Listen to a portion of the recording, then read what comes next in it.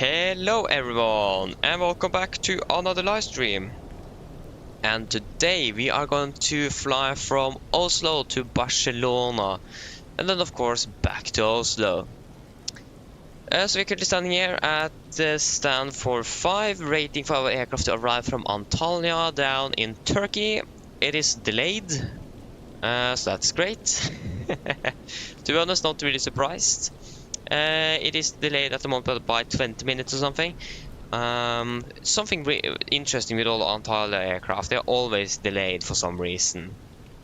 So yeah, we are just going to go ahead, do our normal stuff in the briefing, and we just need to wait here for the aircraft to be parking at the gate before we can do anything else.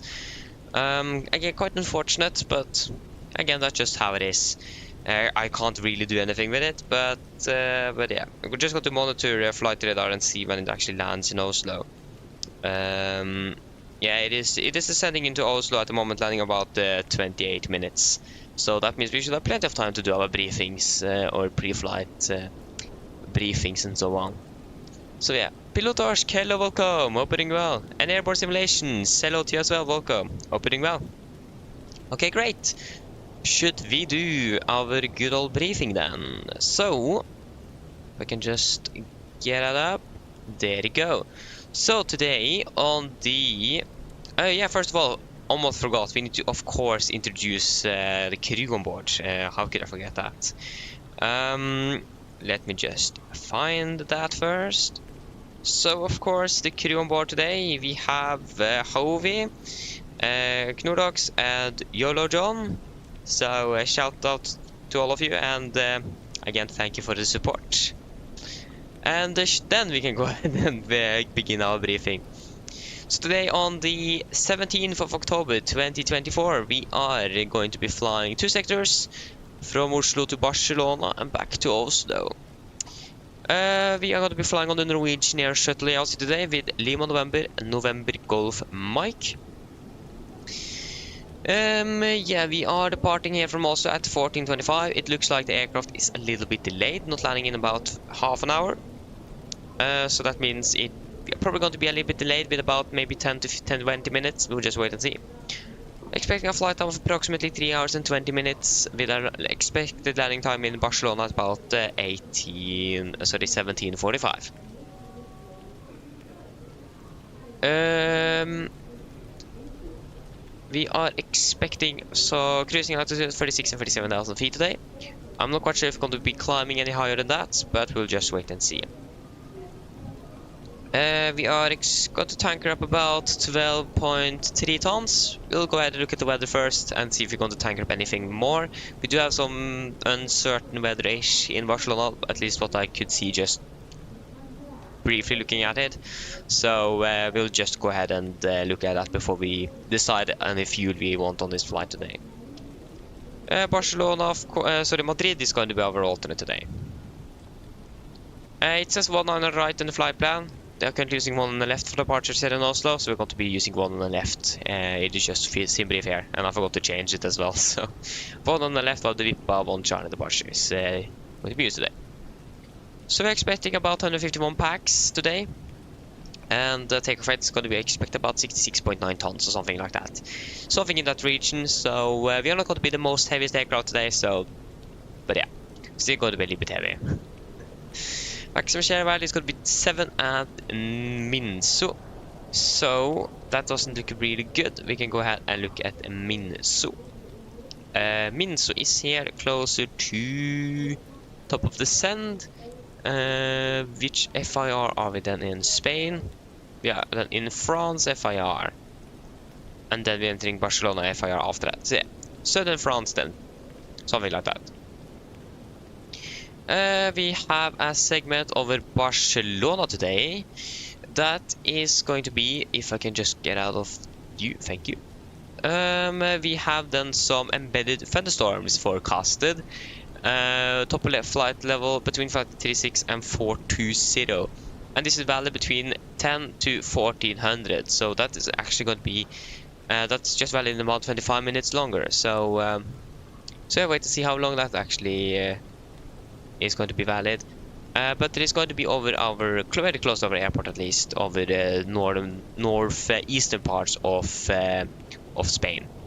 For Oslo, currently the weather is looking the best. We currently have some winds at 106 variables, 3000 meters visibility, light drizzles, mist, broken 300, 17, and no sig. Throughout today, we are landing back in Oslo at approximately 21:55. So if you see them between 17:18 and 18:03, so this evening and early tomorrow morning, we are expecting 2,005 meters visibility, rain drizzles, mist, and overcast of 400 feet. So if the weather is going to be like this, it is probably going to be an auto land in Oslo when we are arriving back. We'll just wait and see how it goes, but it is a temporary change as well. Could be clear skies. Doesn't look like it's going to be, but you never know. Power destination Barcelona currently, it's looking quite alright actually. Only number of things that we have some gusts. And some few at 1500, 22 degrees, 108, no sig, looking great. We're landing about 17:45, so between 12 and 15, we're expecting some winds from 340 at 18, gusting 28, 3000 meters visibility, shower rain, and few clouds at 3000 temperature kilonimbus. And also after that, some winds at 340 at 9. But the temperature there between 17, 12, and 15 is also before we are arriving, and there is a probability of 40%. So it looks like the weather might be actually quite good in Barcelona when we are going to be landing. At least it doesn't look like it's going to be low visibility and rain and so on. So I think we're going to stay with the fuel we have in the flight plan. I don't think we need anything more, to be honest. Again, the weather isn't looking to be bad when we are arriving. And also for our departure alternate, that isn't really relevant, but yeah, light rain there as well. And again, it Bergen in general doesn't look really great throughout the evening, so we don't have that as an alternate on the way back, to say it that way. And our alternate, Madrid, just winds 280 at 16, variable 2531, few 4000, scatter 7000, 16, 8, 1017, and no sig. When we're landing in Barcelona, we might expect some gusts up to 25 knots. And there is a probability of 30% temporary throughout the day with some shower rain, but yeah. Oslo for our NOTAMs in Oslo. There is some so routing and guidance out of service. All lights in the routing and guide deck area are turned on. Follow me mandatory for code Delta and Echo aircraft. So it doesn't look like this is going to be affecting us too much, to be honest, because we are a category Charlie aircraft. Yeah, other than that, nothing here is looking out of the ordinary. For Barcelona, we have taxi to Tango 2, central line out of the service. Same for Tango 14, room November, uniform 5. And then gate Bravo November Charlie, light out of service. Threshold 06 left, indicator light out of service. So there's a bunch of lights out of service today. Rapid exit taxi Golf 8, light to code the letter Charlie, max aircraft available. Wait, what? So rapid exit taxi Golf 8, limited to gold letter Charlie, Charlie max aircraft. So yeah, and again we are within that limit, so no worries there. Rapid exit Golf 7, indicate light out of service. Same for Delta Sierra 5 to Sierra 8. Temporary unavailability of SMR installed in Tower East, or something like that. Yeah. Runway 06 left and 24 is closed. Wait, what? Oh yeah, sorry, this is going to be 17 between 00 and 400. So again, not when we are flying into Barcelona. Quite a few hours, about how many hours? 6 hours after we have been departing or something. No, that was probably a bit too much. But yeah, at least not going to affecting us, at least. Yeah, that should be it for that. And then for the weather in the significant. How far down are you? There you go. So this is valid 18 UTC. on the 17th of October 24 between flight 145 from Washington. So we have not much happening. Yeah, this is the so we have some moderate icing currently between 230 and 150, stretching from Norway, Sweden, even Finland, even part of Russia is in this area here. Going down over Denmark, and then over the western parts of Germany, the Netherlands, Belgium, northern France. So for most of our route actually. And then after that we are coming to the isolated embedded cumulus cloud, so currently flight level 38 below flight level 100. And again, this is the clouds that we have on the segment over Barcelona FIR that we're going to look at when they are updated, hopefully shortly. Other than that, we also do have some turbulence. We have some moderate turbulence between 380 and 250, and that is I think we're actually going to be exactly flying in that area, but again, might not be 100% accurate when it comes to like the areas and something. So at least it's going to be along our route. Let's just wait and see. Again, we're going to follow the thunderstorms. Maybe going to be some turbulence there as well. And we also did have the maximum share value at southern parts of France. Again, over the thunderstorms. So it might be a little bit bumpy when we are flying over that. Other than that, wind-wise, it's going to be mostly a headwind down to Barcelona today, of course. And then for our flight back to Oslo again, with departing at 18:30, so about 40 minutes on the ground. Landing 21:55 with a flight almost 3 hours 3 minutes. No disparatory marks. Going to be cruising at about 30,000 feet. Going to climb all the way up to 38,000 feet. Probably about 10.7 tons. We will just wait and see. We will decide that on the way down to Barcelona before we are landing, and we will monitor the weather and decide if we're going to load up anything more. Again, we will wait to see if the TAF and everything is changing throughout the evening. Værnes is going to be alternate, looking actually really good there when it comes to the weather. 146, a little bit less fuel passengers back to Oslo. Going to be a little bit light as well, 65 tons. Yeah, maximum we're going to be 6 at Adabi, so again over southern France if I remember correctly. And then for the weather, of course, we have looked at the weather. We have a significant over Polaris as well. That is... yeah, okay, I see. This is actually over western parts of Norway and also up towards Trondheim. That is going to be some severe MTW. I think that is within the category of turbulence. Don't really remember. At least that's something we can also check out after the departure actually. But at least it is forecasted. It is currently valid between 9 and 1300, so it's actually out of date at the moment. So that might also be updated.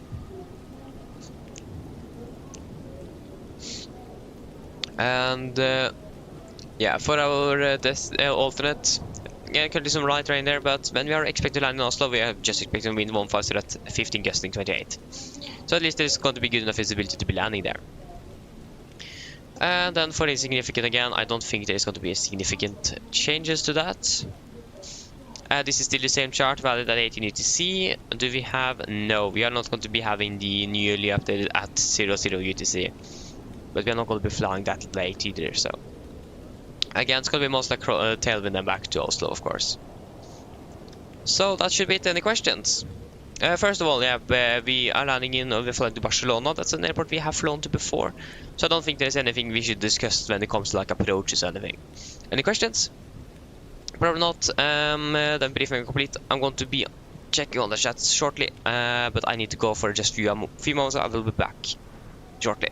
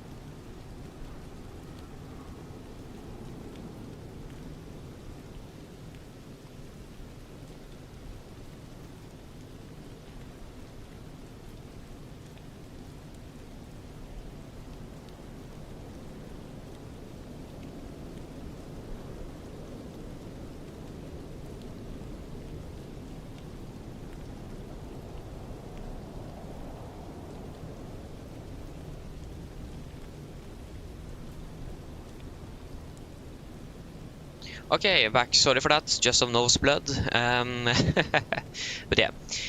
Marcus, hello, welcome. Hope you're doing well.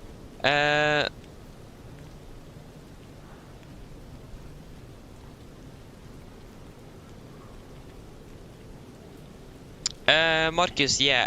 To be honest, I don't really care how the passengers feel. The only thing I don't really like it at the moment, there's some bugs here and there with the program, but other than that, it is good. And you also have the interaction with the cabin crew that you normally don't have. Like you can simulate it without it either, but like when it comes to timing and so on. So I mean, it is great. And again, I don't really care about the passengers. They are like, if you want them to be really happy, then you need to be really good. If you understand what I mean, it is the score points there are really tight. So yeah. So yeah, I just really don't care. That one have geek, hello, welcome, hope you're doing well. Terrain ahead, hello to you as well, welcome, hope you're doing well. Yeah, I know. How was it? Was it great? I hope so. And there's no questions, that's good.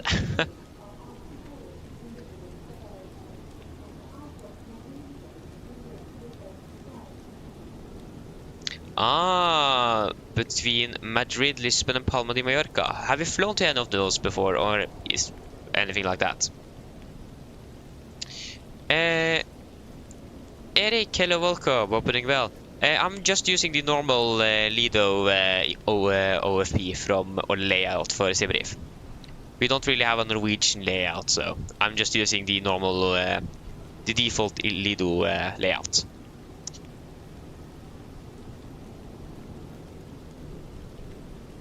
That's great to hear. Okay, we have flown to Mallorca. Maybe fly to at least Madrid. This will not go. I think Lisbon was it? Yeah, Lisbon is the furthest away though. So, so yeah, you can maybe take Madrid for example. I don't know. It's gonna be a little bit shorter at least. Aviation radar. Hello, welcome. Opening well. Yeah, I have bought the iFly already. I have, and I tried it out. I mean, I see the potential in the aircraft, but it is a pre-release, so it isn't finished yet. That's also important to remember. And I have some bugs with it as well. For example, for some reason when I'm flying with it, suddenly like the aircraft banks to left or right without me commanding anything. I'm not quite sure if it is wind changes outside the aircraft and it is overly excessive, because like it isn't smooth transition. It is just boom, then it goes to the right and then suddenly left. Especially on short file, that's a problem for me. And also I have some with the click spots, for example. If you use the normal the default MSFS, you need to change that in the folders. But if you use the MSFS click spots, if you turn on the battery, for example, you can't close the guard. You will turn on the battery and then the guard closes itself. That's like one of the things I don't really like. But again, it isn't finished yet. That's important to know. So I just have some bugs here and there, and again, it isn't really finished yet. So. But I have tried it out, and again, I see the potential in it, and it looks to be good. But it isn't there yet. Hopefully soon. You fly from Luxembourg, that's great.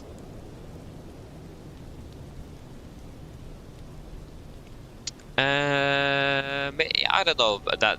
I have no clue if I'm going to be flying with Ryanair or anything like that. You need to decide yourself. I have no clue.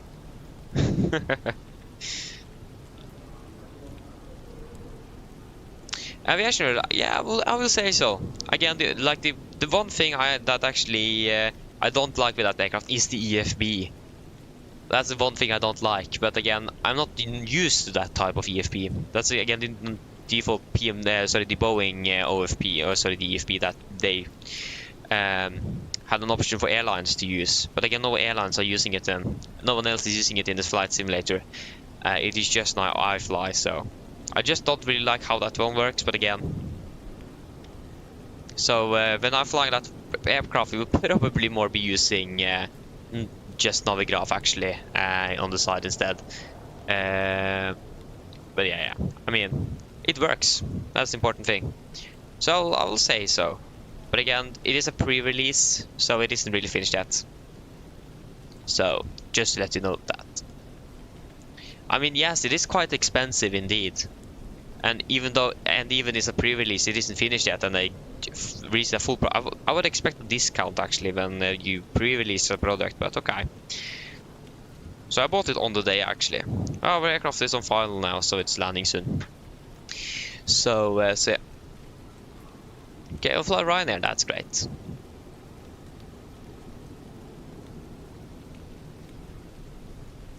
Palman, yeah, I have tested it out, but I have some bugs, especially when it comes to like the flight model of the aircraft. It is banking left and right without my command, and it isn't smooth banking, it's just rapid banking to the right or left. It isn't much, but it is so much that it disturbs the flight quite a bit. So suddenly you're banking to the right, and then you need to like counteract, go to the left, and then suddenly it banks even more to the left without you commanding it. So like that's the main thing that I don't really like at the moment. But again, this is pre-release, it isn't finished.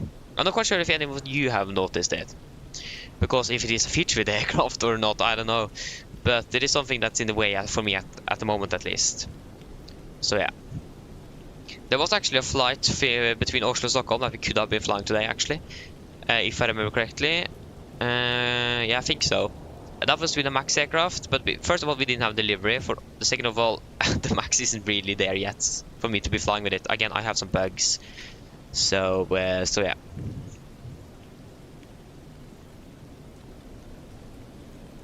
I actually don't know. I bought it on release day. I haven't seen any updates to the aircraft yet, so that's actually quite surprising. I will expect more updates, but again, I'm not sure. We'll just wait and see. It is going to be improved later on. Robert, hello, welcome, opening well. And also, I watched the video from A330 Drive and said that, for example, the VNAV calculation in the aircraft doesn't really work at the moment. That was a real downside, because that's something we're actually using a lot when we are flying the 747. So if that isn't working properly, then we have a problem. I mean, we don't really need it, but it's a really handy tool to have. So yeah, there's like things like that. The systems, this is at least what A330 Drive said, that the systems aren't really up to PMDG level yet, because there's some bugs here and there. Like without the bugs, boom, it is good, but there's some bugs and it isn't really complete yet. So again, we just need to wait a little bit.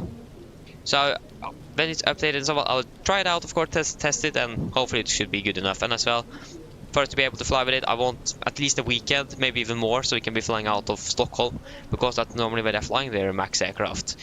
So then we can actually dedicate a weekend or something to be flying out of Stockholm as well. If it is just going to be the MAX or also with the NG in Stockholm, not really sure yet, but we'll wait and see. So yeah. So I mean, my first impression haven't been the best at the moment, but again, improvements. I just need to remind me, it is still a pre-release, so we just need to wait a little bit and see how it goes. But again, I haven't seen any updates to the aircraft yet, and that's something that concerns me a little bit.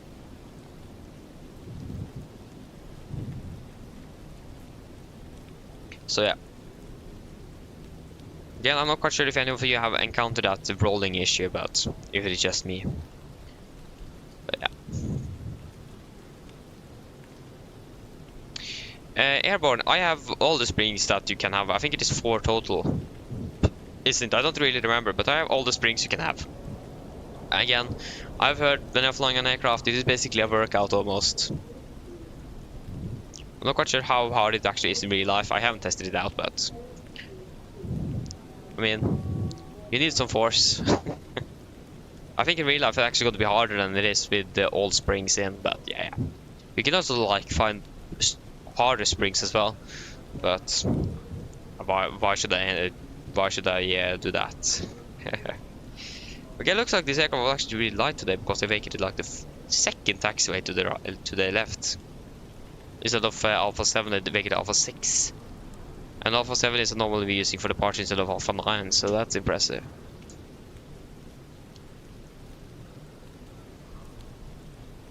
Yeah, I mean, they have said so, and they have said that if they need to do so much work with the aircraft for it to be compatible with the new features, there might be a paid update as well. But the plan is that it should be coming to 2024 indeed.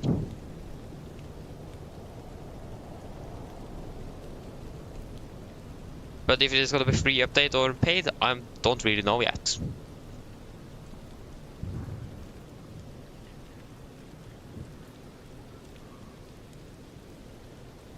And also one thing that I found with the Max aircraft with iFly, it looks like you just have one cabin configuration, if I'm correct. I'm not really sure, but it looks like you just have the cabin configuration with the economy and the first class. That's a little bummer.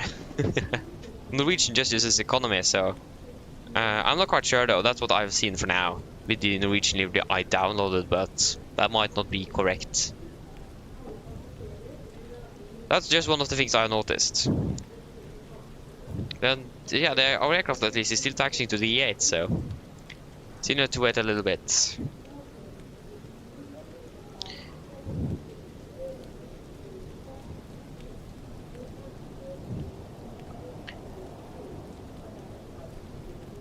But also one thing I really like with the iFly though, this was especially a feature that we don't have in the PMDG one, is that in the real aircraft, in the 747, you can press all the lights, like you can press individual lights and they will light up, like you can check the lights by pressing them manually instead of doing the light switch. You can press all the individual lights in the cockpit. That's something you can't do in the 747 by PMDG, but you can do that in iFly. That's actually really cool. So if you want to check the fuel pump lights, for example, you can just click on them instead of switching the light switch to the test position. You can just click on them instead. I mean, that's actually really cool. And again, that's a feature in the real aircraft as well. And that's also one thing we don't have in the PMDG one. That would also be great to have. So yeah.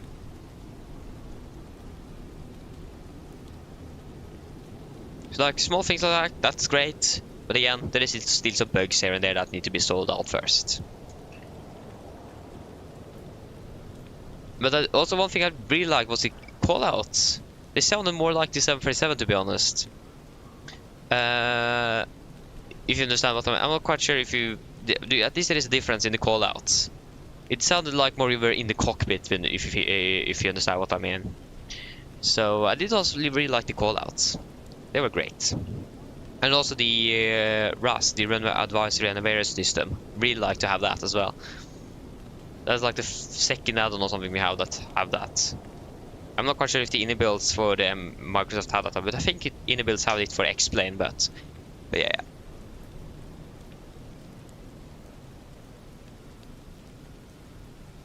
Yeah, that would be great if it could be that airborne. That would be great. Royce, hello, welcome, hoping well. The reason currently is that our aircraft haven't parked yet. It is parking right now, so we just need to wait for the park yet.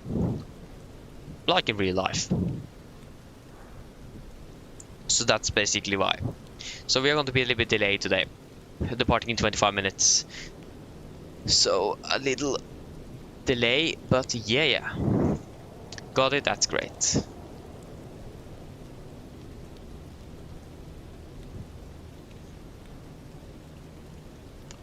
Mavericks, hello, welcome, hope you're doing well. So our aircraft at least are parked now, so the crew of course needs to just shut off the engines of course, and just leave the aircraft first. Just need to wait a little longer, I'm not quite sure how long, but yeah. Can enter aircraft very soon. So yeah. Was scheduled to land 1540, landed 1554. So landed 14 minutes behind, that's great for us.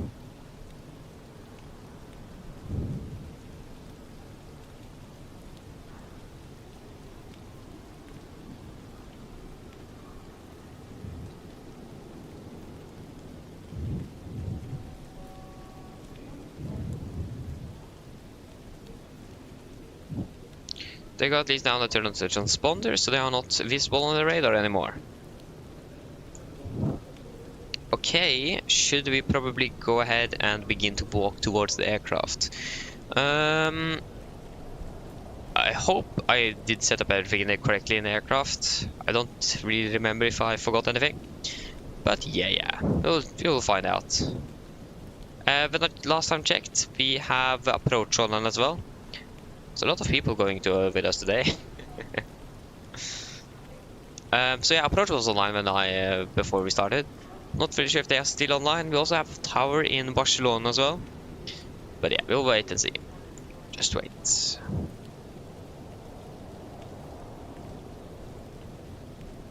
There wasn't really much.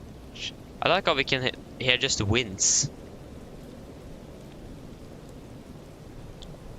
Like, you couldn't even hear the passengers. I'm not quite sure if that was because we were currently seated in the terminal or what it was, but I turned off the aircraft sound so we didn't hear like any other traffic through the walls, but we should probably turn off like the winds and so on as well, because you can hear that through the walls.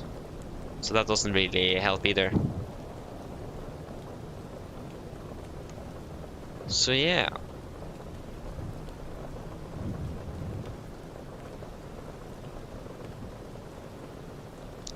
Here we are. I'm going to just... There you go. Okay, welcome on board again on the beautiful 737. I missed flying this aircraft now. It have been gone a week and I have missed it already. So that is great. Yeah.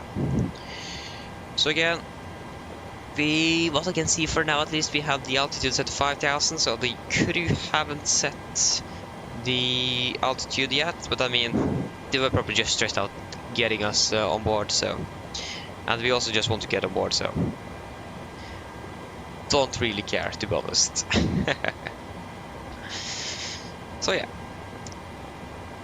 Should we just go through the standard checks then, so we are sure that the aircraft is good to go? So the circuit breakers are all looking to be in place. We have the gear pins there.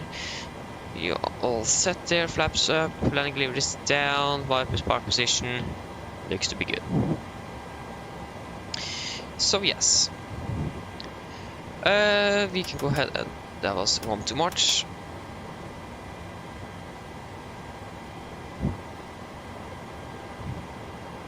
Looks like everything here is even turn on the okay, they will turn on the voice recorder, that's great. Okay, maybe turn on the logo lights. I mean, the weather is not the best, so why not? 7,100 feet is what we are going to set. 7,001.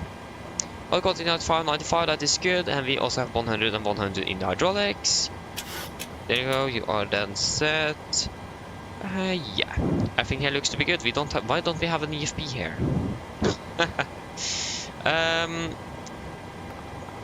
That wasn't really supposed to happen. Flight tablet, yes, thank you. There you go.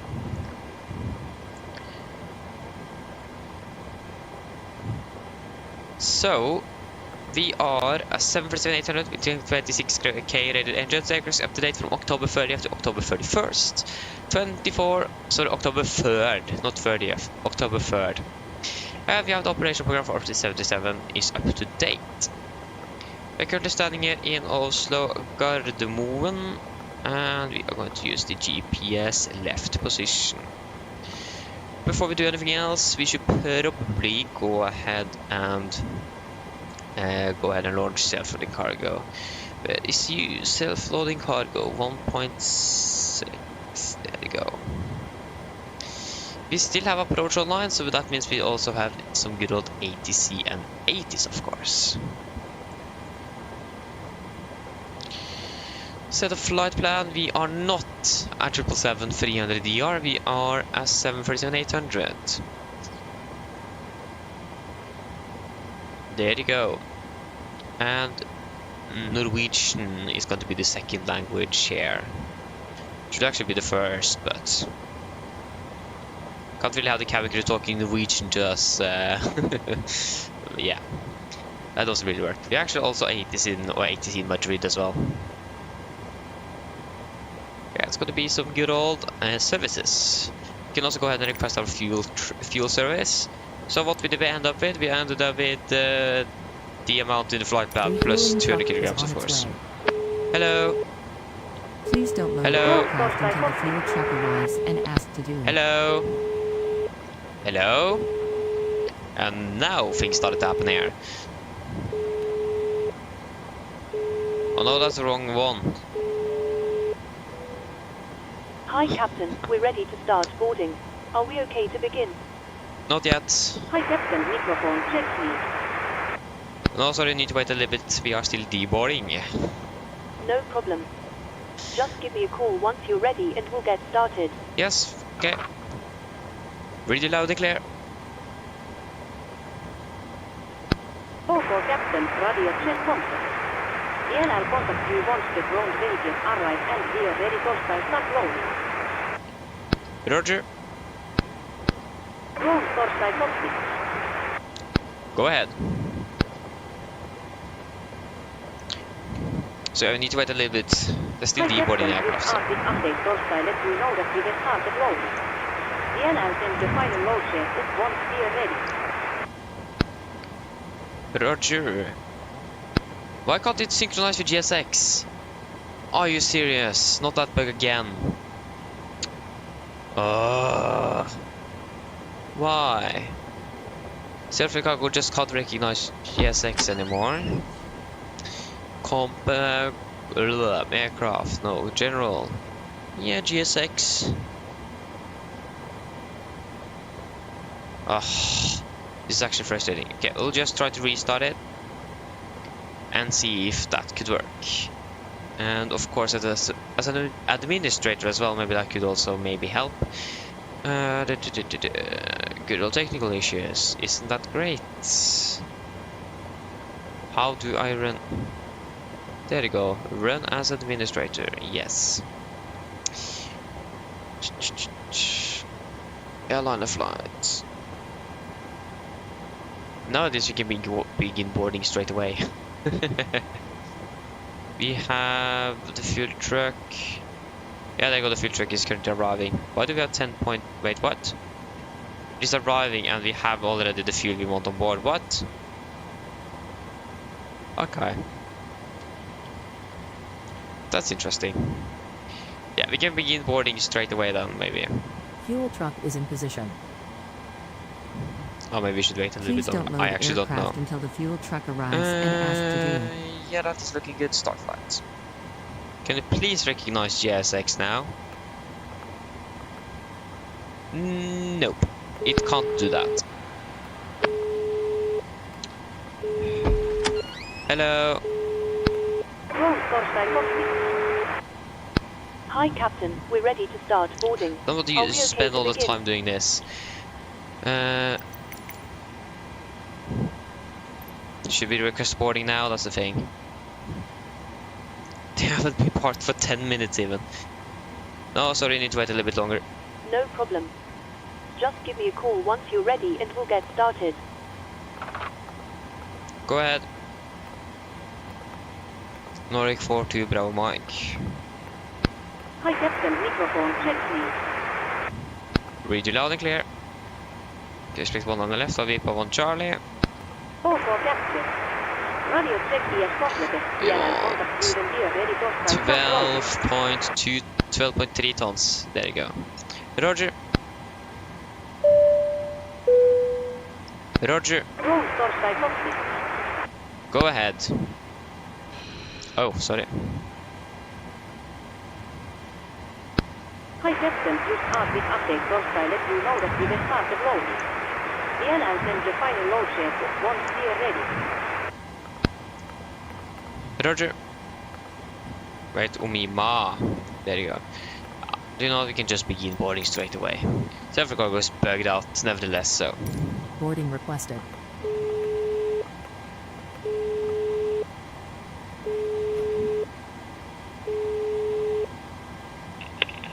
Hello, Captain. Yes, you're ready to start boarding now. No problem. Not long to go now. We're expecting to start boarding in just a few minutes. Okay, thank you. Omima, and then it's going to be directed to Nick. Nick. No. Nikki. NDB or VR? I figured it's going to be the VR, to be honest. That is the VR, so that's the first one. Nick, November 872. To Medil, uniform November 872. November 872. Passengers boarding starting. To Covin, uniform Mike 728. 728.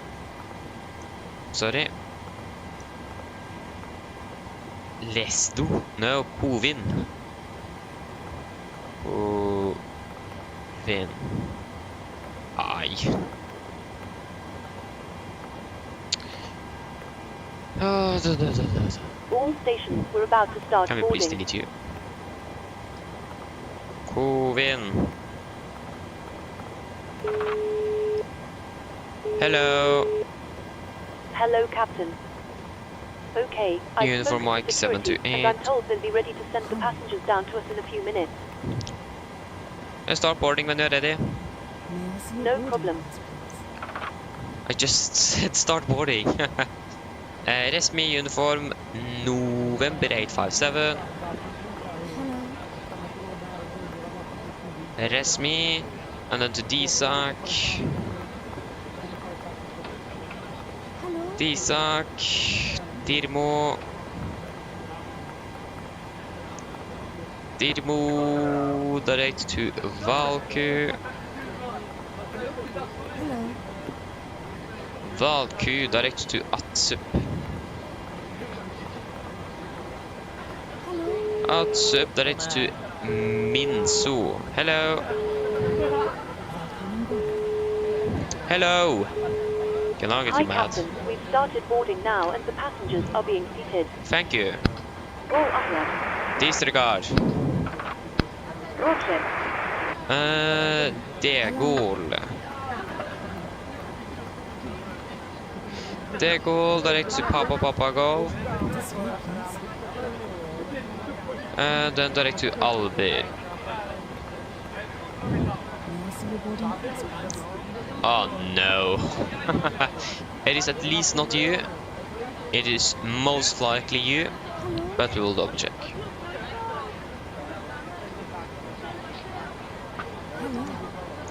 Because these ones were last waypoints, so it's a little bit easier to remember them in the middle of nothing. Yeah, 42271.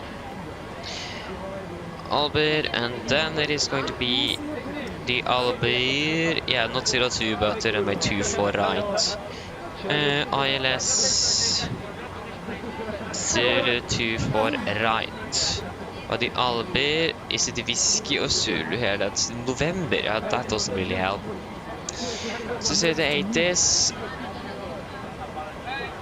Runway news for departures, 2 for left. That didn't really help at all, this 80s here.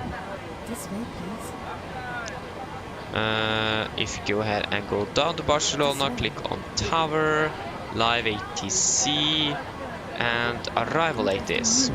So, time, blah blah blah. You revenues for arrivals 2 for right, expect ILS Zulu. Runway 2 for right, caution on are now approach transition in Isul. Expect 2 Whiskey approach transitions, that's you there. Yeah, probably done. Yeah, 2 Whiskey. And it's going to be via the Charlie Lima Echo. Charlie Lima Echo.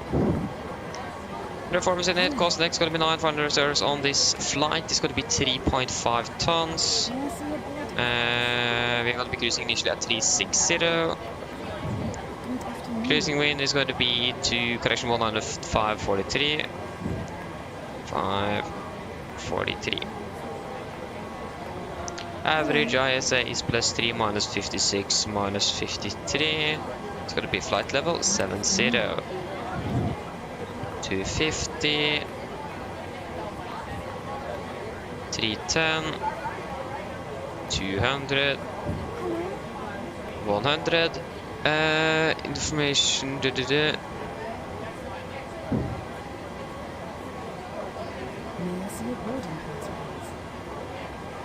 Transition level 75.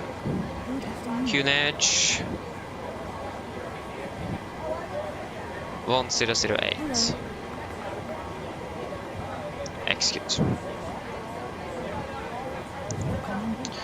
Okay, and then also the engine outside, Echo November Golf Mike, just gonna be 25 volt. That's gonna be 1252 compared to 1263. That was a little bit. That was a bit.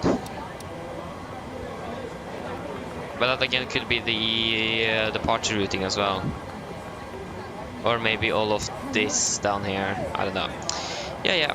At least it looks to be great, looks to be good. Val, hello, welcome, opening well. I hope I'm not too late to answer you there. I'm sorry, been a little bit busy. I'm doing well at least, thank you.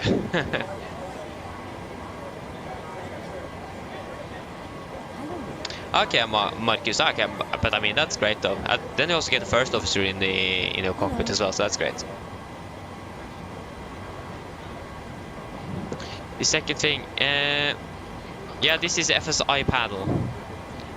FSI panel is there. That's the thing.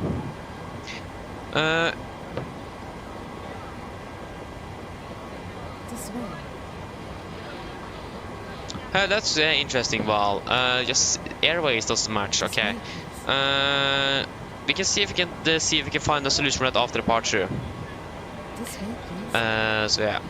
The FSI panel is basically that you can select where you want your aircraft, for example, downwind or final approach. It's basically so we can set the aircraft up for the approaches and landings, so you can practice emergency procedures and so on. So you can set up failures at certain points and so on. Really nice tool.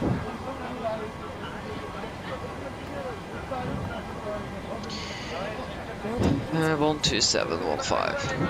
But yeah, we can see we can look at the airways after departure, which just been a little bit delayed here because of all the crew here. 2,700 meters.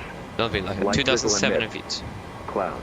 Broken at 300 Looks like we need to feet. anti-ice for departure as well. Temperature 7, 2.7. QNH 1016.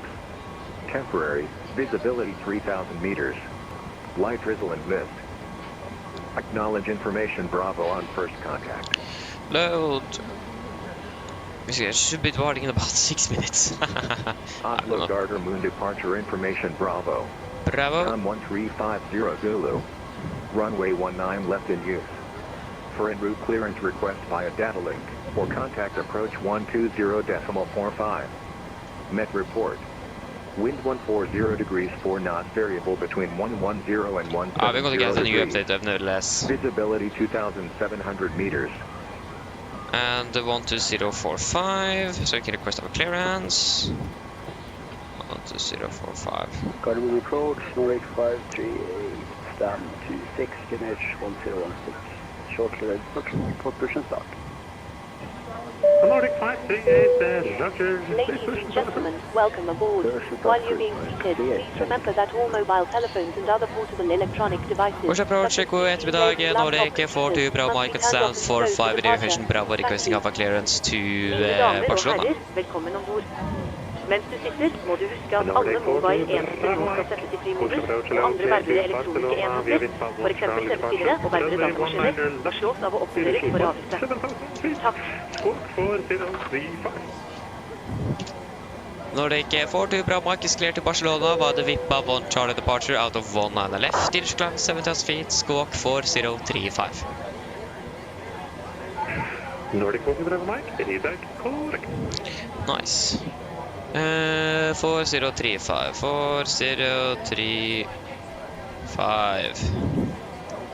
That's great. So we got our departure. That means we can also do a briefing. Yeah, departure airport. Are we still on the frequency? I'm not really sure. Parking stance, sit. Pippa, 1 Charlie. Okay, we are definitely on the frequency. Roger, squawk 4274. There you go.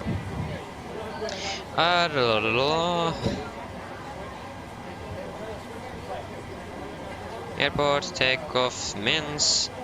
Taxiing probably as well. I don't know. Parking stands. Ah, come on. Parking stands, there you go. And yeah, we can actually just have that for now. We don't really need anything else. We could just get 36, and it's going to be the airport elevation in Barcelona. It's going to be about 0 feet. It is like 14 feet runway elevation. That isn't a lot.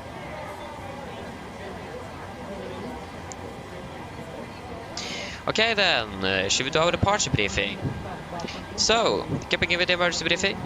Above 8 knots, I will only reject takeoff for a fire warning, engine failure, bleeding winch warning, or the airplane is unable or unsafe to fly. If I call stop, I'll safely close first levers, disengage roll throttle, apply maximum braking, or wait for the operation of the RT water brakes.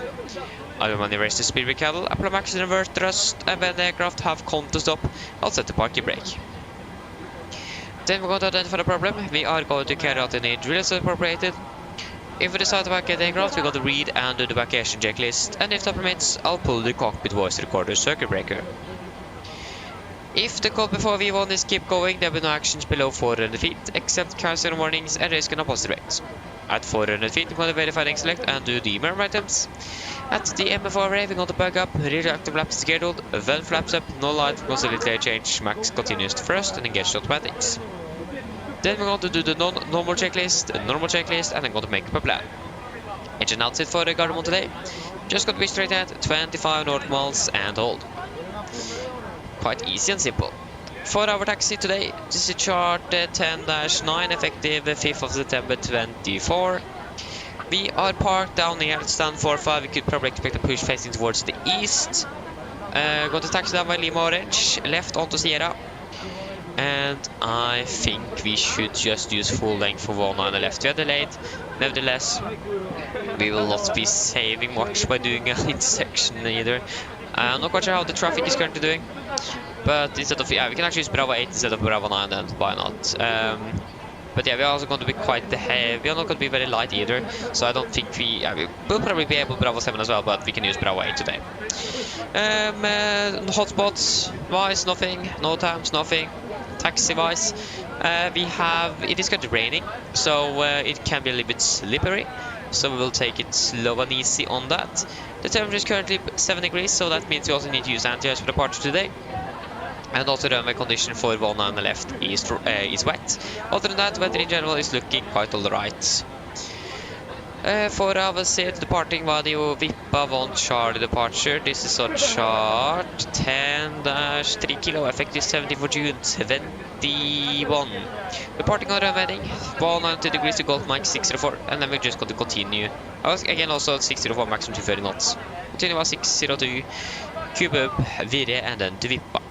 MSA 3,900 feet, maximum 250 knots, below flight 100 unless otherwise instructed. Initial climb clearance 7,000 feet. And also abatement number 2. So that means 15 feet AGL, speed event 220. And then retractor flaps, of course, 3,700 Kunage, can't speed event, the normal drill basically. Threat wise, we don't really have any significant threats. We do have lower visibility at the moment in Oslo. I mean, it isn't that bad, so but we should again take it a little bit cautious on the taxi, especially looking out for traffic on the taxiway, so ensure that we're not colliding with anyone. Are there any questions? Probably then our briefing is complete. Then we can go ahead and do the pre-flight checklist to the line. If you just can check the pre-flight checklist to the line. Pins and covers removed. Oxygen tested 1%. Now transfer display switches. Normal auto. Window heat on.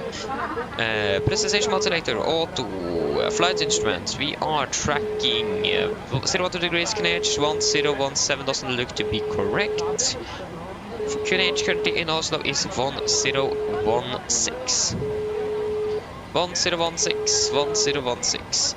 We are reading 685. That is 685 in that region. Yeah, 685. Plus minus 0. Engine start reverse.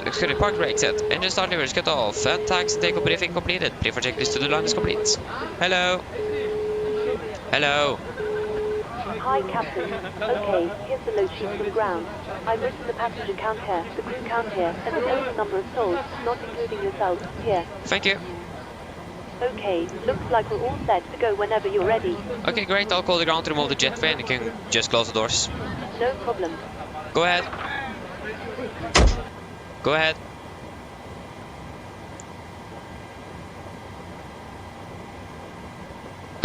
Loading has been completed. We are sending the roll check with source by you now.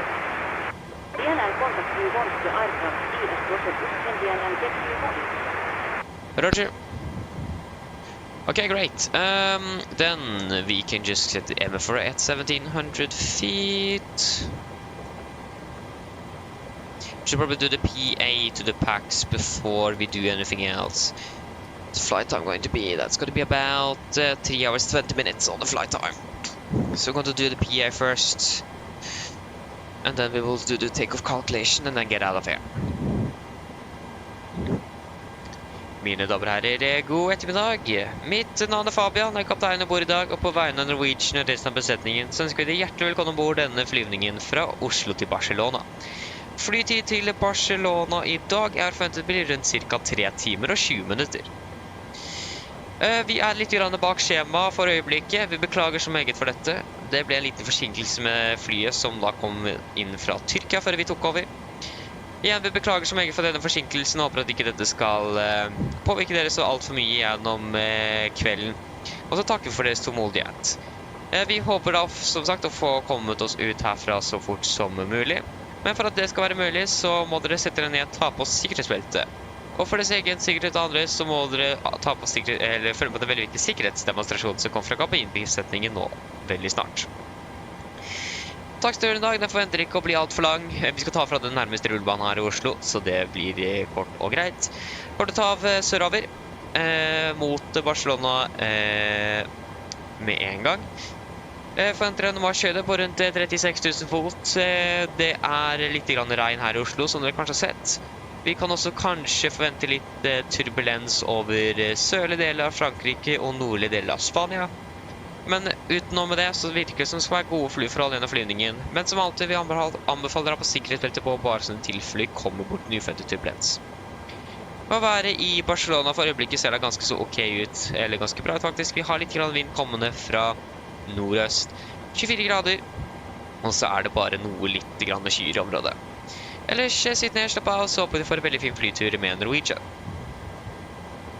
Ladies and gentlemen, good afternoon. My name is Fabian, I'm the captain aboard today, and on behalf of Norwegian and the rest of the crew, we want to wish you a warm welcome aboard this flight from Oslo to Barcelona. Flight time to Barcelona today is expected to be approximately 3 hours and 20 minutes. We are soon ready for departure. As you may notice again, we are a little bit delayed. The reason for that is the aircraft here coming from Turkey, and they were a little bit delayed out of there. So we are sorry for this delay and hope that it is not going to be impacting you too much through the evening. And we thank you for your patience as well. We want to depart out of here as soon as possible. So if you can then please sit down, take on the seatbelts, and for your own safety and others on board, we recommend you as always to follow the very important safety demonstration that is coming from the cabin crew very shortly.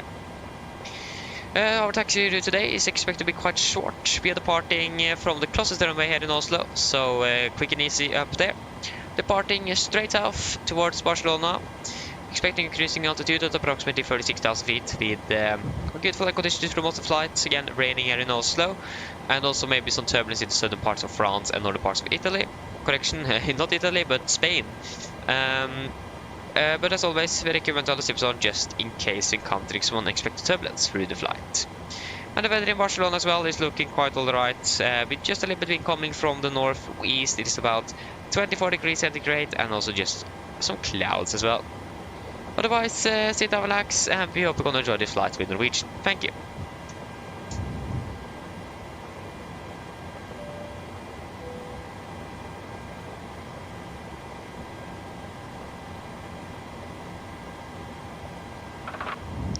So we'll just fire up the APU while we'll do the calculations. So, takeoff weight 67.2 tons, we expected 66.9. Yeah, that's within the limits. So departing out of 1 and a left, takeoff weight 67,200, and it is going to be to 19.9%. 19.9, we need the runway length from Bravo 8. Bravo 8, Bravo 8, Bravo 8. Where are Bravo 8? Bravo 8. Bravo 8, you are here. So that's going to be 2851. 2851, so basically just 100 meters. Wet on the runway, anti-ice, engine anti-ice on for departure. Weather is here. Weather, we have winds 150 at 4. 716. 1504, 716.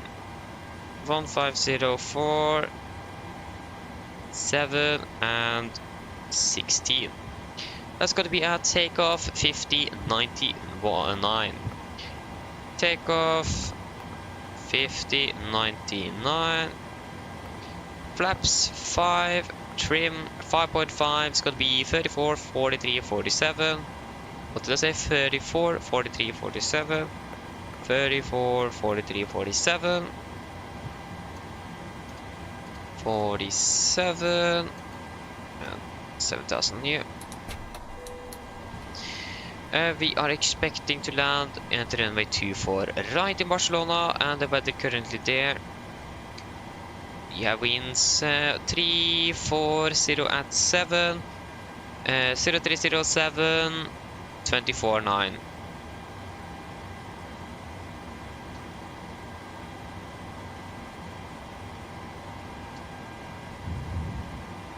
And there you go. So that is good. You should be on.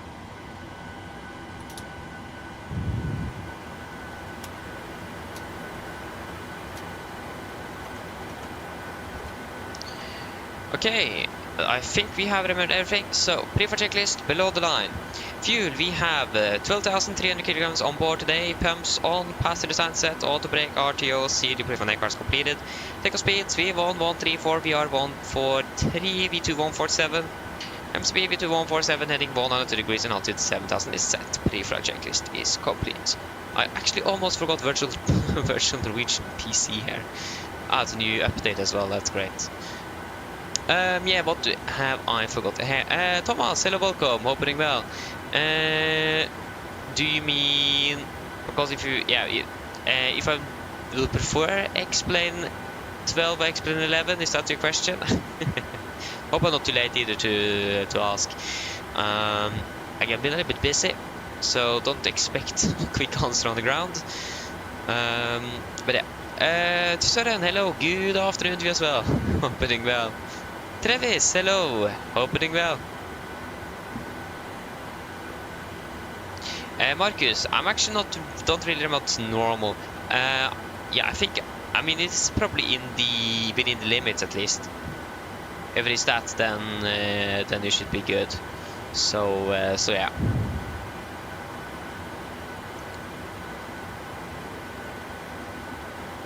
I don't think you should be worried about that. I mean, yeah, I think it is within.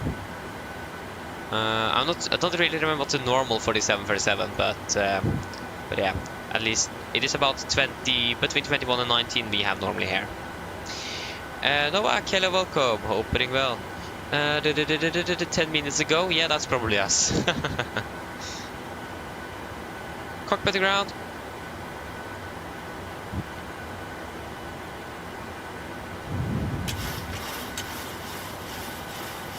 Nordic 538 and ATC available. Advisory 1 Please disconnect GPU. Have a nice flight to Sola.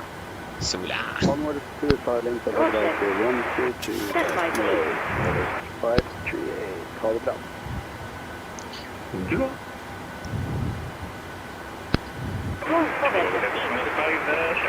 Thank you very Roger. much for the super service as always. This is just because it's very loud. Thanks for flying. Have a good one.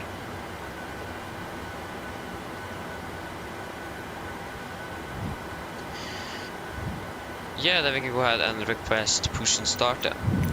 Cockpit to ground. I did. Go ahead.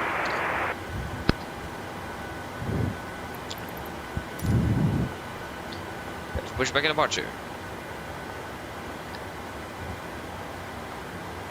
Oh, sorry. Open door, no. Close. Yeah, disregard. Roger. Rom Norskei 1255, visual about Guten Tag. 17166, expect ILS 19 right. Go ahead. 7166 is under 19 right, if you want to check it. Kolme Venjuri Kure Forsa. Yes, we are ready to go now. Roger. Hello. Hello. Hello. The thing is that we can't even answer it because of this push. Hi. Disregard. Your beacon light ESMS. Sorry, I forgot what I needed. Stand by while we start Forsa. Hello. Sorry, I forgot what I needed. Lufthansa 1255, Sorry, I forgot what I needed. Call if you need anything else. Of course. Yeah, we need to request clearance. Nordic 42, Bravo Mike, requesting push and start. Nordic 42, Bravo, confirm stand for 5. Affirmative, stand for 5. Nordic 42, Bravo, Mike.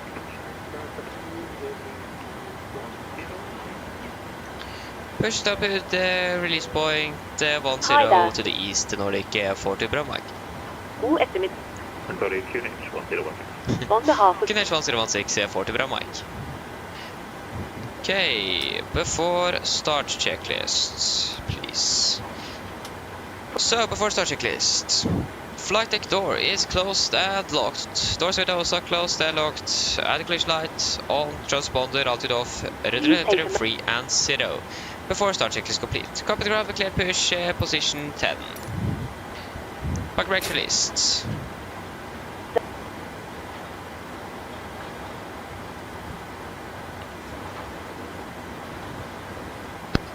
for captain, dear understand and your three first not in. That Thank you for starting 2 and 1 in sequence.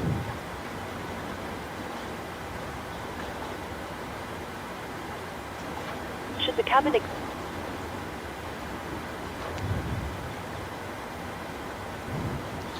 Starting number 2.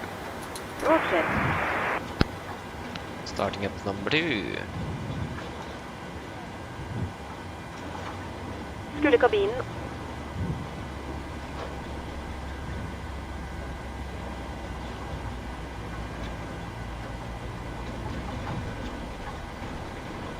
Coming in 132, welcome to Barcelona, taxi straight ahead, parking 72, via hotel.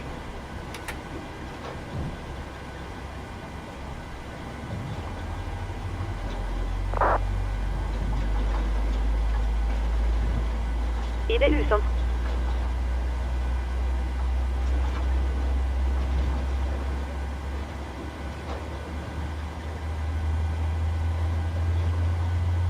We ask that you make Vi ber om at du Still hate this bag. Well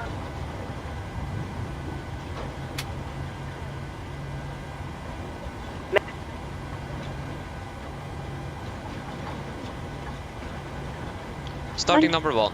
Control station Roger. Start number 1. approach. Takk for oppmerksomhet. Soon, take us approach to the back soon. I need the toilet pumping desperately, so anyone on frequency, you're free to let anyone new who calls up. Okay, engine number 2 Keep doing stable. what they're doing, and I'll be back soon. Okay.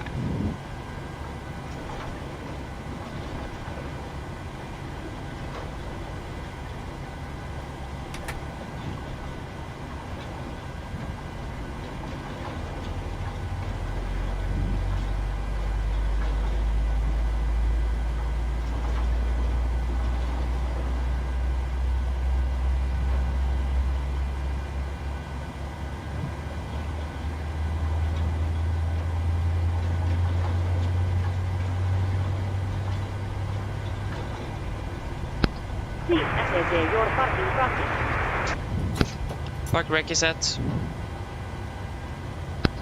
by. Please keep your parking bracket on while we monitor engine startup and instruments control.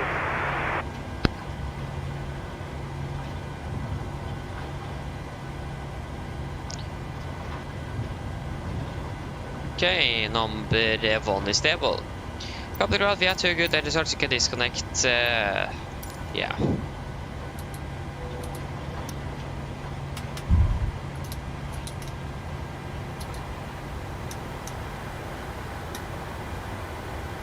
Of course, you forgot you. I'm sorry for that. It is going to be 230B right there. Execute. There you go. What have I missed? Yeah, Novak, yeah. Airsoft performance-wise is better on me than Orbex, yes it is. Trondheim, hello again, welcome. You're cruising from Edinburgh to Oslo, nice.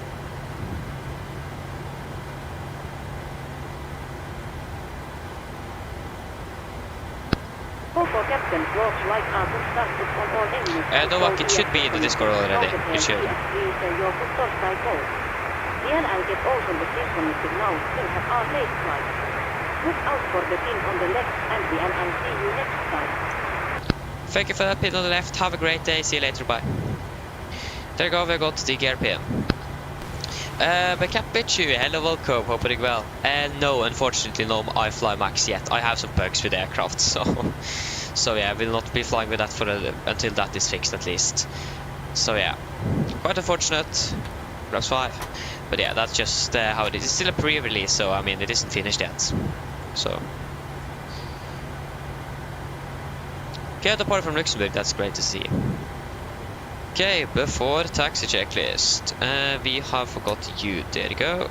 And before taxi checklist, generators on, probe heat on, anti-ice on, air compress packs auto, isolation valve auto, engine start switches continuous, recall checked, engine start leaves alternate flight controls are checked. Ground equipment is clear, APU correction flaps. Power plant 5 green and APU off before taxi checklist complete. Still not really known to the new checklist yet. Hello. Hi Captain, everyone's seated and secured for takeoff. Thank you, I come over there. No problem.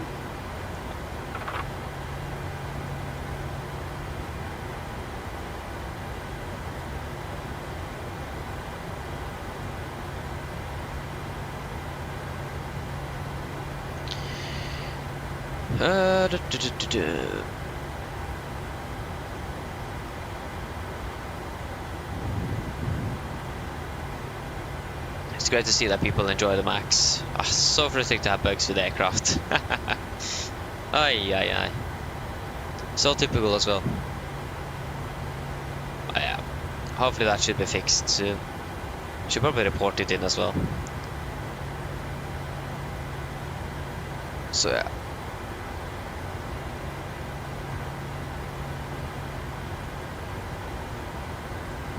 I don't really remember what the controller said on the frequency before he left. Yeah,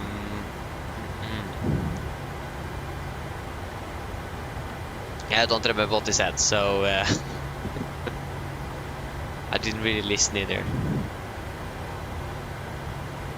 Only thing the part I got is that he was leaving for a few moments. Oslo approach is back. There you go. Nordic 42 bra Mike requesting taxi. 261 first, Lufthansa 1255, proceed direct Brava. Proceed direct Brava, Lufthansa. Pacific. Nordic 42 Bravo Mike, are you able Bravo 7? Negative, we will like Bravo 8 instead, 40 Bravo Mike. You must be overloaded with cargo. Nordic 42 Bravo Mike, taxi Lima Orange and Sierra, holding point Bravo 81 on the left. Lima Orange, Sierra to hold point Bravo 81 on the left, Nordic 40 Bravo Mike. Is there anyone else? You can go ahead if I didn't hear anyone else. Yes, Nordic 184. Nordic 1846, QH 1016. push and start pursuit. Release point 14. Nice, Marcus, yeah, indeed.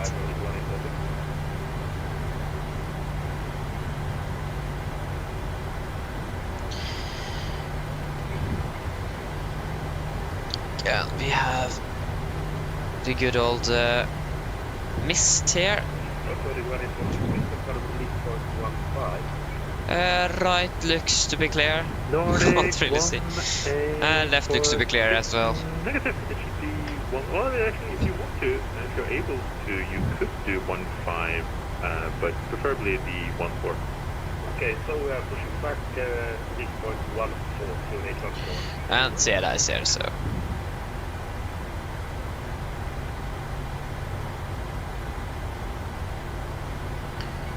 So yes, finally we are soon in the air. A bit behind schedule. So typical.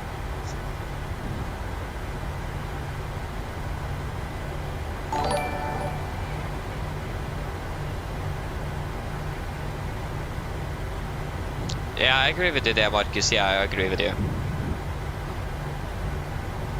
So when the PMDG 77 Max arrives, we'll probably be flying with that one instead of the iFly probably. The good thing with iFly is that we at least have a Max aircraft. But again, we'll probably be using the PMDG instead.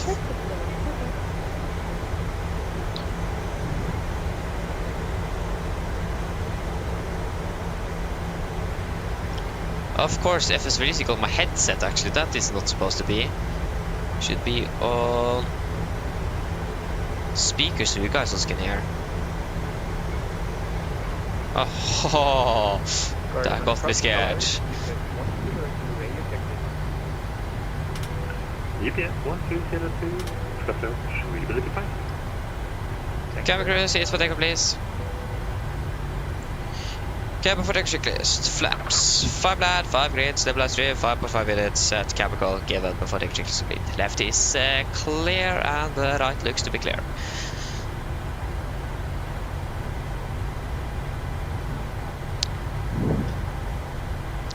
AE, hello, welcome, hope you're doing well. I'm not really sure actually when that's going to be because like I said earlier today, I have some bugs with the aircraft, so I will not take it into the air at the moment with the bugs. I have some, especially when it comes to like handling the aircraft and so on. So, and again, it's still in a pre-release stage, so it isn't fully finished yet. So, one day, I'm not really sure about it. I know that many of you want to, but again, they are not really flying the Max out of Oslo, so then we need to have a layover weekend or something in Stockholm. I think I have a longer weekend somewhere in November I maybe can use. If I'm not going to the cabin though, that's the thing. Okay, left is clear, right is clear. So like it would be great to like have 4 days straight or something we can use out of Stockholm instead of just 2. So yeah, we'll wait to see. UPS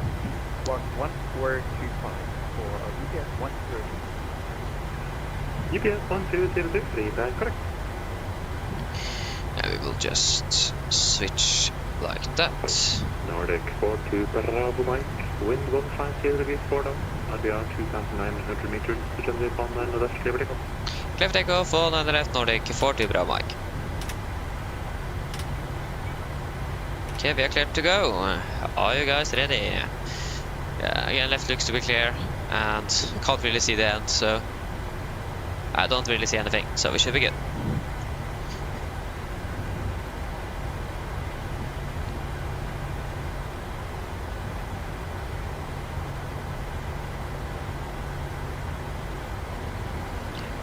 Okay guys, ready? Take off.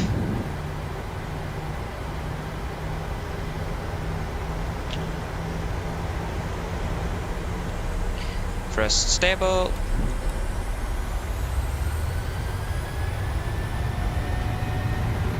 Take off set.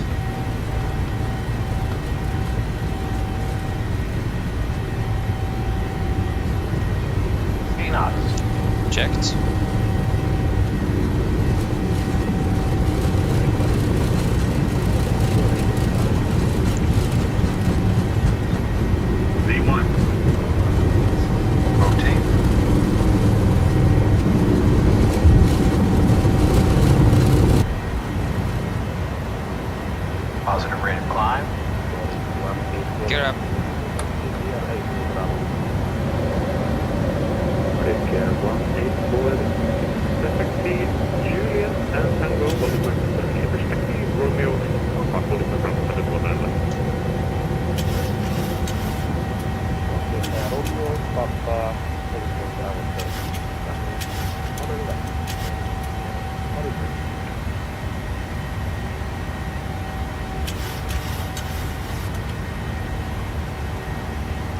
Speed advance 220.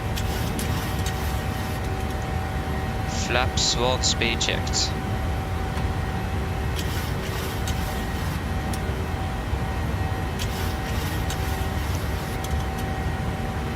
Flaps up, speed checked.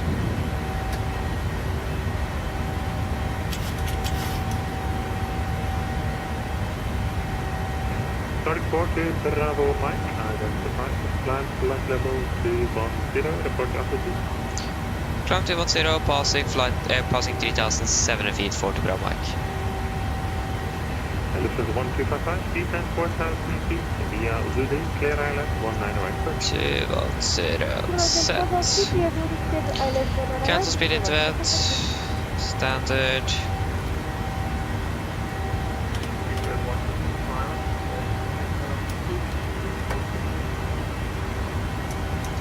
Off the takeoff checklist. Engine bleeds. On. Packs. Auto.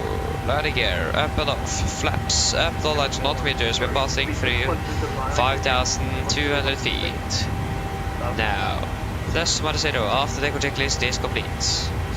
And we should be clear of the clouds, so we can go ahead and turn off the anti-ice.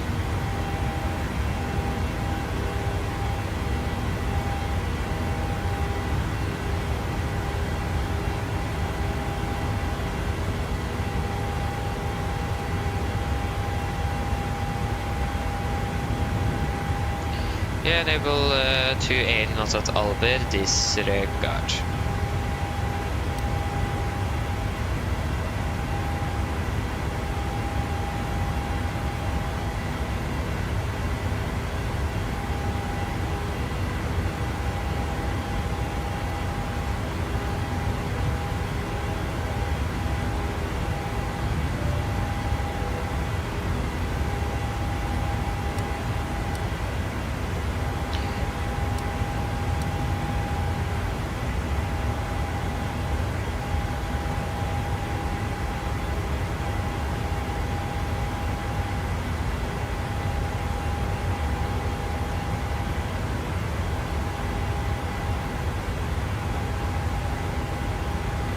Nordic 4 to Bravo Mike, proceed direct to Lima. 32 Mima, Nordic 4 to Bravo Mike. Mima. Lufthansa 125, Confirm, execute. 150 RVR 2,900 meters, runway 19 right, clear to land.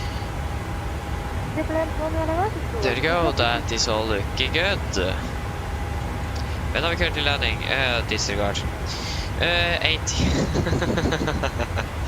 Nice, you're landing by schedule indeed. Wait to see, we'll probably increase the cost next or something.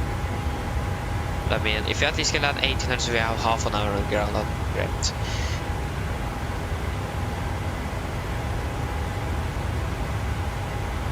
great. Good. Hello, welcome, hope you're doing well. Marcus, yes, Norwegian have stationed their MAX aircraft more outside of Norway, so Norwegian and Sweden is flying them, or operating them most, yes, that's correct. That is correct. So they are not really flying the MAX into from the bases in Norway.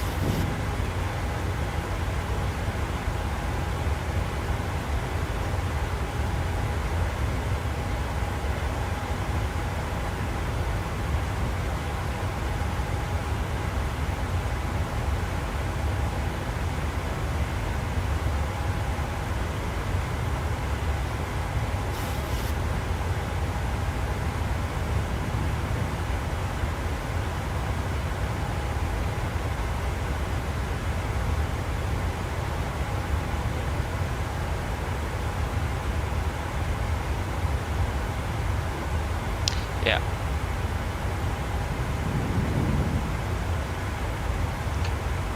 Yeah, we are not outside of his airspace yet, so we can't really increase that altitude either.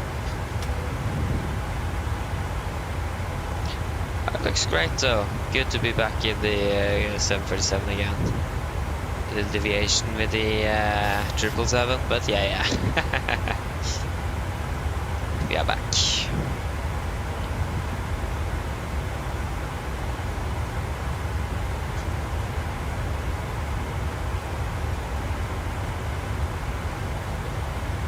Nordic 42 Bravo Mike, contact Polaris 127, take 1250.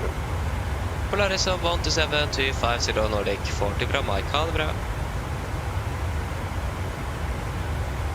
127-25.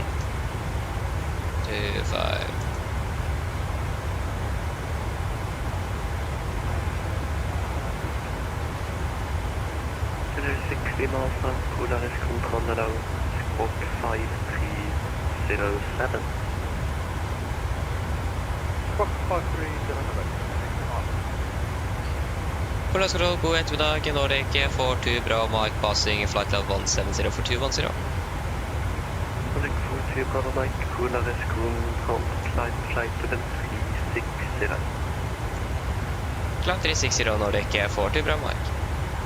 360 set. 60 miles identified, cleared SA about 4 Mike arrival and 1 action. Descent flight level 120. That's good. You're in the air.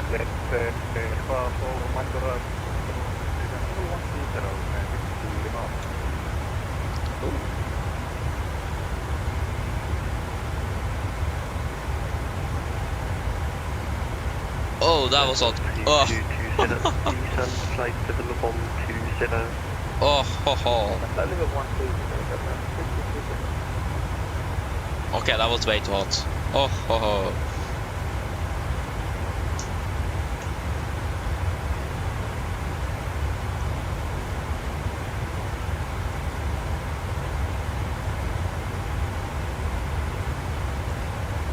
Good. Need to cool down the coffee here a little bit. Oh, ho, ho, yeah. Ah, that hurt. Great. That hurt quite a bit as well.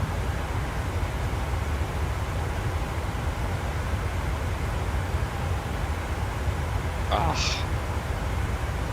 Ay. Not good.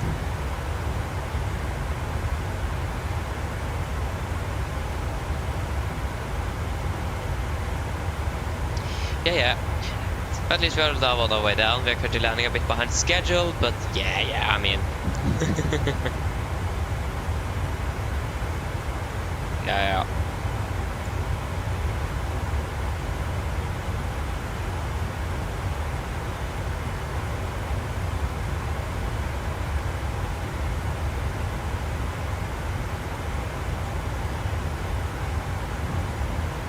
What?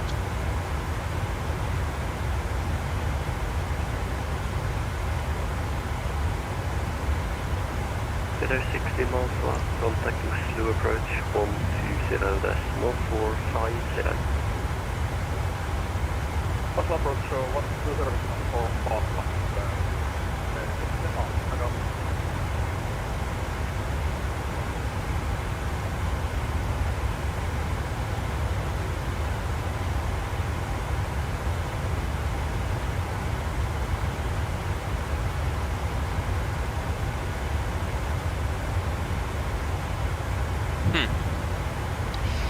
Yeah.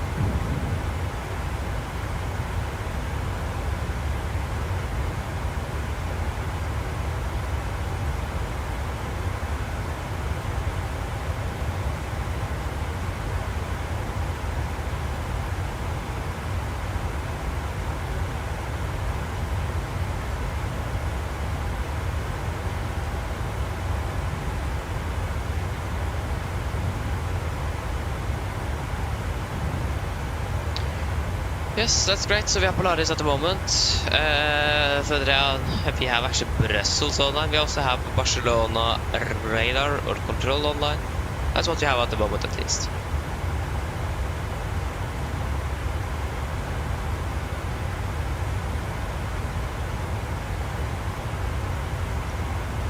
Mark, that's actually a really good question. I think you need to go to find the air rack page in EFB and insert a SimRiff ID, and then you can request it. I actually don't know. Again, I'm not really importing my flight plans in the FMC through SimRiff, so I don't really know actually. So it should be. I'm not quite sure if you have read the manuals. It should probably be stated somewhere in there. But again, I don't really know. I'm not quite sure if anyone here knows. If anyone here knows, that would be great. Okay, that's how we do it. Okay, then yeah, just go to the AirRack page in the EFB, insert the SimRiff ID, and then you should probably be able to request it in the FMC then. I think it is something like PMDG-ish.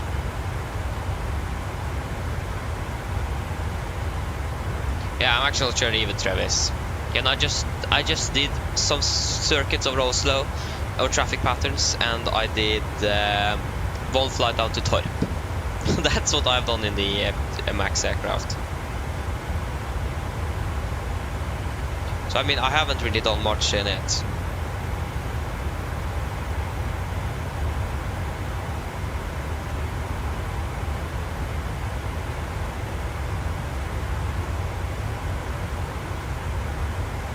Yeah, Marcus, that's the pilot ID. Yes, that's your SimRiff ID. Yeah. Still not really understand why developers can't just stick to either your username or your ID. I'm not quite sure why. There needs to be a difference in there. 3220, contact Oslo approach 120.450. Contact Oslo approach 120.450. That's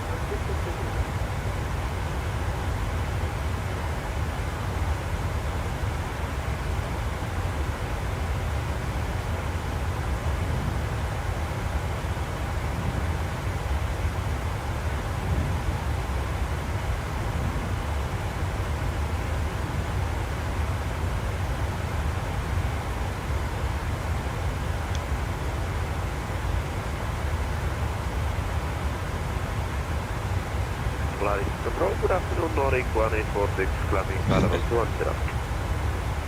Nordic 1846, Polaris control, climb flight 7360. Climbing Barcelona 360, Nordic 1846.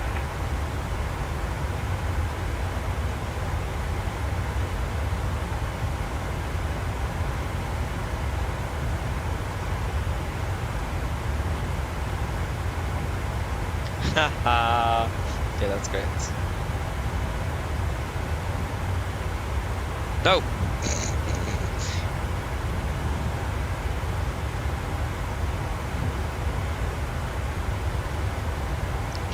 Yes, Yeah,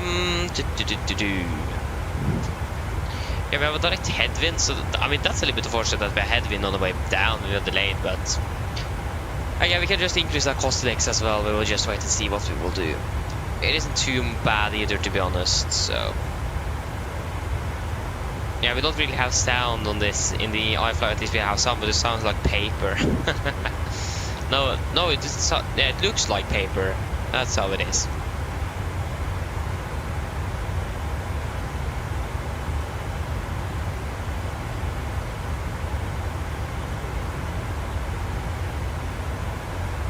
Okay, Travis, yeah. The only bug I have again is that that's one of the bugs though, that's the main problem at the moment, is that suddenly my aircraft banks to either the left or to the right. Like, it doesn't like smoothly banks over, just suddenly boom, banks over a little bit. I mean, it isn't much, but it is very noticeable. Also noticeable. So it banks either to the right and then correct, and then suddenly banks to the left without me doing the command. So that's the only problem I have with the aircraft at the moment. Or like the biggest problem.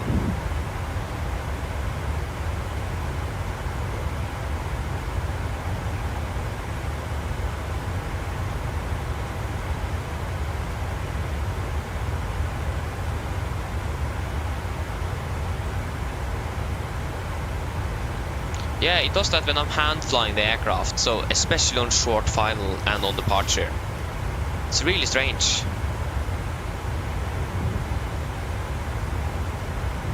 So it makes it quite hard to actually fly your aircraft when it when it does that.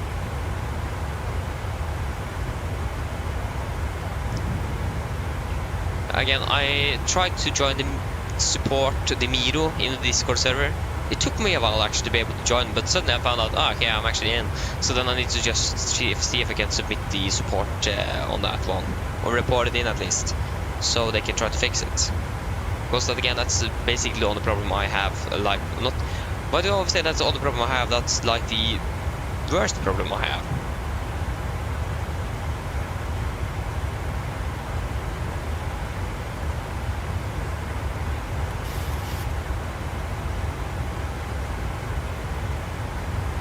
Oh, sorry, that was the FAQ.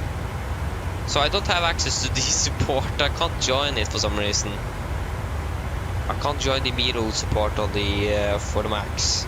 That's a little bit bummer.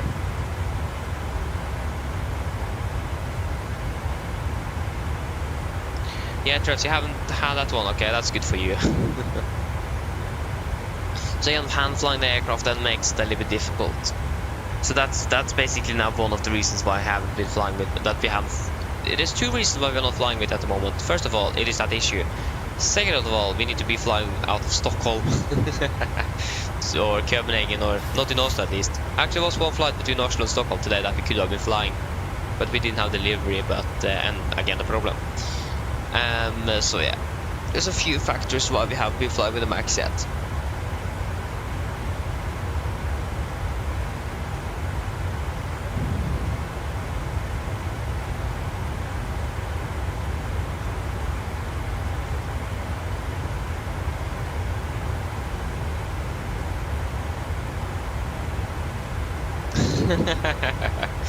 So yeah. So I mean, I see the potential in it, but it isn't there yet. It is some bugs here and there, and some things I just don't personally like with it. But again, I've been flying with the PMDG now for like 2 years more plus or something. I don't really remember when I first began flying it even. So I'm really know how this aircraft flies, how the systems work. Fast ago. So for example, if you have not the iFly mouse control, but you switch back to the default MSFS, if you turn on the battery, you can't just switch the guard over. You need to turn on the battery and then the guard switches automatically. That's one thing I don't like. I think you should be able to just switch the guard straight away. And like also with the emergency exit lights, you need to arm it and then the guard closes automatically. That's one thing I don't really like as well. And of course the EFB that we have here would be great. The one we have, I don't really personally don't really like that. So yeah.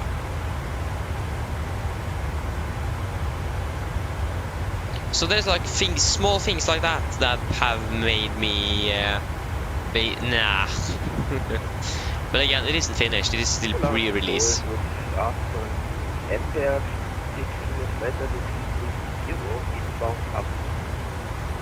So yeah. So yeah, you noticed that's great. So yeah, and again also I'm not quite sure how Norwegian does it with checklists. Do they have a different checklist than for the Max? Or do they use the same checklist? I don't really know.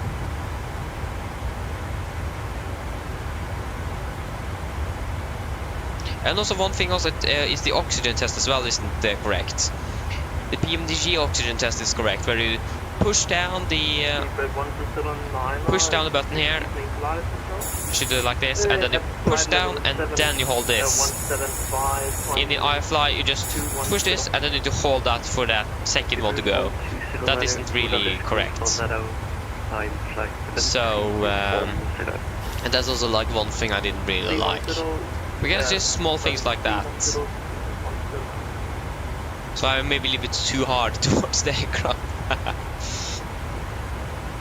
Enroute 26 Juliet, landing 19 right, still Oslo, cruising direct. Yeah, maybe, Travis, maybe. Oscar Delta, uniform Delta India. Landing executive from 19 right. So again, just some smaller tweaks are there. I actually thought about making a review video as well, but I just thought, nah, people are going to be so mad at me for complaining about those things, so I'm not going to do it. You know people. Going to be so mad. but people are hyped that aircraft up quite a bit, and I'm actually not really don't see there where people say this. But again, that's just my personal thought though. And also like the dimensions and the coloring also looks doesn't look right. That's also one thing. It is a little bit too light grey. I'm not quite sure how they managed to do it that way, but yeah. But if I remember correctly, like this is how it should look. This is like the what the normal aircraft looks. The iFly is just a little bit too light grey. If it could have been a little bit darker colors, then it would be great. The dimensions, I'm not quite sure if that is correct. I can't really say anything about that. I've heard someone say that PMDG is better when it comes to coloring and the dimensions in the cockpit. So yeah, and also the coloring of the switches, like the light switches as well, also look quite a bit different from the PMDG one. They are a little bit more lighter. But again, the one feature I do really like is that you can press in the different lights here to test them. That's something you can't do here on the PMDG, so that's actually really cool. So that's something I really like with the iFly. So that's a plus. Plus for them there.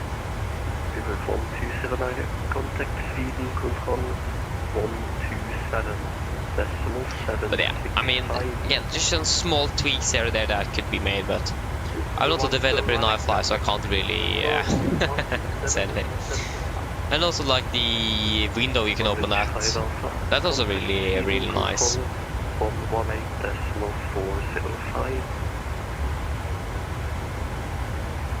Over to 118.405, always has half of that. But yeah. But 642 Bravo Mike, monitor Unicom 122.8, så då. Over til Unicom, Nordic 42 bra Mike, ha det bra.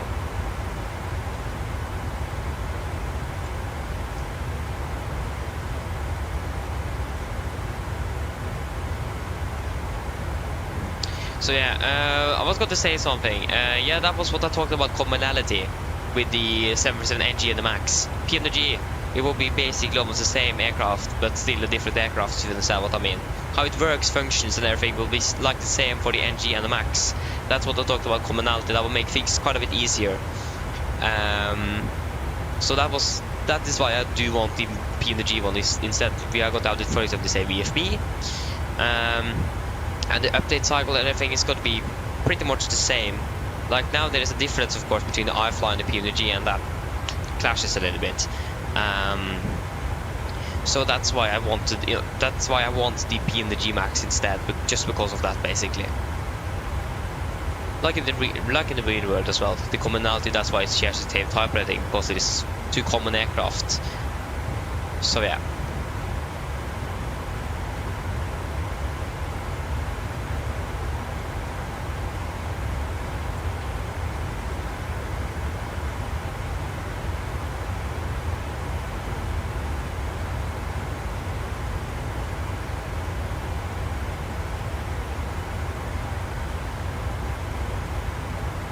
Yeah, Travis, I agree with you there, I agree. I mean, I don't really care if they do it or not, but again, there's still some bugs with the aircraft, there's some systems that haven't been simulated. They should probably have used more time into that instead.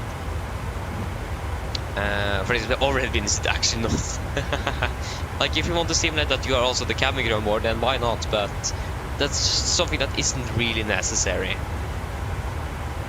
And also one downside is the plug-in you need to run as well. It just doesn't run natively in the sim. You need to have a plug-in to be able to run it. That's a little downside with that as well. But yeah. So again, that's again the commonality, to have the aircraft as close to the air possible in the sim, like it is in the real world as well. So quite sad that the not Norwegian but PMDG have that they have frozen their Max project for now. Don't really like that, to be honest. I do really want their Max instead. But yeah, I mean, the iFly works. I mean, I'm not going to complain that it is really bad or something. So we're going to be flying with it, and at least until PMDG have released their Max.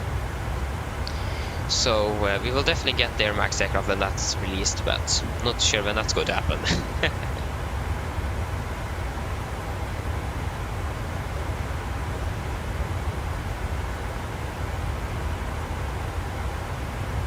So yeah.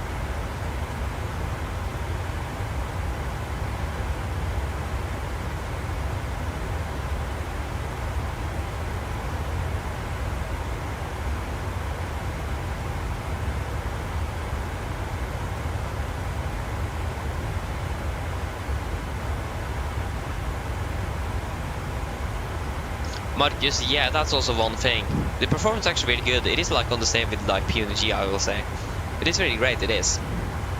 But again, Phoenix makes sense. It's an Airbus. Airbus is quite a bit more automatic or automated than the Boeing. So I mean, it makes quite a bit of sense because you have all the systems running in the background as well, like it does in the real Airbus. So that makes sense because you don't really have that on the 747. So yeah. And also you have the circuit breakers working on the Phoenix as well. I'm not quite sure if it's going to have a huge performance improvements if you just remove that, but yeah.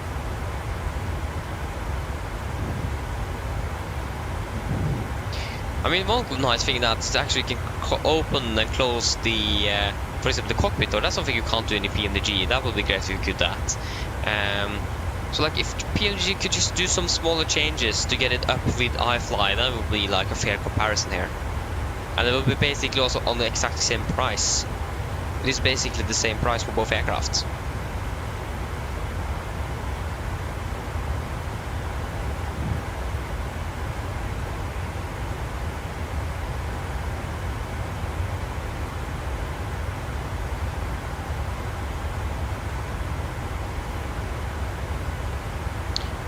One other thing I thought about is that PMDG will probably also make the different variants of the aircraft as well, not just the Max 8. I'm not quite sure what iFly is intending to do.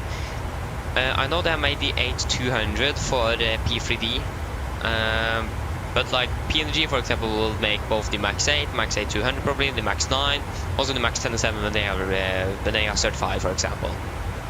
Maybe even now as well. So PMDG will probably make the entire fleet straight away, but iFly haven't really said anything more than the Max 8s, so that's also a difference there. But again, we should just fly the Max 8 though, so I don't really care about the other variants.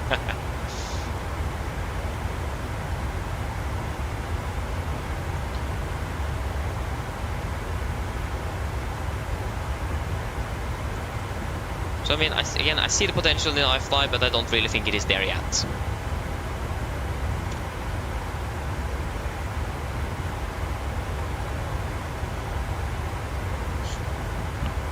To be honest, I was shocked when I saw that they actually released the aircraft already. And they pre-released it as well. I just, what? Just why? Maybe it is to speed up like bug reporting and so on. That could be a thing, but still. I didn't see a reason for them to pre-release it. So yeah.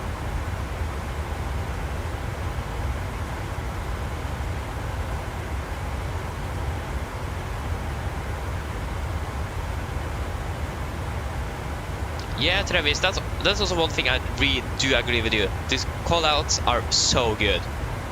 I was so impressed. I loved it when I first heard it. That's the best callout sounds I've ever heard for the 737, to be honest.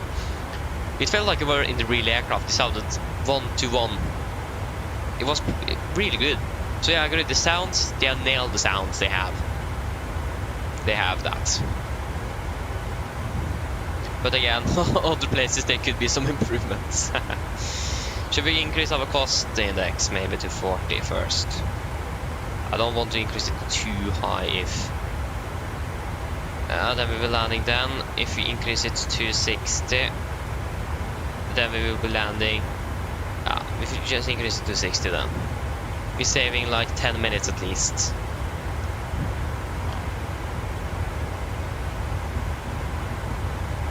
So yeah.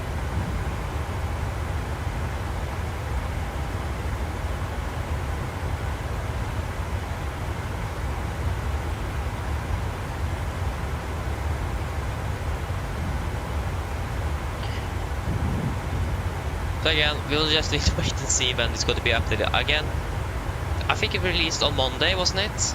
I haven't seen an update for the aircraft yet. I'm not quite sure if I just have missed it. But I have checked, but I haven't seen anything.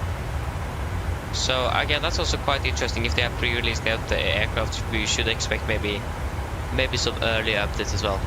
I don't know. I'm not a software developer, so I can't really say anything.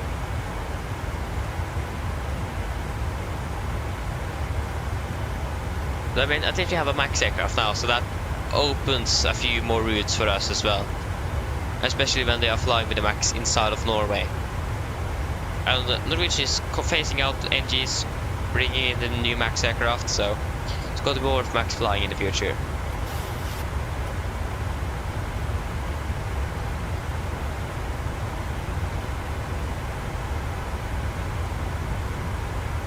But also one thing I found, I'm not quite sure if any of you have noticed, it looks like the pressurization mode panel in the aircraft. If I enter the route, the cruising altitude everything, it sets that automatically. That's one thing I also noticed that I didn't like. Why did it do that? Is that a setting? Have any of you noticed that? I didn't set it myself, and it just set the landing altitude and the cruising altitude by itself. That isn't really supposed to happen, I think. Oh yeah, you can turn it off, that's great, because I couldn't find where to turn it off. That's the thing. I tried and tried, didn't find anywhere or anything. It was just so hard to navigate in that thing. But again, I'm not really normal to use the default Boeing EFB there, like they have modeled, so I mean that makes sense in itself.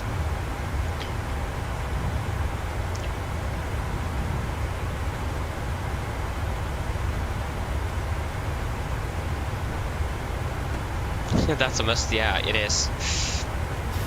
It does break a little bit immersion there. I was actually not really happy when I found out of that. But yeah.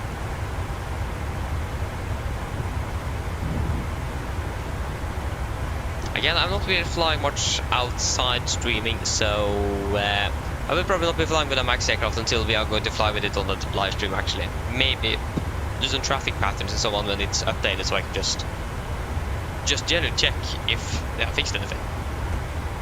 And again, I can't really join the Miro support for the MAX aircraft either, so I can't really submit or report it in either. I can't get in. I need to verify my Discord account. I have done that, but can't get in. So that's great. So I have an issue with that as well.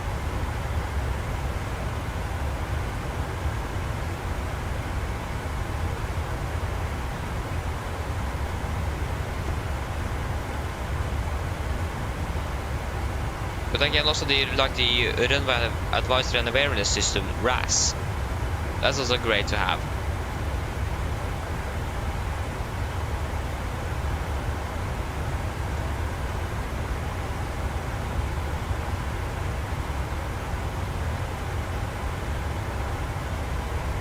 But also I couldn't find no. Yeah, I couldn't find I couldn't find anywhere to turn off override on the auto throttle. So that made it a little bit complicated as well. Like for example in the PMDG we have different options, so the only time I can override the auto throttle is in descent arm and in thrust hold. That's the only time I can override the auto throttle.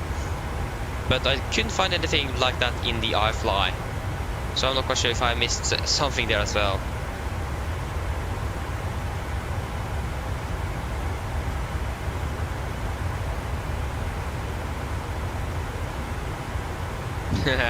Yeah, I mean the good thing is that Norwegian just use the RAS on the MAX aircraft and not on the NGs, so we haven't really missed anything when it comes to that at least. But I mean we have a RAS add-on already for the same from FS2 crew.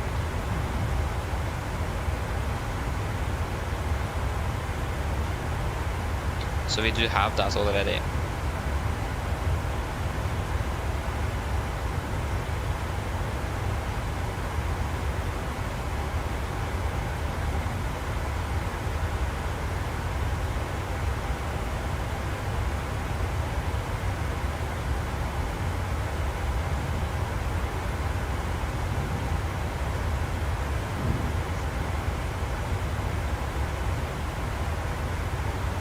Oh yeah, okay, it's a bit. Sorry, it's a bug. Yeah, it is really bad. I tried for the first takeoff. I tried to set takeoff thrust, and then suddenly my thrust just went everywhere. So that was great. So I mean, I'm not complaining about like being able to override them, but options like PMG have, and you can just override the descend arm and thrust hold. That would be great. Of course, that's when you actually do the most override. Like in the real world, you override it basically all the time, but in the sim, you don't really need to override it all the time either.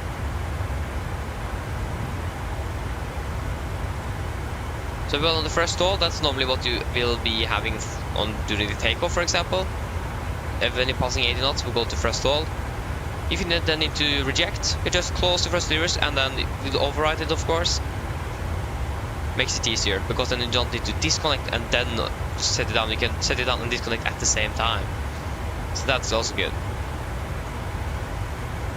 But also that I made our takeoff sometimes a little bit more complicated because the off thrust have disconnected because of asymmetric thrust. Because one thrust lever on my quadrant or something have been spooking a little bit with the sim. So that's one of the thrust levers to max power.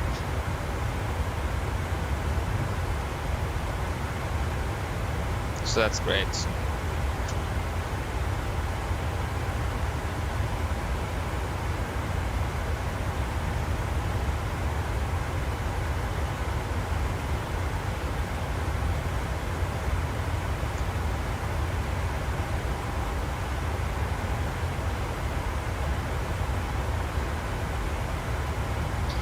Oh yeah, we have Amsterdam Radeon on at least, so we will probably be approaching them soon.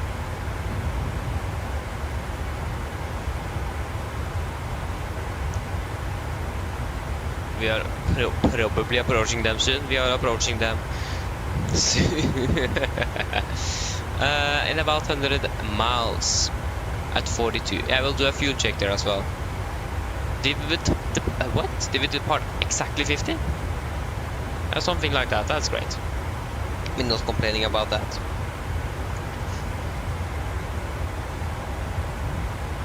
Yeah.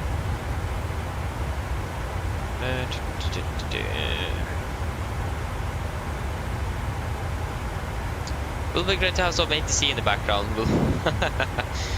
Well, at least then we have something to listen to. That's great.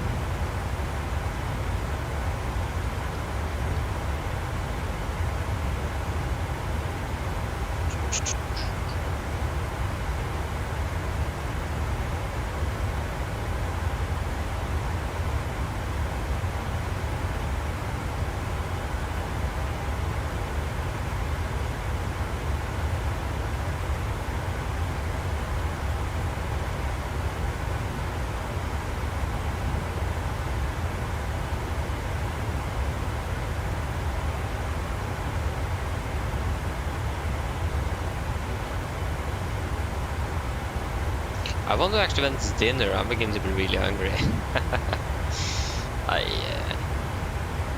Yeah.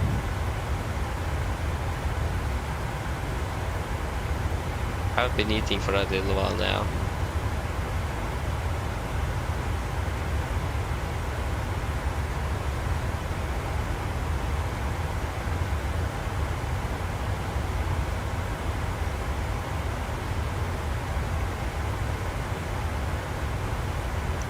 Travis, yeah, I actually did that 2 weeks ago or something.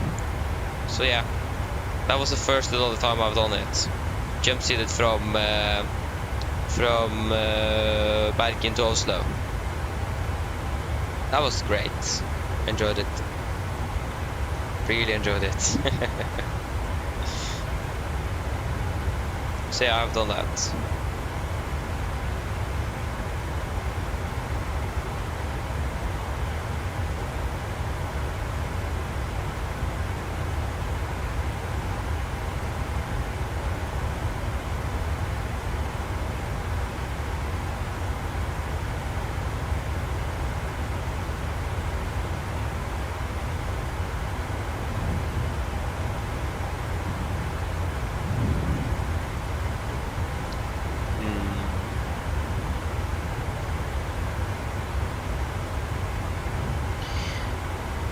Yeah, how are we doing when it comes to flying? Still landing 1802. Landing 1809 not too long ago. That's a little bummer. When it comes to a cruise, 380 is optimum. Should try to request 37. Can actually climb up before we even reaching his airspace. I will not be saving much, but can check on the wind chart as well. So Umima something is our waypoint at the moment. Yeah, we need to go down to the wind chart first. Umima, there should be. I like how it's. There you go. Yeah, it's going to be some lighter winds the higher up we go, in general. But we're not expected to do it before Nick, but we can do it now. So we can climb up to flight level 380. 380.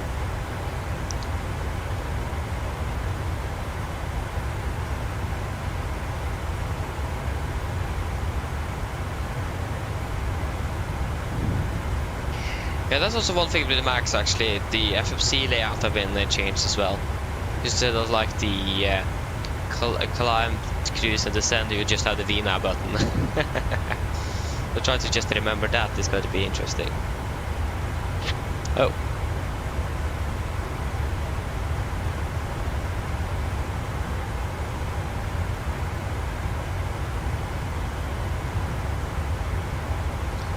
So yes, you should probably have you in front here as well. There you go, now we're talking. Oh, you are quite in the way.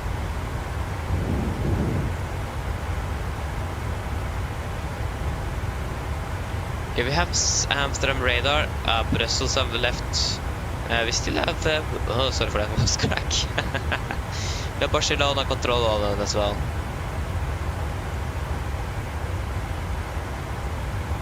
So yeah. Fast to go. Travis, yes, that's what I did. I just asked. So I went in, I just asked the cabin crew if I could just say hello to the pilots, and then so the captain was on the toilet, so we just came out when I talked to her, and then I just asked him, and the thing is that he was from the Netherlands and the co-pilot was from France, so they wasn't speaking Norwegian though, but yeah.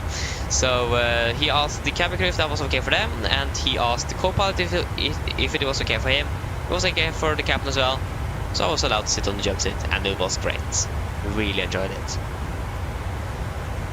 So if you're flying with Norwegian, definitely try to ask. I wish I did fly more in real life. That would be great. Rarely flying, maybe once a year, and that's this flight from Bergen also. That's one flight we do every year. But the thing is that it isn't guaranteed to be Norwegian either. Last time we flew with SAS, so yeah, I'm not the traveling agent here.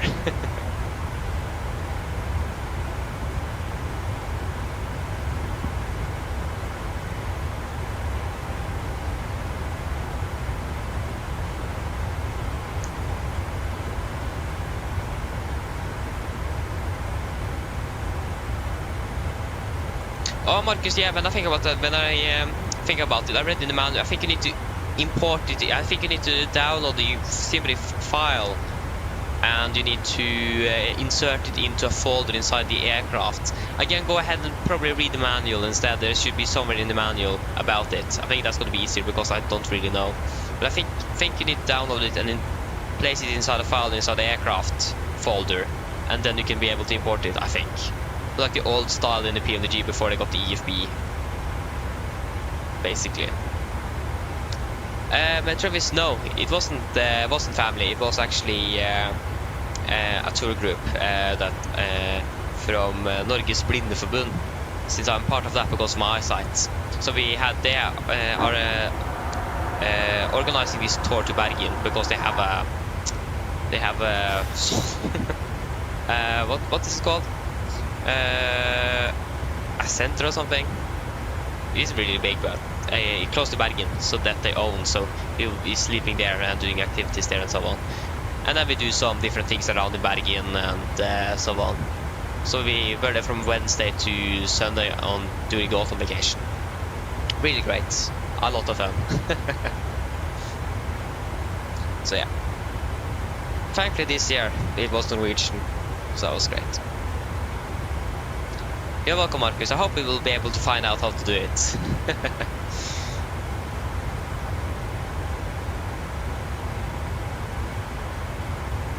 Yeah, it's a lot of fun indeed. It is. Really enjoy it.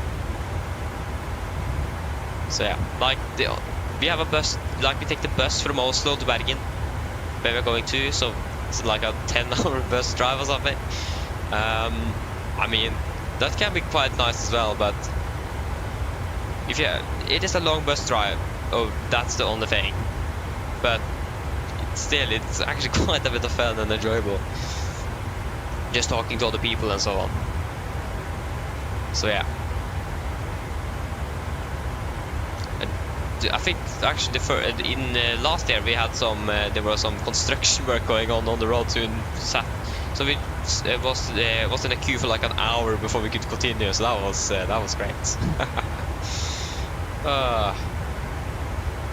So yeah. But yeah. Marcus, yes, the plan is that we're going to be flying on Saturday. Sunday I'm not really sure yet, because my younger brother is going to have some birthday parties going on here with the family. So if I'm going to be flying on Sunday, we need to be finished before 12. So, but I've seen that Norwegian normally give pilots shorter duties on Sundays. So it could be possible for us to fly on Sunday. Just wait and see what I can find.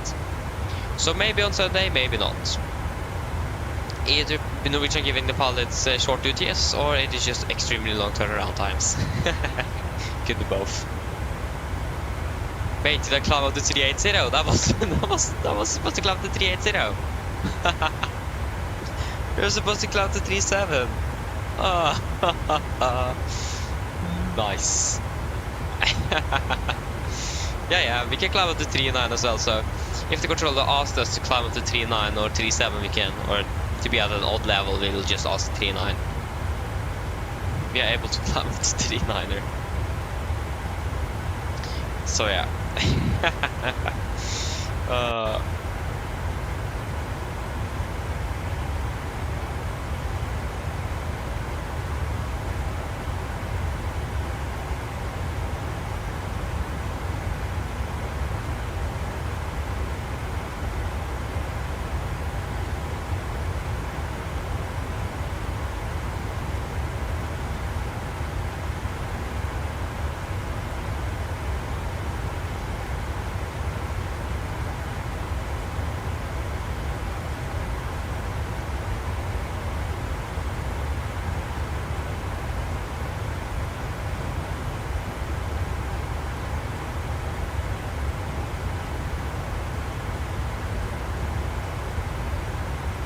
Yeah.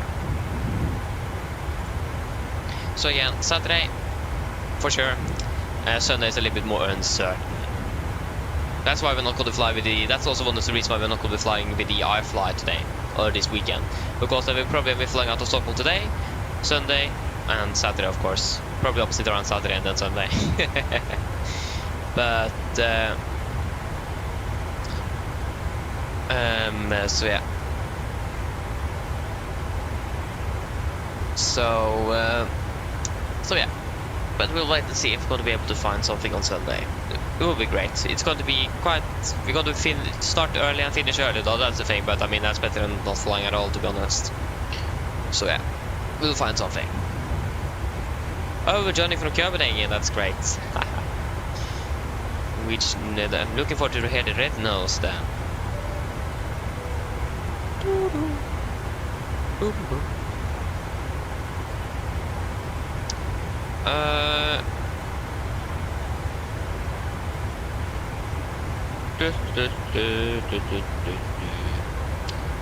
What was I going to check? I don't really remember. I always forget.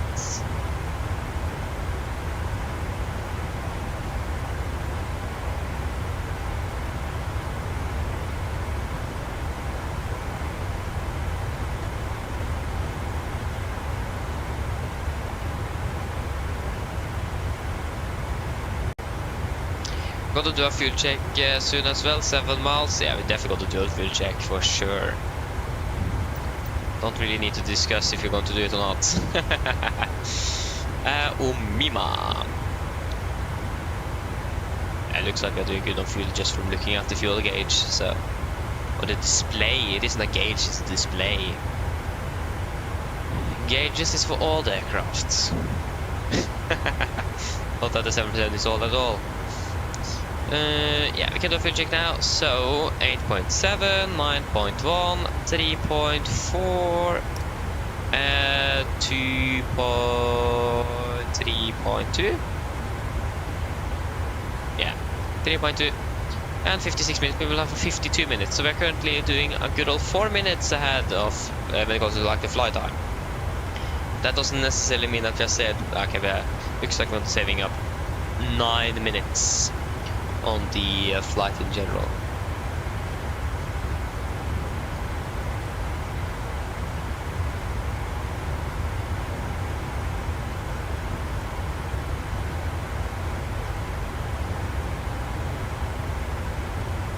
I think we should be entering Amsterdam by now.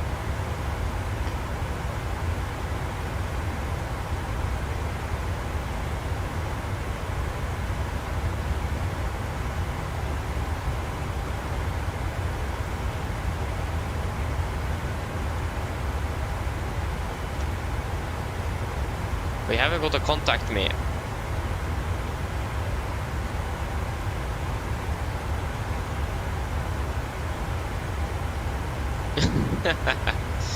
That's great. That was briefing. This was an old one though. Pilot briefing wasn't really updated, that pilot briefing there. But why aren't we contacted by good old Schiphol? Oh, sorry, Amsterdam. Maybe like last time we flew over Amsterdam and they were online, we didn't contact him at all. He just ignored us. That was great.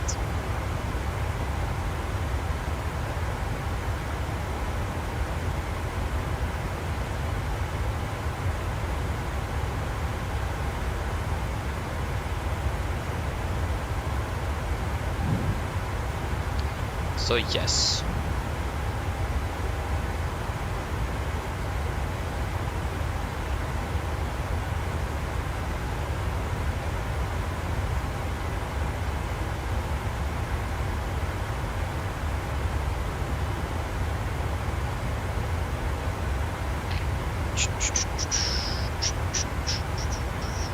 When is it dinner? What is this?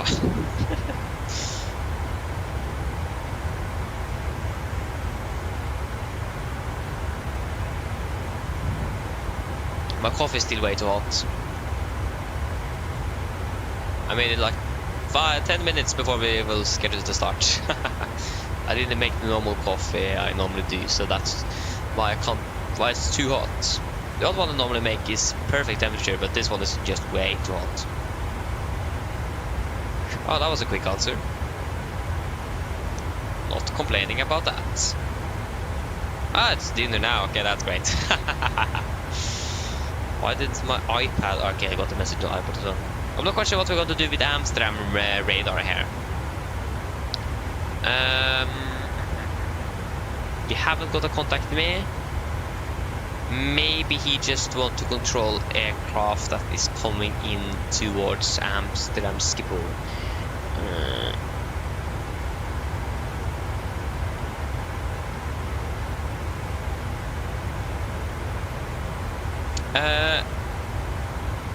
How about drinking my coffee? I'm just drinking it. So yeah, I have it in a lucky cup with a closed cup with a lock on it.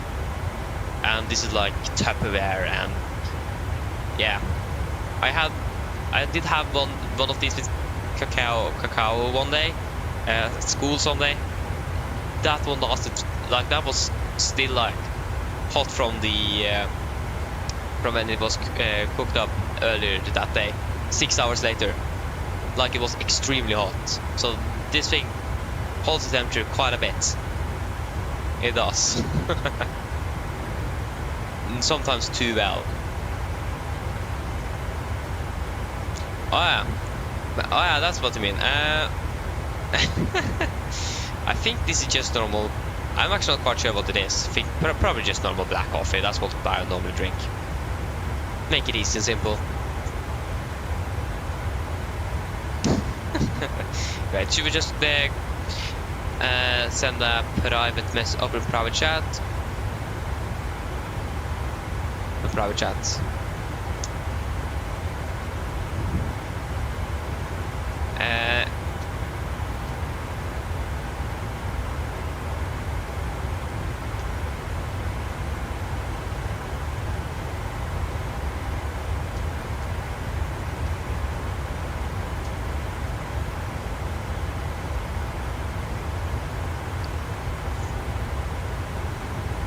So I sent the message.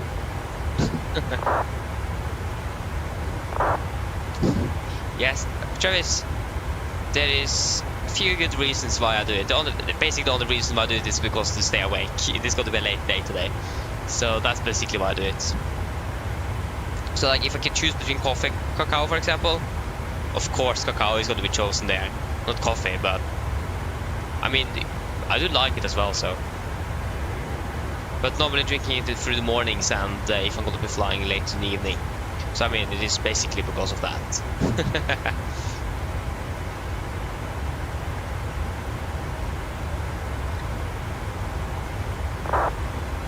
He's never answering, yay!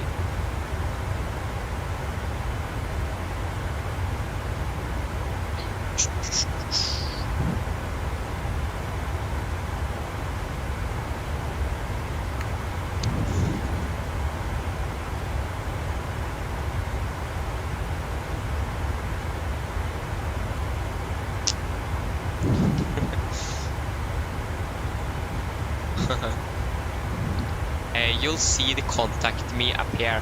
Yeah, that's the thing. We are still flying into the airspace, and I just wondered why aren't we contacting you? So then we just need to wait then.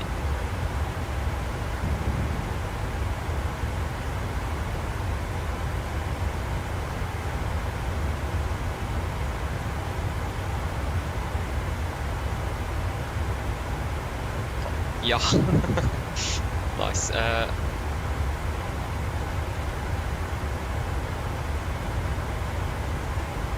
I can't write. There you go. Thank you.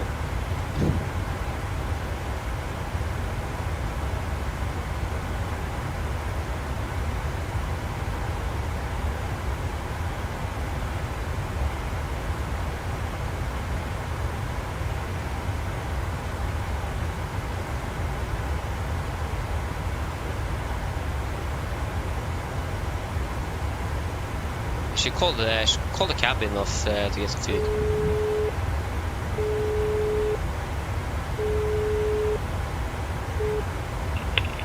Hi. Yeah, hello.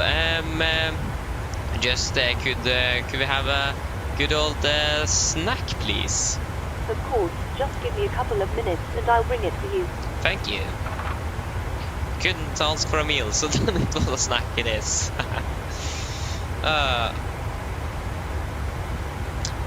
Marcus, no, I don't really watch football. I like it.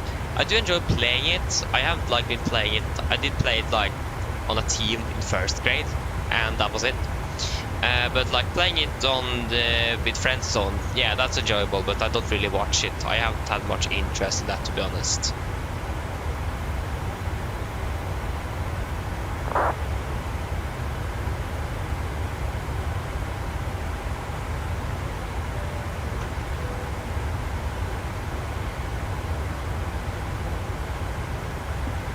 I think my coffee is now beginning to be a little bit cooler, so maybe it's possible to drink. Maybe.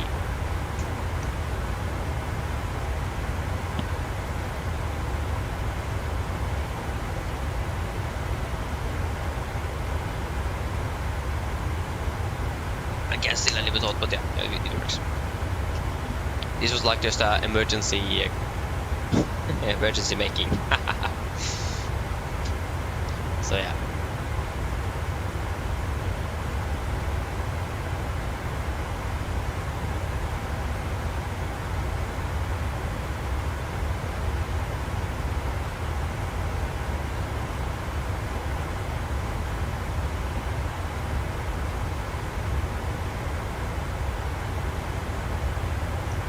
Great.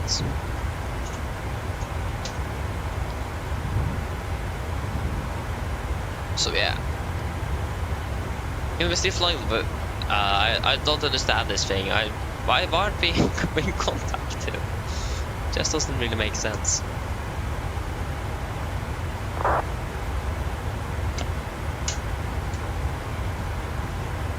Again, we'll get to contact me when we are going to contact him though. Nobody's there. But last time we flew over there though, we didn't get a contact me at all. So yeah. Wait, what?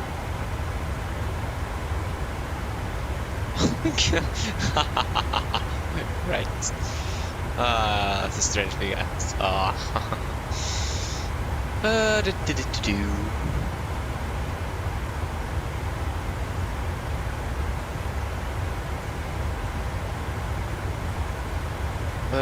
Have there been any updates to GSX?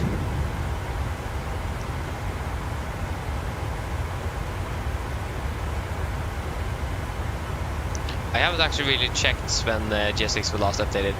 October 9th? Oh, my brother's birthday. Okay, that's great. Yeah, that was the last update and I have updated that. Take a few minutes. What happened with my snack? I'm hungry. Cabin crew will never give me that. Like, I got it in real life, but I haven't really got it from the cabin crew.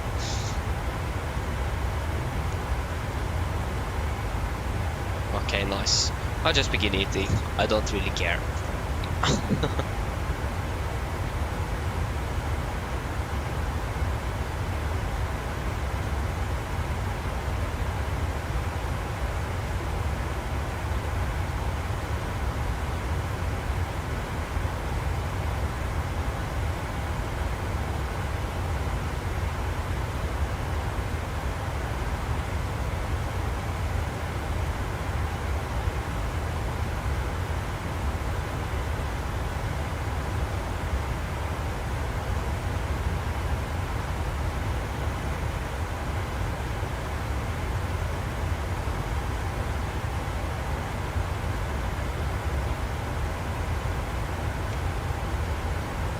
Marcus, yeah. Yeah, I think I understand what you mean. Yeah, I think I understand. Yeah.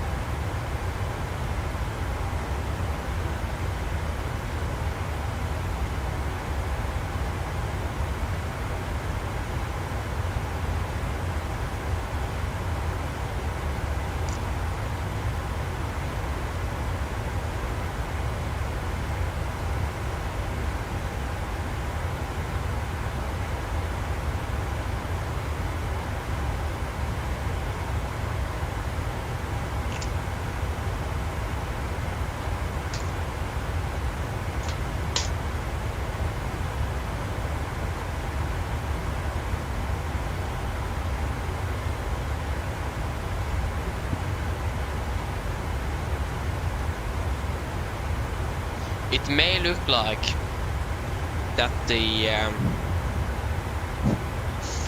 passengers are first priority here.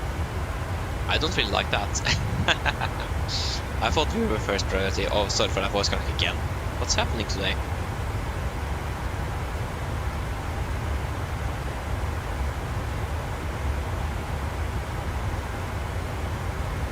Yeah.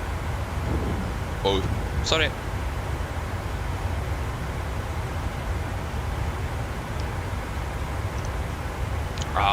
We have saved more fuel though, but still.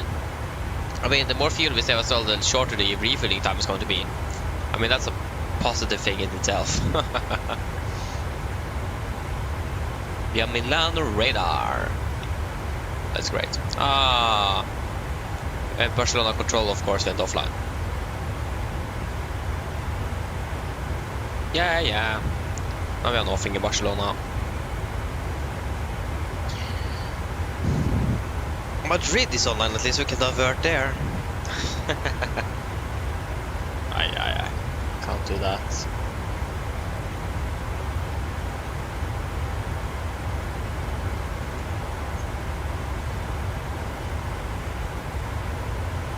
So yeah.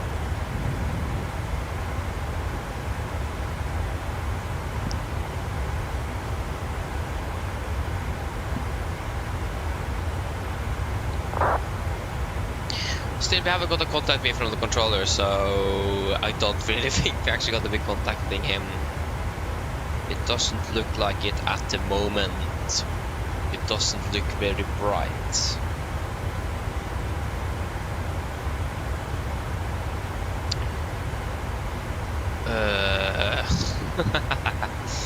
Sorry.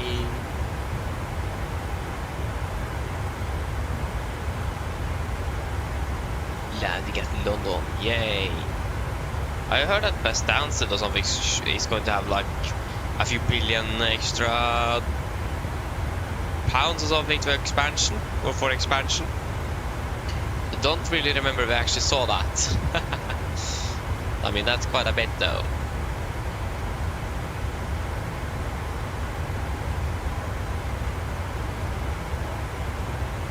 Yeah, when I'm landing, we are landing 1802, 1801, 1802. It doesn't really want to decide here. So about at 2001, 2002 Norwegian time. Something like that is when we are expecting to land, yeah. So it's still a little bit. It's about still 2 hours left. Something like that. I mean, we're closing in though.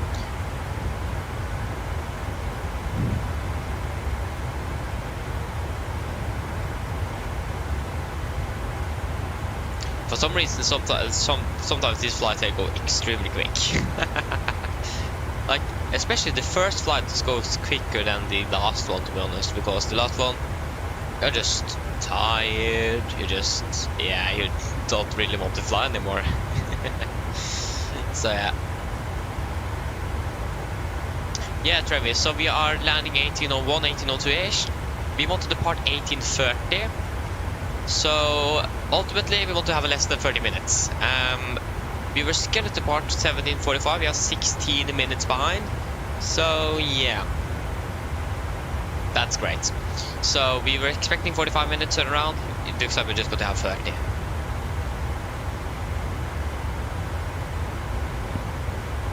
So yeah, that's a little bit unfortunate, but that's just how it is. It is aviation.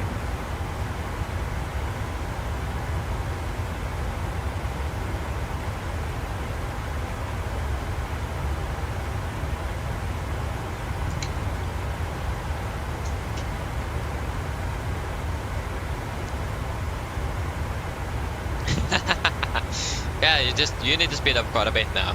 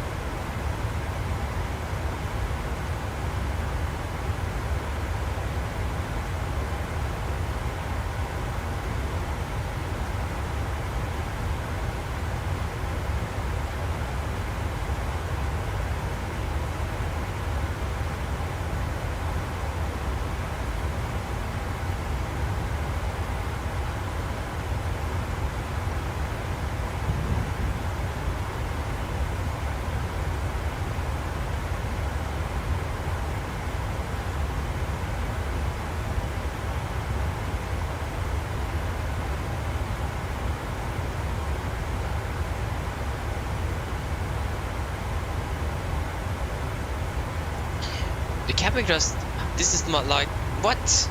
The cabin crew is still not giving me the food, but I got it in real life twice. Ah, there you go, finally! That took quite a bit of time. 12575. 12575. That took a while. Ryder 125, for advisory, 1 to destination, right? Ah, advisory. What's the destination, sir? I'm 95. After radar, good afternoon, Nordic. 40 bra Mike, flight level 380. Nordic 40 Bravo Mike, Amsterdam, hello, descent flight level 370. Descent 370, Nordic 40 bra Mike. Okay, descent 370. November Charlie to right heading 140, descent 2000 feet, CBH 1012. Stand about 500.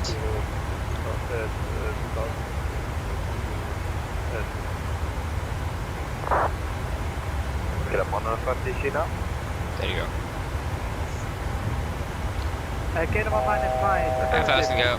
275. Just to do a shallow descent, so we're not disturbing the passengers too much. Egypt Air 220 Amsterdam, hello, cleared reckon to Alpha arrival. Further way, Reckon. van is right. Descent when ready, flight level 100. Reckon. Arrival.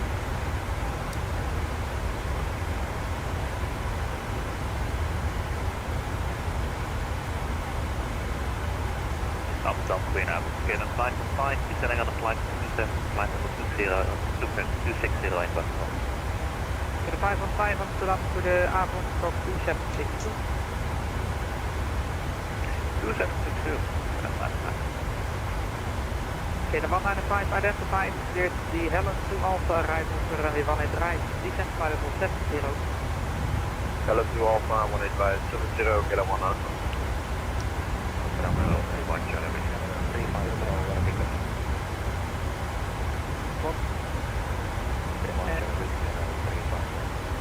And first 2 November Charlie to right heading 200, cleared island to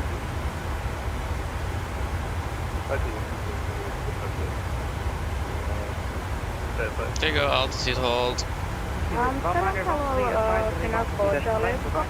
Passing flight level 307, climbing to flight level 410. Stephen 191 advisory 1 to destination, right? There you go, we reached 37. Clean up. Great. Stephen 86 Sierra, advisory 1 to destination, right? Reset MCP altitude. MCP oh yeah. 515 identified. Cruising altitude 370, I'm sorry. Execute. We could expect to come to 390 after this though. And any chance with the current traffic patterns to request them accept for arrival? Step by. Dinner 1 Charlie Whiskey Amsterdam. Haven't really changed anything when it comes to our arrival time, so that's great. As long as they haven't done that, I'm happy. And then Finnair 4 Charlie Echo Amsterdam, good evening, you're identified.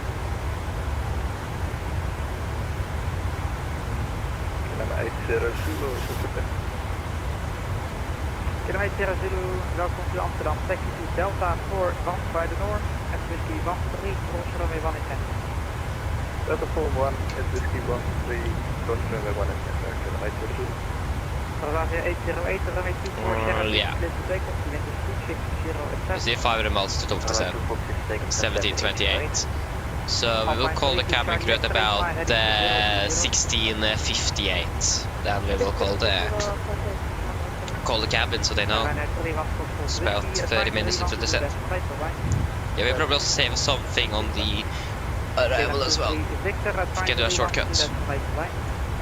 Just hope we can do that now. November Charlie, runway 22, gentlemen, 2260 at 7, take it left.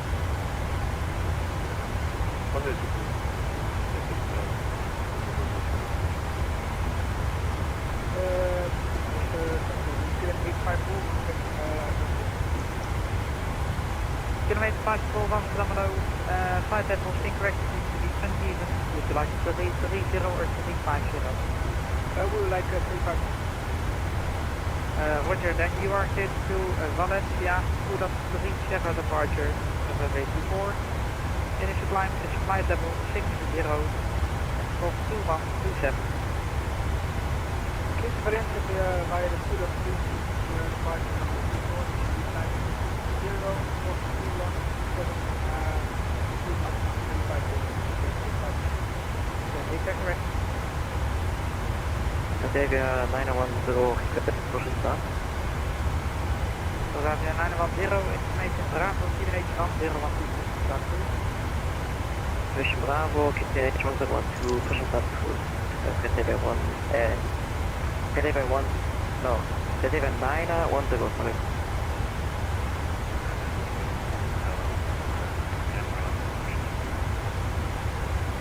For one Hotel Alpha, Bravo, direct QNH 1012, start please.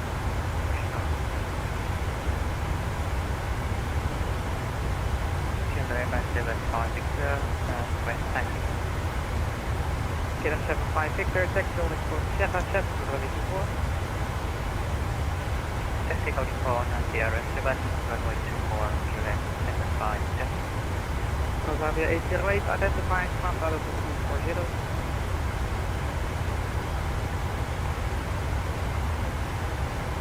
Batavia 808, identifying from Batavia 240. Flying for the 240, Cathay 89. Red nose 3538, descent 2000 feet, QNH 1012. 2000 feet, QNH 1012, red nose, take out there.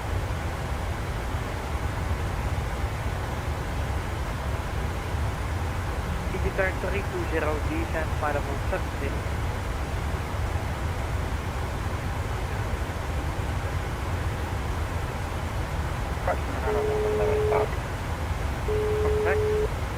Is that the outfit? Hello. Hello. Hi, Captain. Your food is ready for you. I've put it in the galley so you can grab it whenever you're available. Thank you. No problem. I'm almost finished. That's great.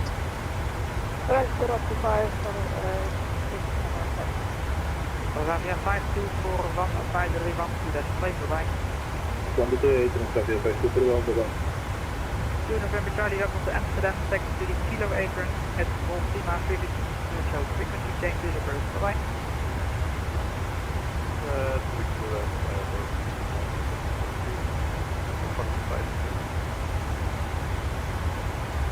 KLM 195, Deep River, heading 025. 025, up to the road, KLM 195. KLM 515. KLM 515, descent flight level 100, direct Sitpo. Flight level 100, Sitpo, just confirm limit 274, arrival on KLM 515. Never. Roger, Sitpo, 27, merci, 515.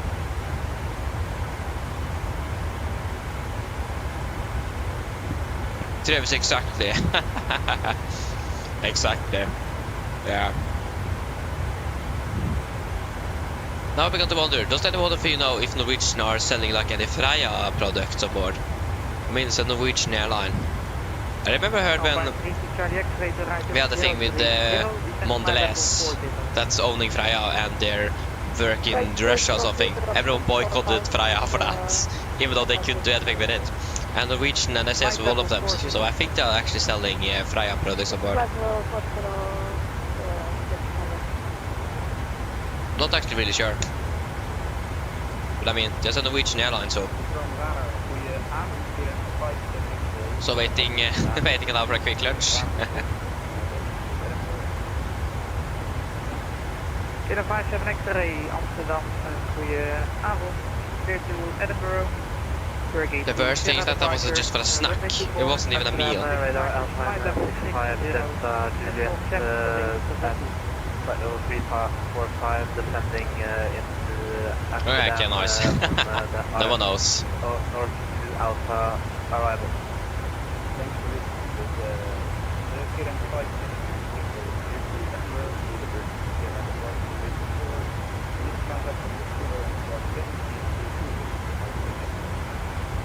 KLM 57 X-ray, replay correct. KLM 75 Victor, runway 24, takeoff, 2607. So yeah. I mean, again, it makes sense that the Norwegian would sell that on board. Again, because it is a Norwegian product in Norway and everything. Not quite sure why just Freya can't be their own company. Why someone else need to own them, that's the thing. 907 extra range, so then allow identified direct to Basel. So, yeah. They're owned by an American company, so that's great. Redmond 353 heading 200 cleared island 189. And to be honest, I will say that Freya is one of the most Norwegian things we have. Xavier 912 on this taxi. It is an icon for Norway, and the chocolate is so good. So that's the best. But I mean, it is really good though. Can't really deny it.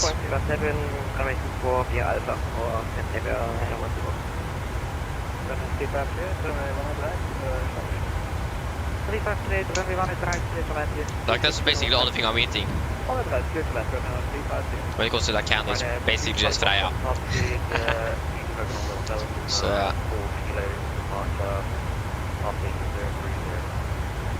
Ryanair 2, Charlie Fox for Amsterdam and Oslo 0150, next time please check the ATC coverage. 0350, Ryanair 2, Charlie Fox. Amsterdam radar, Alpine 65, Delta Juliet, flight level 260, descending into Amsterdam. Alpine 65, Delta Juliet, Amsterdam and Oslo 2776. Yeah, 1 hour 25. Still a little time until we're going to do the next fuel check. Okay, the 195, please send flight level 40. Flight level 40, okay, then 1 hour. Okay, then 515, please send 2000 feet, QNH 1012, cleared island 27. That's QNH 1012, cleared island 27, cleared island 5. Unit 410 Alpha, taxi holding 157 to the 84.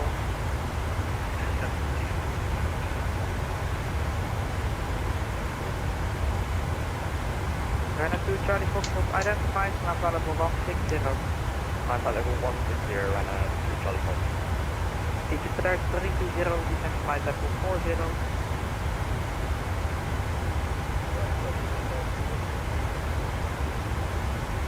Franklin 911 Lima advisory. Oh yeah, you're airborne, that's great. Uniform 162, decimal 5 here. 756 identified, flight level 260, direct Moody. Good luck catching us. I'll guess you're flying with the max aircraft, Travis. Just a guess. I'm gonna actually be a little bit surprised if you didn't. But I mean, I'm not flying with it, so I mean. To be reached at zone at Ryanair 1300.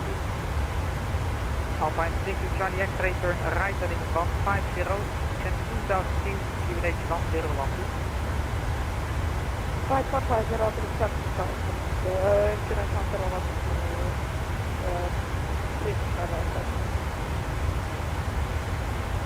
Xavier 910, runway 24, clear to take off and 250 Yes, you are. That's great. Again, I do really want to fly with it, but again, just it is the bugs that's in the way at the moment. And again, I can't really report them either. Advisory of Nordic 40 bra Mike, bye bye. There you go. Should we climb up to 390 then? Cruise 390.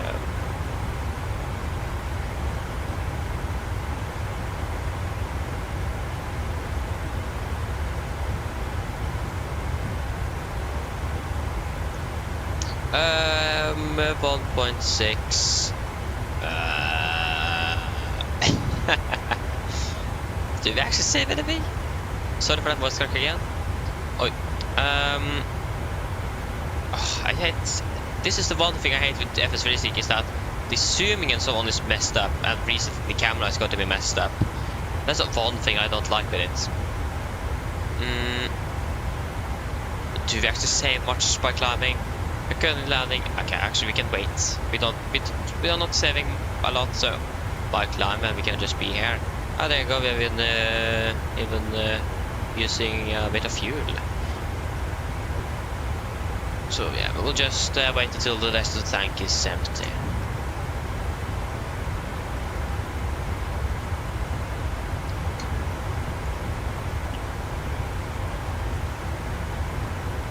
Boom.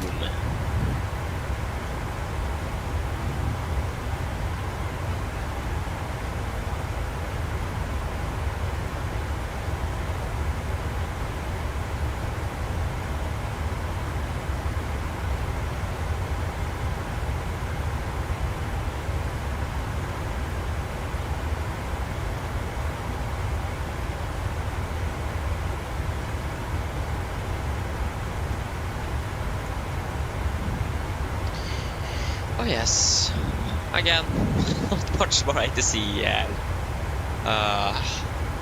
France is of course offline. Quite rare they are online. They were actually online. Charlie Gaulle tower was online when we flew there to Paris last week. Other than that, nothing out of the ordinary. Palma de Mallorca is online, but didn't fly down there. It wasn't really an option either.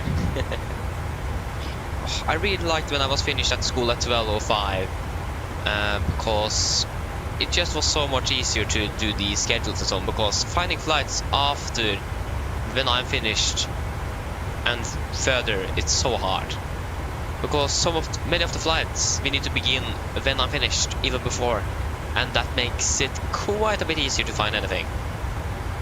Either it's going to be really tight or it just doesn't work. So I wish that we actually could have been finished earlier. So I do miss 10th grade there and finished at 12:05 instead of 14:20. So it's going to be a lot of the same flying on the first days, because there is not much other alternatives. And again, I can't fly on Mondays either because I have corps. And I'm not going to sacrifice first day, because I think it is better to have first day and then fly on Saturday and Sunday instead of flying on Saturday, Sunday, and then Monday, and then boom, and then flying 3 days in a row. If you understand what I mean. Because, for example, flying out to the districts are going to be a little bit more easier now, because then we have a 1 day layover before we're flying out again. But again, getting into the districts as well is not really working. One of the flights I got today, actually the first flight I got was actually to Tromsø, or the last flight was up to Tromsø and then to Alta. The only problem is that flight doesn't depart from Alta, or just depart from Alta again, tomorrow morning. And guess what? We are not landing back in Oslo before school is started, so I can't do it. So that's quite a bummer. And I forgot that also last Thursday as well. So, and they are not flying that route on Sundays or Saturdays, so that's a bummer. Because the layover in Alta is actually really nice. But again, I'm not quite sure. Probably the crew there is going to be then the crew that is then flying in there tomorrow or today will probably be there over the weekend and fly out on Monday, because I don't really think they will be landing almost 12 in the morning, 12, and then go to the hotel and get some 6-5 hours sleep and then fly out again. I don't really think they're going to do it that way. You need a minimum of like 10 hours, 8-10 hours of rest if you're outside of base. If you're in a base, you need 12 hours. If you're outside, it's like 8 to 10 hours. So I think there's going to be a layover over the weekend, but again, we are going to fly in the weekend, so that doesn't really work for us. So yeah. Travis, yes indeed, that's what I've done. Trying, but again, the crew changes, layovers and things like that, fuel is really hard. So if I could just have a Norwegian pilot schedule and just follow that, that would be so great. But I don't have it. I don't have school and everything, and just doesn't go up. So yeah, it's quite unfortunate that, but yeah. That's the thing. It would be great to work like this as well. Basically be a virtual pilot. Sponsored by Norwegian would be great. If that's ever going to happen, I don't know. But I mean, to be honest, if there would have an airline, if an airline in the world would do it, probably Norwegian would be the one actually. But definitely not SAS. So I mean, it would be really cool if Norwegian actually could do it. But again, I'm not quite sure if that's ever going to happen. But again, would be really cool. So basically be a pilot for Norwegian, but also not. Get schedules from them, and so on. Flight plans. Yeah, that would be great, but probably not going to happen. Or I mean, never is a never. That's the thing. Never know. Could happen as well. So yeah, would be really cool. I actually found an email to Jackie send if you like one. I'm not quite sure if you wanted to sponsor Norwegian or vice versa, but I mean, said maybe we should send an email. But again, I think if Norwegian want, they should probably find me and then ask me instead of me asking them. That's the thing. It is something else if they're asking instead of that I'm asking them. That's the thing. So if they're going to do it, probably, yeah. I'm not going to ask them if they want to. It's up to them. I need to find them as well, though. So yeah. But again, would be really cool though. Would have enjoyed that. Now, for example, a technical log, that would be so great to have for all the aircrafts. But again, the technical log is in paper, in a book inside the aircraft. It isn't like really easily accessible outside the aircraft itself. So that's a problem. Because like working with like, for example, with the flight I did from Bergen where we had an inoperative pack on board. Working with things like that would be great. But again, we don't really have the technical log for the aircraft, so we don't really know if anything have been working incorrect or if anything isn't working, so yeah.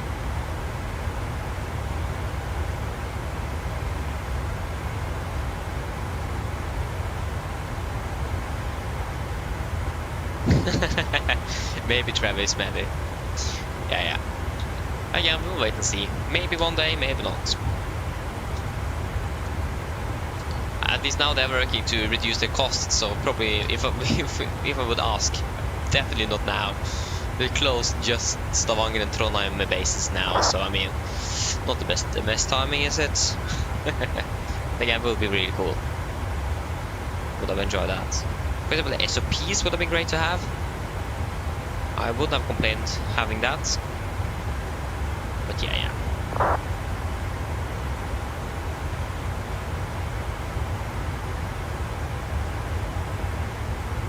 But I think probably a lot of people that want those SOPs, to be honest. So yeah.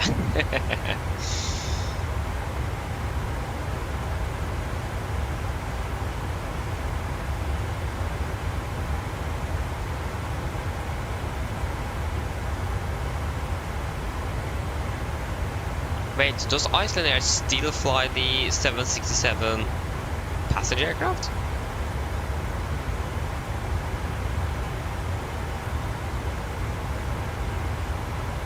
I thought Iceland Air were finished with their 767s. I'm not quite sure why I thought that. But I've been seeing on flight radar, I've just been seeing the 75 and 737 MAX aircraft. But again, they're just flying the 75 MAX into Oslo though, so it makes sense. I actually thought about maybe we should quit Norwegian and fly for Iceland Air instead.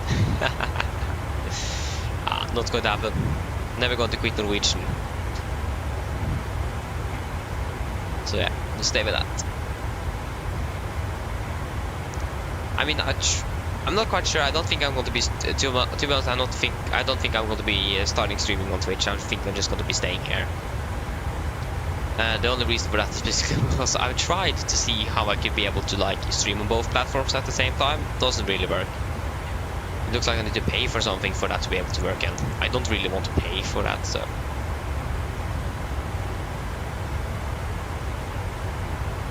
And also just easier to just stay on one platform nevertheless. Makes things a little bit easier, especially when setting up streams and so on. Will just much easier. So yeah, I want to be staying on YouTube. I don't see any reason at the moment to switch over.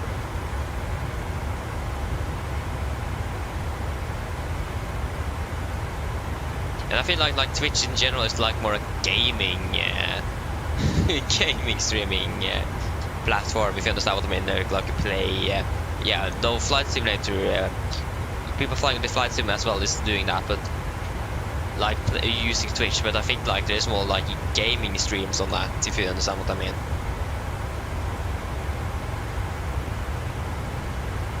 So yeah, maybe that could just be my understanding though. So take that with a grain of salt. I've basically never used Twitch, never. I'm staying to YouTube. Staying to? What did I say? Staying with? Staying to? Ah, that's great. Maybe I begin to be a little bit tired as well. Maybe. Just maybe. That just may be correct.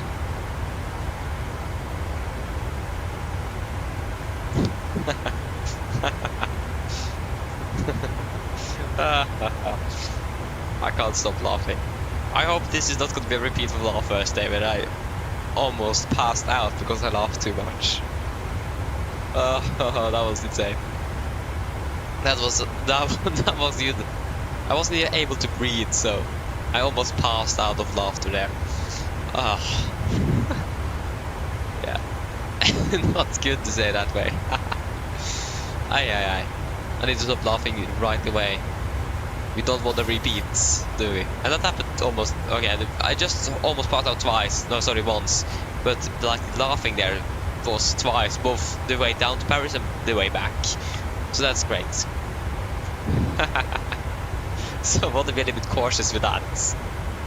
Don't want to repeat. No, it's gonna happen as well. That's the thing.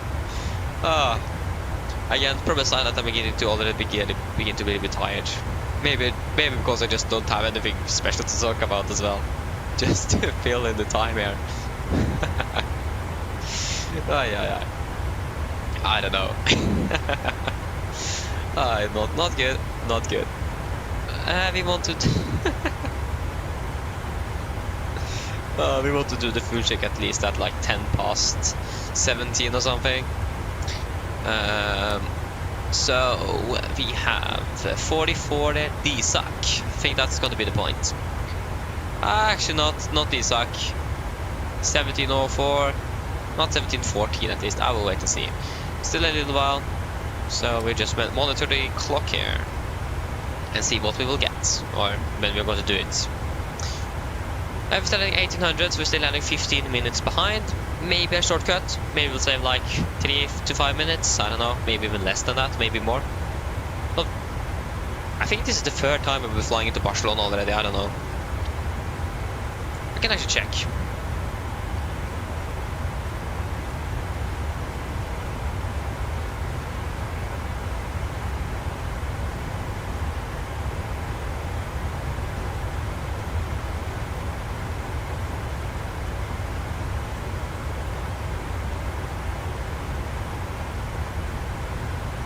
Yeah.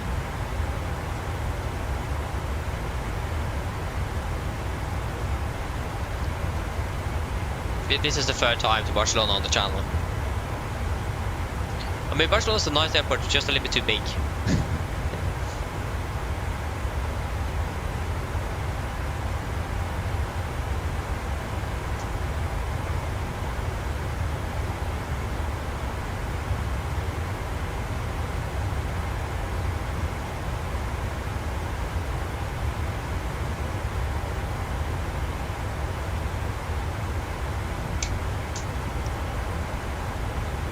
So yeah.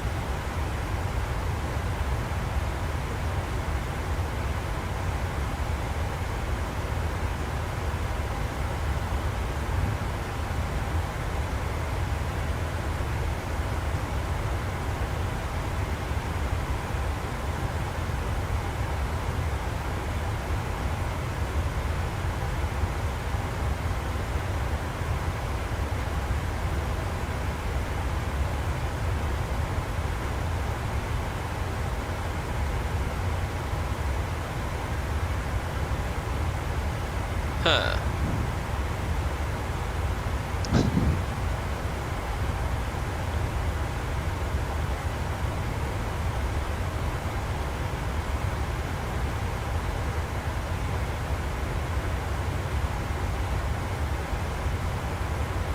So we are closing into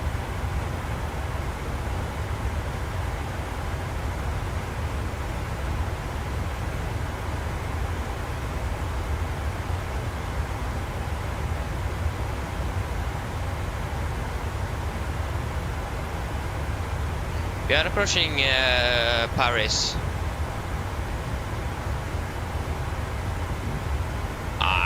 The sun is coming back. I thought we were finished with you.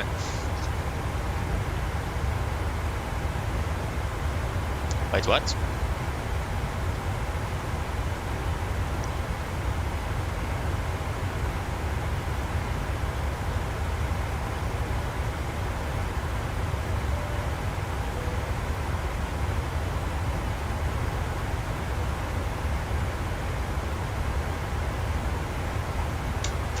Oh.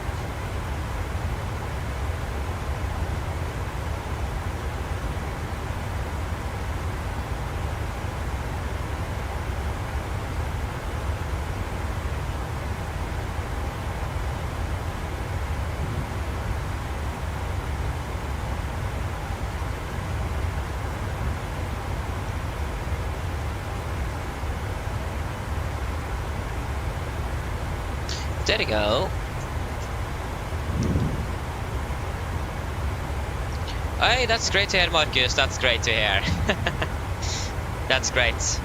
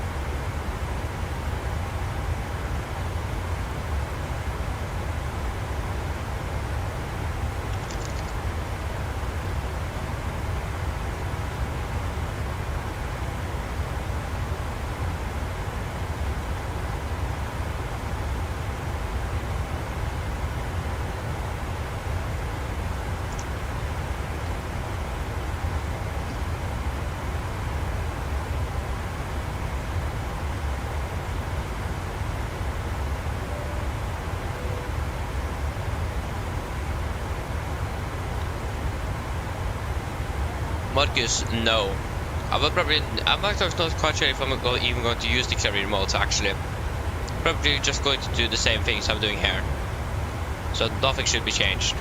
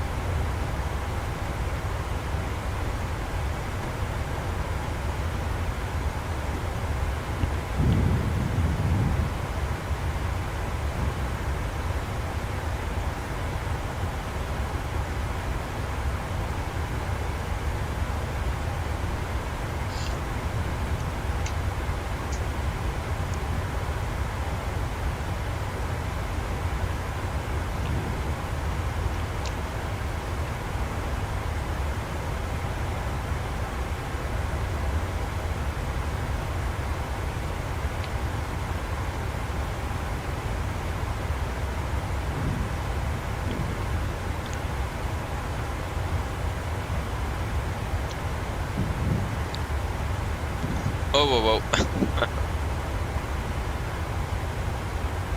Alright, we have Barcelona approach online.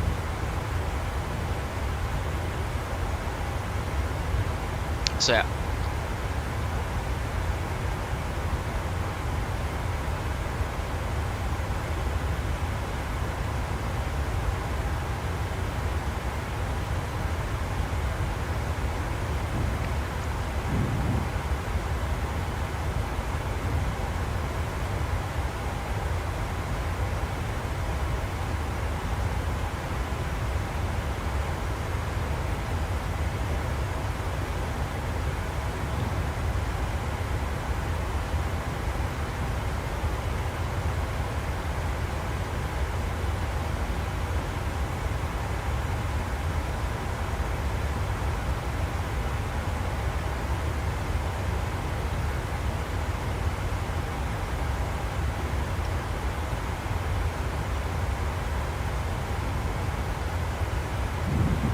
So yeah, we've got to do the next fuel check at 1650 on the latest.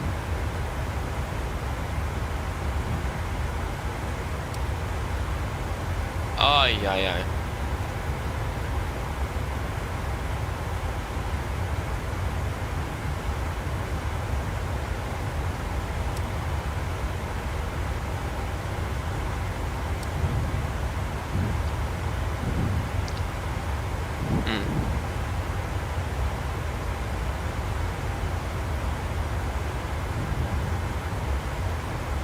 We need to wait a little bit longer to just check the next waypoint after Isak. I think it is Isak. Can't really confirm at the moment.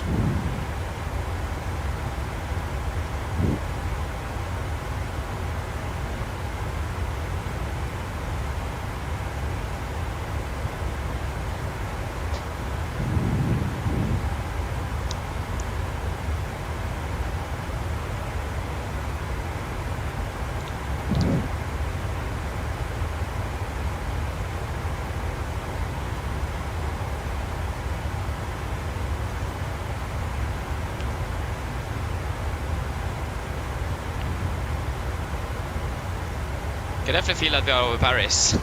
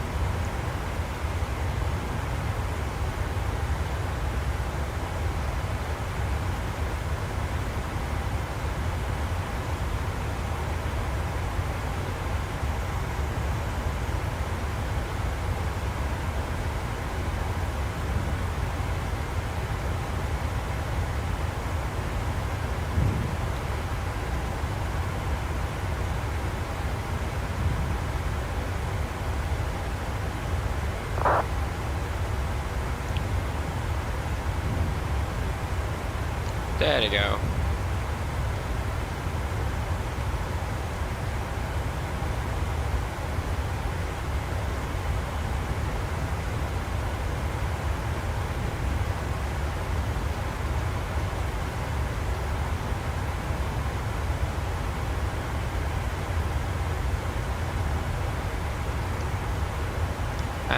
I think we need to do it at Isak.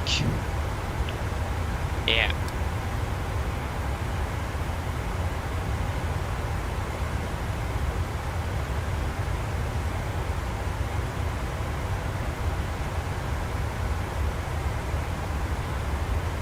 There you go, Isak. The code is, yeah.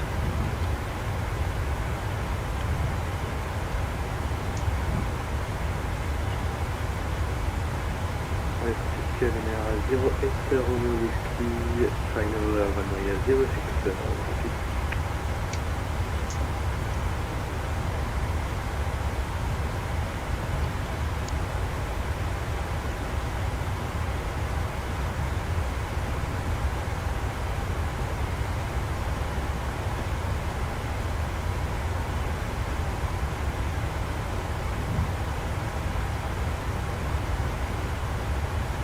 So yeah, these suck. 14 miles, yeah.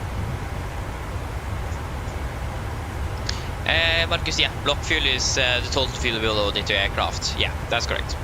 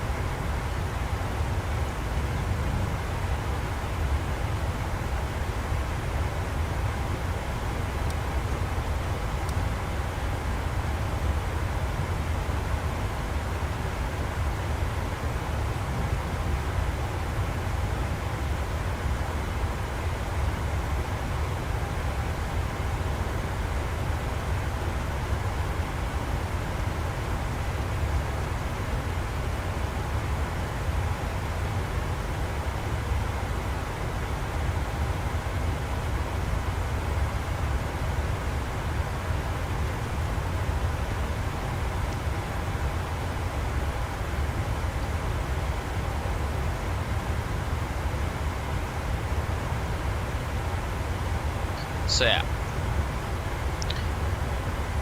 1728, yeah, 58. So these suck.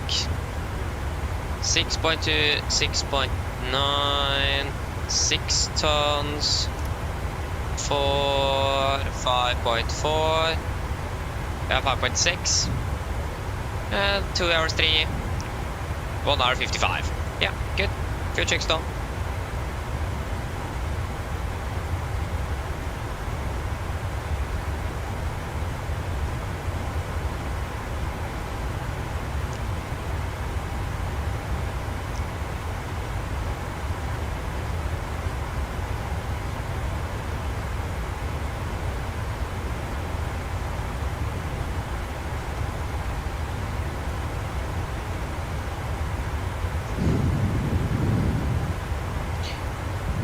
But yeah, Marcus, one thing when it comes to like the block fuel, one thing I will recommend is to round it up to the nearest 100. Because if you do the exact numbers that the Simref gives you, it might be like might be a little bit tight. So what GSX does, at least, they are GSX, but because they are loading the fuel on the ground for us, they round it up to the nearest 100 and then they add another 100 on top. So at least round up to the nearest 100. That's always a good recommendation. But at least GSX there also adds another 100. So yeah.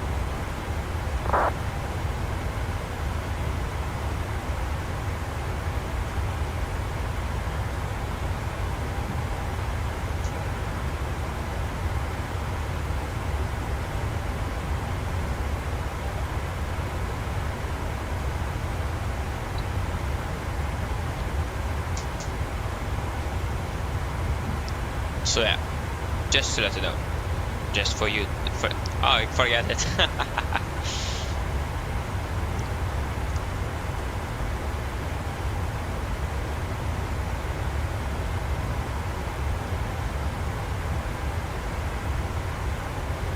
Yeah, 58, so about 10 minutes.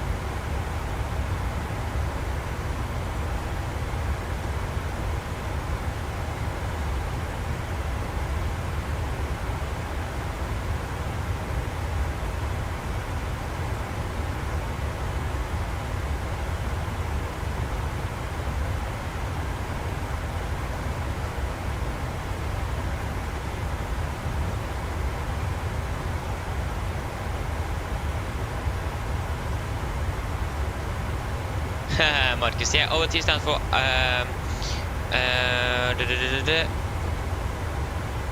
OT is basically outside temperature. I'm not quite sure what it, I think it directly also stands for outside temperature, but at least it is the outside temperature.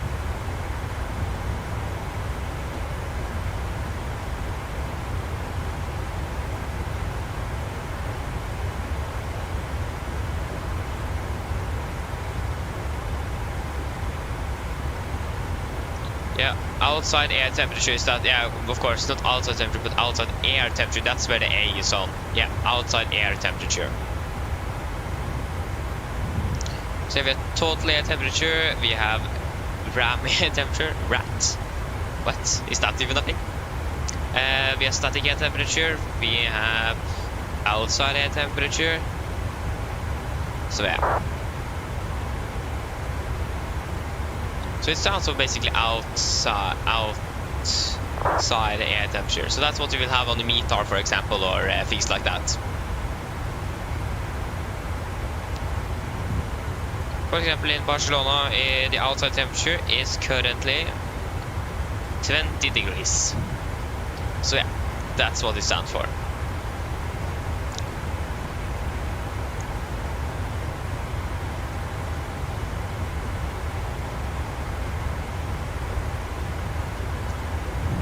Well, the sun is already quite far down here in Norway now. Okay, I mean, it's a bit of clouds as well, so that is also part of it.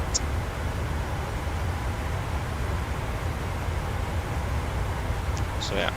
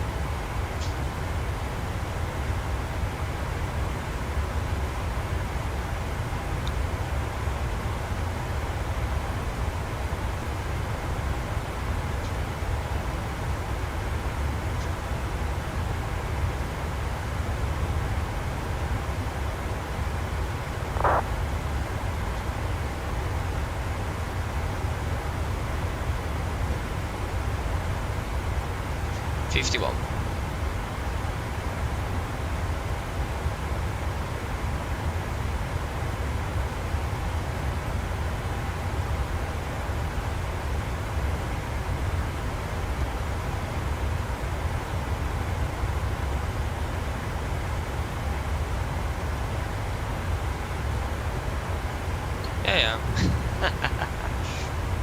So yeah, at least we have approach line in Barcelona, so but yeah, we don't really have that would be the great thing to have when it comes to like CPLC and so on, A cars, so you can request 80s.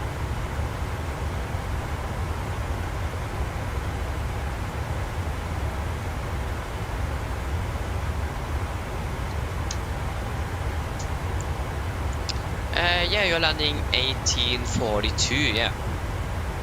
So you're basically landing about 12 minutes after we are supposed to depart. So when they're landing, we're probably taxiing towards the runway if you're ready. That's great.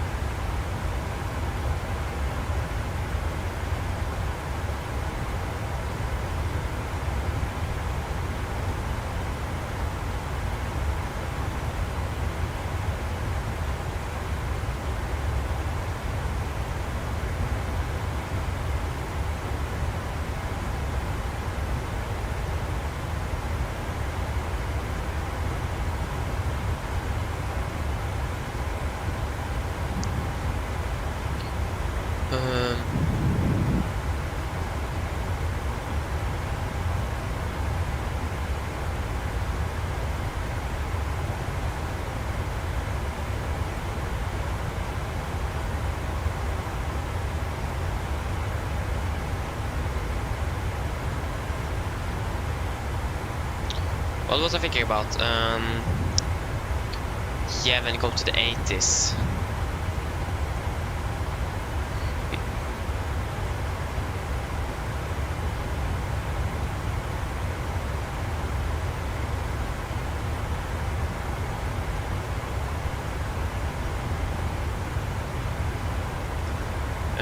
Arrival 80, so we at least have the text 80s here on Volanta, so that's great.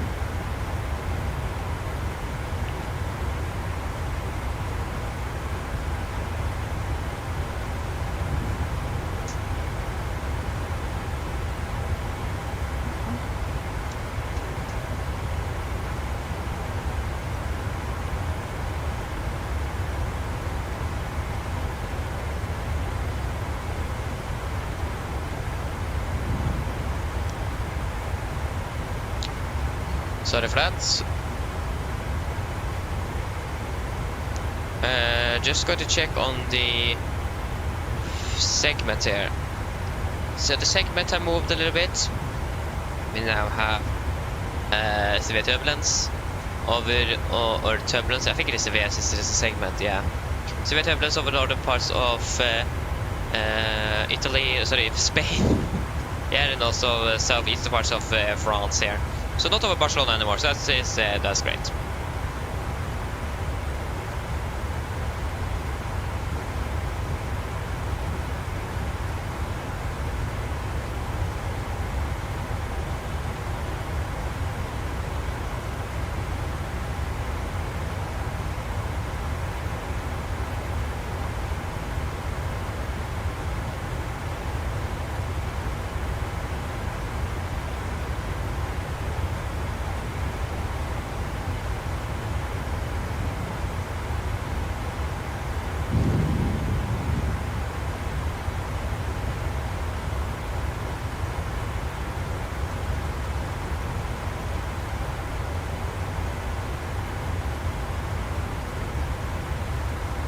Uh,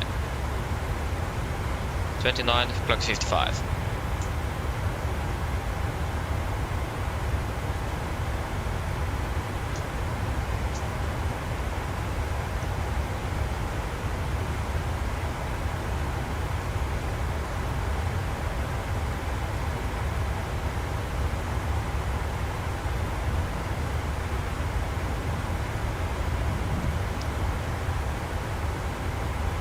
Yeah.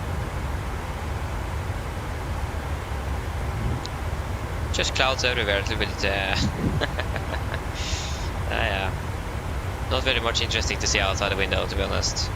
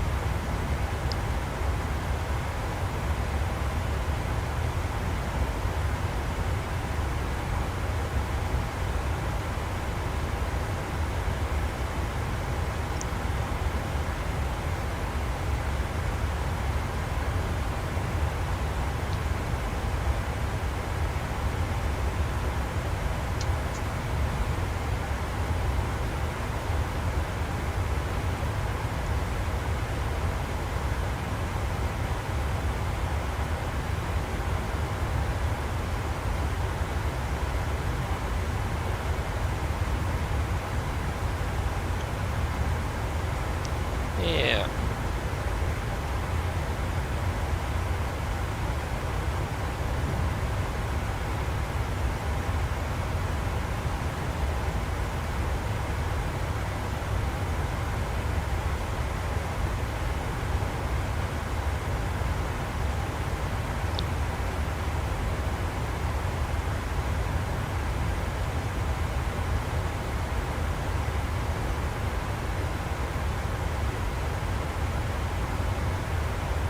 Should we call the camera crew?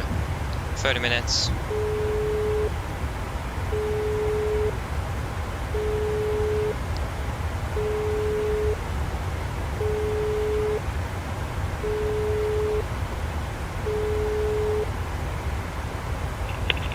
Hello, Captain. Hi. There is going to be about 30 minutes until descent. Thanks. Welcome.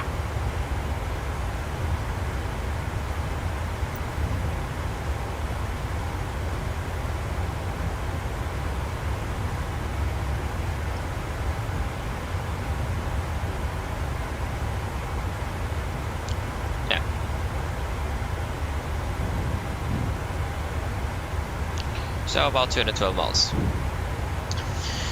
So this is Barcelona 80 information Bravo at time 1640 Zulu. Yeah, we will wait until these 1700 updates before we do anything else.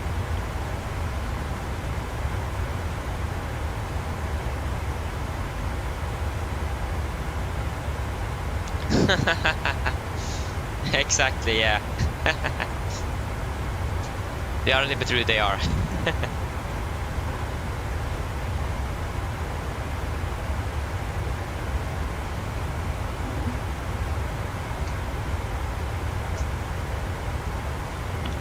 Yeah, I mean, what I'm saying there, for example, you're welcome, for example, it is not part of the script in the self-run cargo, so I'm normally not following the script anymore. I'm normally just freestyling a little bit to make it a little bit more variety and so on, more natural as well. And also it doesn't really recognize my voice anymore, so it doesn't really work.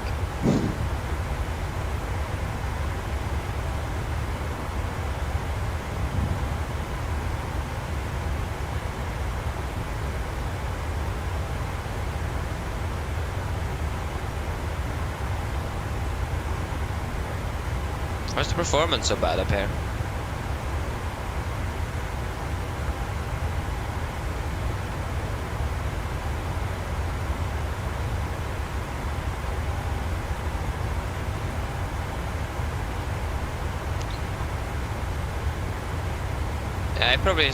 Probably something to do with the clouds, for example. That could be it. It is on ultra, so it makes sense.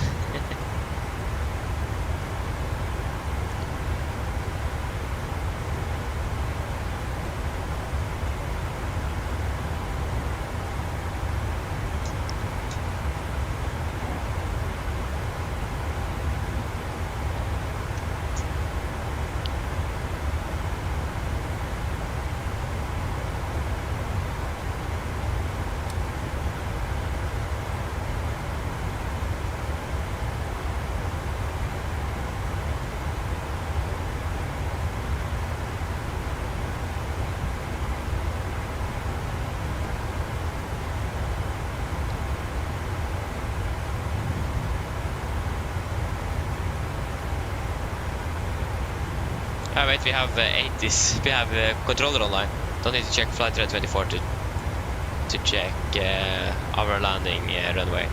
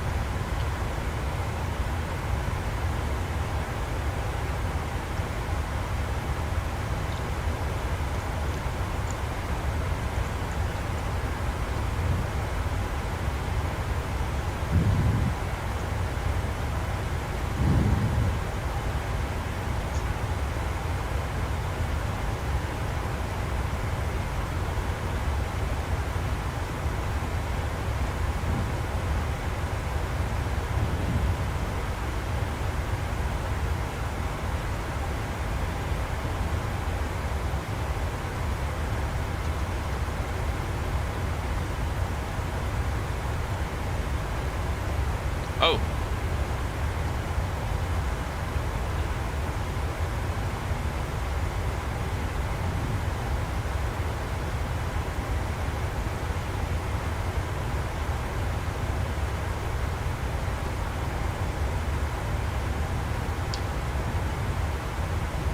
Yeah.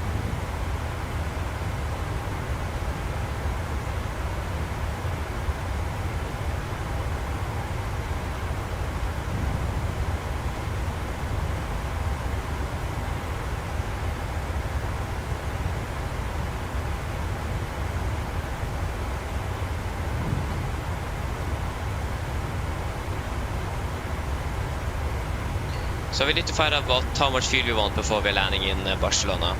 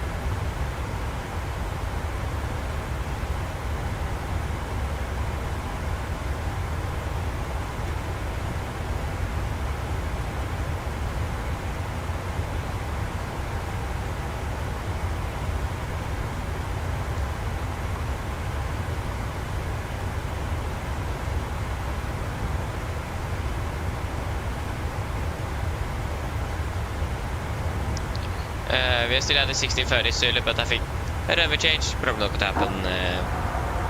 So yeah. 24 right, expect ILS Zulu.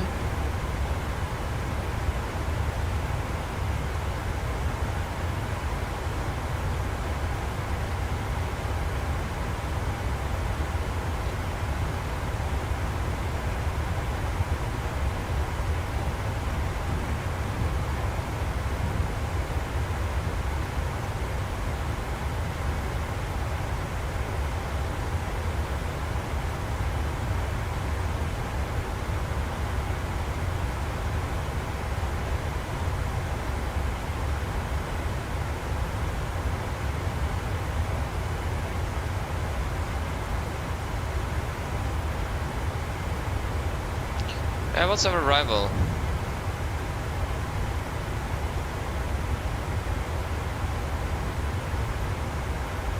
Alber, 3 November.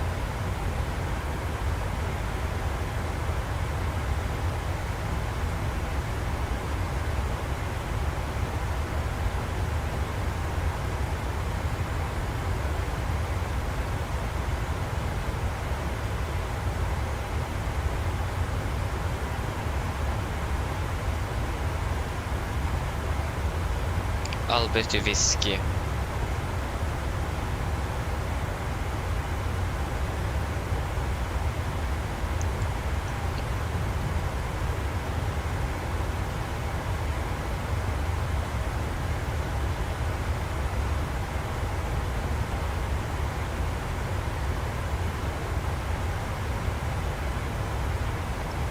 Choose 27012 1910.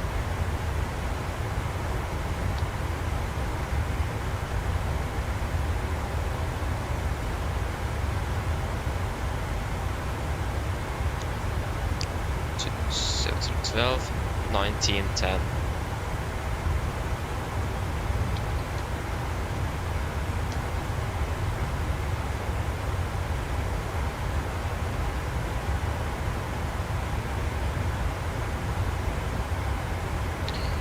What is the departure runway in Barcelona? Just got to check that. Got to generate a flight plan now for our departure.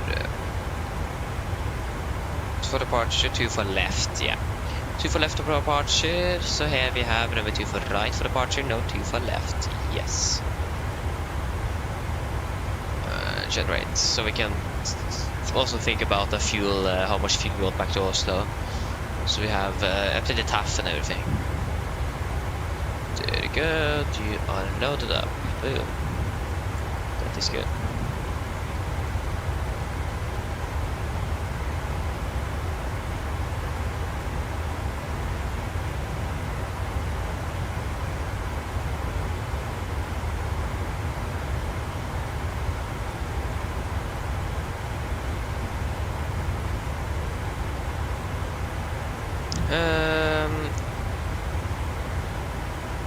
I can still wait a little bit longer.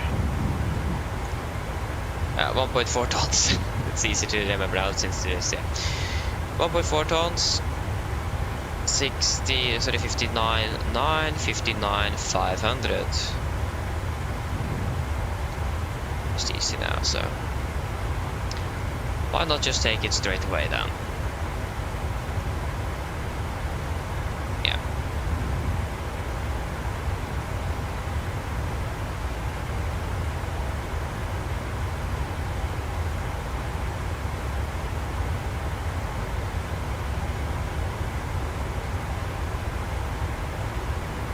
Beautiful sunset though. Unfortunate that we can't see a thing. It's just clouds everywhere. Aye, that's unfortunate. Yeah, should we probably begin to set up a little bit more? So we are expecting the ILS Sud 2 for right Arna transitions via Charlie Lima Echo is our transition. Yes. So 244 degrees. Runway 244. 244. 109. gate for 1095. 1095. 1095.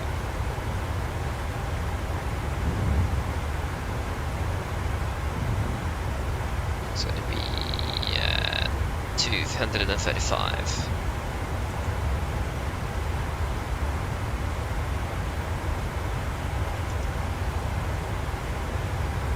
235. 235.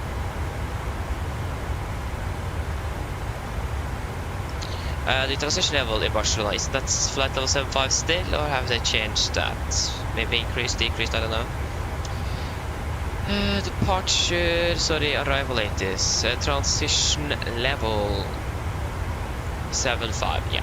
And if I'm correct, that is already what we have in FT. Yes, transition level 75 and energy is currently 1010. We can also update the winds.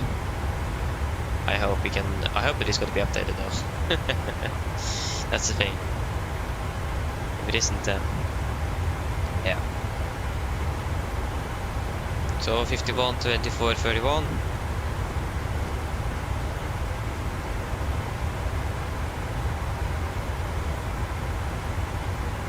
Nope, it wasn't really updated. Yeah. Oh yeah, we'll just taxi wherever ATC wants us. We're not going to request anything.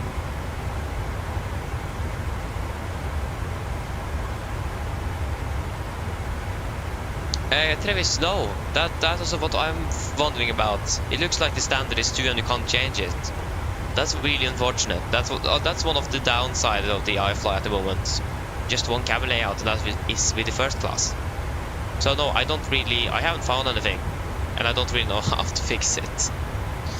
Yeah, it's really bad. Not bad, but it's really sad. Would be great if we could change it, but for now at least it doesn't really work. So yeah, hope that's gonna be fixed later on. That might be coming in a future update. I mean, most airlines probably aren't really using 2 classes either on their MAX aircraft, so it doesn't really make much sense to have 2 class configuration on that aircraft. But again, that's iFly's choice. Yeah, 14 feet like I said, so we're at 0, of course. Parking, no clue where we're going to park.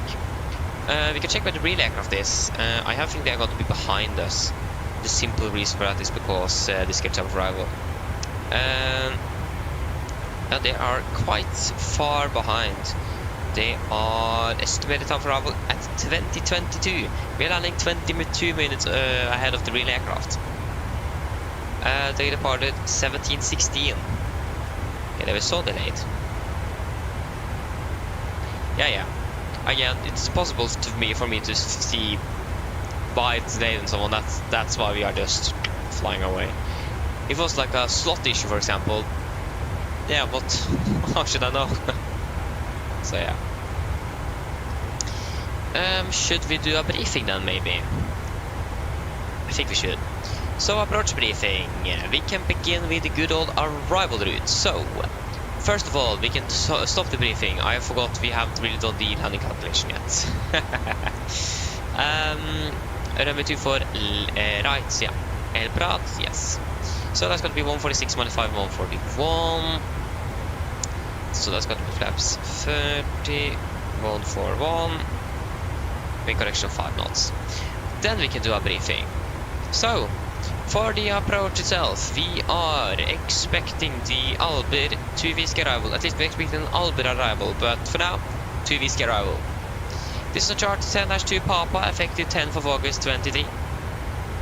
We are coming in via Albert, maximum 280 knots between flight level 250 and flight level 100. Just got to confirm that. Albert 28, 125, yes. Then we got to continue down to Bravo Lima for 69er, maximum 230 below flight level 100. Yes. And then we're going to Charlie Lima Echo above flight level 80. MSA at El Prat is going to be 6,400 feet.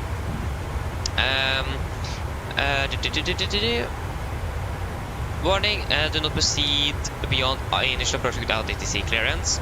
We have got a warning on the 80s as well, that we could expect RNAV transitions for approach instead of vectoring. So we might also expect a direct, probably for example, straight towards the initial fix today. That's at least a warning we have from the 80s report, and that we could expect the risky arrivals. Other than that, we don't really have any significant threats. It's a huge airport, that's the first thing. It is an airport we have flown to 3 times before, but still we haven't been flying that much into this airport. So a little bit cautious, read back the instructions, everything, and just be sure that we're taxiing correctly is probably a good idea. I'm not quite sure about the traffic situation at the moment in Barcelona, but also we have a bit of terrain as well through the north of the airport, so be a little bit cautious with that as well, in case of a gap ins, of course.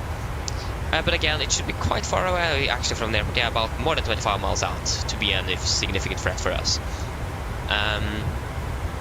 And yeah, the weather in general is looking good for now, so that is also great. For the approach itself, we can begin with the RNAV transitions for runway 24 right. This is on chart 11-0 Delta, effective 18th of May 23. So we are coming in via Charlie Lima Oscar or Salela VR, hope I pronounced that correctly. We're going to continue to Bravo Lima 449er and then to Bravo Lima 443, maximum 220 knots, maximum flight weight 0 and minimum 5,000 feet. Continue to Bravo Lima 439er, 435, 431 and then 427, 4,000. And then we're just going to continue straight on the runway heading. We also have a one here, a notification, so do not turn on final approach without ATC clearance or communication failure. So if you have communication failure, we are not going to turn on final. Again, for the approach, we could also expect a direct to an RNAV waypoint, so the fix itself. So we'll just wait and see. Either vectors, but it looks like it's going to be directs here today. Yeah, other than that, there is nothing significant to talk about on the RNAV transitions. For the approach itself, we are expecting the ILS for runway 24 right with Zulu. This is chart 11-13, effective 2nd of November 23. So, the initial fix is going to be Tävla. Then we are going to be about 11 miles from threshold runway 24 right. Reversing 244 degrees, ILS means 109.5, Bravo Charlie Alpha. 244, 244, 244, 1095, 1095, 1095. We actually tune in Barcelona 116.7 as well on standby. 116.7. The problem is so bad now, why? So yeah, we also have a box here, simultaneous takeoffs from runway 24 left as well, so that's also, especially when it comes to like go around, important to be following both the missed approach procedure itself and also eventual instructions from ATC. We are expected to catch the glide at approximately 2,300 feet. Glide slope is going to be a normal 3-degree angle with a minimum of 235 feet.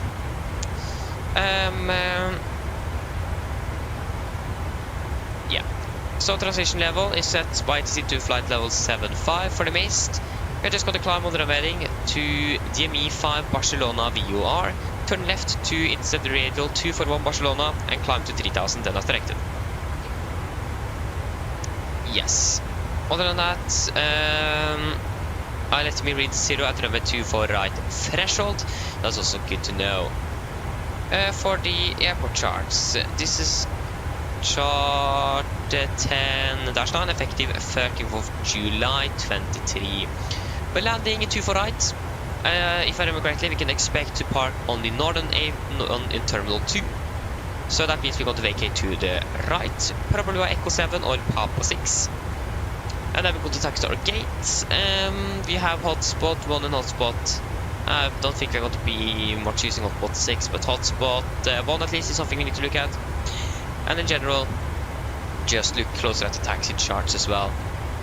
When it comes to the landing, I'm not quite sure what we should use when it comes to reverse thrust.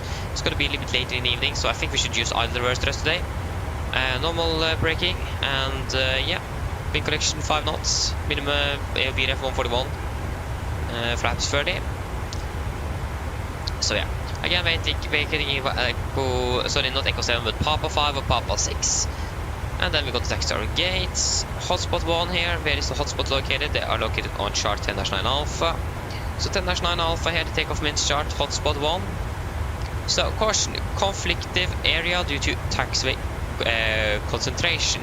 Special attention to marking and ATC instructions is important in this area. And I will definitely agree with that. So that's really important to know. For our parking stand chart, 10-9 Delta, correction November, effective 17th September 23. Again, Papa 5 or Papa 6, probably going to be taxied by either Sierra or Tango. Last time we parked in stand 105, not quite sure if we're going to be parking on either 100s or 90s, but we will certainly find out later on. So again, we're just going to taxi where the ATC specifies. We are not going to request any stands. So that should be it. There is only notable NOTAMs in Barcelona today was some centerline lights out of service and so on. So nothing significant there today. Any questions? Probably not. Then our briefing is complete then. But again, why is the performance so bad? Like, it is really bad. I'm actually surprised how bad it is. I didn't really expect it to be this stuttery. I haven't really encountered that in a while. The iFly plugin is up and running. That isn't fun. That's probably why.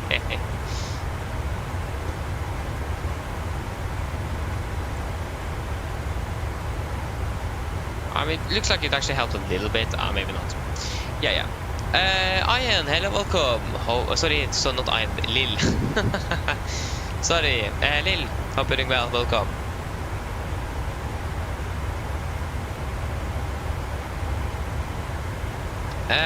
Five, 7. I think, yeah. It sounds good at least. Again, I'm not really sure, but it sounds good at least. I have a 75700X or something, so yeah.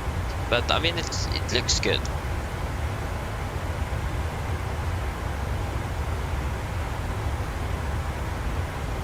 Oh yeah, over Brussels, nice. I think you already passed Brussels, to be honest. I think I was a little bit late on that. But yeah, I mean, Brussels and Brussels and Paris is almost the same, isn't it? Okay, now the instruments are a little bit too bright again. Again, the performance is so bad now, it's insane.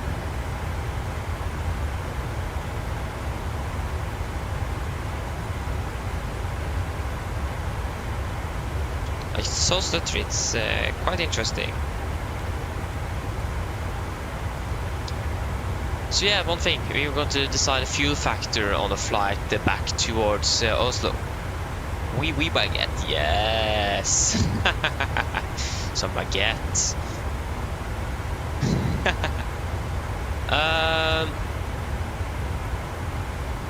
The block fuel is 10.8 tons to Oslo. The staff is saying good or bad weather. The staff is saying bad weather. 2005 Rangers was missed, or got a 400. I mean, we should be able to land, especially with like an auto landing, of course. But question is, should we add anything else? Because we have Værnes as our alternate. Then we're loading up about 10.8 tons or something. Was that what I said? Yeah, 10.8 tons. I mean, 200 tons. Oh, sorry, not 200 tons. 200 kilograms is not going to make a huge difference. That's the thing. So if you'd like to change that up to 200 kilograms or round it up towards nearest 1,000, wouldn't really change much. Again, do we really need more fuel? The weather isn't looking very optimal. 400 feet, that's 200 feet above the minimums.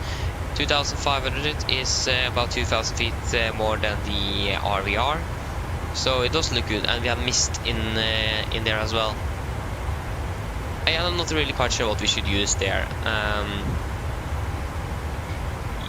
Yeah, I'm not really sure.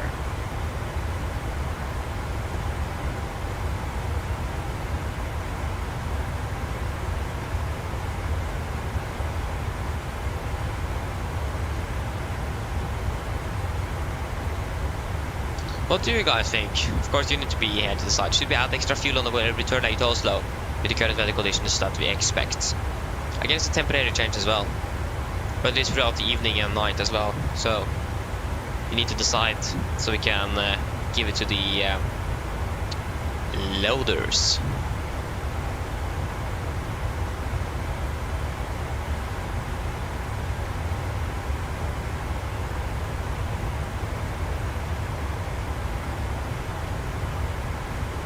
I should probably do our descent checklist as well.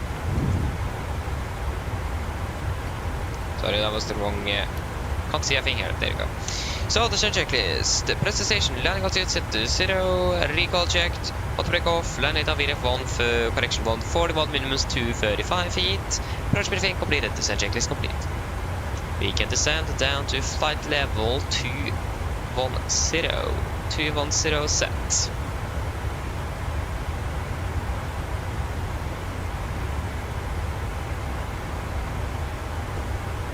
Yeah, that's the thing as well, Travis, like I thought about. We could do an auto land as well, so it would be safe to get down on first try as well. Unless there's anything else significant that is disturbing it though.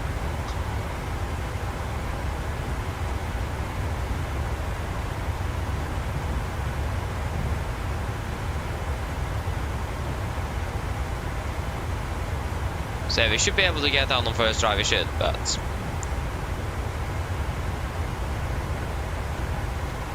Do all the runways in Oslo have it? Actually, don't remember. We haven't really done much auto landing in Oslo. Auto lands in Oslo. It took quite a while since we actually did the last one, so.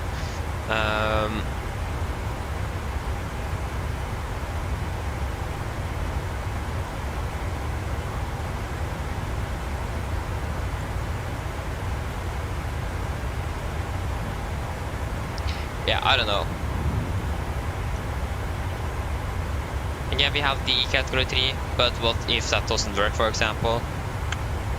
I'm not quite sure how the operations in Oslo are working, but again, we should be able to land on first try, but again, certainly something happens. So yeah, I actually don't know.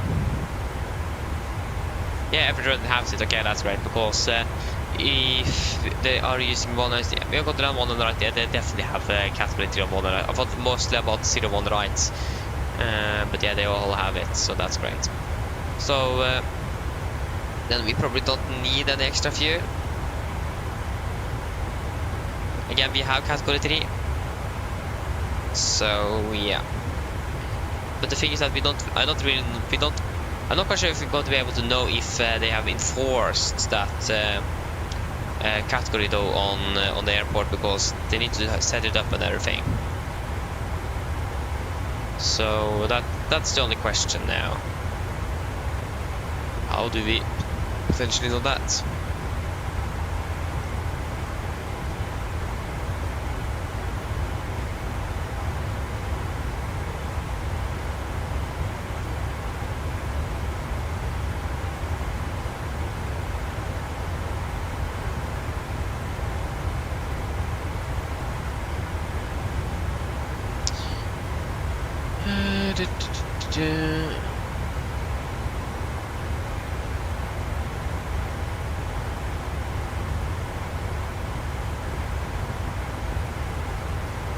Yeah, I don't think we need any extra. We should be able to land in Oslo. So yeah, we do have the category approaches. So again, it's temperature change, so it might not even have hit Oslo when we are landing. Might also be gone when we are arriving as well. There you go, the beginning of descent. Of course, now the clouds are gone. There you go, we've gone over descent. We are expecting to land at 18:02, so we expect to basically land in about 30 minutes. You could probably expect them direct as well to save some time. should probably have the weather for Barcelona.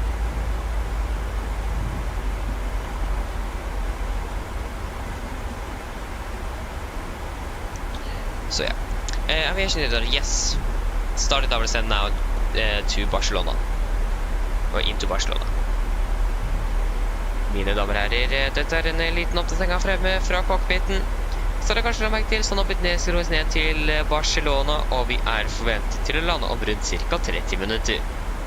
Her i Barcelona ser det ganske så greit ut for øyeblikket. Vi har litt grann vind kommende fra vest. Det rundt 19 grader, og det bare noen få skyer som rapportert i området. Ellers vi har hatt en veldig fin flytur med oss i dag. Vi tar klart å fly med oss, og vi håper vi ser igjen for neste flytur. Og vi ønsker dere en fin kveld videre. Og så beklager vi for forsinkelsen vi har hatt i dag, og så takker vi for deres tålmodighet gjennom flygningen. Takk. Ladies and gentlemen, this deck, we give the day for on the flight deck.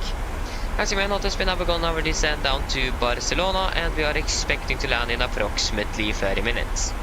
The weather in Barcelona looks to be quite good at the moment. We do have a little bit wind coming from the west, about 90 degrees centigrade, and just some few clouds reported at the airport. Other than that, we hope that you have enjoyed this flight with us today. Thank you for choosing us. We hope to see you again on the next flight. We wish you a pleasant evening. We are sorry for the delay we encountered today, and we thank you for your patience through the flight. Thank you. Of course, now it isn't turbulent. I turned on the seatbelt. Boom! It isn't turbulent anymore. It's so strange. It happens all the time. I really hate it. Yes, turbulence, finally. And then you turn on the seatbelt. Boom. Nothing left. Is that a bug or something? I don't know.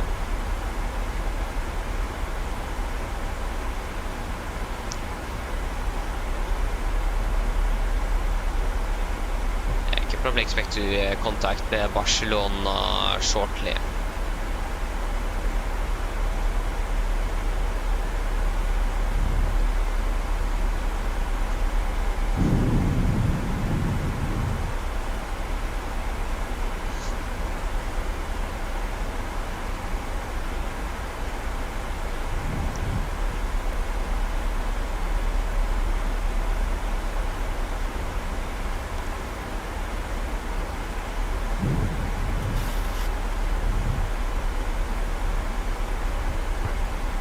Already past flight of 300, it's going quite quickly.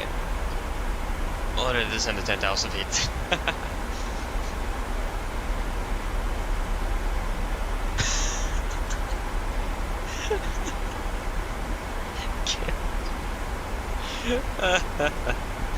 That's great.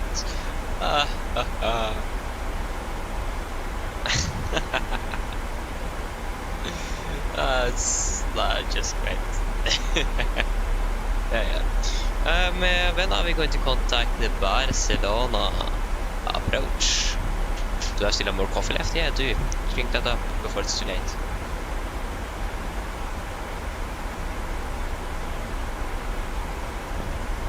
I do want to be able to sleep tonight. That would be great, wouldn't it? I'm not going to be able to sleep now because I'm laughing too much. That's how it is. Not the caffeine in the coffee, it's going to be my laughter.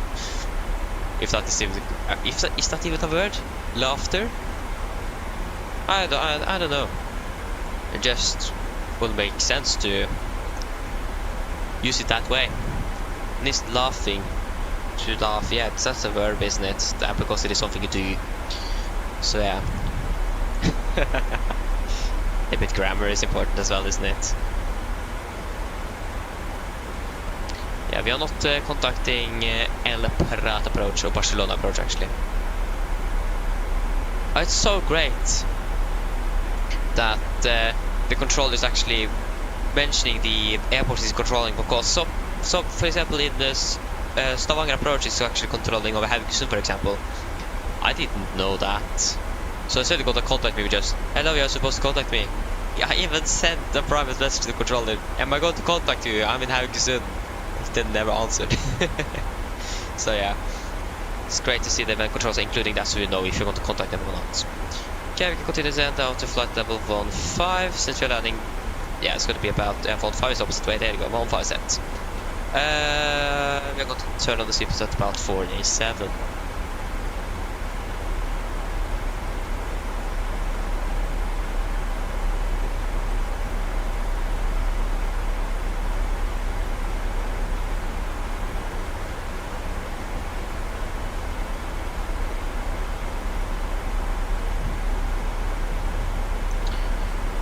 So yeah, at least now we got to live with the rest of the sunset.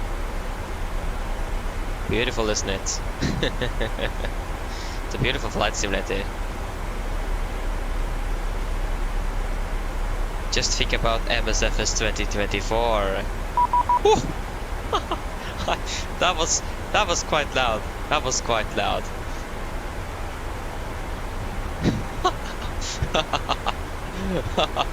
There you go. 131, 125. That scared me. 131, 125.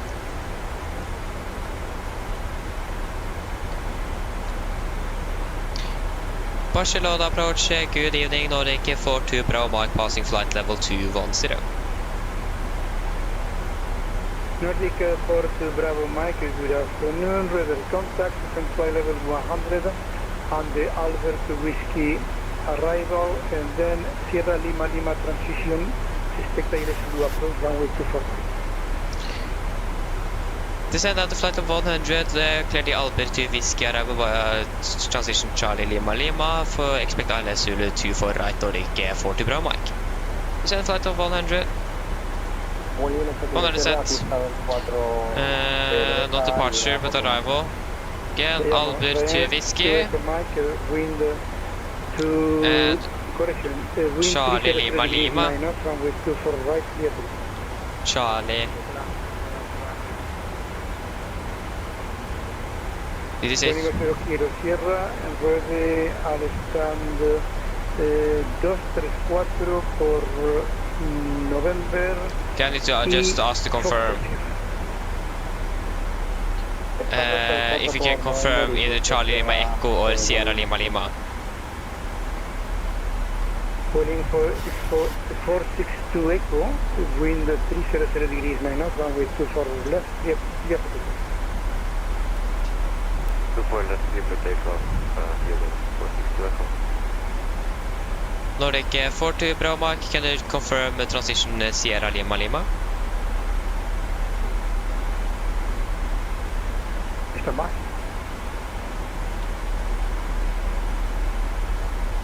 Negative, sorry, that was my mistake. Nordic 42 Bravo. After, Albert Whiskey is Charlie Lima Echo to Whiskey transition. After Albert to Whiskey, Charlie Lima Echo transition, thank you 42 Bravo Mike. One goes Quebec for you the same, sorry for that. Is Charlie Lima Echo transition, no Sierra Lima. Charlie Lima Mike transition, right there, one call Quebec. Charlie Lima Echo, Calais. Charlie Lima Echo, one call Quebec. Yes, there you go, we have confirmed that at least, that's great. So, no further mistakes would be great. I don't blame you, just... I don't know why I said that, forget what I said there. No further mistake, just forget that one.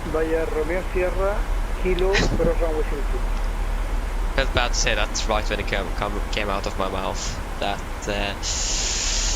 I regret to say that.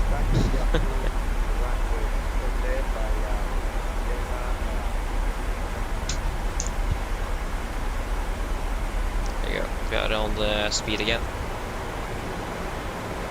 Yeah, that's a good thing. I overrode the alt throttle now and set us on speed again, so that's great. I'm not quite sure if that was me or just autopilot, but yeah. So, we are going to give the cab a call soon as well. Yeah. The latest point is we're actually... Yeah, we're approaching 1.5 now, so we are actually going to do it right now.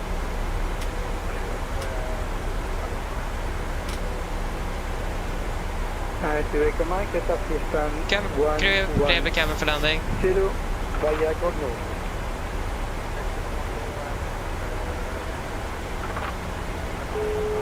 Yeah, exactly. They went to the intercom. Hello. Hi, Captain. Yeah, sorry, I called. It was a mistake. Sorry. No problem. See, can't recognize what I'm saying. Cabin crew, prepare cabin planning, not cabin crew to intercom. Wireless 1063, we're ready for taxi. 263, taxi via Foxtrot November and Delta. Actually, when I think about it, do I even have a geosync profile for this airport installed? To cross runway 24. I don't remember that.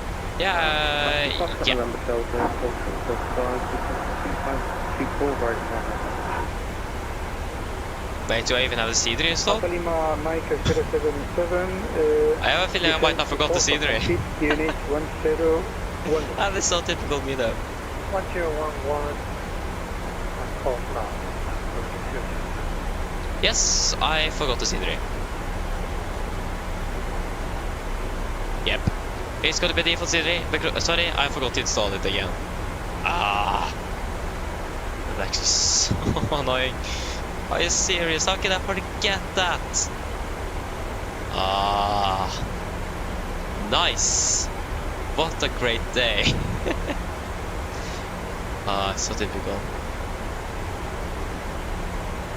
Again. Then you're reinstalling a computer. Wait, what? Ah. That was the wrong. Unit 462 Echo at 6000 feet. Yeah, I'm sorry, it's gonna be default scenery. I forgot to install it again. Oh. Get was stuck since I reinstalled my simulator and everything deleted again, so. And I said, so loud, I can't even hear myself think. But yeah, I did set this up at school, so I didn't have any chance to, yeah. And I forgot to confirm that I had installed. I actually installed the alternate airport instead. So that's great, it's gonna be default scenery. Yay! Ah, so typical. I really hate when I forget this. Thankfully that isn't happening often, but I mean, it needs to happen sometime. Fast go. Things that this default series are really bad as well.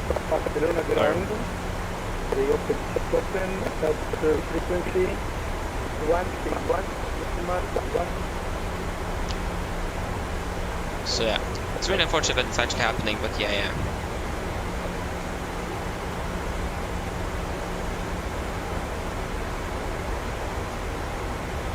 Almost that we should divert. Yeah, not really surprised that it happened. It's not typical me to forget that. How could I forget? I just remembered it was a long time ago since we flew to Barcelona, so it probably already installed. I didn't even think about it.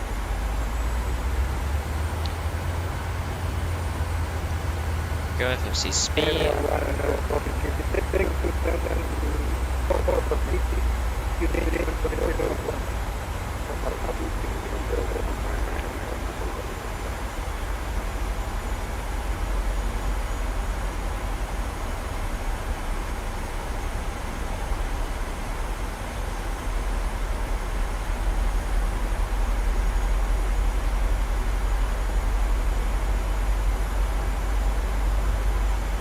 Now we have traffic. Okay, that's already out of conflict, or clear of conflict already. 2460 micro, fly direct to Berlin.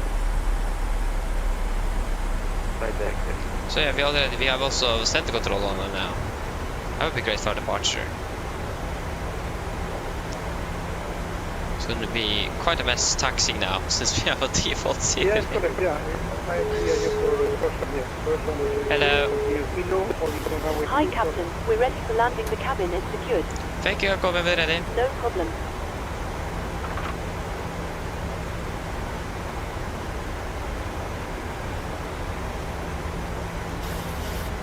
Yeah, we're just going to wait for the descent clearance.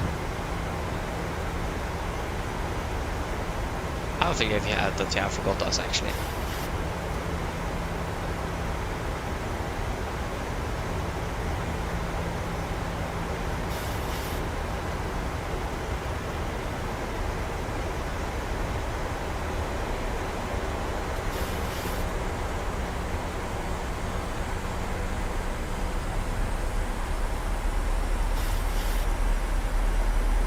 Nordic 4 to Bravo Mike, descend altitude 5,000 feet, QNH 1011.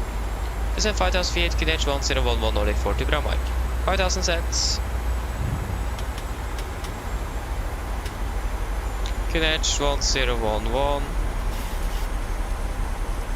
91 Golf Kilo for sequence 11.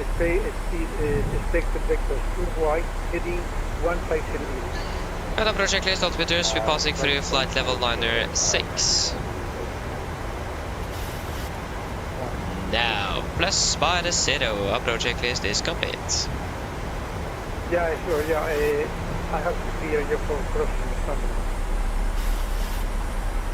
So we have traffic inside the front here.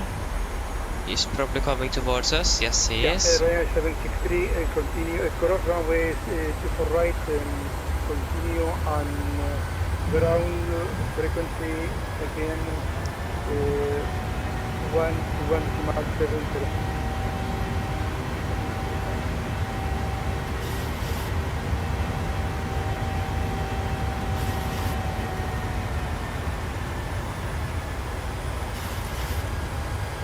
So we have traffic inside at least. That's good.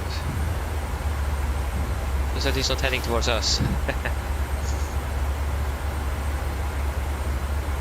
Ryanair 1 Golf Quebec, fly direct Stebla, clear LS2, runway 24.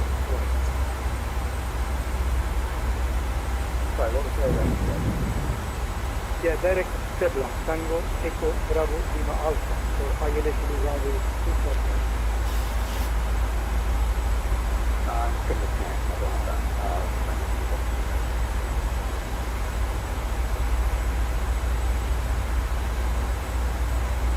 The ground on as well.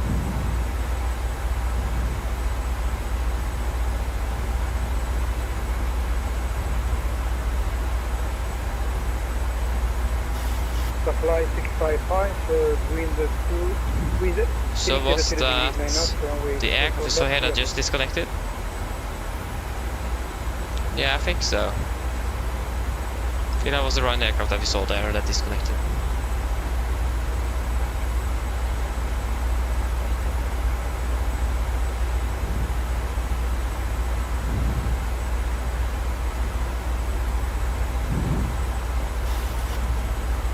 Beautiful sunset though.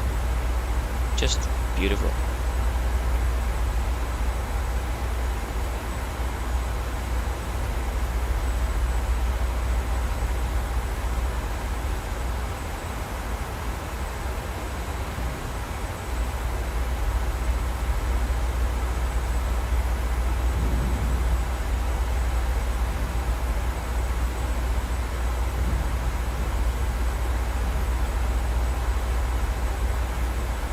Don't we see a lot of traffic in the vicinity around us here? I have traffic that... Yeah, that was the Ryanair aircraft from Bristol. He just turned at least, so... Blackbird 077. Ah, there he is. Sorry, he's not disconnected. He's there.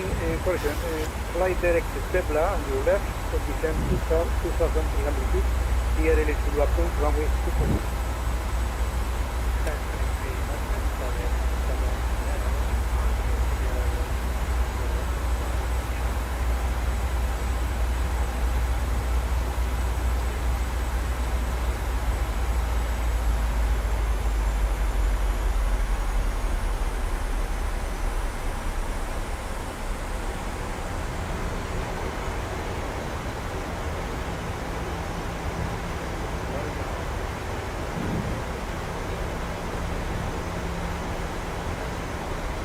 Ryanair 763, wind 303 degrees 9 knots, runway 24 left, clear.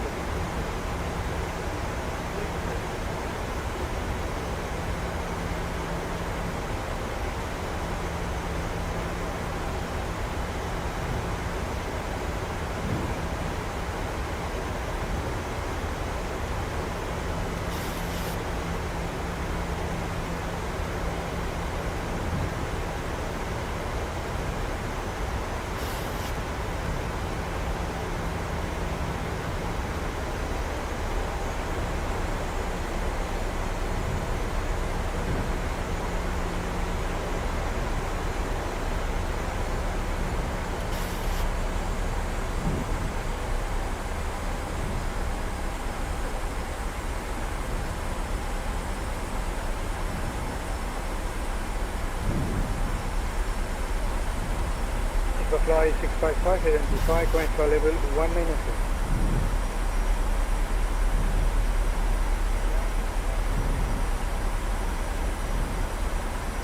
Yeah, where is the Ryanair? There he is. So when he is, when we are far enough from here, we can probably hopefully get a direct. 10 minutes. We should have landed 5 minutes ago. So we want to be landing within the next 10 minutes, hopefully.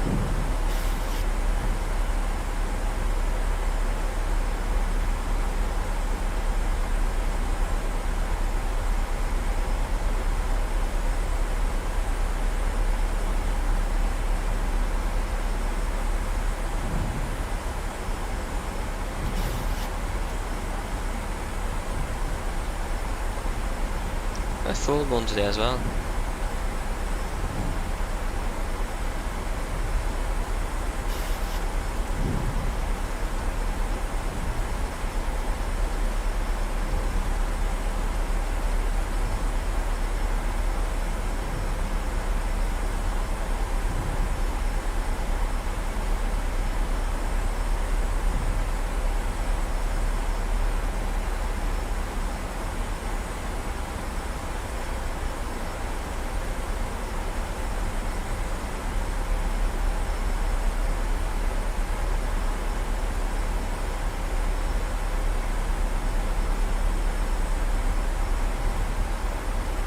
Hey, 763, identify, current flight level 196.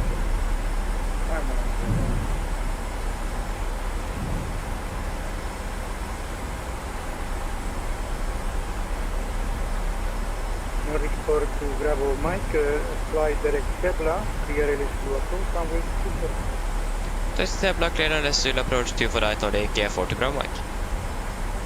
Tepla. Nordic 40 Bravo Mike, send 2300. Send 2300 feet 40 Bravo Mike. Tepla, confirm. And 2300. 2300 set.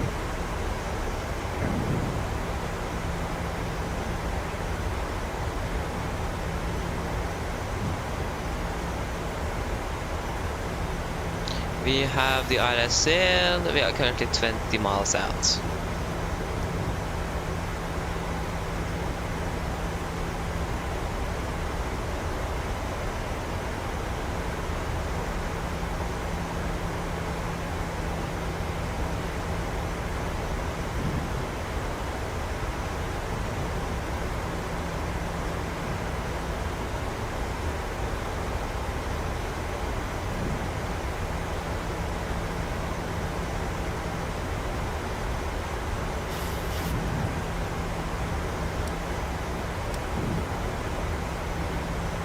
So yeah, we're a little bit high, but it looks like, yeah, we're going to catch that without any worries. So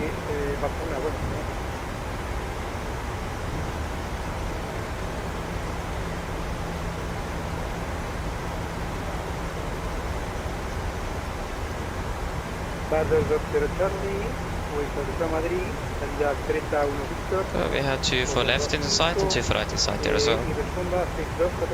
Yeah, then heading 244. We are 19 miles out. Wait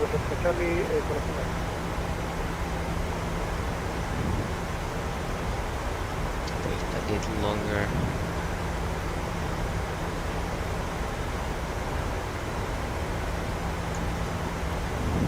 I think the distance from where I shouldn't catch glide is like 21 miles, so you don't catch anything you shouldn't. I did pass that, but we are not really on the center line either yet, so.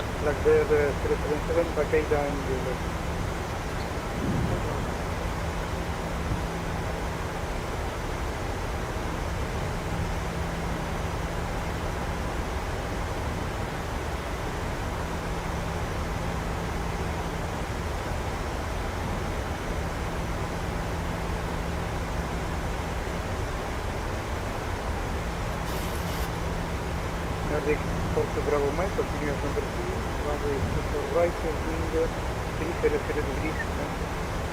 Continue number 2, Nordic 40 Bravo Mike.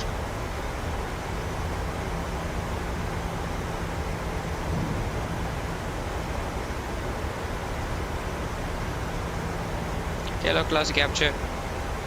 Ryanair 763, fly Oh, sorry. direct to Vladimir. Disregard. That was FMC speed. Flaps 5, speed checked. Speed into vent. Speed to 10 knots. That's the go.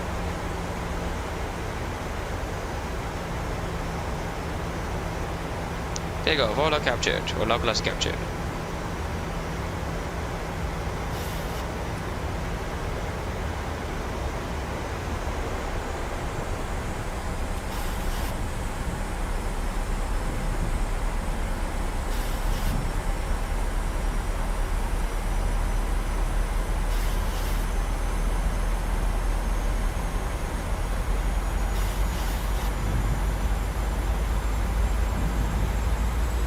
Again, we are currently number 2.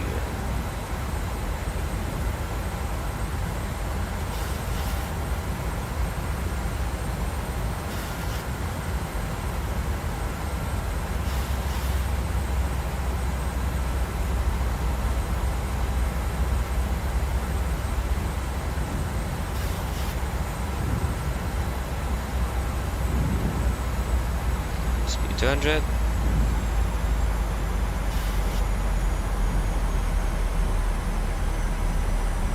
Fly 655, fly direct for Jensen. 2500. Okay, speed 180.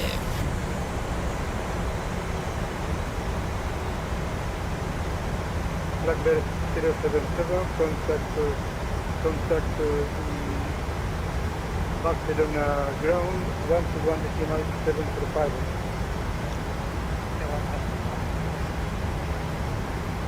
Magic for Bravo Mike, clear plan runway 24 right, wind 03 degrees. Clear to land 24 right, Nordic 40 Bravo Mike. Classic captured, Mr. Approach altitude. 3,000 feet.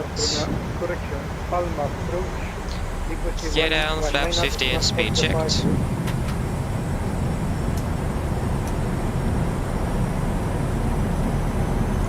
Cabin crew take seats for landing, please.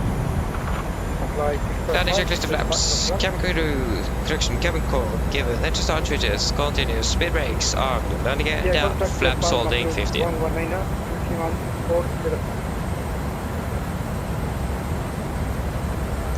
Speed 160. Ryanair 763 contact Barcelona control 122. Actually, final speed 146. Okay, I don't really like the high building right there. Flaps 30, speed checked. That one right there isn't really nice. Complete land checklist, flaps, 30 plaid, 30 green light. Land checklist complete. Right.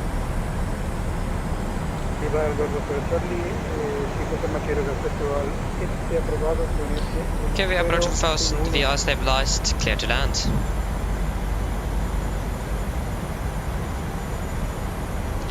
Disconnecting.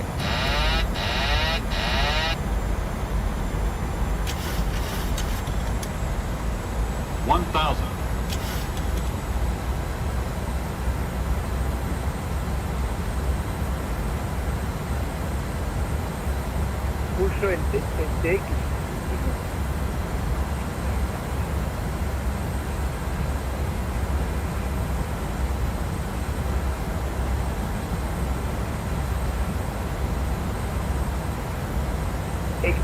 I sí, tengo que abrirlo, ¿no? Repítese, X-Ray Charlie, ¿no? X-Ray Charlie.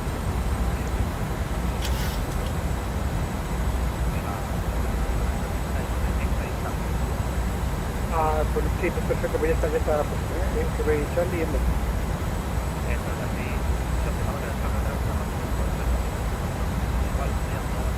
400.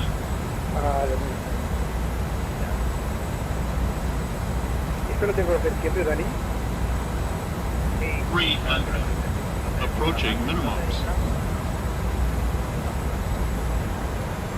2 minimums. Vale, por la punta. Continue. Entonces las 3 en verde, por lo que veo. 100.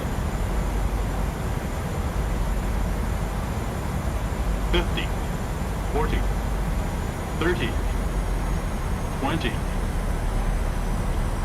10. The performance is really bad. What is actually happening? Reversers, please. There you go, thank you.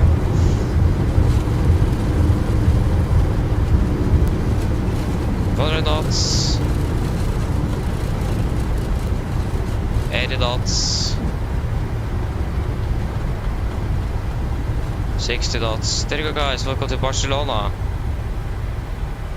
Flight time 3 hours 10 minutes. The worst thing here. This is a default airport. I forgot to install the scenery and it's so laggy. What? That's actually insane. I think it is something wrong with the computer today.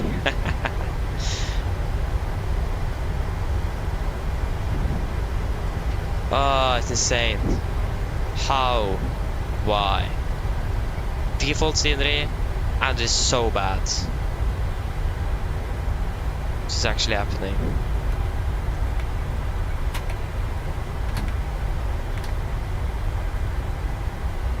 Okay, that's actually insane. I would never have expected that. But again, we did expect some performances on cruise as well. Okay, I really hate that I forgot to install the scenery. It's so typical to forget that as well. Ring 42 Bravo Mike, contact Barcelona ground, frequency 15.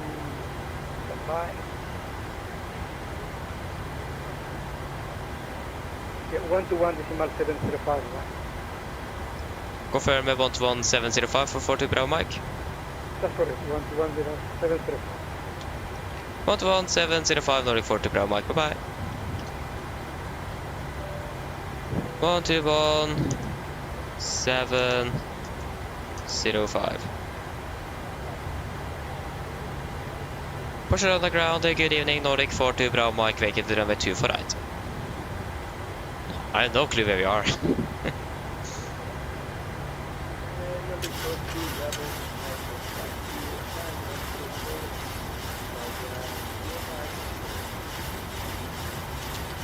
Taxi stand 134 via Sierra and Kilo November Nordic 40 Bravo Mike.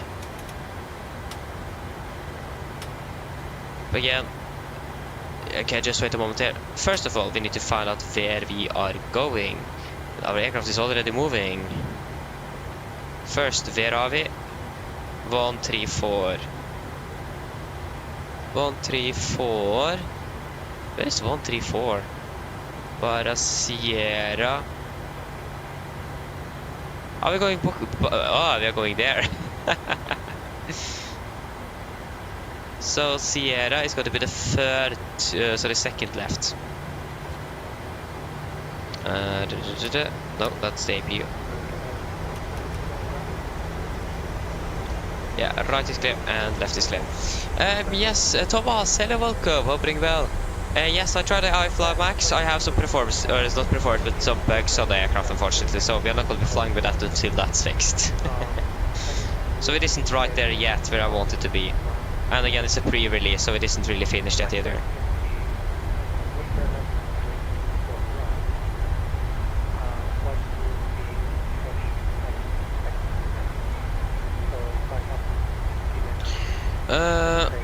TK, hello, welcome, opening well. Yeah, it's really strange. The FPS just bleh. This is so strange. Still don't know what's happening. And again, I forgot to install the scenery today. So this is all default, nothing else. Default. Just insane. Now it is good. So yeah. Yeah, I know the also performance is always bad, but again, this is just default. So yeah, thankfully I didn't actually get a Paris terminal gate.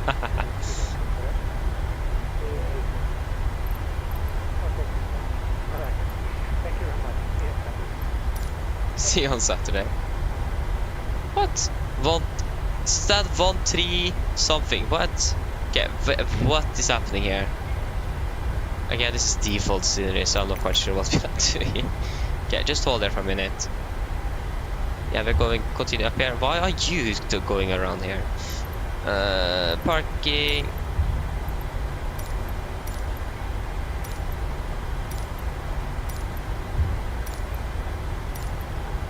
$134. No. Yeah, just Swiss then. It's going to be left here.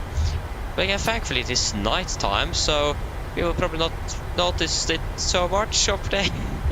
That it is default Sidri. So mad that I forgot that. I'm actually so mad at myself now. I remember to install it of an alternate airport, not our actual destination. So that's great. I don't even see any. What? Where are the ground crew?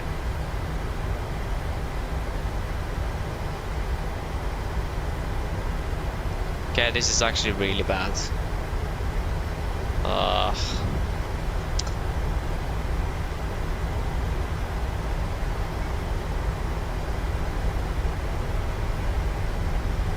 Yeah, the thing is that I haven't changed my settings, and last time we landed in Barcelona, everything was okay. So this is really strange. Never encountered anything like this before. Our parking stand, we just passed our parking stand. There's nothing here. Where is our ground crew? Are they all the way over there? Okay, this is actually getting me very frustrated. Cargo GA. No. Where are we actually? This is cargo terminal. Why are we at the cargo terminal? Did you think you had cargo aircraft or something? I don't know. Ram 3.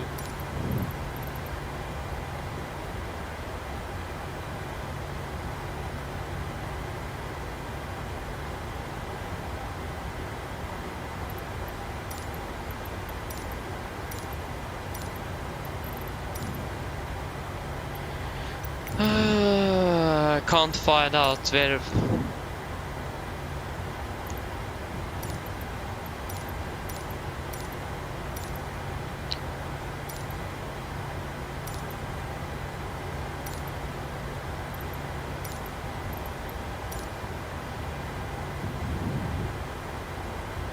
I still can't see any traffic or any AI. I can't see GSX loading up anything anywhere. I can just see something happening about there. That's like, what? That's not stand 134. Okay, now I'm actually mad. Now I'm really mad. Okay, this is frustrating me quite a bit now. Why can't this just work?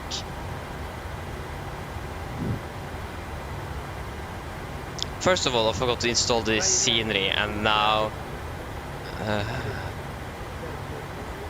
mean, it is the Aerosoft, is it Aerosoft or Sigma? I don't really remember. At least it is theirs GSX profile I have installed.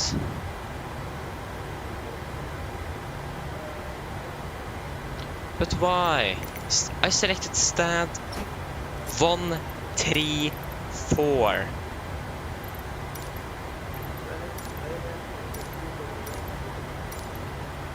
There is no other stands that is called 134. Why do you spawn all the way over there? So I have to restart it.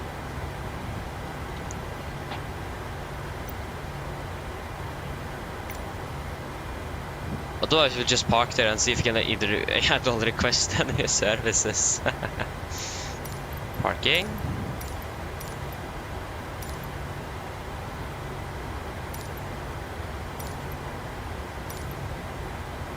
One, 3, 4. No. Just that. We should expect something here. Nothing comes. But what's happening over there? What? That's not stand 134. That's here. If you try 133 or something instead. Bad for the controller. I'm sorry, controller, but 134 doesn't really work at the moment. 133, and we can actually take 135 because that's ahead of us. No. Swiss International. Are you serious? Why? That doesn't make sense. Which stands at like 163. If you try 163 instead then. 165 or something. Ah, I passed it.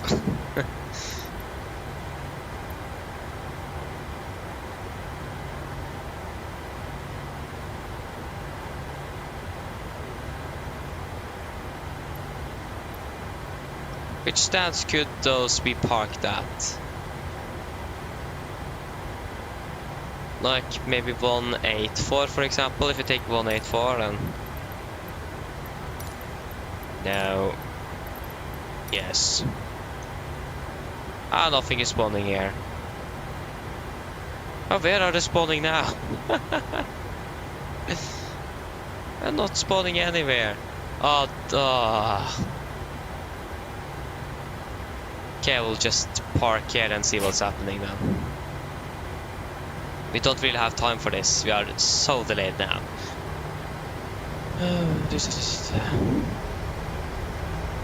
I still don't understand why we got assigned over here. That's really strange. This is not where I would expect us to be parked at. J6 probably have some problems reading the scenery or something, I don't know.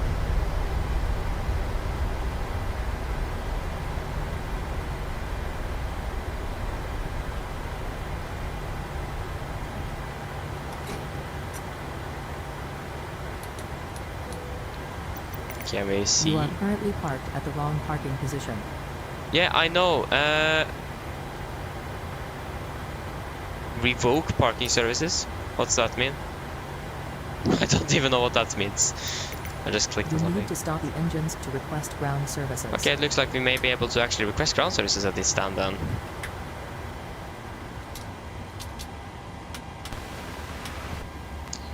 That is good to know.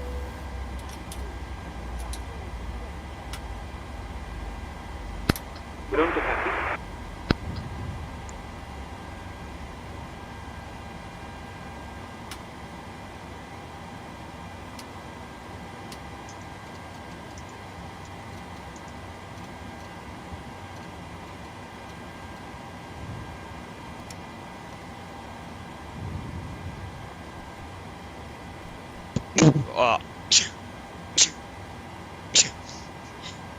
Oh, excuse me. Yeah, we can actually request e-boarding. The boarding requested. As long as we have services there, I'm happy. This isn't going the best, is it? Go ahead. Could have gone better if we could. Like GS, like set for the cargo. Oh, there you go. Now it won't recognize GSX. Read it loud and clear.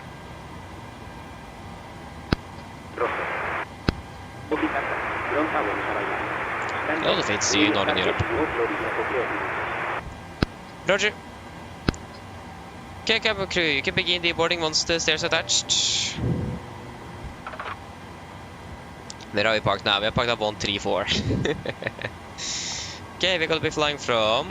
Okay, we actually... No, wait, we need to do the shuttle checklist, of course. And can we please request some chocks and a ground power unit will be nice to have here. Won't really complain. At least the residents here won't really complain. The airport management won't really complain. There you go. Shutdown checklist to the line. Fuel pumps off except one for APU. Prop it off. Higher up all set. Flaps up. No light. Parking brake set. Engine start gears cut off. And weather radar off. We need to remember to actually turn off the radar nevertheless. Shutdown checklist complete. To the line is complete. Flight time. 3 hours and 9 minutes.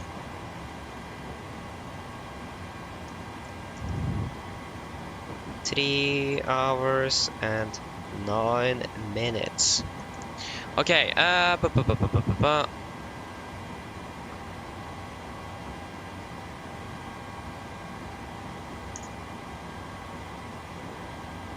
Anyways, they actually could actually use the default PMDG stuff indeed, but yeah, I mean, at least GSX is working. Just really don't know which stand we are parked at. But yeah. Yes, I have school tomorrow. I have. But I mean, I will get about 7 hours of sleep, so that's good enough. Need minimal 6. Should actually optimally have about 8 hours, but yeah. This is what I do, so... Okay, shuttle checklist per line, technical completed, EFB is completed, shuttle checklist is complete.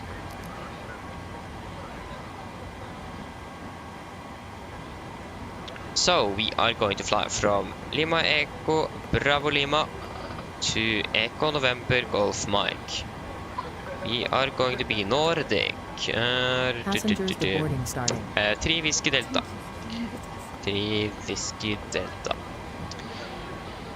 Just going to confirm that we have loaded that into VATSIM. I'm just going to hope that the performance is not going to be that bad into Oslo. And again, it looks like we need to do NOTAM as well, so if that's going to be the case, that could be bad. That could be really bad, actually. That would be frightening if the performance is going to be like that into Oslo. I'm already scared, to be honest. I don't really like the prospect of that. 3 Whiskey Delta.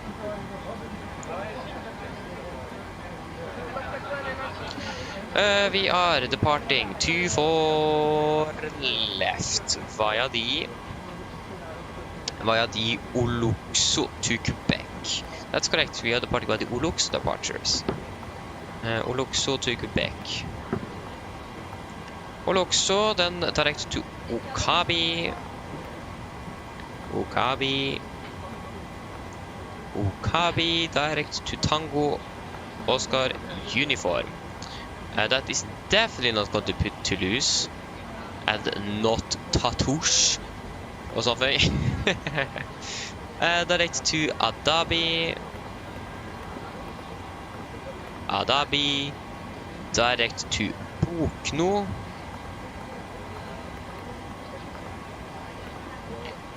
Bokno, Uniform November 858. Uniform November 858. To Vanad, and Uniform November 874. Vanad, and then to Vekin, Uniform November 873. 873. Vekin. To Aduto, November 873. Aduto. To Bedum.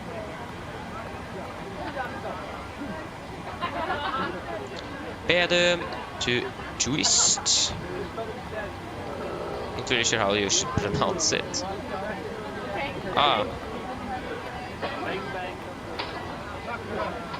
Misclick.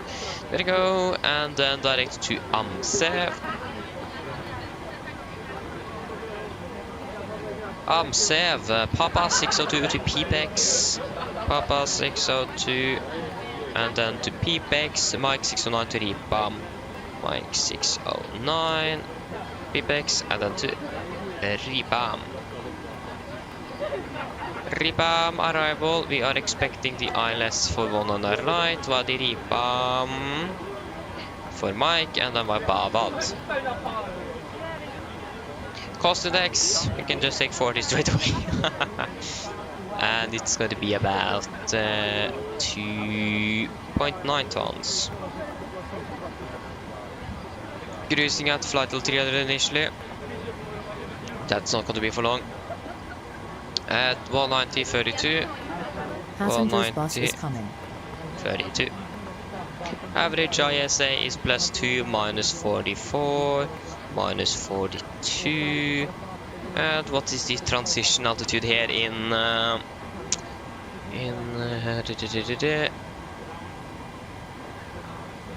is it 6,000 feet in Barcelona? Yes, 6,000.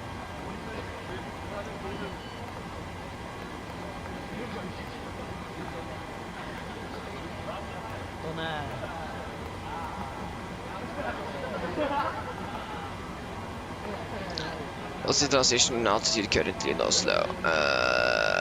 Expect less RP approach, transition level 80. 80. And the QNH in Oslo is bad. 1016. But in general isn't good. 016, execute. At least the good thing is that now the performance is back up today. So probably it's just some problems doing in the flight, doing the first flight or something, I don't know. We'll find out.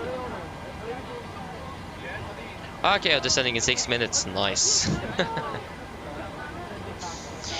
And we were way too bit. I mean, the real aircraft haven't probably even landed yet, so I mean, they probably just landed now.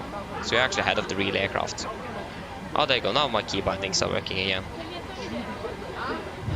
We want to check out the engine outside for level 25, right? Oh, this one is a little bit old. 25 left, so 24 left, 25 and old.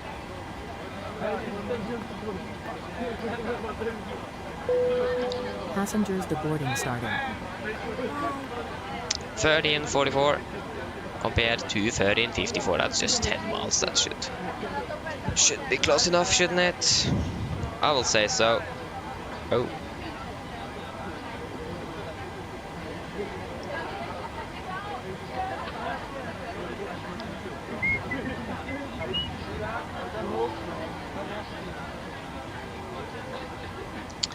So yeah, I think we have been really unfortunate with with our flight today.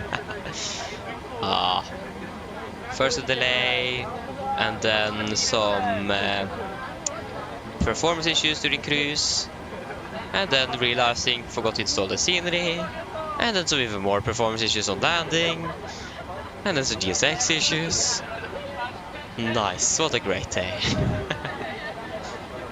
Beauty of flight simming, isn't it? Isn't it? We can turn off you now. Should probably request a fuel truck. Refueling truck is on its way. Please don't load aircraft until the fuel truck arrives. What can we remove? We don't really need the star, and the seat follows slow, so we can remove both of you. Other than that, the rest we can just have it, just in case. Saved. The Uluxo to Quebec is our departure. That's Uluxo 1 Sierra, Uluxo 1 Tango, Uluxo 1 Romeo, Uluxo 1 Zulu, Uluxo 1 Juliet. When are we coming to the 2 here? Uluxo 1 Kilo. Oh, where is to Quebec? What? Oh, there you go, we have an Uluxo down here. Uluxo 2 Fox, finally 2 here at least. Uluxo 2 Quebec. There's a lot of departure in just one here. There you go, Uluxo 2 Quebec.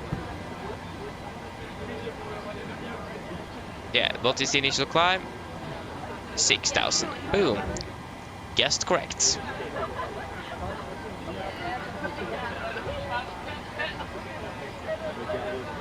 So at least I'm not arriving here. I mean, the good thing with this stand at least is that we don't really see the buildings. And since it is default buildings, I'm really happy with that. And the good thing is that it is night as well, so yeah, I mean that's a good thing in itself now.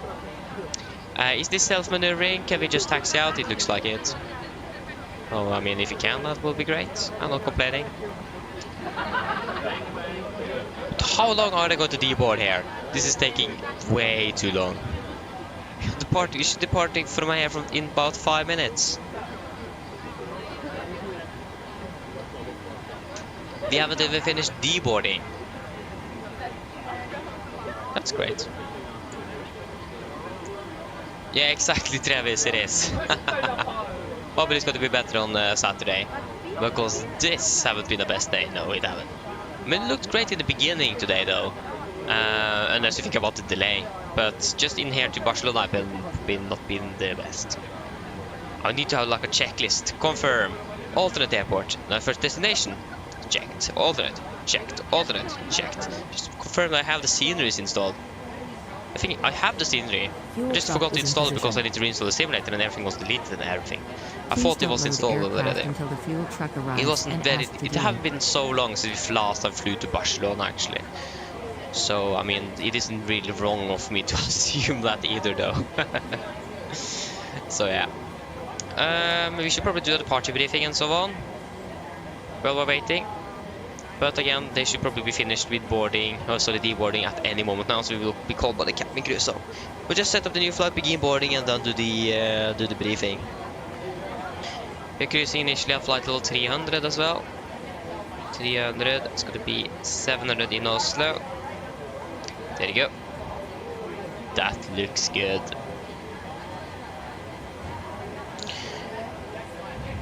Oh.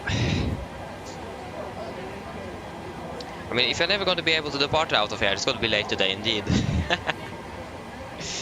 Ah, great. We have scheduled time for travel is like 5:05 or 21:55, 23:55 Norwegian. I'm like 5 minutes before midnight.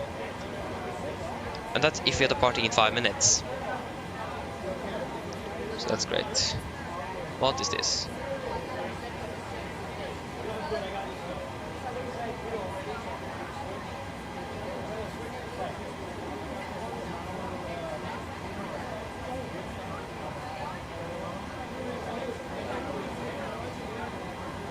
What is this?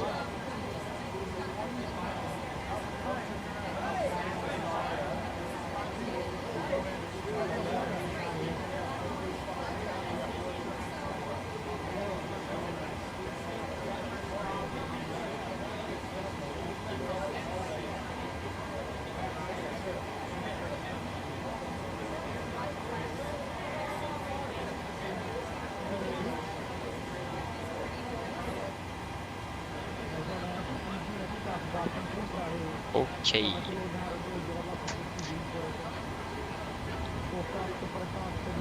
But when are the last passengers going to leave the aircraft? There is... Okay, it's actually 5 passengers. Okay, I will just unlink it from GSX. So we can just get them out.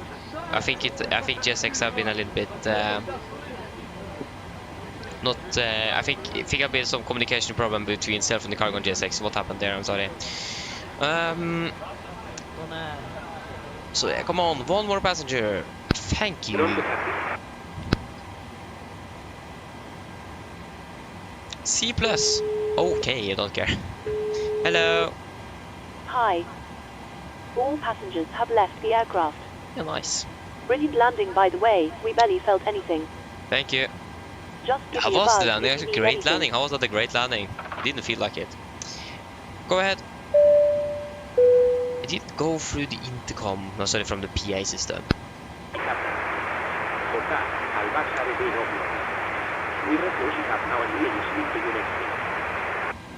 Roger. I basically can't hear what he said. It's impossible to hear.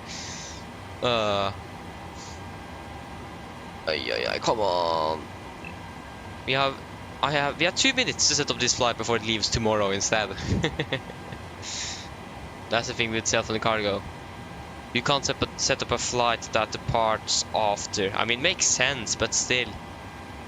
If you're delayed, for example, you can't then really simulate the delay.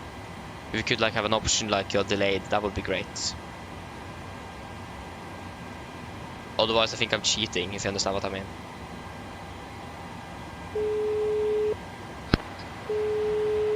Hello. Hello. Hello. Hello. Trying to call here. Hi, Captain. We're ready to start boarding. Yeah. Are we okay to begin? I think you should just start straight away. Requested. Yes, you can start boarding. Great. I'll let the rest of the crew know and we'll get started as soon as the passengers start arriving. It could be a few minutes yet, though. Okay, thank you. Go ahead. Passengers bus is coming. Go ahead. Go ahead. Thank you. Something happened with this add-on. It's so buggy now. Can't recognize my voice anymore. Don't understand what's happening. Read you loud and clear. Read you loud and clear.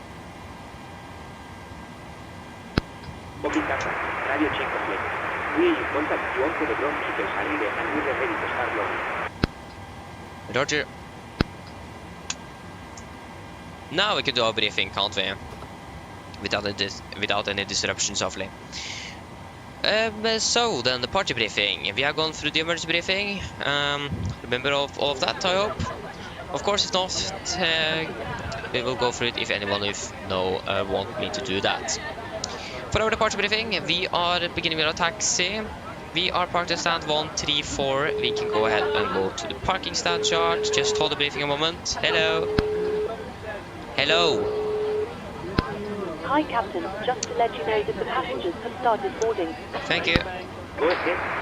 Disregard. I didn't even call you.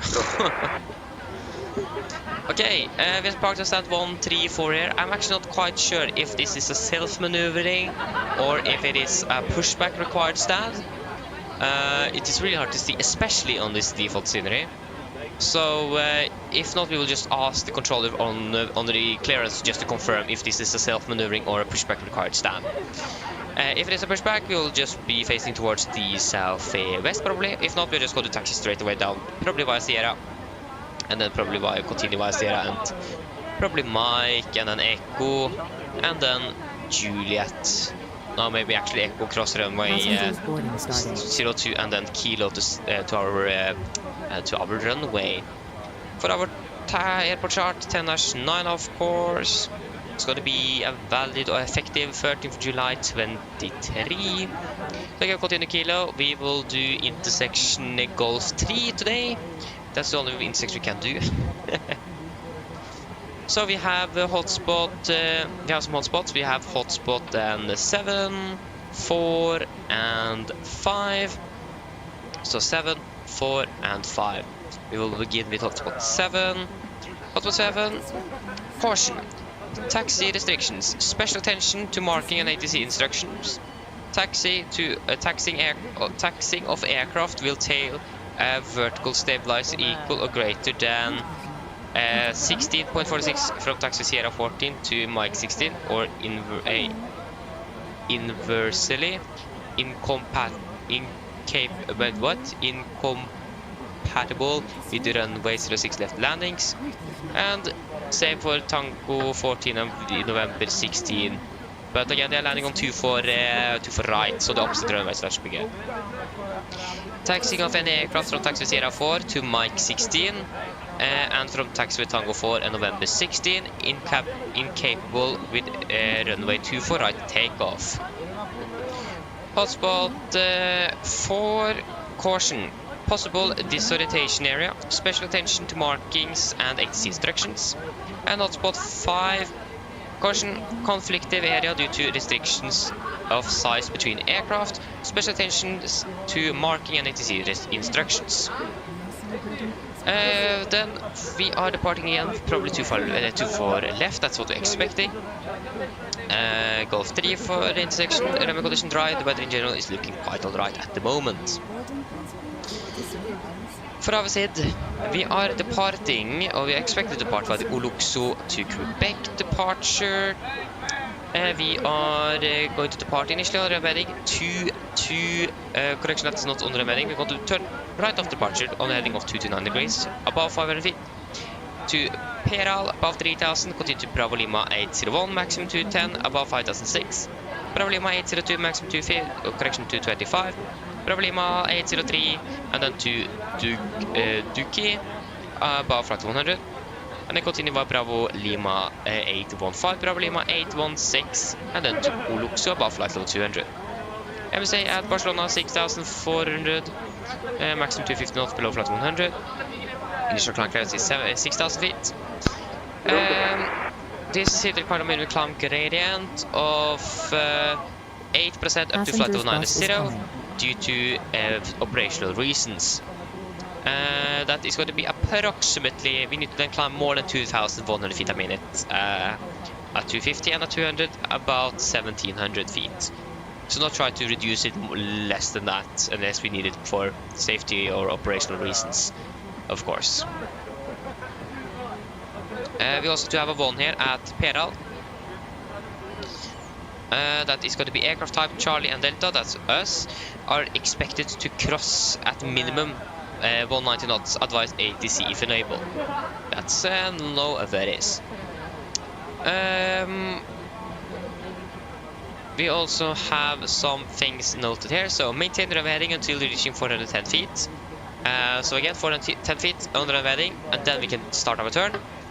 Again, that's normal procedure, not start a turn before you are 400 feet above the airport elevation, of course, or above the ground at least. When it comes to any noise abatements, I think it number 1 is going to be most suitable for this departure. So we will then be climbing on V2 plus 20 knots up to 3,400 feet on connection, then continue acceleration after that.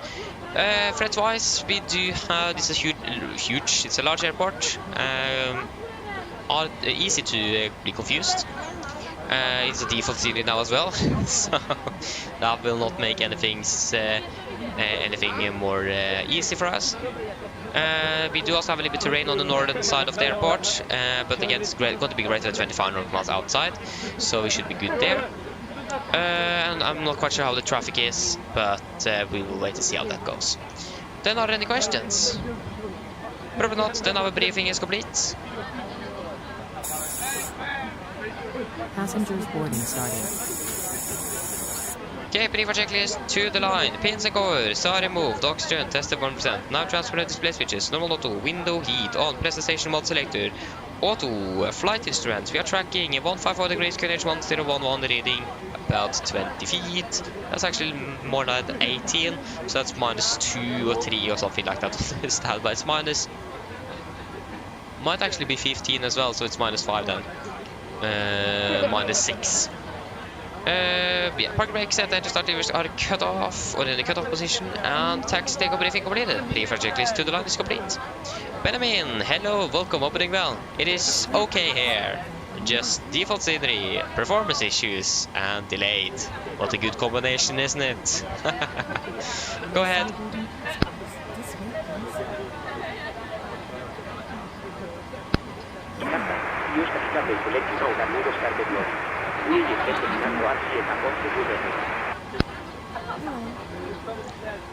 Roger.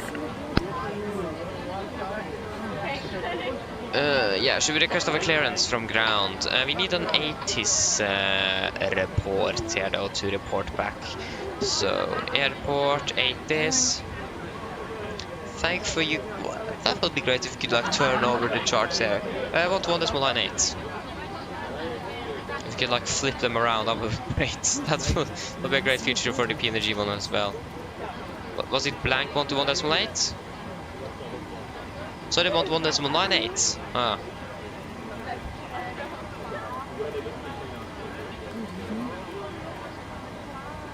Temperature 2.10, QNH 1011, transmission level 75. This was Barcelona EL Airport 8 is information Bravo. Advise on initial contact. You have information. Bravo. Bravo. And we are stand 134. Stand 134, video information. Bravo. This is Barcelona EL Airport 8 is information Bravo. At time 18302. Runway in use for departures 24 left. When 280 is minor, when variable between 250 and 310. Visibility 10 kilometers or more. South at 2000. Temperature 18. 2.10. QNH 1011. Transmission level 75. This was Barcelona EL Airport 8 is information. Okay, with the request clearance.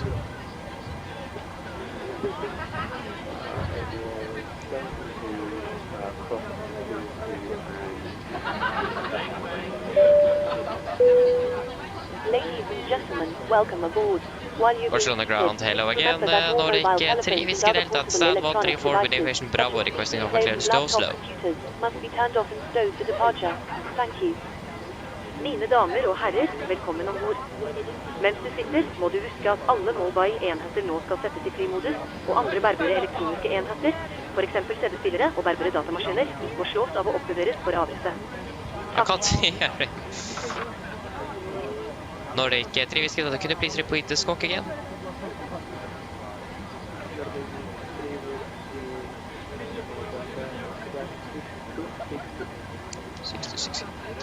Nordic 3 Whiskey Delta is cleared to Oslo, Luxo to Quebec, departure out of 2 for left, initial climbs, flight level 60 and squawk 6266.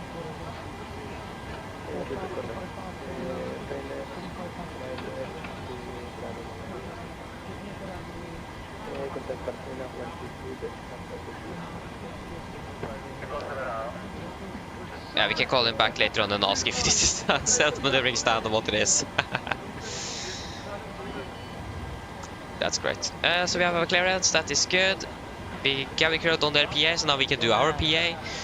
So that's also great. 3 hours, that's 3 hours 5 minutes then. Mine damer og herrer, god kveld. Mitt navn er Fabian, jeg er kaptein ombord i dag, og på vegne av Norwegian og resten av besetningen så ønsker vi hjertelig velkommen ombord denne flyvningen fra Barcelona til Oslo. Flytid til Oslo i dag er forventet til å bli rundt ca. 3 timer og 5 minutter. Som dere har kanskje lagt merke til, så er vi litt forsinket for øyeblikket. Vi har vært litt uheldige i dag med noen forsinkelser opp i Oslo når fly kom inn fra Tyrkia før vi tok over i dag.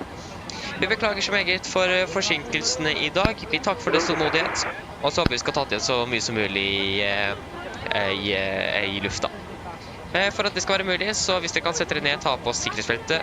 Og for sin egen sikkerhet så anbefaler vi det på det sterkeste å følge på den veldig viktige sikkerhetsdemonstrasjonen som kom fra kabinbesetningen om ikke så lenge. Taktsturen i dag, den kan bli ganske så lang. Vi skal på andre siden av flyplassen. Barcelona er en ganske stor flyplass i tillegg, så det kan ta litt tid. Med avgangsruta vår, den kommer til å gå først litt sør-vestover, før vi da kommer til å svinge litt mer nordover opp mot Oslo. Forventer en varsel i starten på rundt 30 000 fot. Vi kan forvente å klatre hele veien opp til rundt 38 000 fot. Flyforhold generelt kan kanskje forvente turbulens over nordlige deler av Spania og sørlige deler av Frankrike. Men ellers så ser det ut som det skal være ganske så greit. Men som alltid, vi anbefaler på sikkerhetsfeltet på bare sin tilfelle vi kommer bort nyfødte turbulens.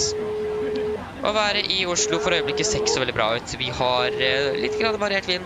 Det er noe lavere sikt for øyeblikket med regn og 80 grader. Og så forventer vi at sikten også skal gå enda mer ned i løpet av kvelden også.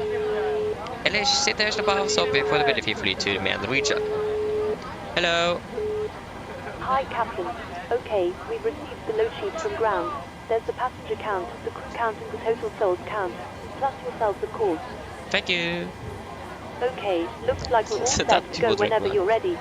Okay, great. I'll call the ground crew on the stairs to just close the doors. No problem. Go ahead. Go ahead.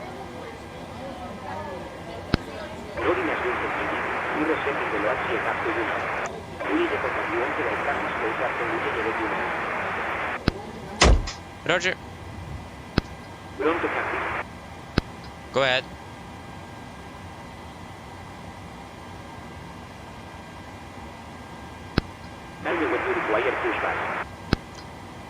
Roger. Ladies and gentlemen, good evening. My name is Fabian, and the captain aboard today. On behalf of Norwegian and the rest of the crew, we want to wish you a warm welcome aboard this flight from Barcelona to Oslo. Flight time to Oslo today is expected to be approximately 3 hours and 5 minutes. As you may notice, we are currently a little bit behind the schedule. We have been a little bit unlucky today with some delays here and there. We are very sorry for this, and we hope that we're going to be able to catch up as much as possible after departure. So if you can please sit down, take on the seatbelts, and for your own safety and others, as always, we would recommend you to follow the very important safety demonstration that is coming from the cabin crew very soon.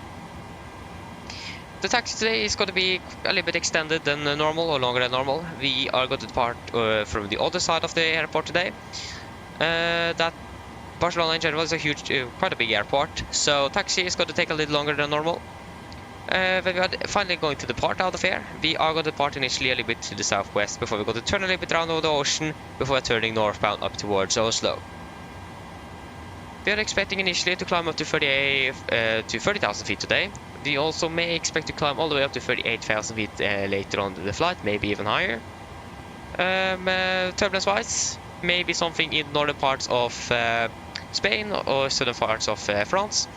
But in general, looking good throughout the flight, but as always, we recommend to the seatbelts on just in case encountering some unexpected turbulence. And the weather in Oslo at the moment isn't looking really good. We do have some low visibility with some rain. It is 8 degrees centigrade, and we're also expecting that visibility to go down further through the evening. Otherwise than that, please sit down, relax, and enjoy the flight. Thank you.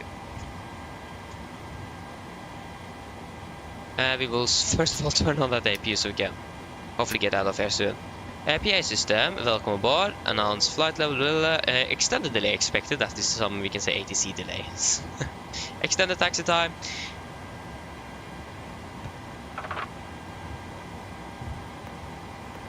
So that is going to be 65.5 tons. Yeah, that is correct. What I could expect.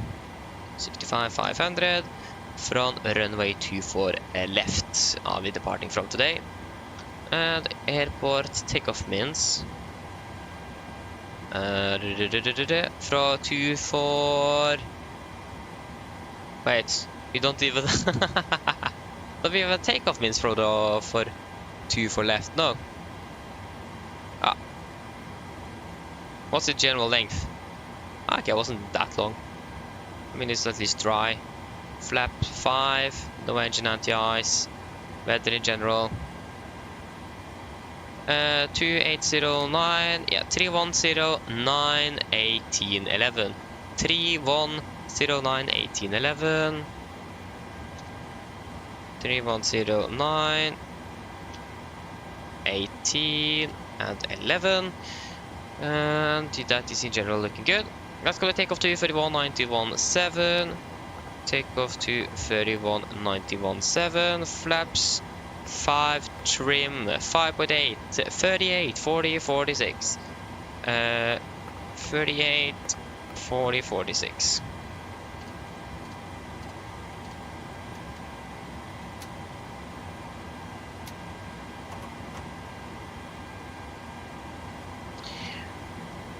That should all be good. We can set the trim to 5.9 then. We round it up. Okay, welcome back again, Benjamin. Welcome back. Okay, I'm final now. That's great.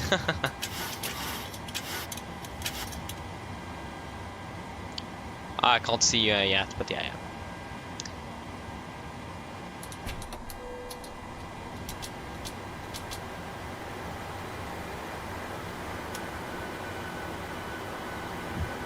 Okay, we can do our pre-flight checklist below the line. So fuel, we have 10,800 kilograms on board.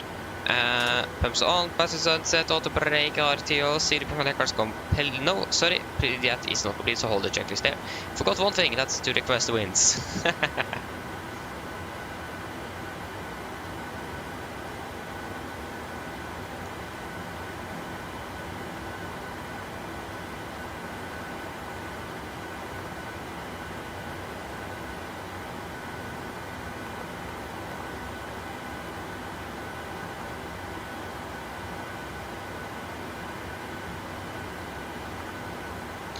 Um, 21:51. Okay, actually currently landing on time.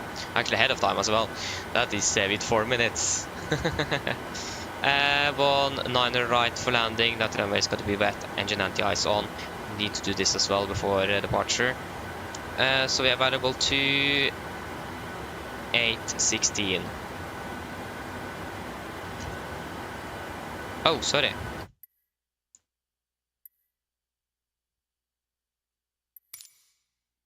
Oh. I thought I closed the sim or something. That's gonna be 010 at 2. Calculate. That runway is not dry, that's wet. There you go. Yeah, so seat with aircraft is completed.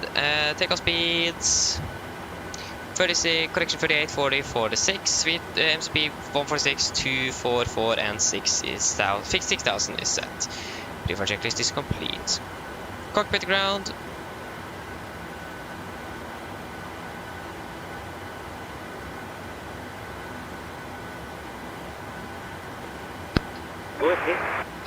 Please disconnect GPU.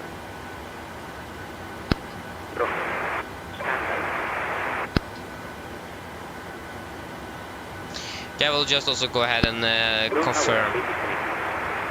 Roger. Just also confirm if this is a self-maneuvering or if you need to, yeah. Ground is still online, I hope. Yeah. Nordic 3 Whiskey Delta. Just to confirm, do we require pushback at stand 134 here? Nordic 3 Whiskey Delta negative. Okay, thank you. Then Nordic 3 Whiskey Delta requesting startup. Nordic 3 Whiskey Delta startup approaching 81011. Startup route QNH 1011 Nordic 3 Whiskey Delta. Okay. Prepare for push and start. Just need to remove the stairs. You're not going to push back.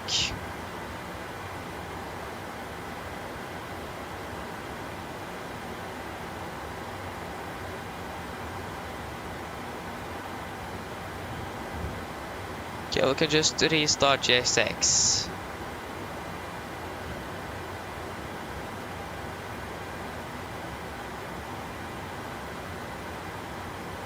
Cockpit ground.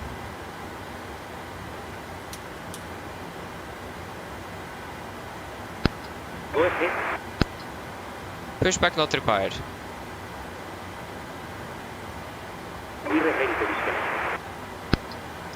Thanks, Pinhead. Have a great day. Bye-bye.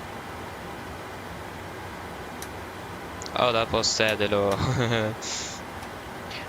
Okay, before stop checklist.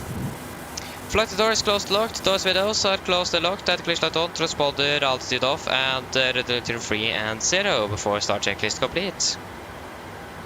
Okay, starting number 2. We are currently about 30 minutes, 27 minutes behind.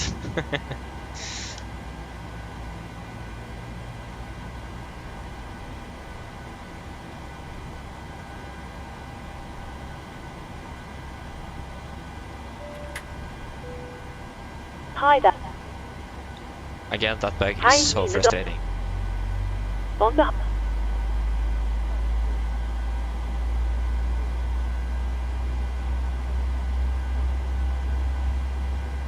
på vegne av mange.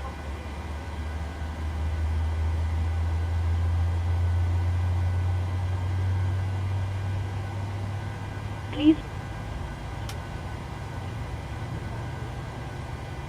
Then there are Okay, starting number 1. Okay, number 2 is stable.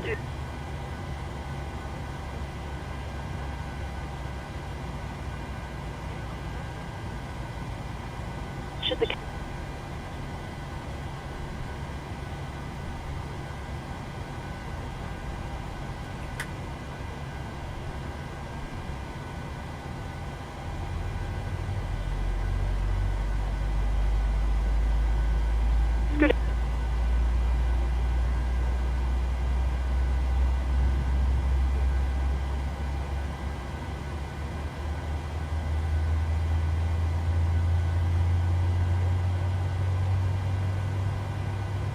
in the unlikely event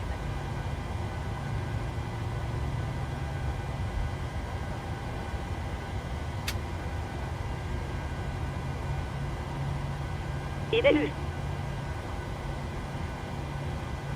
Okay, number 1 is stable.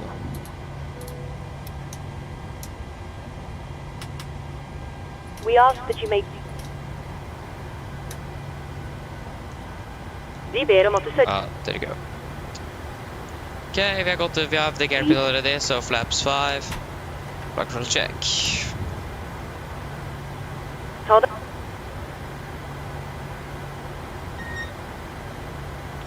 Thank you for your attention. Before taxi checklist. Generators on. Propheat on. Anti-ice not required. Air cooler press. Packs auto. Isolation valve auto. Engine start switches continuous. Recall checked. The start levers RLD 10. Flag rolls are checked. Ground equipment is clear. Flaps 5 land, 5 green, and APU off before tax checklist complete. Nordic 3 Whiskey Delta requesting taxi.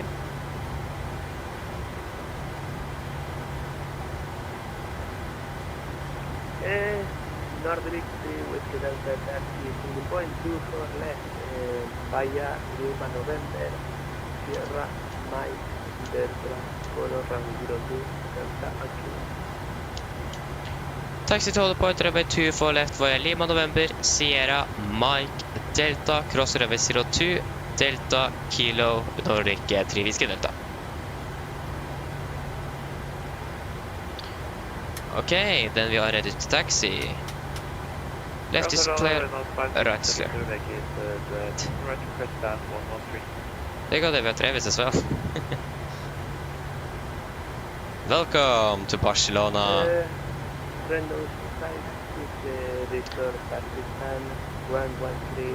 First Lima November.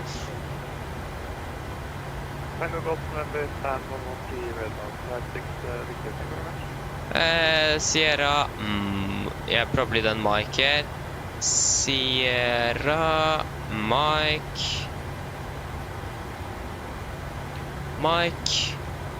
and then Delta. Echo, Fox, Hotel, Echo, Delta. Okay, yeah. Brakes released, here we go. Again, left is clear and the right is clear, and we have the beautiful 737 Max there. It looks like an NG. Or it looks like an NG. Hope this is Sierra here.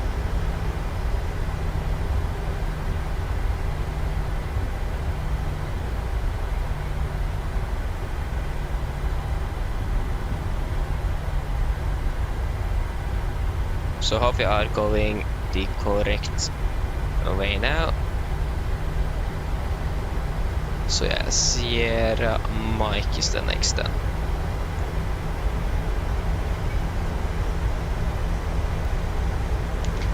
Yes, Marcus! Now, yeah, I'm free. That's great, I'm so happy. That's great. Can't fly SCS. That's great to hear. Okay, we need to take it a little bit, I need to hurry a little bit up on the taxi today. Since again we are a bit behind schedule. Don't really like that, do we? Oh. No one really likes that. Hello. Hi Captain, just to let you know that the cabin is secure for takeoff. Thank you, call when we are ready. No problem. Got a very long taxi. I hope I started Virtual Norwegian. Yes, it looks like I did, yeah. Would have been sad if I didn't. So Sierra is going to be then to the left here, so we're just going to follow the taxiway. We did set the trim. Yeah.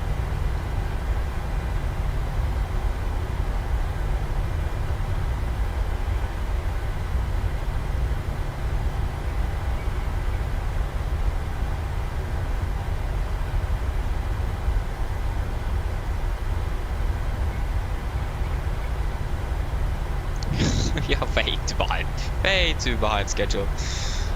We're landing 22 or 3 now, so we're landing behind schedule. We will see if we need to increase that cost index to 60. We want to get back, so I mean, real life they probably have it at 60. If they haven't bumped it even higher though, that's the thing.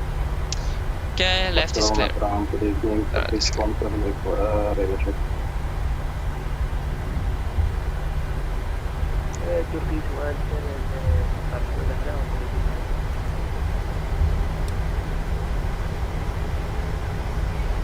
Yeah, we're going to continue here onto Mike. Zero service 17 request clearance to eastward with information cargo to net 1011.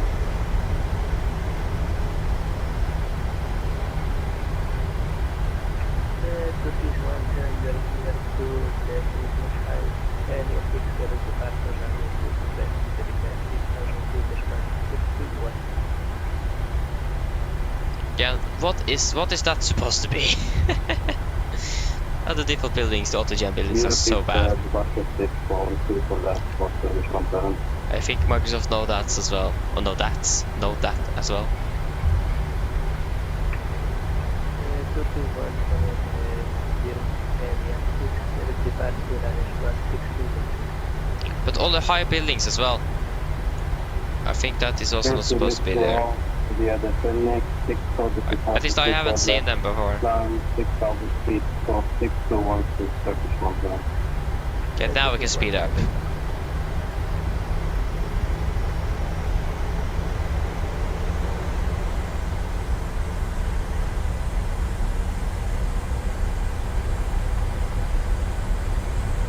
Yeah, right looks to be clear for most of the part here.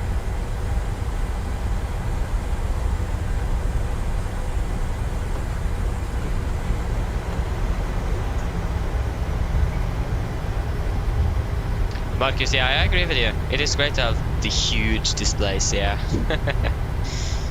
Yeah, I understand that.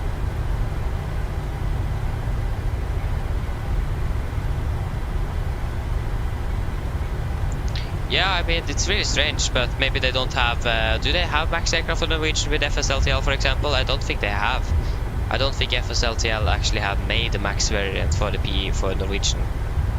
At least I can't remember seeing it in FSLTL before. I'm actually not really sure. I think FSL have the max, but not with Norwegian maybe. That could be it. Okay, this is Lima here, so we're going to continue straight ahead.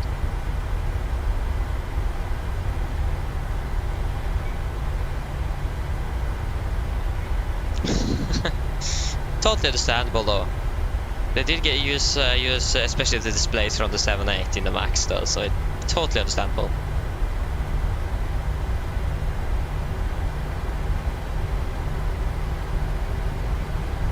Oh, we are on the correct taxiway. Yeah, November is there, so this is Mike. Where is Delta? Yeah, right is all clear here, so... But Delta, where are you? Delta, you are quite... Okay, you're all the way there. Should probably not accelerate anymore, we need to do that turn in front here as well. Maybe I need another cup of coffee to be able to stay awake now with the delay we have. Oh, hope we're going to be able to catch up. That would be great. And also next time remember to actually install the sceneries I have. Probably a good idea.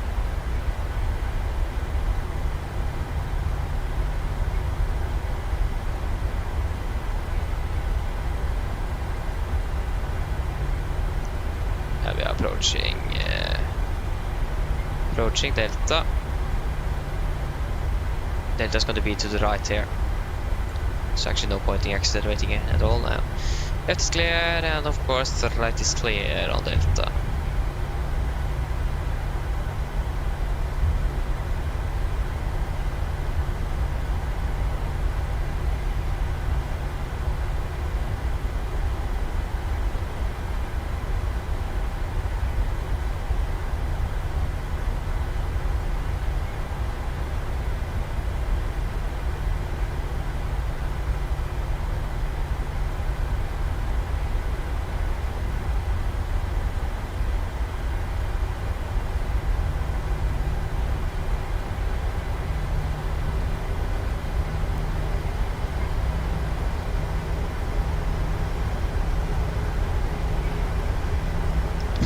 Nice. Yeah, we'll see if we have time to look at that after departure at least. What we can do is actually just go ahead and turn away you. Have the VR on instead. Nikolai, hello, welcome, bobbing well. Yeah, left looks to be clear and right is clear. Crossing 02.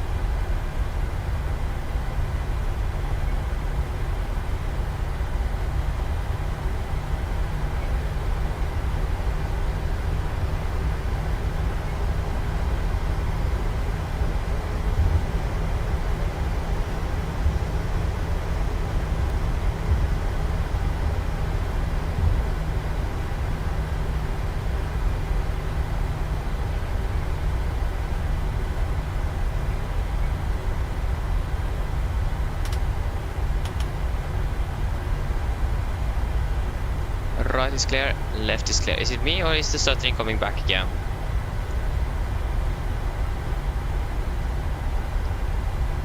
Yes, and then it is going to be on kilo. So that is going to be here, isn't it? I don't know.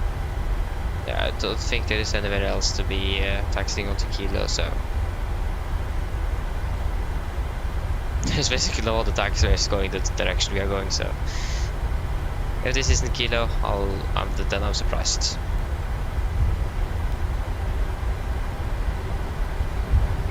So you'll probably be handed over to Barcelona control then soon.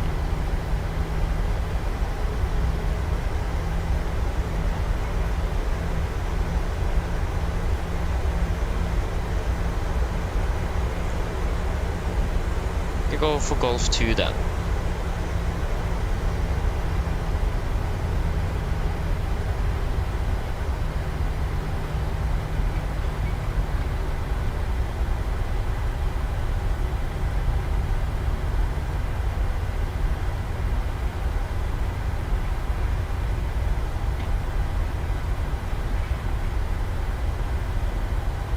We still have a lot of ATC in Northern Europe, but probably not going to be all that maybe are arriving.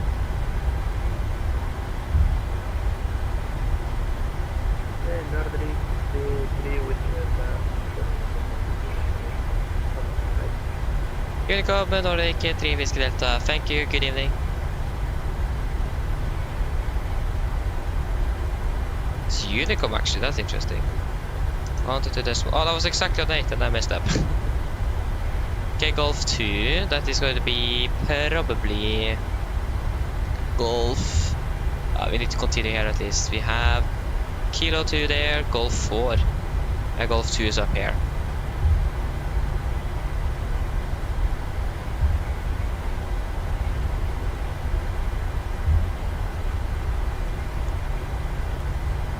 Yeah, Marcus, I can answer on that question after departure. Just need to get out of here first. 2-5. Yeah, here is a 2-5 left. Yeah, it isn't even 2-4. Golf 2 is right here.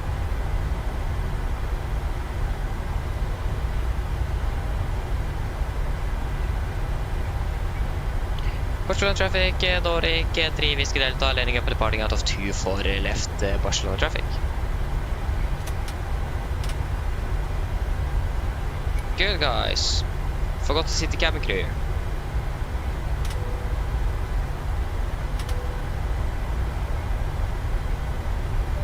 Before take a checklist. Flaps, 5 land, correction. 5 land, 5 green, stabilizer trim, 5.9 units is set. Chemical given before take a checklist completes. It says 2 for left on the runway, but 2-5 left to the signs. That's great.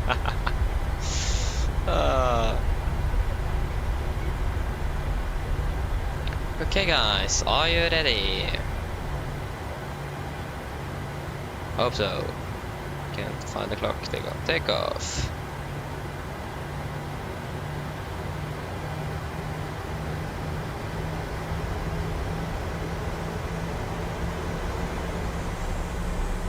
Rest stable.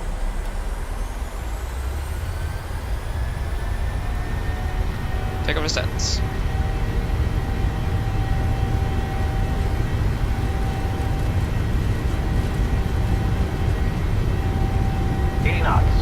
Checked.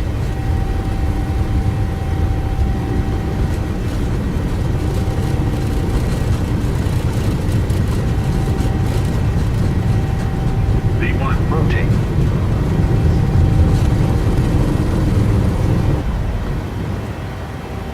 Positive rate of climb. Get up.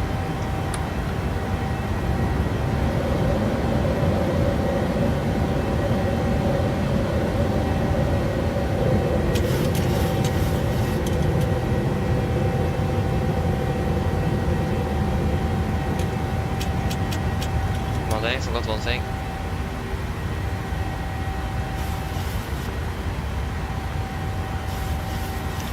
Oh no. Speed it events. One for 166, 166. And we have using reserve fuel warning.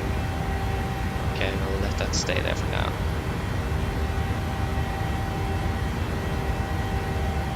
Cancel speed intervent.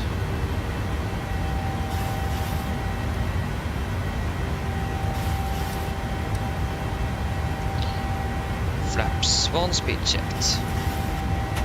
Continue climb up to flight level 300. 300 set. Standard. Standard.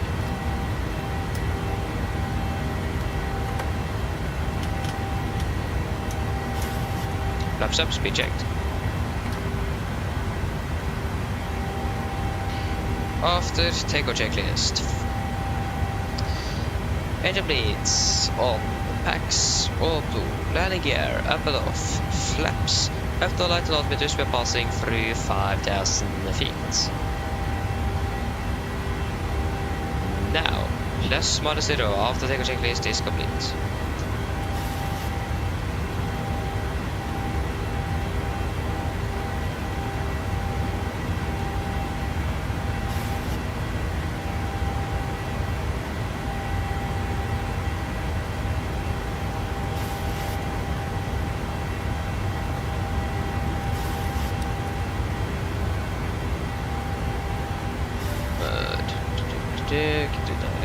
So, wait, what? Oh yeah.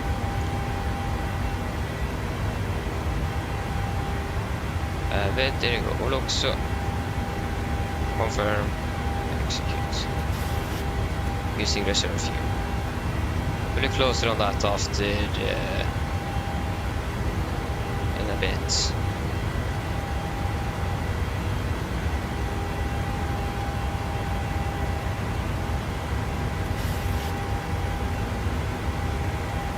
That might be the cost index that we have as well.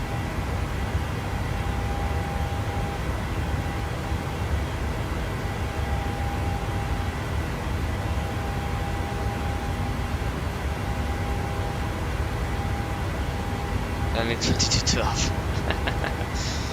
Nice. There you go, we also saved a little bit of fuel on that direct.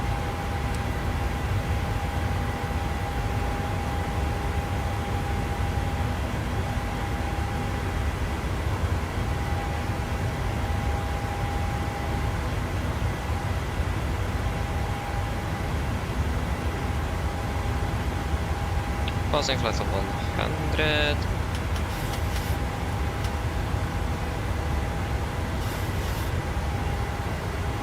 Yeah, that everything looks to be good. So, reach altitude to climb at 3.8 optimally, of course. Climb, yeah, optimal is also 3.84, so we can continue straight up to 3.80. 3.80 alt intervent, and of course 3.80 up here as well. 3.8. Now we are landing still 2212 at the moment.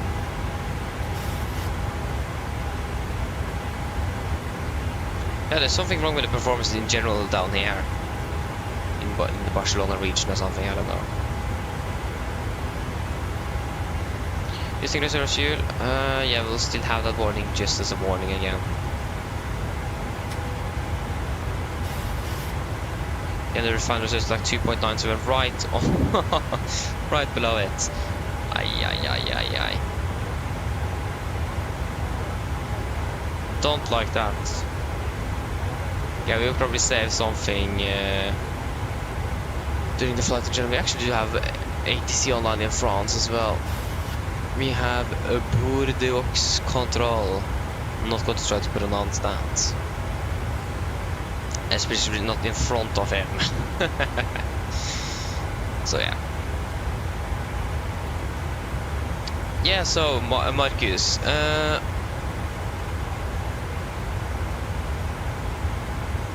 Yeah, Marcus, so when it comes to descent winds, you can also find it in your flight plan. If you go to your flight plan and then you scroll down to pass all the waypoints where you have the coordinates and everything, go down to here, where you have the wind information tab. If you go all the way down to descend, here you have it. So normally using flight level 310, 200 and 100. So then 310, winds at 205 degrees, 49 knots, 200, 211 at 38, and 100, 209 at 29. So you can just find it down here under the descend under wind information in your flight plan. So here you can find it as well and type everything manually if you can't uplink the winds.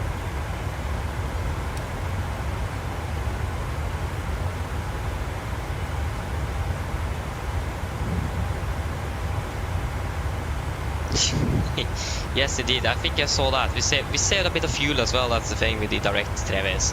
But I think actually in real life you are not supposed to do a direct, and that is because of noise abatement. I think it is. I heard that it's quite strict when it comes to noise abatement. All at exactly that point of the airport. If you understand what I mean. So. That's great. That's great, Travis. You had French. That's good.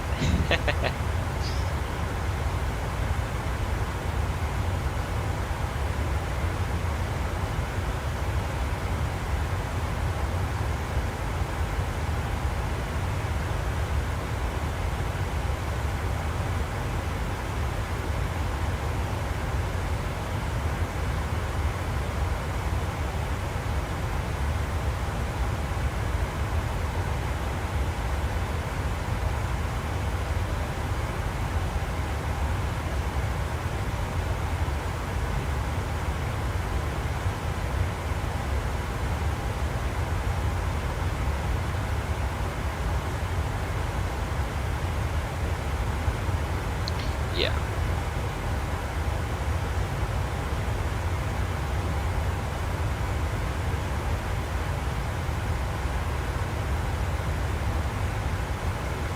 Edvard Munch, actually, I don't really know.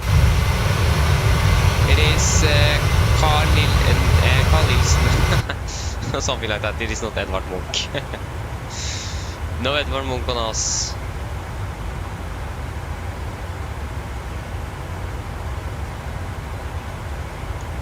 So, not really Edvard Munch. I mean, that would actually be really cool to fly with Edvard Munch. Do even Norwegian have Edvard Munch on their tail?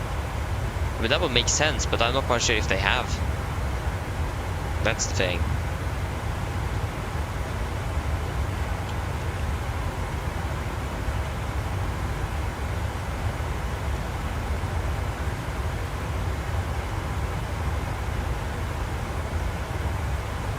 Captain Mitchell, welcome back. Okay, they do. That's great to know. I mean, definitely makes sense to have Edvard Munch on their tail. Definitely makes sense. Would I be surprised if they didn't? So yeah, but which registration do they have, or which aircraft does have Edvard Munch? Which one is that again? I just can't remember. To be honest, I'm not really looking at the tails of their aircraft either when I'm flying though. So I mean, it makes sense that maybe I missed it. I don't really remember which tail hero that is on which aircraft. So yeah.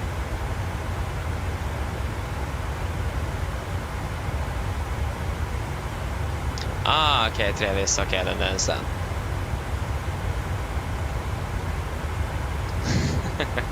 Great.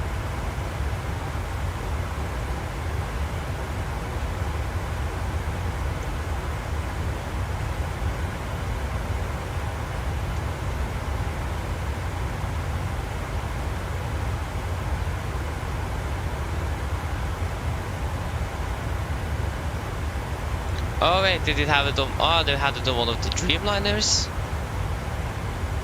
Ah, okay, yeah, okay, then I understand. Yeah, so it's gone. That's a little bummer.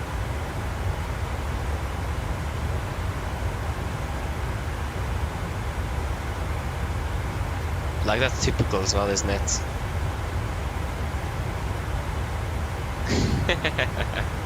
That's great. That's why. I mean, why don't they have Edvard Munch on the new aircraft that they are getting from Boeing, like on the MAX aircraft? Should add Edvard Munch on one of those. Maybe that's the plan as well, I don't know.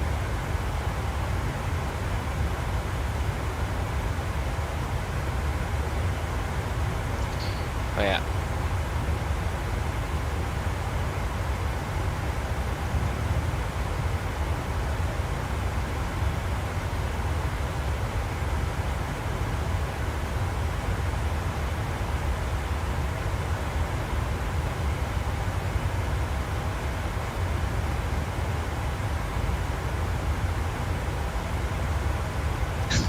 You're welcome, my kiss.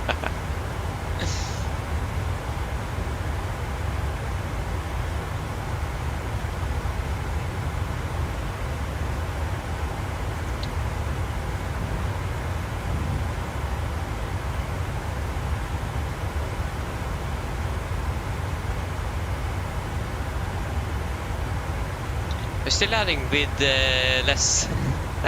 We are still using our reserves here. We might need to slow down the reduce the cost index just to be able that we are sure that we're not landing more than, because we have cost index 40 at the moment. So if we just go back to cost index 9 at the moment, and then there you go.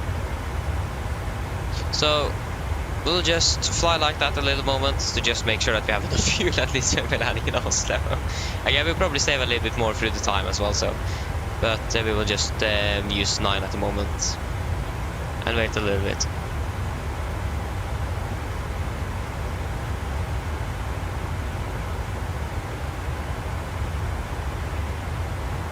I am flying the quantum instead. I mean, that makes sense. Yeah, exactly. So yeah, I understand that. I haven't flown it myself, but it looks good though. They did make a 787 for this simulator, but they just went silent like 3 years ago. So yeah.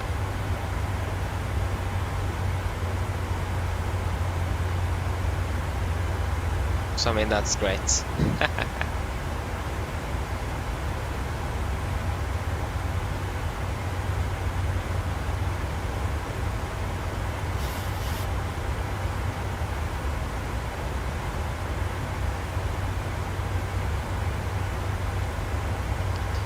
So yeah, Tobias, hello, good evening, welcome, opening well.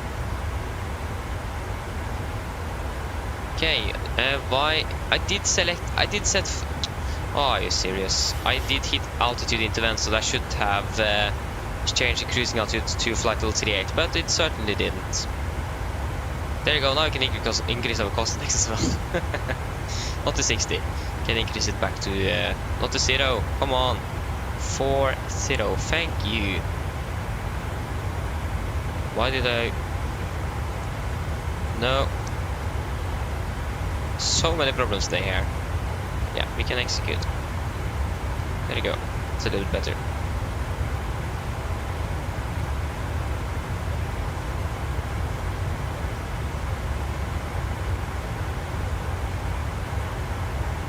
Yes, Marcus, yes indeed they are. Been a long time since we've flown with the UNICEF liveries, I think. I actually don't remember the last time we flew with one of those, but yeah. It's a really good livery, it is.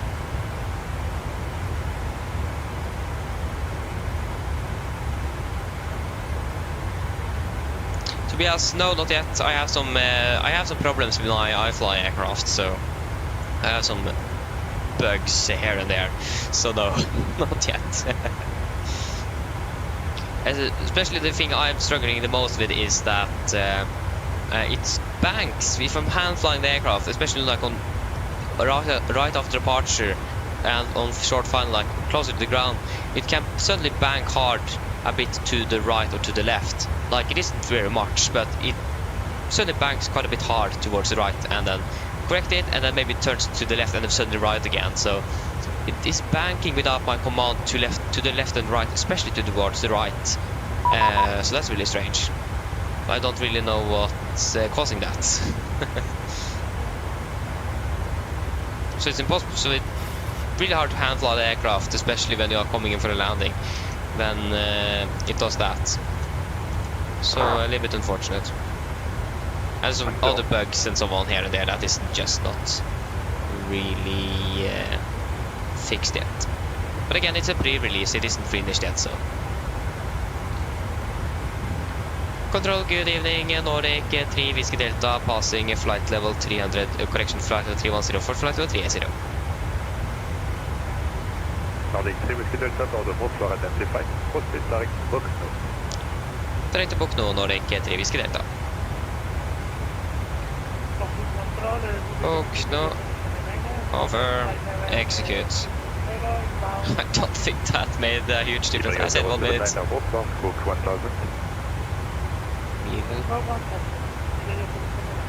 Just turn down the volume a little bit.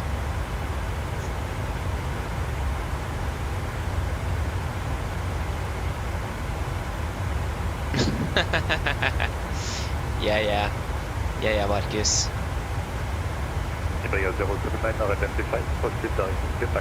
Luke Bergson, hello, welcome. Hope doing well. A320 to 747? Definitely 747. No doubt about it. I can't fly the A320. I did fly with this before the 747 was released for the simulator, but since I haven't flown much with it and I just can't fly it anymore. I'm just into the 747, so definitely this aircraft there.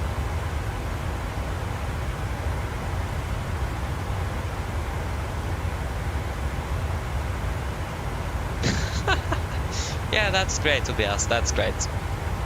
And yeah, just shuts off. Okay, that's great. I still don't understand why iFly released their aircraft. They should have waited. Like, why did they suddenly need to boom release it? When they and pre-release it as well. Why just not finish it and then release it?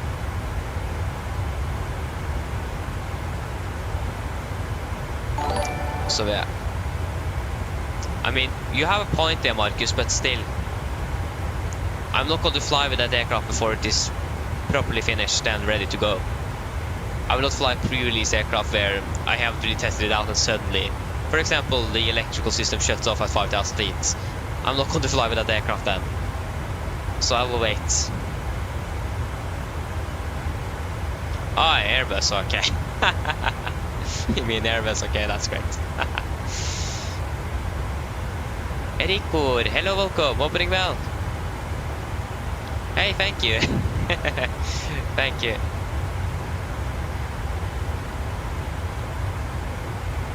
What I prefer of the 7% about the A320, I just prefer how it, I just prefer the aircraft, the looks of it, just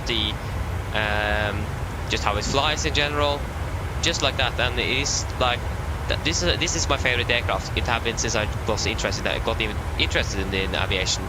So this was the first aircraft I ever flew on. So it's something to do with that. It is Boeing, I just like that, and so on and so on. It isn't that automated like the Airbus. I think always when I fly the Airbus, I feel like I'm not doing anything. I feel like in the Boeing I have more to do. So just that feeling makes it a little bit better. Just things like that, basically. And especially the hand flying as well. Especially now when because the 7% is direct flight controls in here.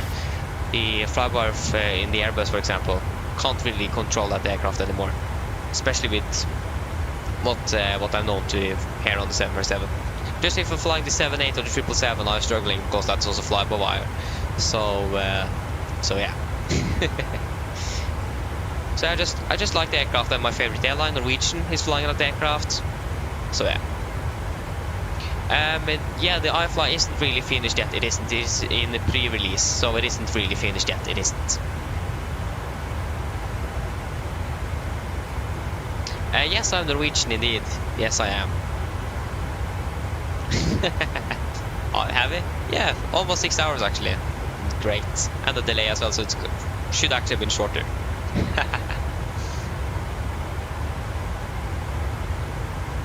Okay, I understand. The A320 is better. Okay, that's fair enough. That's your opinion. I don't know. I just like the 747. It's iconic. That's been the aircraft I've been flying around in Norway for many years. So SAS Fluid, Braathens, Norwegian, Color Line even, well, they actually was called Color Air, but basically the shipping company had an airline here in Norway. They flew the 747. Like, it's a generally a popular aircraft, but I mean the A320s now have more sales, but still haven't beat them in how many they have built. So yeah. You also prefer Boeing, that's great. So yeah, it is more iconic, it is, and they've been operating for quite a few years more than Airbus.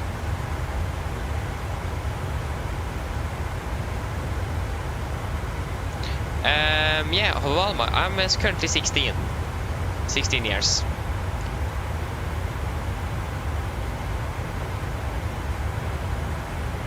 Yeah, Marcus, they flew both the 600, the 700 and the 800.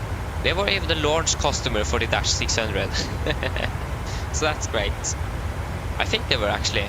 Yeah, I think they were the launch customer for the Dash 600, and they were one of the last airlines retired as well. I think just WestJet retired them after that, or after them.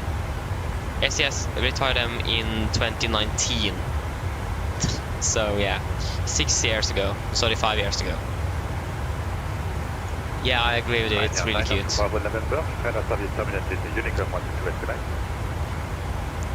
Yes, I do really want to become a pilot, but I can't because of my eyesight. It isn't really good enough. It is so bad actually I can't even get a driver license, so I can't really become a pilot, unfortunately. But flight mechanic is the plan at least then. And of course working for Norwegian would be great. So yeah, unfortunately can't become a pilot. That is still a dream though, so if technology and healthcare is improving, maybe one day, I don't know. Good times, I agree with you there, Tobias. Fast to go, I agree with you. It was good times back in especially before the pandemic. Yeah, it's a bit sad it is, but I can't really do anything with it, and that's like also the sad thing. Nothing I can do. At least I had a flight simulator though. What should I do without it?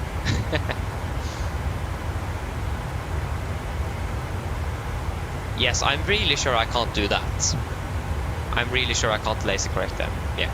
I have a quite rare eye disease, so I can't really do that. Like my eyesight is like reduced, like I'm visually impaired or svaksynt in Norwegian. So there's basically nothing I can do to correct it, at least now, not now. Maybe in the future, I don't know.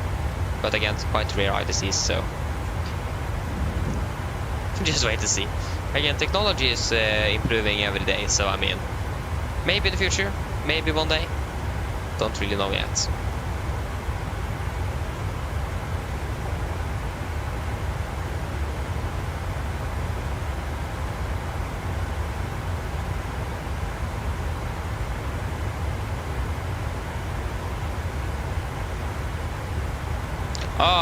Oh, you're lucky there. You're lucky there. So yeah.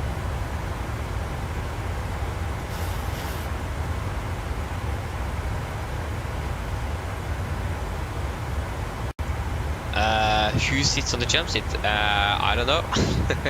I mean, normal flight, maybe a line captain or something.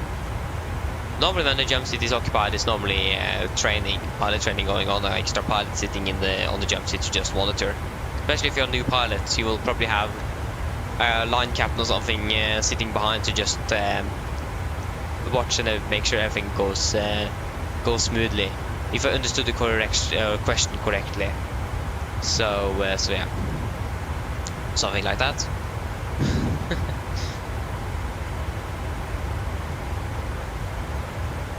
I don't know where it is. The flight is about... Yeah, we're landing 22:09 at the moment. And the clock is 19:34, so you can just calculate from there. So yeah, so it is going to be about 2.5 hours-ish. We have been flying for about 30 minutes, and it's 3 hours, 5 minutes, so 2.5 hours-ish. So yeah, something like that.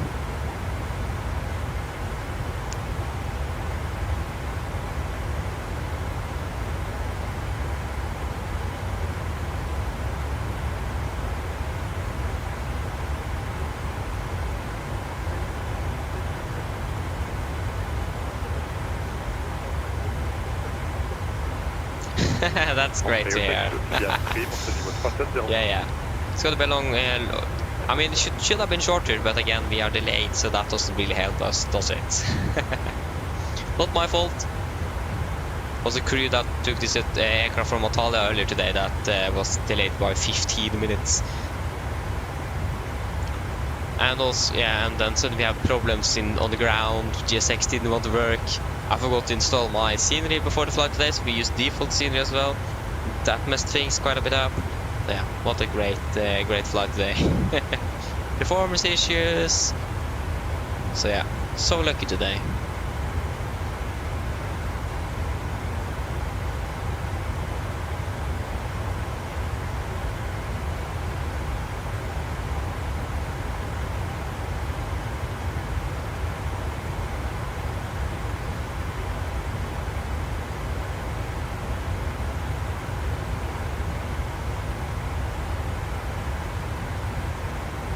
So yeah.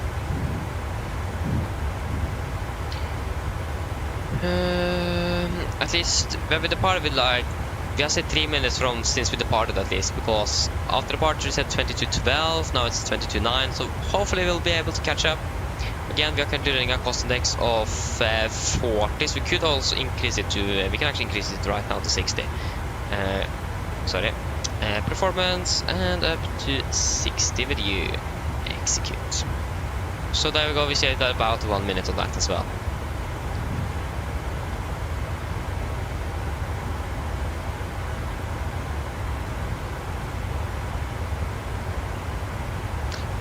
That's great, Marcus.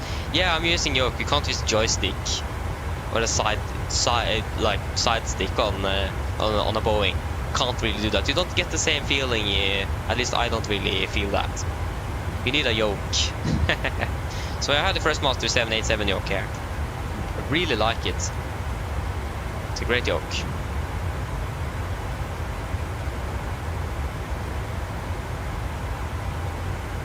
I have already bought the aircraft, actually. The iFly aircraft. I have bought it already. So yeah, like I said, I have some bugs with it, so I'm not going to be flying with it until that's fixed. So I'm not quite sure if I'm actually going to be flying with it. But again, I have some flight model issues, and there is some features that isn't really up and running yet. Like for example, VNAV calculation in the FMC isn't really working.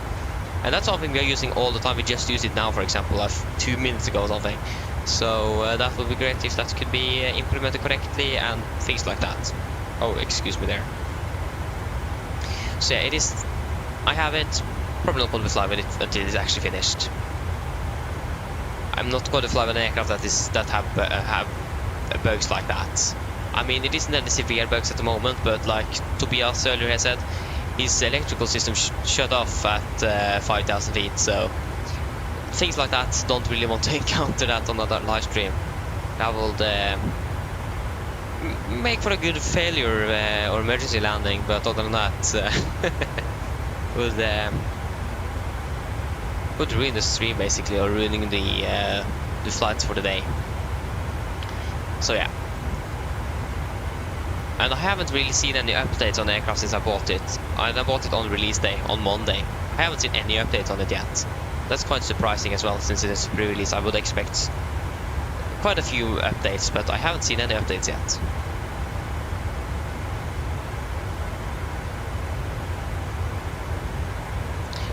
Yes, that's correct. They are max out of Oslo is quite rare. Yes, it is. I think I heard that the reason why is because Avinor is using gravel on the runway and the taxiway instead of like salt or any chemicals that they might use on other airports. So in Norway they're using gravel instead. And the LEAP engines don't really like sucking in gravel, especially like the compressor blades, because again they are composite material. So then you need to inspect and replace them quite often. So until Avinor have changed their routines when it comes to or switching from gravel to anything else, doesn't look like we're going to be flying a lot with a MAX aircraft into Oslo or any other airports in Norway. It wasn't actually a MAX aircraft that was flying between Oslo and Stockholm today that we could fly, but first of all we didn't have delivery for aircraft, second of all I don't want to fly with that aircraft before. Some of the bugs are fixed at least. So yeah. So I think that's at least what I've heard is the reason why they are not flying into Oslo with the MAX aircraft. Or they are flying into Oslo with it, but they are not stationing there, especially during the winter. It's more flying into with the MAX during summer.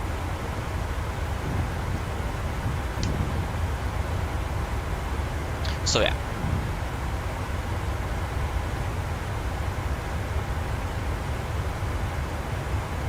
So again, Norwegian is a big operator out of Oslo and all the airports in Norway. So I really hope for Norwegian's part that Avinor is going to change that. But we'll just wait and see. I mean, again, Norwegian is a big player in the Norwegian aviation. So yeah.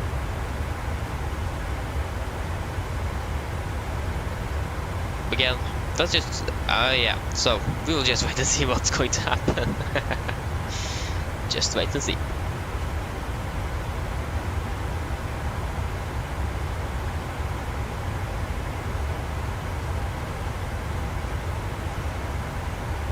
I almost forgot that we actually be inside the controlled airspace at the moment. With like control on, it's so silent here. I didn't even realize. Typical. Look, we have a 22 and 23 knot head, sorry, tailwind. We're still landing on 9, that Cosnex didn't even save anything. At least for now.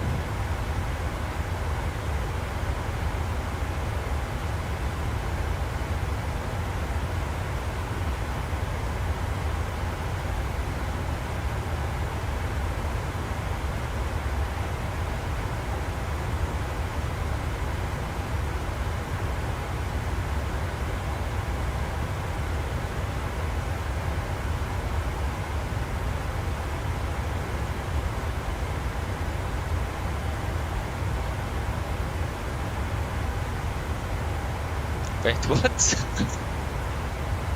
Don't say that.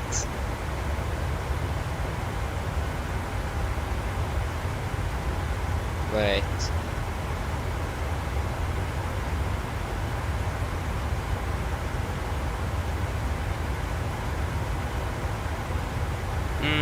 No, it doesn't look like it's the same aircraft. That would be cool though.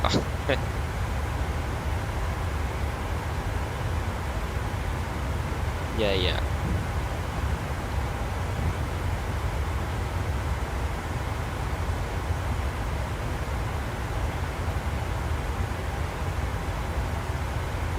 Yes, indeed, Tobias. Yes, indeed, it is. So again, Norwegian is a big player here. So, like, Avinor will lose quite a bit if Norwegian closes down Oslo like a base and moves out of Norway, for example. Like, Norway in general will suffer from that, so probably not going to happen, but yeah. We will just wait to see. Again, there is a few years before all of the NGs are going to be out of the fleet and replaced with the MAX aircraft, so Avinor will have a few years, but I think Norwegian... I think actually it's good for Norwegian as well, because then they can just make sure that all the MAX aircraft are outside of Norway, just focus all the NGs inside Norway as well. Probably also much easier when it comes to maintenance as well, because NGs are going to be a little bit older at that time. Maintenance in general is also located in Oslo, so probably good idea also to just move everyone into Norway and replace all their all the aircraft with the bases outside of Norway with the MAX fleet. So yeah.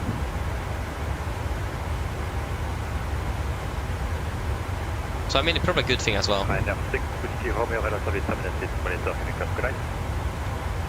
Yes, it is. And I mean, it's going to take a few years before those NGs are out.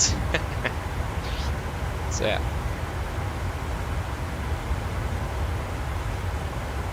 But for us, at least, for that station Oslo, it's going to be mostly NG flying still.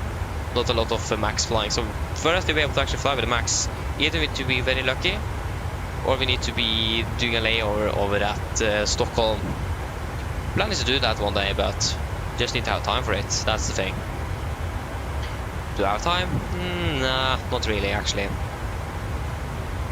But I think about actually do have some homework I need to do. Or like homework, you know, I have some stuff I need to finish up. So I should probably do that as well. before my teacher complains.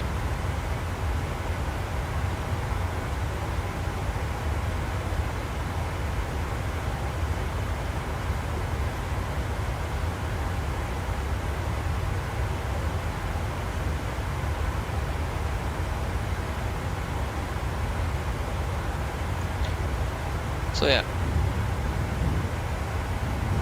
But again, the NG is still a beautiful aircraft to fly. So yeah, I really like this aircraft. And I think actually I'm going to like the NG more than the Max, even though like this modern looks like in general, the NG just is something else. It's going to be my favorite aircraft forever. Probably. It's just an icon. Like that's the aircraft I've been flying most, at least now for the last 2 years. That was the first aircraft I ever flew on. I don't remember, I think it was a Dash 600 actually. But it was a S with SCS at least. But yeah. So yeah. Going to be my favorite aircraft for a long time, this aircraft, so. So yeah.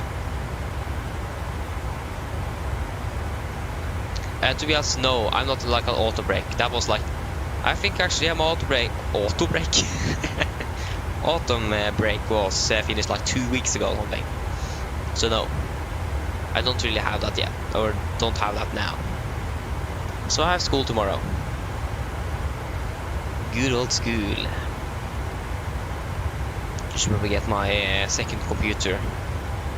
I haven't really set the things on my main computer to do homework like that, so I'm not going to do that now as well, so easy to just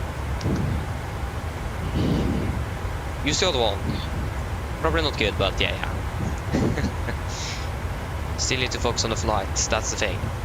Concentration. We need to do the fuel check in next 20 minutes. Yeah, 59.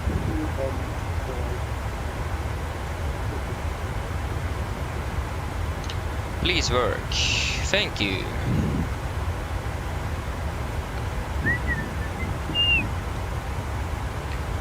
Not any math now.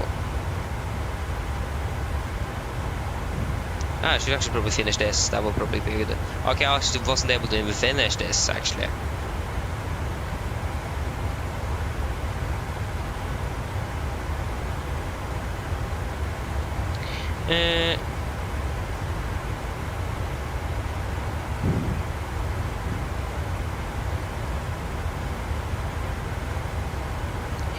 Do you write that there? Yeah, with 2. Okay, nice.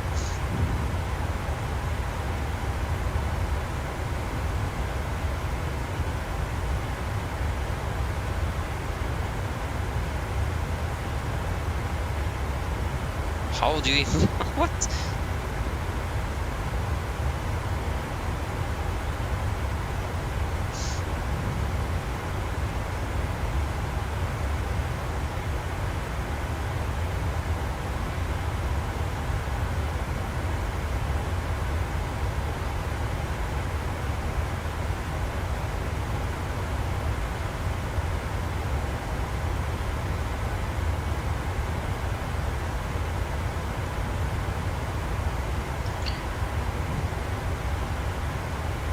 The only Ann, hello, welcome, opening well.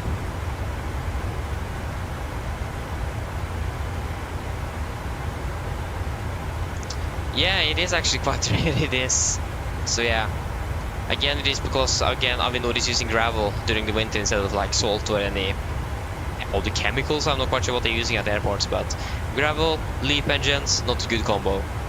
I mean, for the Airbus A320neo, I don't think that's an issue because the engines are a little bit higher, like the clearance between the engines and the ground is bigger than on the Max, because again the 777s are quite low hanging aircraft, if you understand what I mean. The engines are much closer towards the ground, so it's easy for those engines probably not to suck up gravel. So that's probably why SES normally flies the A320 there, and Norwegian is not really flying their Max. But like there's flying Max aircraft in and out of Oslo, for example, from the Spanish bases or from Riga, for example, or even Stockholm, but it isn't quite often.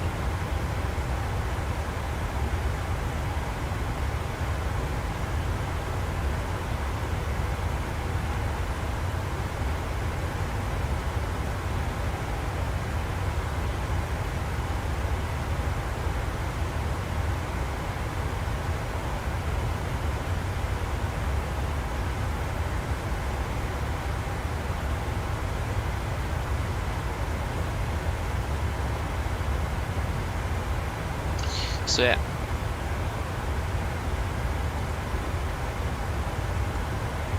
Yeah, I know, yeah. So it's like 50-50 in Copenhagen, yeah. Because they have station, yeah, like the NGs and Max are just moving all around the continent, basically. All around Europe. Suddenly, this aircraft here have been like in Spain for like a week, and I'm suddenly back in Oslo, so yeah.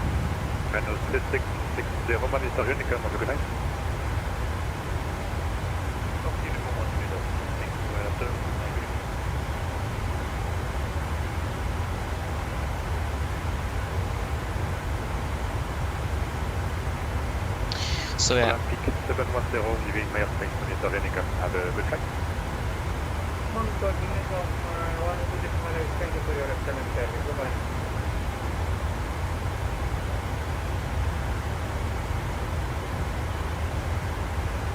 Yeah, so normally again the Max aircraft for Norwegian is basically Spain outside of, basically just outside of Norway actually. Sweden, Latvia and Spain is where Norwegian have bases. So normally mainly out of there, but Stockholm is the biggest. Most of them Max is out of there.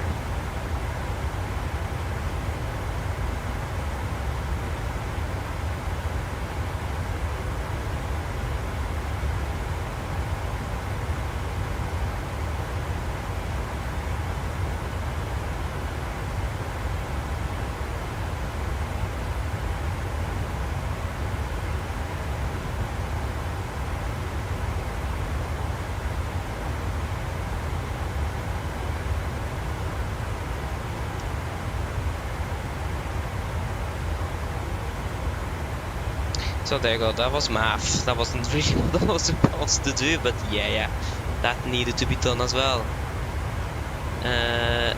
This one is what I'm looking at. Yeah, I forgot to change, or that was a little bit too large, too big of a picture.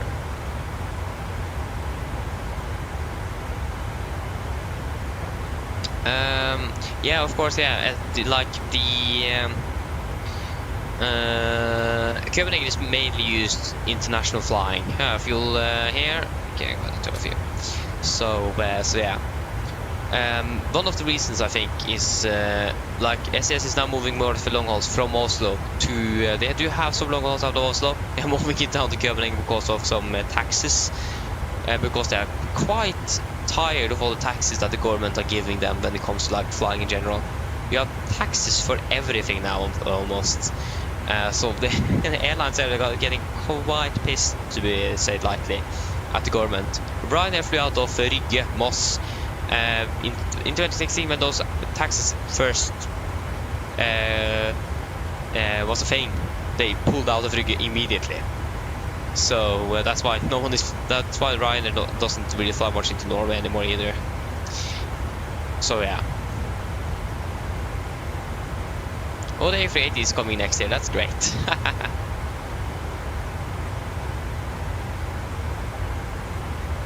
Hey, welcome back, Erik Ur Gaming. I hope I pronounced it correctly. So yeah. Unicom Nordic 3 Whiskey Delta, good night.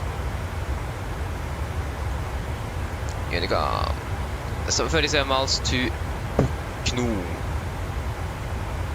Game is a performance issues here as well, so it looks like there's something wrong with the computer today. That's great. Where is Bukno?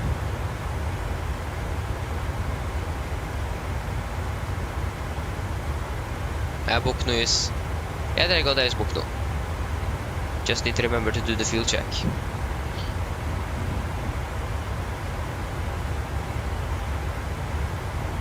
The worst thing is that I restarted my computer before the stream and still we have some issues. So that's great.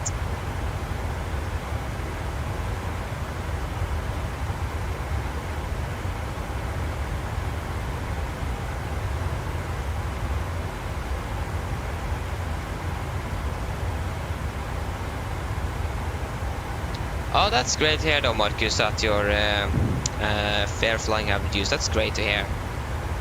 I mean, that's a good thing with flight simulators as well. You can get a hands-on experience. I remember I let my dad fly one day It was a lot of fun. He flew with the 747 up towards Trondheim, and we flew on Vatzim and everything. That was a lot of fun. We didn't even did the go around, but actually, his landing actually was really good, to be honest, especially for him never been flying before. So we started an aircraft from cold and dark and flew it up to Trondheim with Norwegian. So that was a lot of fun. If you have anyone fear of flying, definitely take to a flight sim and you can try to fly the aircraft. Yeah, I think that's the best thing you can do as well. Especially learn all the procedures. If you'd like to learn how the aircraft is working, for example, or procedures, how all the checks you have and everything, and briefings and everything, that will definitely make you more comfortable. Then, to be honest, I'm not really sure if that helped then, but I really hope so. But still, it was a lot of fun and was really enjoyed it. I sat there with communication with ATC, and he was basically flying the aircraft with me on the side, trying to help him or lead him through. So that was great. Maybe we should actually, I think about it, maybe we should do it one more time as well. Because again, it's a lot of fun. Really enjoyed it. Okay, another fuel there. 16 miles, so I'm not going to continue any work here before we are done the fuel, so I don't really forget that.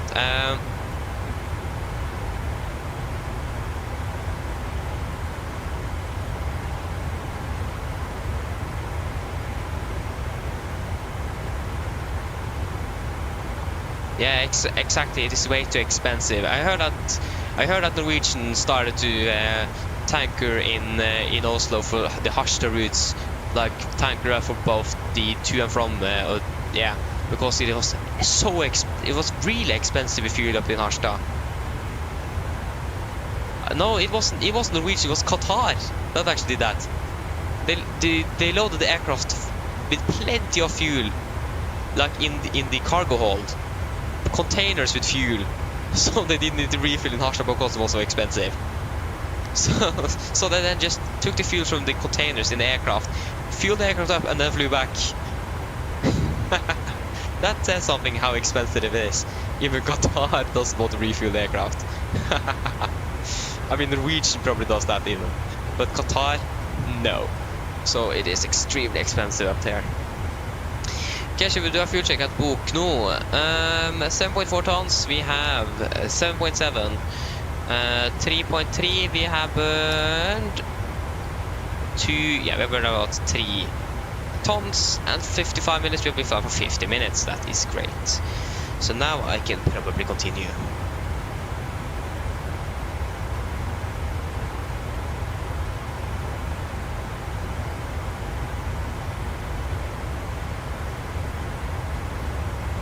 Oh, airborne.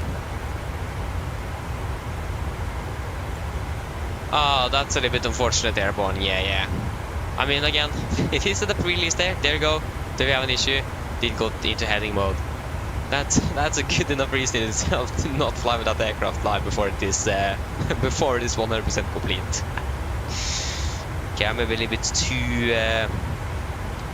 too harsh against developers, but I still don't understand why they released that aircraft.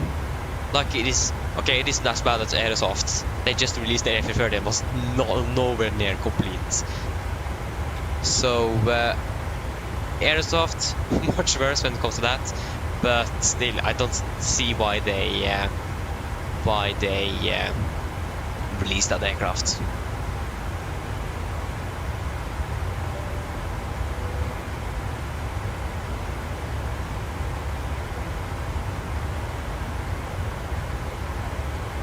Exactly, it's just fuel in Norway, especially like you said in Northern Norway, it's just like it is unnecessarily expensive up there.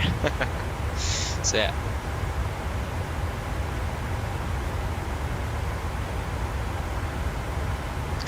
Exactly, Marcus.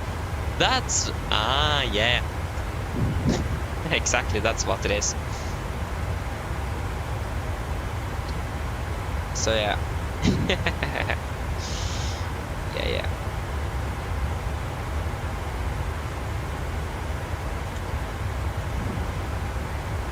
Yes. I can do that.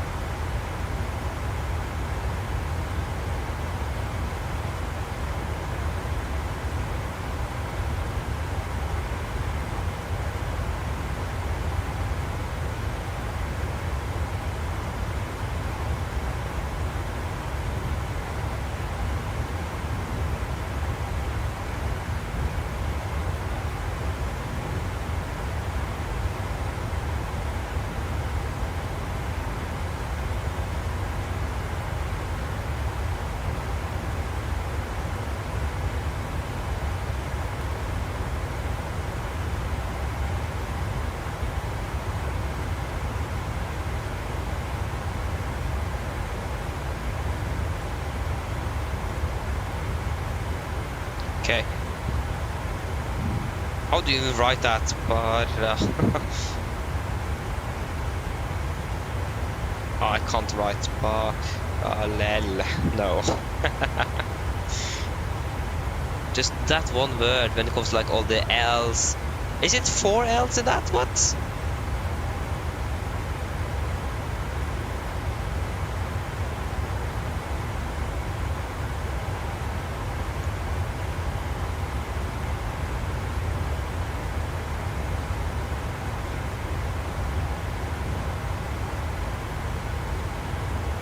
Yeah.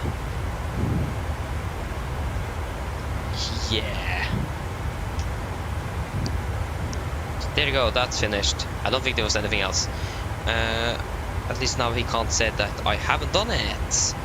I was finished with like a task or something on Monday, and I didn't actually finish the evaluation or something before now.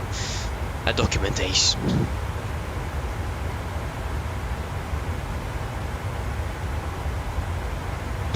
Exactly. Yeah. Again, it isn't actually good for the for like the environment as well. Like airlines are doing that, but again, it is just way too expensive for them. So they save money by doing that. So yeah.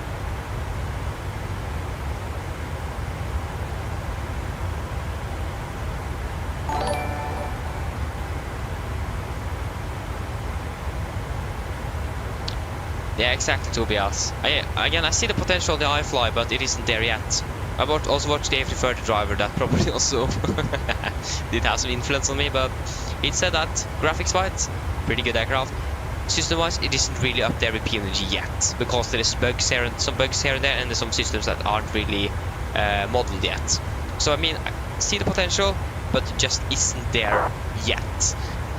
Still need to wait a little bit before it is where it should be. I mean, I understand what you mean with that, Marcus, but I mean, Boeing have fixed that at least, so. So yeah.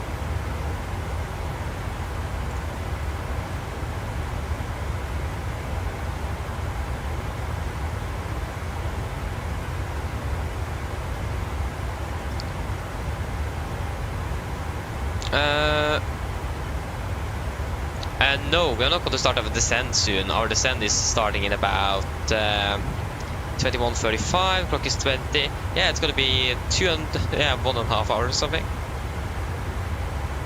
Yeah, 1.5 hours exactly.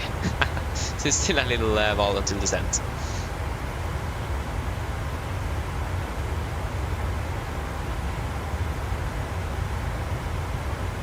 Yeah, that's great. I also watched a bit of him as well.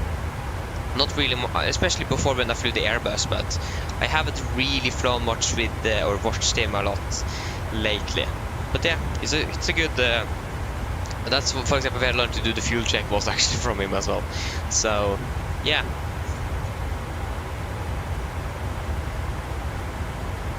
Jesper, welcome back. Hoping well. If you hadn't said that you were Jesper, I would have said exponential simmer again. So I said I was going to forget it. Ay.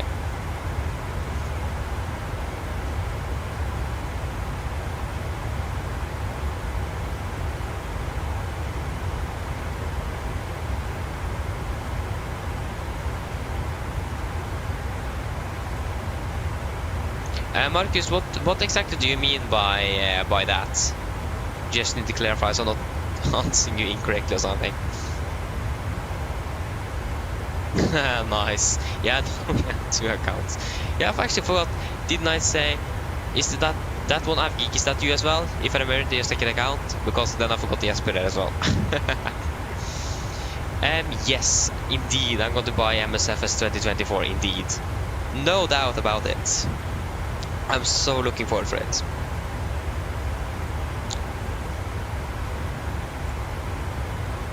But like, do you mean, what do you like with the movement? Do you like in real life, in sim? just need to clear up again. What do you mean, like aircraft? What? Good to just know what you are exactly talking about. Yeah, real life. Yeah. Like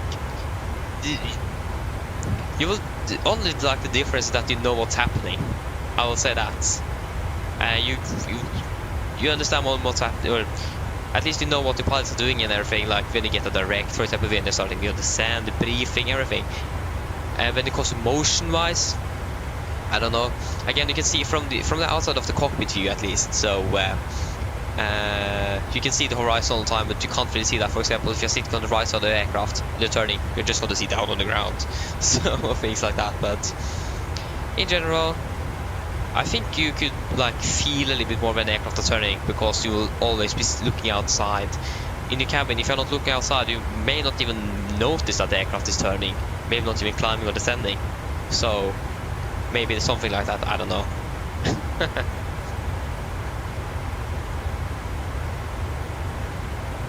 Yeah, the Aviator edition is like with all the paper aircraft Microsoft have made to this current sim. It's like the AN225,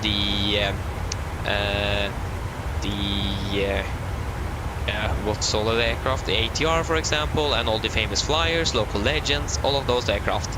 That's like $300 or something. I'm going to the premium deluxe version. That's like $140 or something, or 1,400 Norwegian kroner. So I'm going for that. That's the current version I have as well now. And if you want the premium deluxe, do not buy the standard and then upgrade later. It's going to be way too expensive. So really recommending to just look or buy it straight away.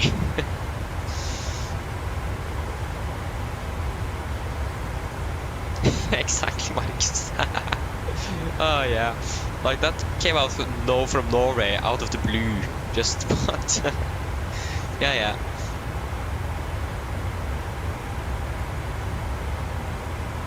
Wait, ever do they? I heard that they haven't even modeled the MCAS system. I've heard that they didn't even model it yet. Huh. Yeah. Maybe they have, I don't know.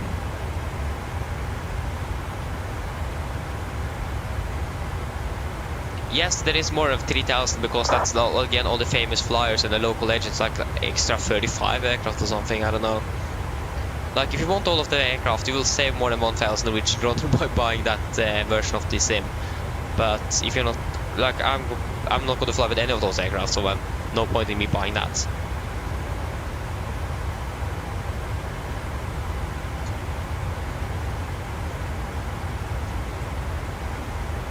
But yeah, I'm just going to refill my water bottle, so I'm going to be back shortly.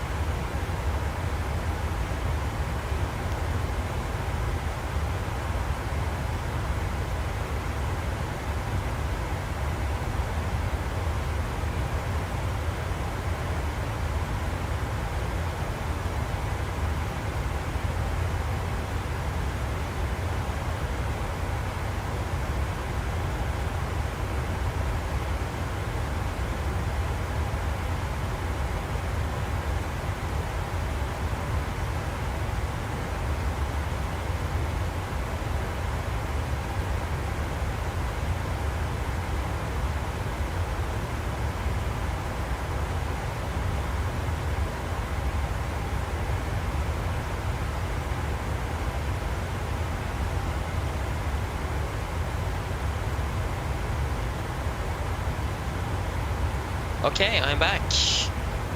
We're for 1 hour 4 minutes. Okay.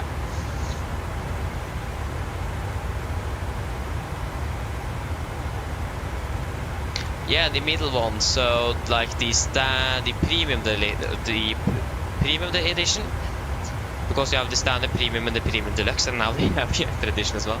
So yeah, the premium edition, then, if I'm correct.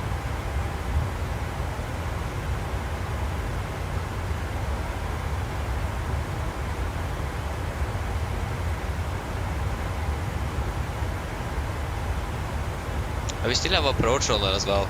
Going to be interesting. You need to look at the weather. How is the weather looking at Oslo? Oh no, it's so bad. Yeah, 5,000 light races missed via 500. I mean, actually, it looks like actually have improved from when we departed. Actually, when I think about it, but still, it is the best. It definitely isn't. It could be better. It could. But yeah.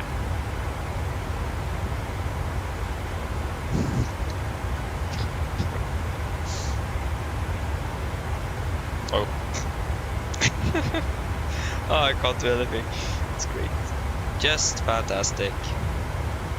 Just messing up everywhere. So yeah. Not surprised. Yeah. Oh. Yeah, how long? We have been almost 7 hours. Yeah, okay, that's great. Yeah. I mean, it's basically a normal work day. School, back home, working for 9 hours. Yes. Oh, that's great.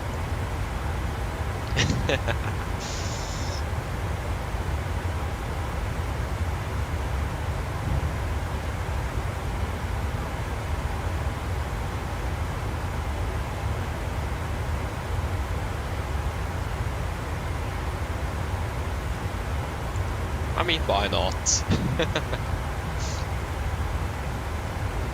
We're still landing like 14 minutes behind.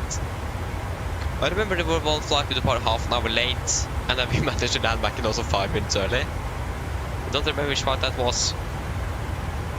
At least that was really strict. We were really good that day. Think about that, departing half an hour late, landing in also 5 minutes early. Like saving up 35 minutes. How did we manage that?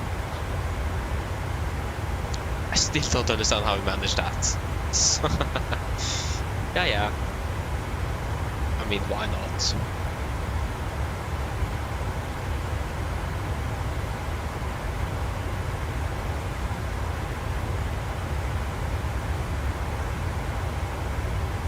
Yes, that's still so strange. Yeah. Sadly, we didn't manage that today. Not landing 5 minutes early.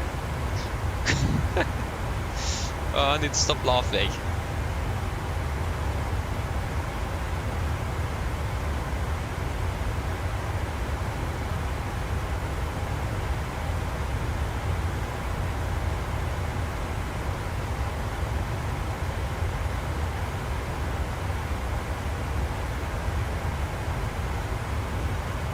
KLM. KLM exact. Yes. KLM is weird.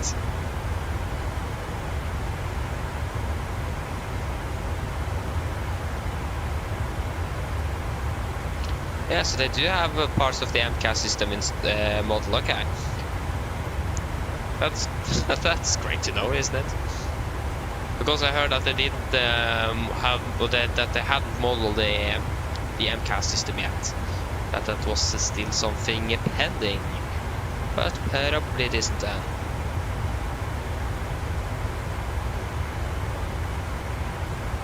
There you go. I heard about a Norwegian here that was doing some interesting stuff on the pictures here, but I don't really see anything. Yeah.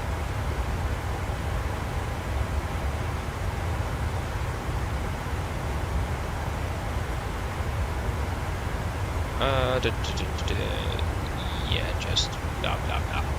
Not really interesting. I was going to check iFly here. No announcements. I'm still not able to join the Miro, like the support. So that's also great.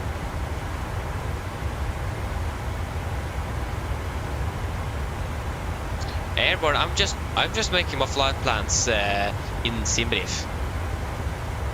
So I'm just using normal SimBrief. I'm not using Virtual Norwegian to make my flight plans. I just booked the flight so I can just quickly fly now in VNPC and boom. So I don't need to like select airport, day, departure airport, destination airport, something like that. So I just book it there and just fly now. I just done that twice. Today and on another flight a few weeks back. So I'm just using normal SimBrief for that.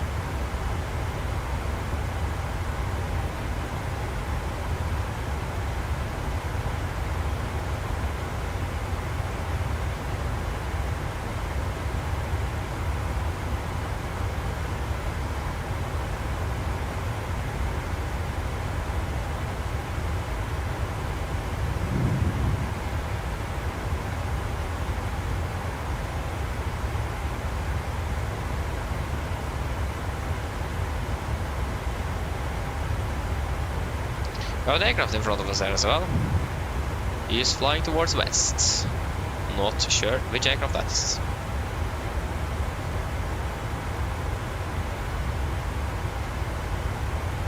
Wait, do I match the real aircraft? What?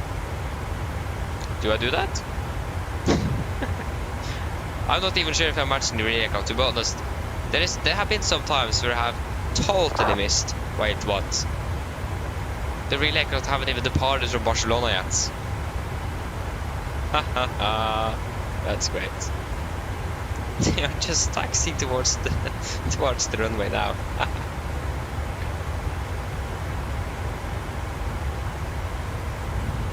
That's great.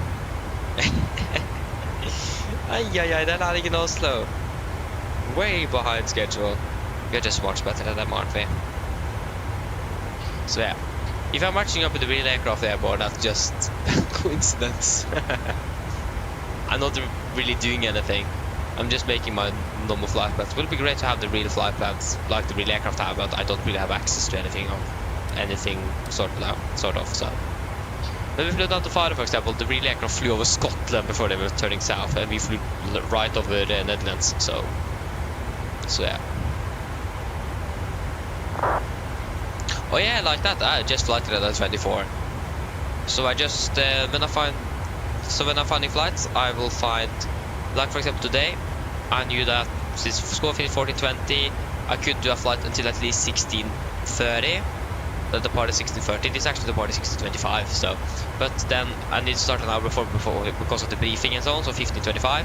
So every departure from Oslo at before or after 16:25, I will just take the name into wheel of name, spin it, boom, find it, look at the crew or look at the schedules, the flights, the crew changes, see if it works, and then just use that. So it's try to do it randomized as well.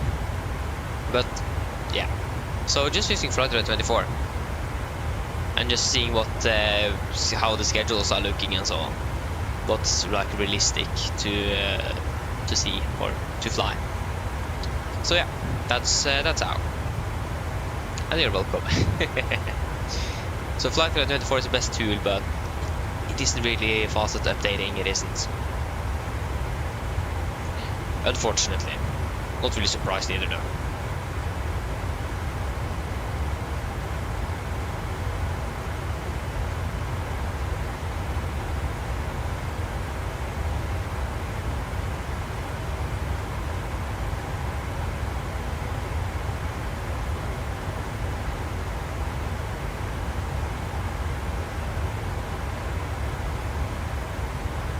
So yeah, and again I try to do it randomized as well, not trying to select it myself, because like in the real life you want to select your routes yourself. You can like on request, but you're not going to really select them yourself. But again, it would have been so great if like I could have access to. That's the thing, I don't really know any Norwegian pilots.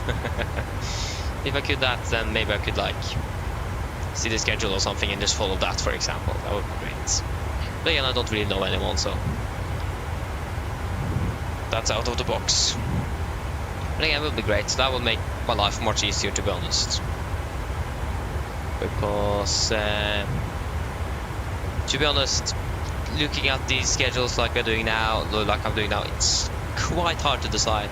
For example, now today, there was a flight from down to Milan, but the aircraft first flew to Split, then was going to fly to Molde, and then Milan. Just when is that crew change going to be? Is it going to be between Split and Molde, or between Molde and Milan? Molde and Milan, longest time on the ground, but Split was the longest flight.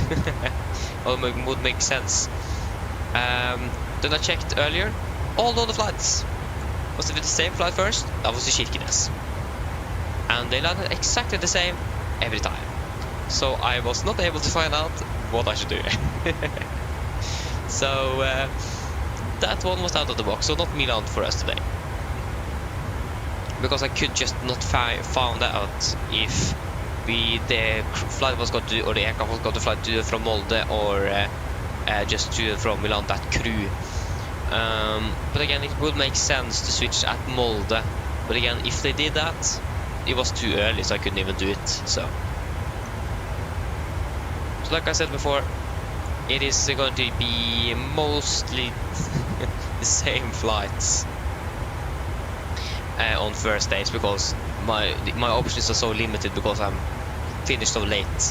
Like this is like finished 14:20 Norwegian time. That's the earliest I finished through the week. 2 days a week at Monday and first days. So yeah, that's great. And all the like, if I could just finish like an hour earlier, for example, that will make a huge difference. But again, I'm not finished an hour earlier, so it doesn't really help.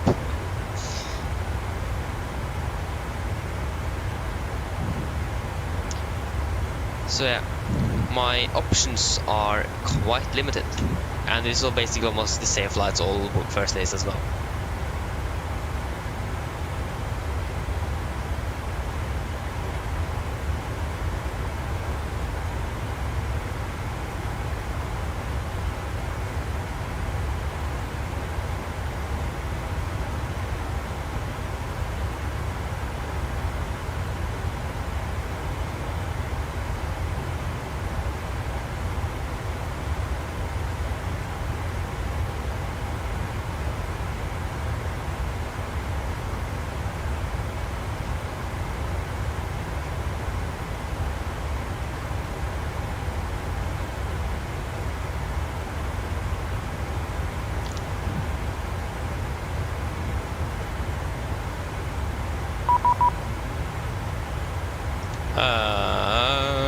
That is going to be Brussels control on 1. Come on, thank you. 131.1. 131.1. Brussels control, good evening. Nordic 3 Whiskey Delta, flight level 380.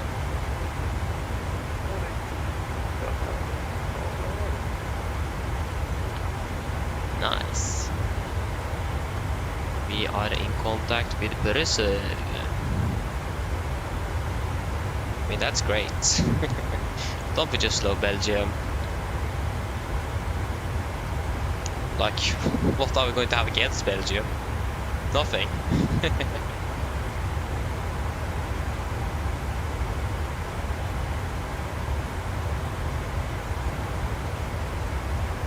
I don't see any reason to have anything against Belgium. Oh, 22:10 now. That used what? 1 minute longer? Yeah, that's actually quite a bummer.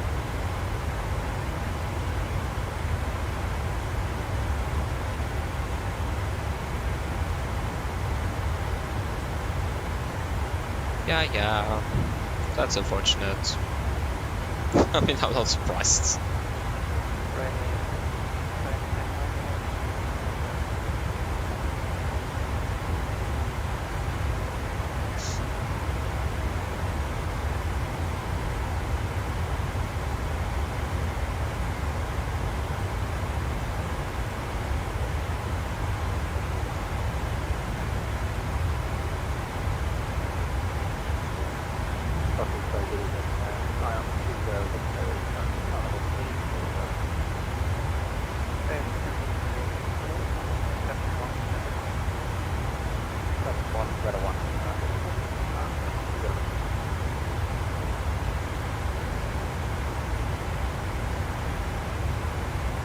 So yeah.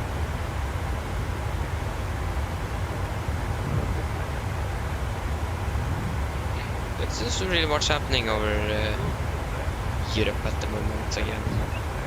Does make quite a bit of sense.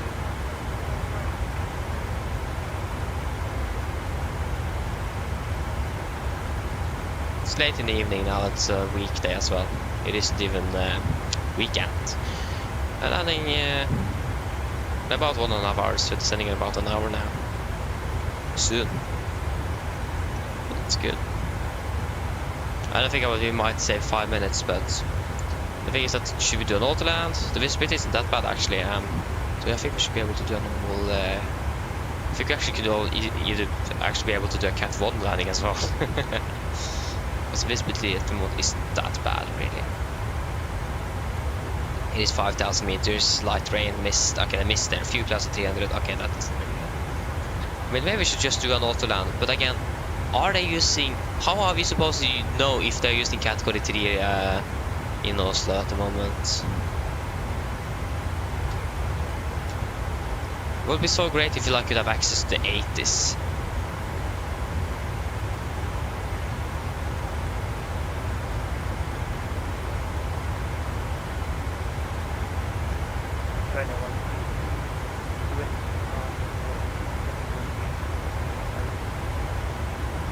Can we find anything here? That's the beta tough, still not the 80s. Runway status. What do you see? It's 5 good actually. The braking actually is actually quite good.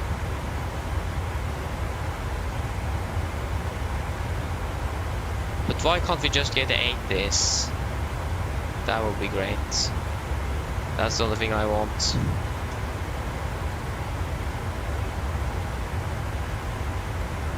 Tower, Polaris, no, that's not 80s.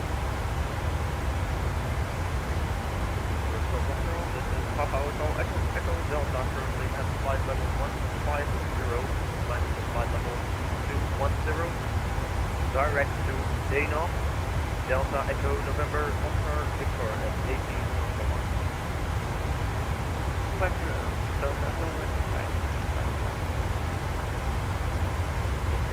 flight level 210.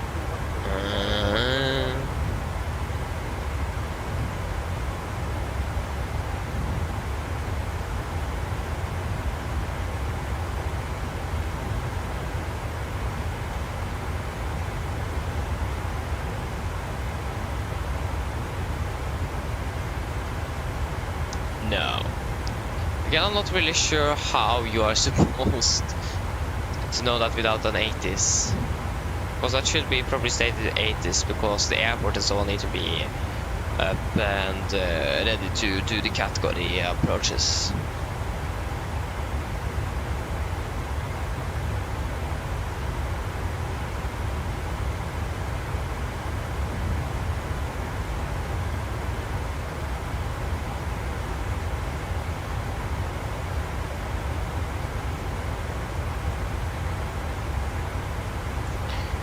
Again, I'm not really sure how I'm supposed to find that out, so yeah.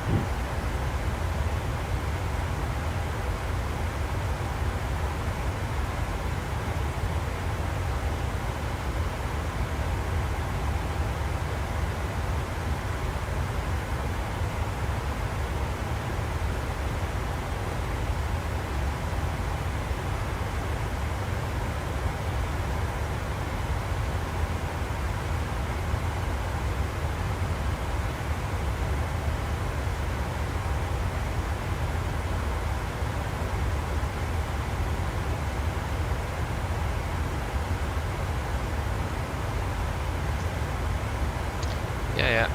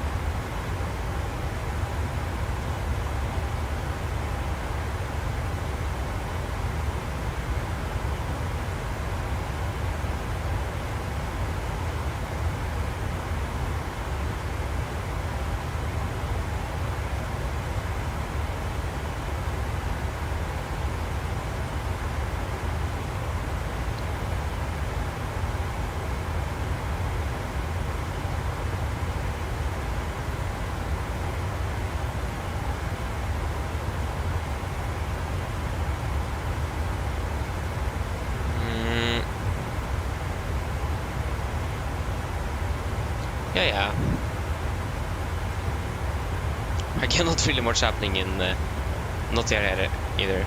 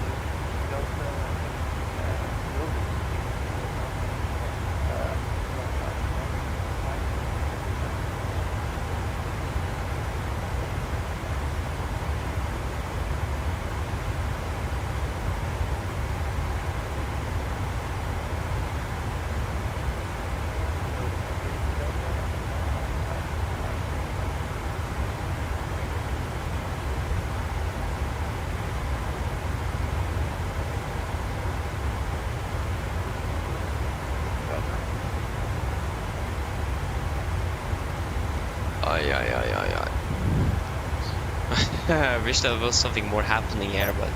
Oh!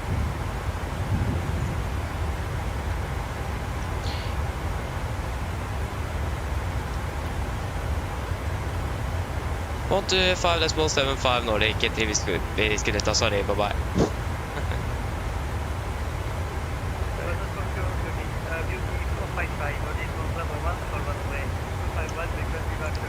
I'm not really following you. Okay, kind of, 180.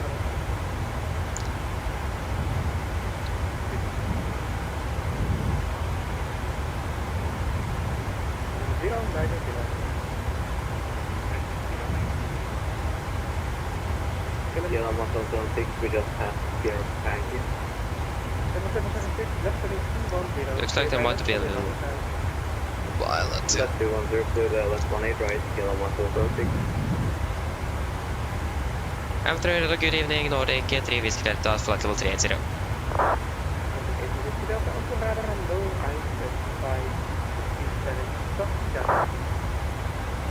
What? Could you please say again for Nordic 3 Whiskey Delta?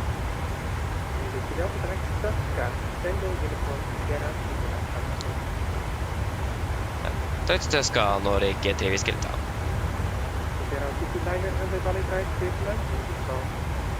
Tuska.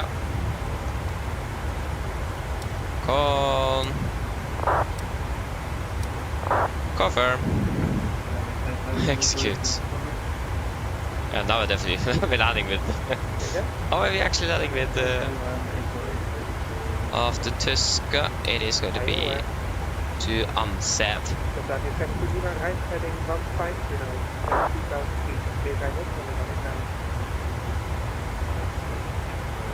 Execute. I like that direct.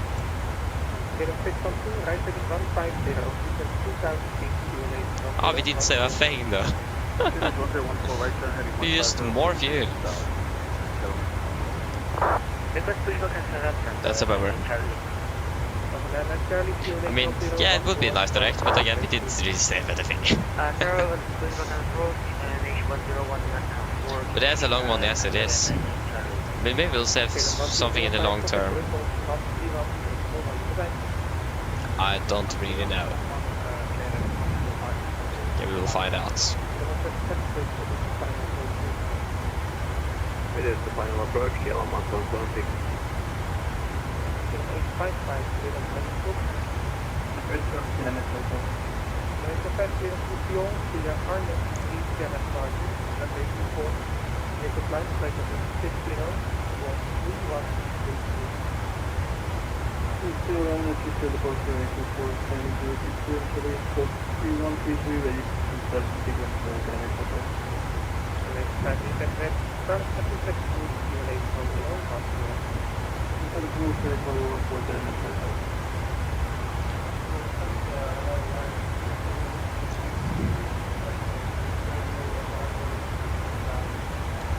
Rotterdam.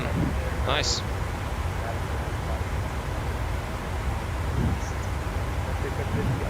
Identify Rescue Romeo runway 4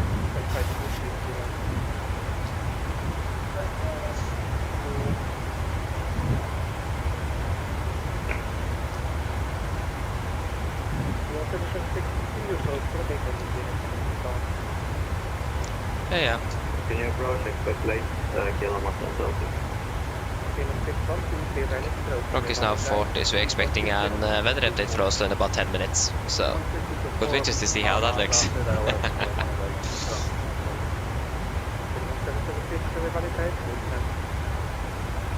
right to land kilometer Celsius. Like the visibility was actually worse in Oslo when we departed from there than when, at least from what we can see for now. Yeah, the real flight departed like 20 minutes ago or something, I don't know. The real flight is actually really delayed. We were like already an hour into our flight before they departed or something. They have not even reached France yet. They're estimated to land 1:25. So they are more than an hour behind now. They were supposed to, they departed 2 hours behind schedule. How did they manage that? Again, probably some slot problems, that's the thing.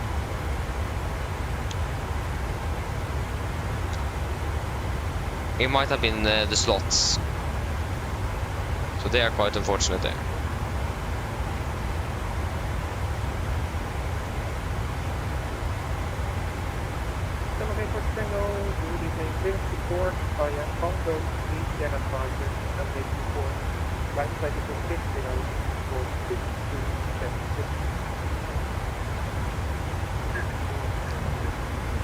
So yeah.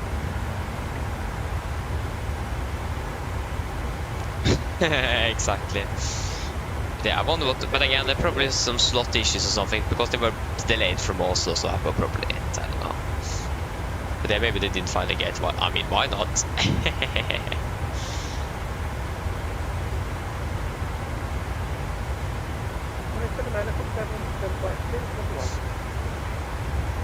I mean, they was straightforward right into the gate.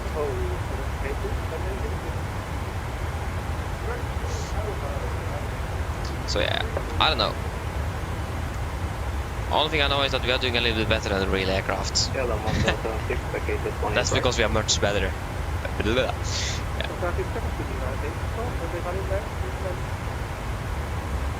But again, if I had that information, like for example, if there was a slot change or something, we would have followed that.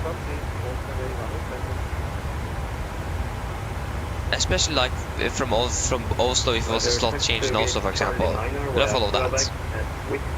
Because then we'll also follow that in Barcelona, because then we would be landing around the same with the real aircraft.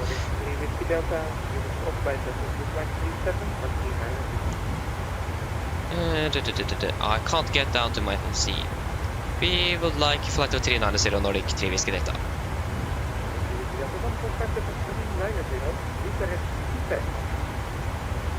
Flight level 390 direct to PBX Nordic 3 Whiskey Delta. 390 set, alt intervent, there you go. 390 and direct to PBX. There you go, PBX. That's a nice direct.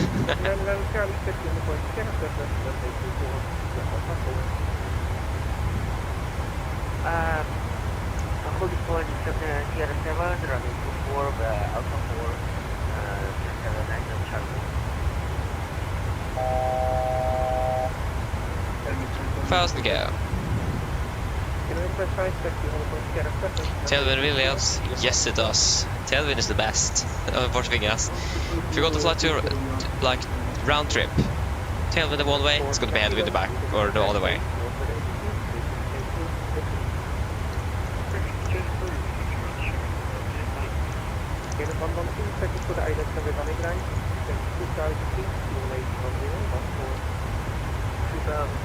Yeah, exactly. That was exactly what it did. Oh, yeah.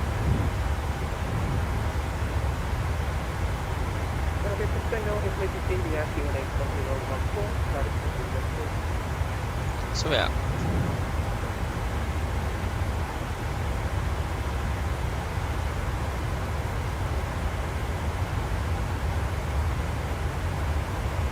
Pick up to traffic vacating. Everybody drive this left. Quick line when I rise, Bill. Can you step line here? Clear and drive. If the manager is there, take a look at the station. Then we set up for W24, line side of the 60, so 114.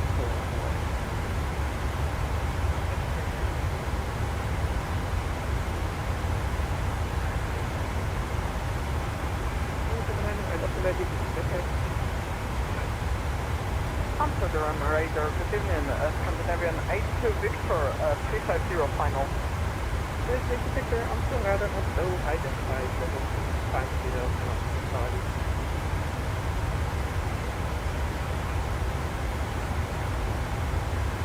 One gentleman, well done, 50, Charlie, 13, fire to them, and 50, 13, cross the lane, So yeah.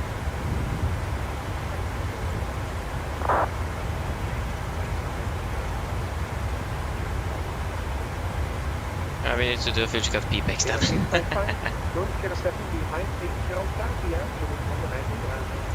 At least we're landing with almost a ton more than our final reserve, so it should be good. At least enough for one go around. This is 2020, yeah.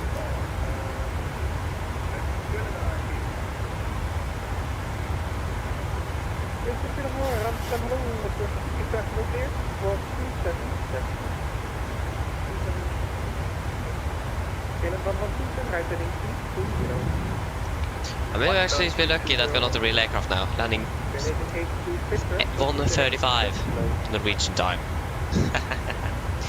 That's great.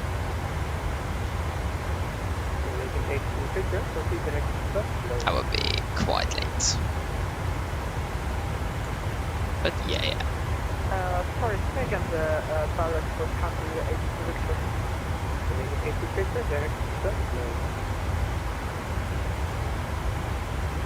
Pirate for country 82 Victor. By people like mining, really like to do. Okay, 64, expect this 4-1 start with it. I don't see even on the guy. Just like a new one.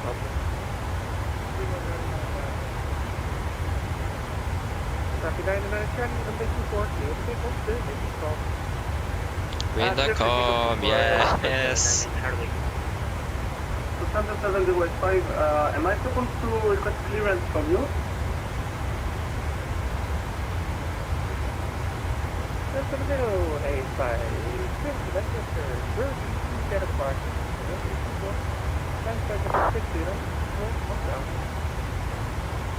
Lufthansa 705, I wasn't ready to copy the clearance. I just asked if clearance is from you. Sorry. Way too late to agree. So you're asking if the clearance is up. No, I just wanted to know if I should request the clearance from you or just keep on Unicom with after I depart because you are radar. Can I request the clearance like in 2 minutes because I'm not ready yet? Yes, of course, your custom just pop down, so I will be airport pop down for you. Alright, thanks. Nordic 360 Delta, protect the Raven 124, 075. 124 075 Nordic 3 Whiskey Delta, good night. 124 075 Blue Radar, good evening, Nordic 3 Whiskey Delta, flight level 390.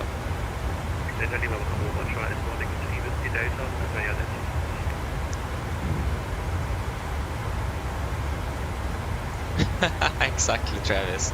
That's so unfortunate for the passengers. Yeah, I still wonder what happened, but again, it is Barcelona. It's probably a slot. It probably missed the slot and need to wait quite a bit to get a new one.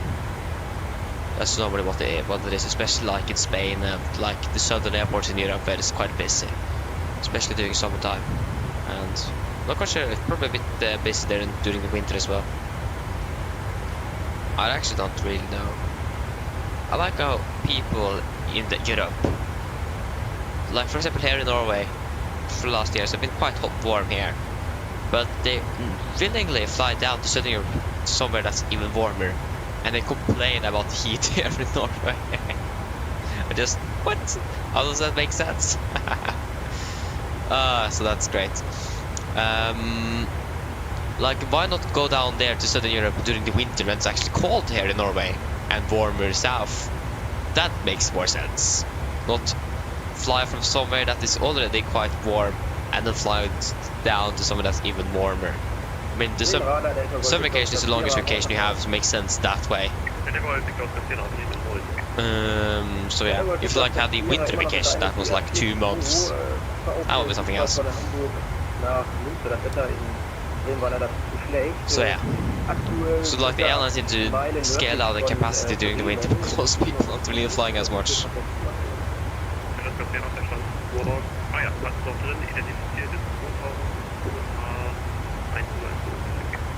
Maybe I should actually have had German at elementary or like through 8th to 10th grade.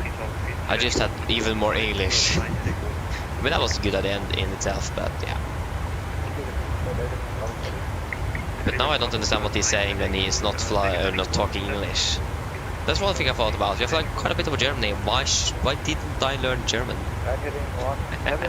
To be honest, I'm really happy that I did, because the German class at school had actually a pretty good teacher like the first half year, first year. After that, they didn't have any good teachers. So I'm really happy I didn't choose German, to be honest. I feel so bad for them.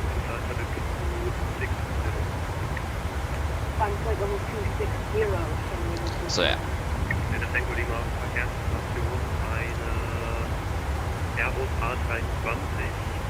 20? What does that mean?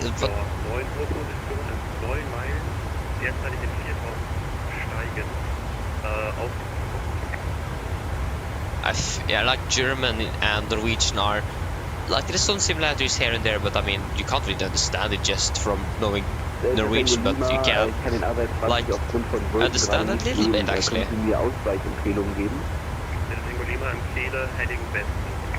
Heading west, so west basically.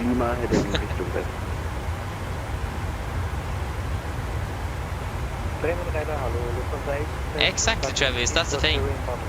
Why? So yeah, like for me, it would make more sense to go down during the winter, like when it comes to like the heat and so on, but time-wise, makes more sense to go during the summer. But again, that's when most people fly as well, so that's just got to be a lot of people everywhere, it's got to be delays, so yeah.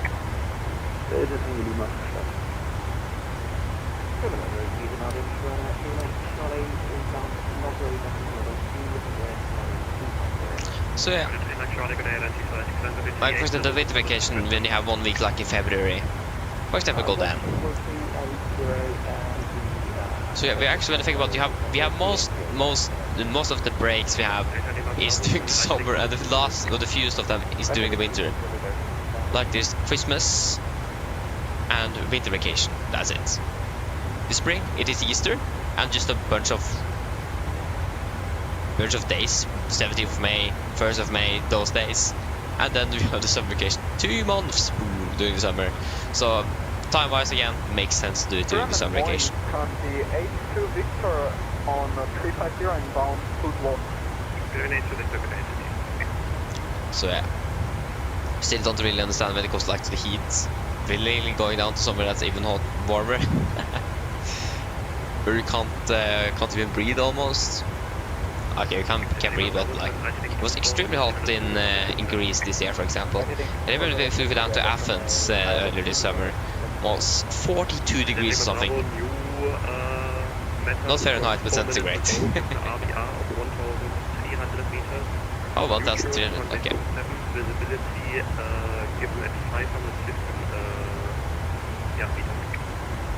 So yeah, I mean, if it wasn't even warmer down there, it was extreme. Just during the night, it was like 30 degrees.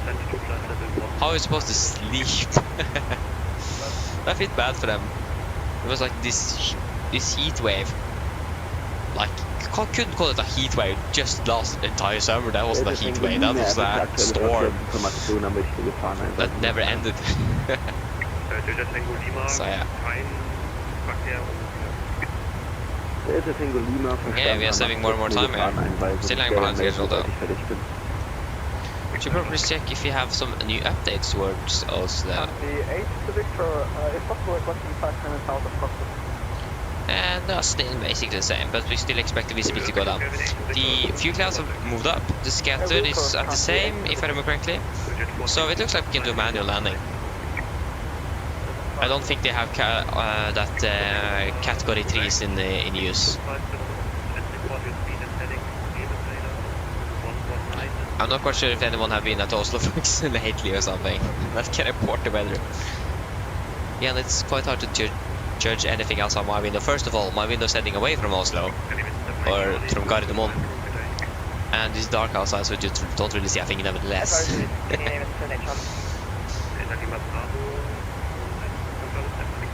So yeah.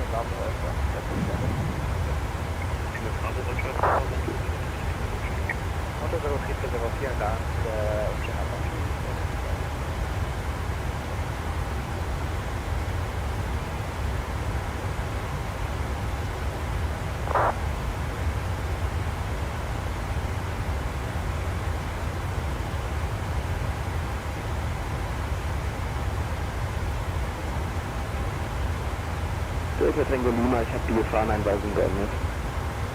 Delta Tango Lima ist ja schon.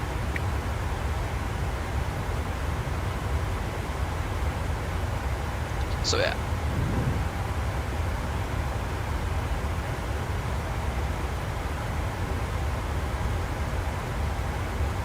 Travis, same here. Same here.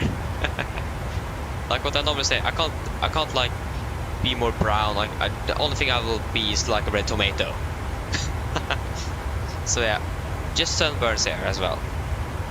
It's like no point going down to Southern Europe to like change that. Then I will just arrive home like a red tomato. So is that anything I want?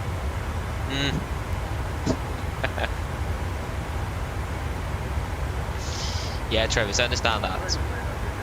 Like spring as well is also really nice. Let's probably change runways in Oslo as well, yeah. Because winds are coming from 360 at 2 knots. They'll probably change it one to this once. That would be great if they have. They're landing a little bit earlier. One complaint. Yes. I was going to be 0 on the right though. Mine Juliet Lima is going to landing from Amsterdam. Inbound, From Prague, that was one of the flights we could have done today. So, can just change. We know they're landing runway already. It's got to be definitely 0 on the right while the Valpo transition and Rebound 3 Lima executes. Now we're landing 15. Wait, what? You saved almost 10 minutes. Yeah, that's great. You saved quite a bit. Like if we would have done a direct from the start, we would probably save 7 minutes just by doing that. And doing a direct here, we would probably save about 3 minutes or something, maybe even 5. We'll save quite a bit on the directs here.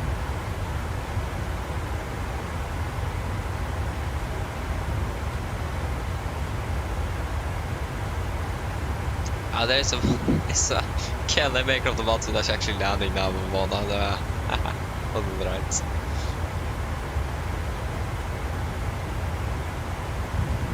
So yeah, I mean understandable. Delta Tango Lima, ich würde gerne ganz kurz die Frequenz zur Zwischenlandung in Barcelona zum Nachtanken verlassen und gleich wieder kommen. Delta Tango Lima verstanden, kannst du genehmigt Squawk Delta Tango Lima verlassen, Minute Squawk VFR, bis gleich.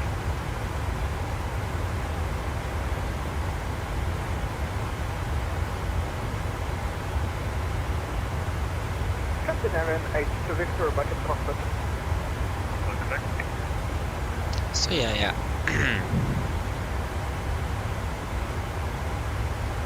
At least you are approaching Oslo now. So. Information with military aircraft, Tornado actually, passing on the right side at 500 feet in the night low flight zone. That's interesting.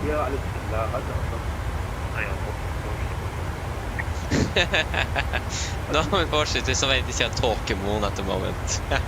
That's a great one. I mean, yes, quite a bit of, especially during like the autumn, late summer and autumn. Fog in Oslo is quite normal, especially during the late evening, night, and the early morning. The good old morning mist. So we monitor the weather for now at least. It does look like we actually do need to do an auto land. I don't think they have that in place in Oslo at the moment either. Because we can't really do a category 3 landing if Oslo isn't really prepared to do a category 3 landing. So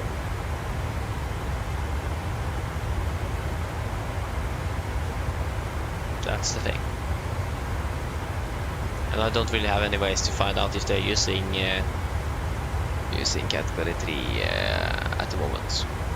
I mean, again, we have this with the 5,000 feet, and they're like the lowest cloud layer we have at 2,100. The few clouds aren't really counted as a cloud layer. The only concerning part is the mist. Other than that, the visibility in general is looking quite alright. So yeah, I mean, it could have been much worse actually. So yeah, we didn't really need that extra fuel. But again, if we consider, we just go around, do it again, do not land instead. We have enough fuel for that, so. But yeah, it's really hard because, like in real life, the airport need to be prepared for it. So, but I don't really know if the airport is prepared. So yeah, but I mean, it's still it's still not really bad. It was worse when we departed from Oslo with like 2,900. Then we'd have considered NOTAM.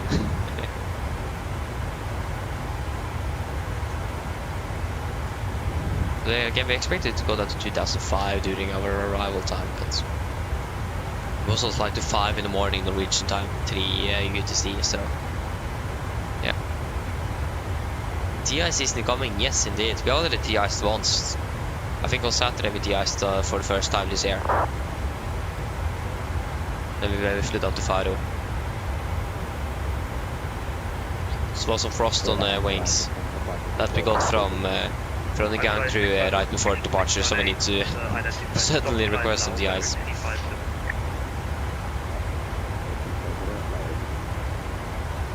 Like, it could have been great if like the simulator of the aircraft had been standing on the ground like 10 hours during the night, something, 8 hours. So like it could accumulate that frost on the wings, for example, on the fuselage.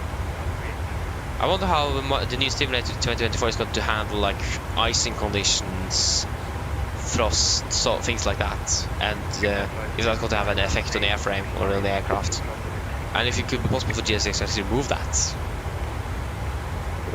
That would be great. Like, probably nothing you actually don't need to very much about, like if flying mostly in Africa or something. But for us that's flying in Northern Europe, America, Russia, for example, some places like that, those would be nice to be sure that that's simulated. Because currently now GSX is just it's just visuals. It doesn't really do anything. So yeah. Yeah, 2054 exactly. So yeah. But again, technology. You can just see how the technology has improved for the last 4 years. So yeah. We'll just wait and see. It's gonna be a new simulator in the future as well.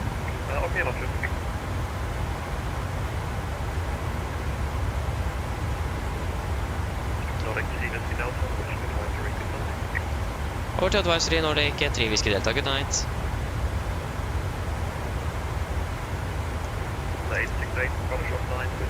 On to this one 8. Over to advisory. There's still some controls that probably I forgot about the Unicode change there. Some have, some haven't. I'm just playing along with whoever it is say what. Oh, that's a little bit tight. I will say that this is a little bit tight. Yeah, that's a little bit tight indeed. Up in Keflavik, isn't it? No, it's a random airport. Which airport is this? This is... I'm not going to try to pronounce that airport name. Up in Iceland at least, but not Keflavik.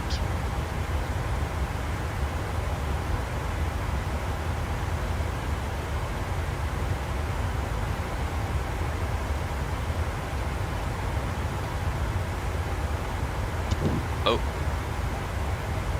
Landing 21:30. We're landing about 25 minutes. We will call the cabin crew just to let you know.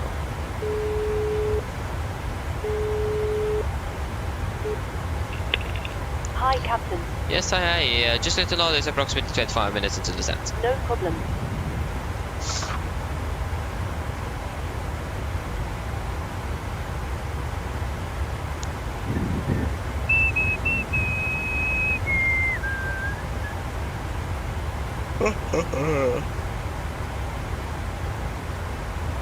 Yeah, definitely some fatigue coming in now. I mean, makes sense. Again, if I would have been flying, I would have went to bed an hour ago. So yeah. There's not much happening in Oslo at the moment, but again, I don't think they're using category 3 approaches at the moment. I don't really see any need to use it. The visibility isn't that bad. It could have been much worse, but it isn't. So yeah.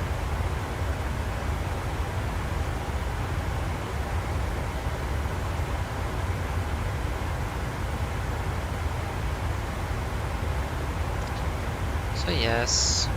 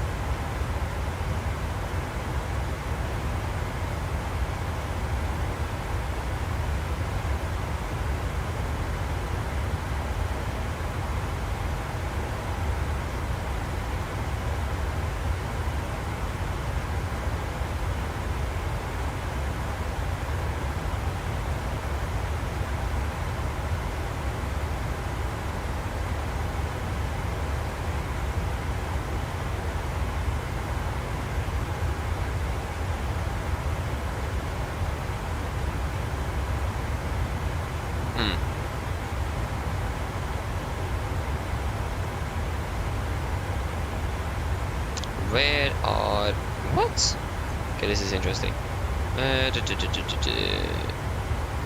No news, flights of news? No, it doesn't look like it. Here? No.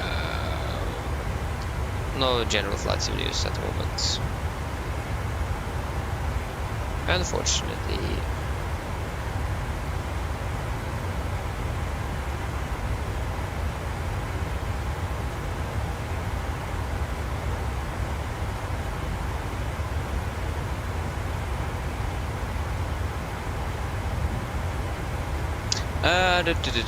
School tomorrow? Yes, indeed, I have.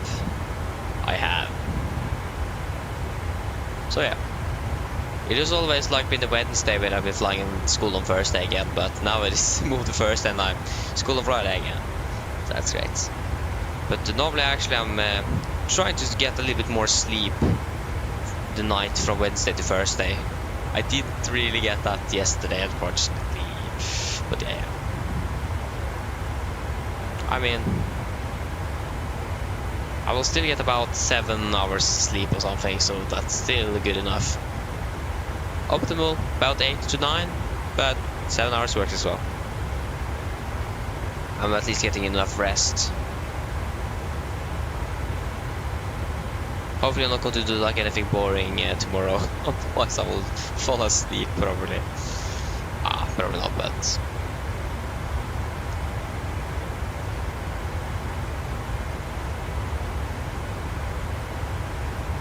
But yeah, especially yesterday doing like theory was really tiring actually. I was surprised how tired I actually was. It was insane. I struggled just having my eyes open. It was insane. So yeah, that's I was actually surprised. I've never felt that tired during class before, and I'm not quite sure why. I wasn't like in general tired that day. We're probably just so bored that I couldn't continue or something. I don't know. But it's the last part of the day where we like had a trip outside was actually really nice. That was great. Movie day, yes, exactly. Yeah, I wonder what we're actually going to do tomorrow. Wait and see. Again, I normally finish actually 4 in the evening or 1600, or not evening but afternoon 1600, but we normally will be able to go about 14 instead with some weekend homework. So yeah, I mean, I'm not complaining about that. That homework doesn't take 2 hours, so yeah, that's great. I'm really happy with that. And again, why the longest day we have during the week? On Friday, like we have the same, finish the same time on Wednesdays, but still on Friday. Just I don't really like that.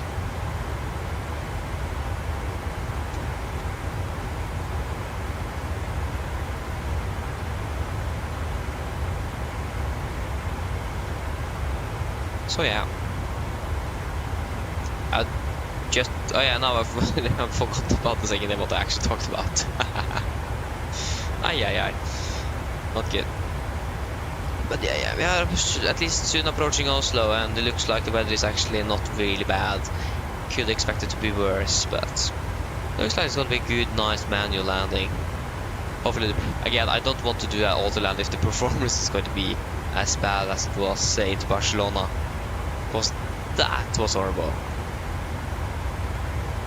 So yeah.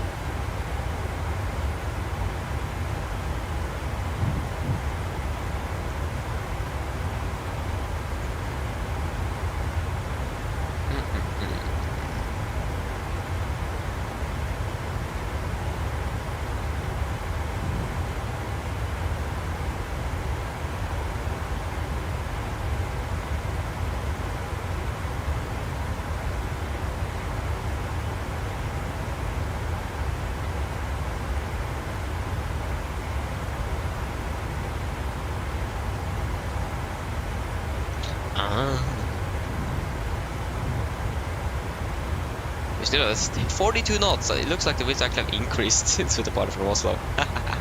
I mean, that's great for us though. Now we actually have a tailwind. That's the thing.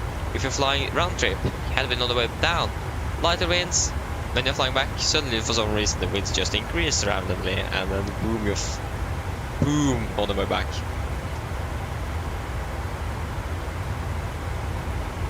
So yeah.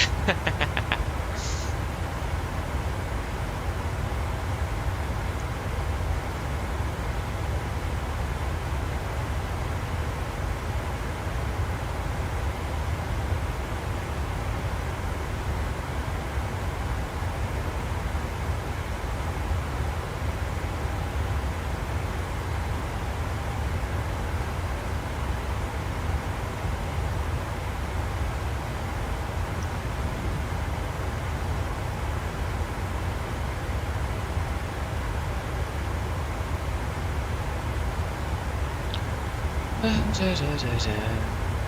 have an SES along us here towards good old Oslo for 692.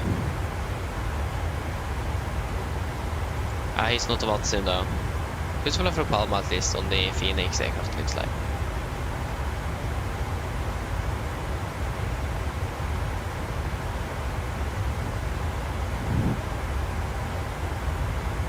Yeah, so it's exactly 1 ton. So 58,600.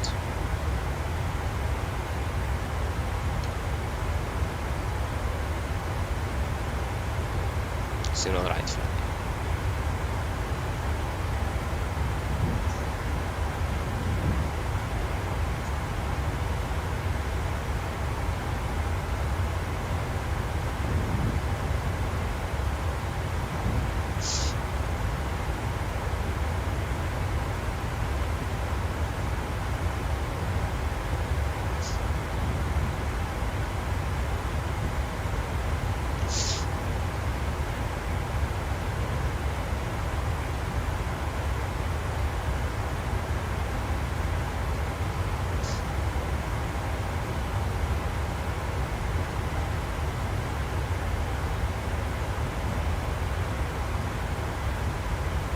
How many miles?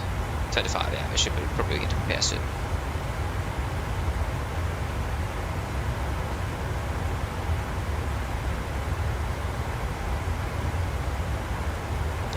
So yeah, we should have an update for Oslo in about 6-7 minutes or something. Yeah, something like that.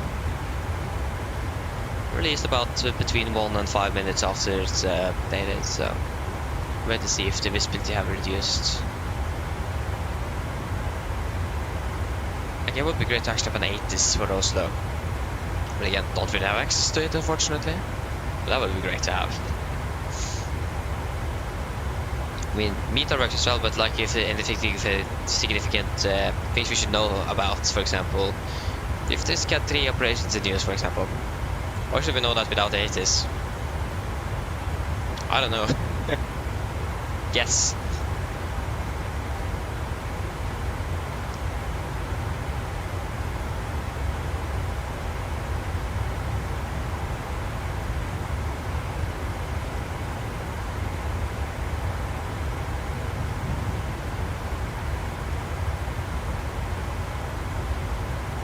It's a little bit up, isn't it? Or if just randomly just thought, isn't the speed maybe tilted a bit up? It is that, or it's just that it is going like a backdrop. I don't know.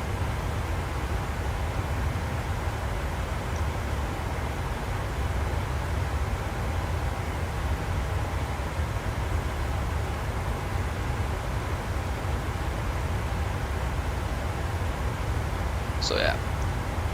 Got to prepare after we at least got the latest update in like 5 minutes or something. Okay, that would be a little bit late.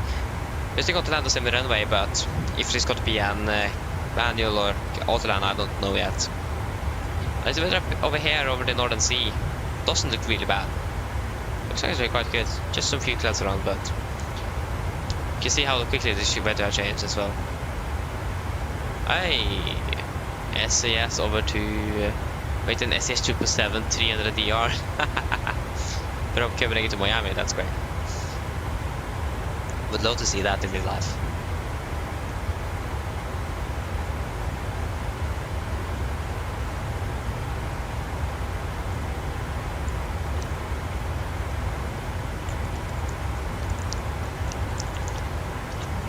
Oh, good with some water, isn't it? Immersion read, yeah, exactly.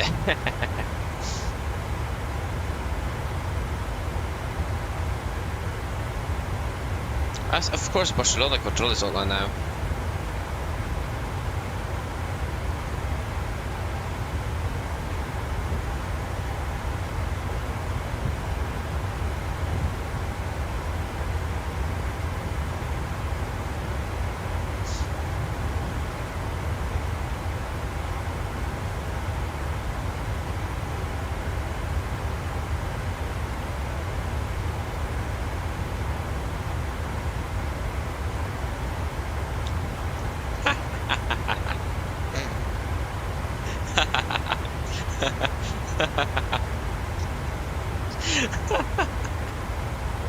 I'm not quite sure why I'm laughing. Again, I'm tired. You know what it is, or how it is. Getting tired. Remember the flight to Paris? That didn't go very well, did it? Yeah, so still on the right at least for landing nevertheless, which if it's going to be an auto land or not. So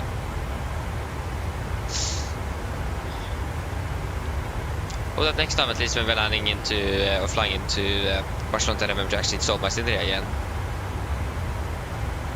That would be great. Is it 11195? Yeah.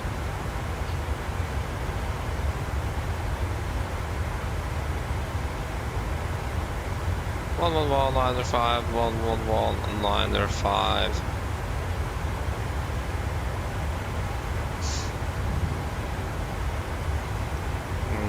Yeah, 02 is already set, of course, so that is good. 871 for the normal ILS, that's the thing. We should have a new weather update like 2 minutes or something, so we should probably wait for that. We can do the landing calculation. Oh, okay, we need weather update for that as well. Forget it. Is the runway so wet? Yeah, we still have the 50 update, so.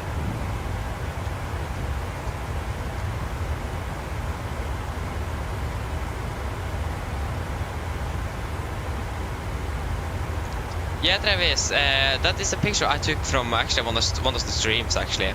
So the background itself, just a picture from Sim. I just used the logo of the Norwegian on the down here, the app logo up there, and the OPT. I don't really remember where I got that from actually, but this is basically custom made, and it wasn't really easy, especially when I was going to switch from the old to the new logo up here. That took a while to fix, but yeah. So it is all custom made, and I'm really happy with how it looks. Okay, 4,500. I've gone down. It looks like it actually should be good enough for run. What's actually the required RVR at 1,200 meters? So 871 should be good. But again, if you can't see the runway, just go around and then do a NOTAM landing after that. If you don't, only thing I got to lose this time. More flight time though, I mean, that's good in its own way. So, I mean, I'm not complaining about that, to be honest. Just want to check where I'm going to be parking this aircraft. Skålvik, hello, god kväll. Welcome, opening well. What is this? Okay.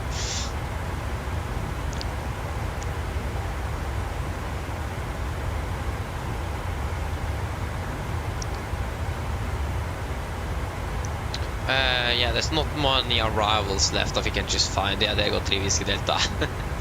Stand 6-4. Are you serious? On the opposite side of the airport. Yes, so happy I am. I'm tired as well.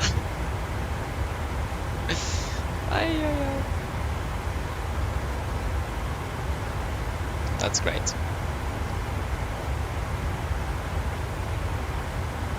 Yeah, it's really, yeah, I agree with you, Travis. I really like that EFB background. I'm really happy with it. So yeah.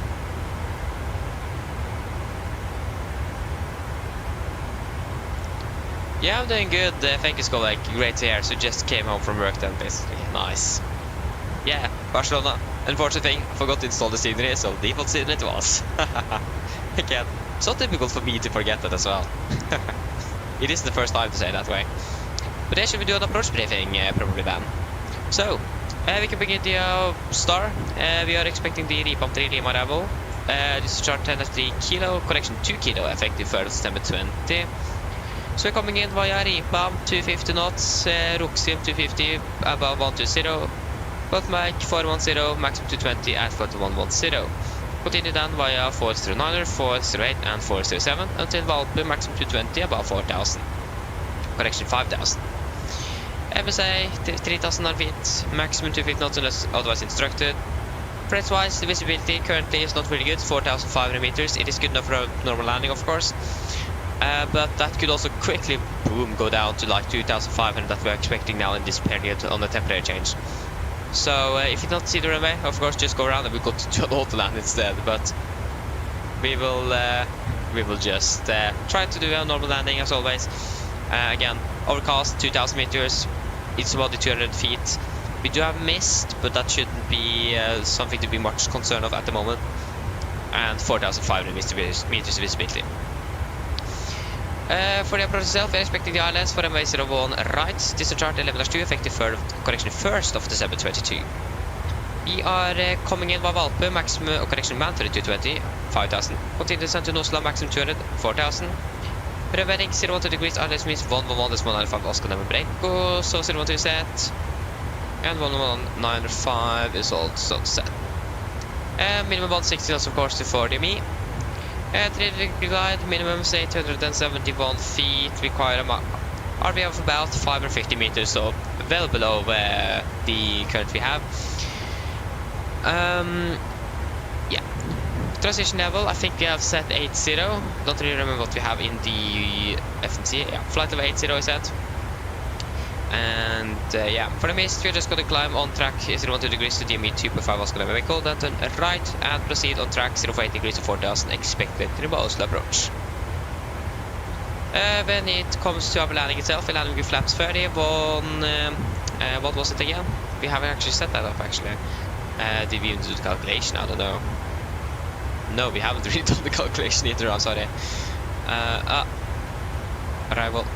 So, 010, 2 knots, 715.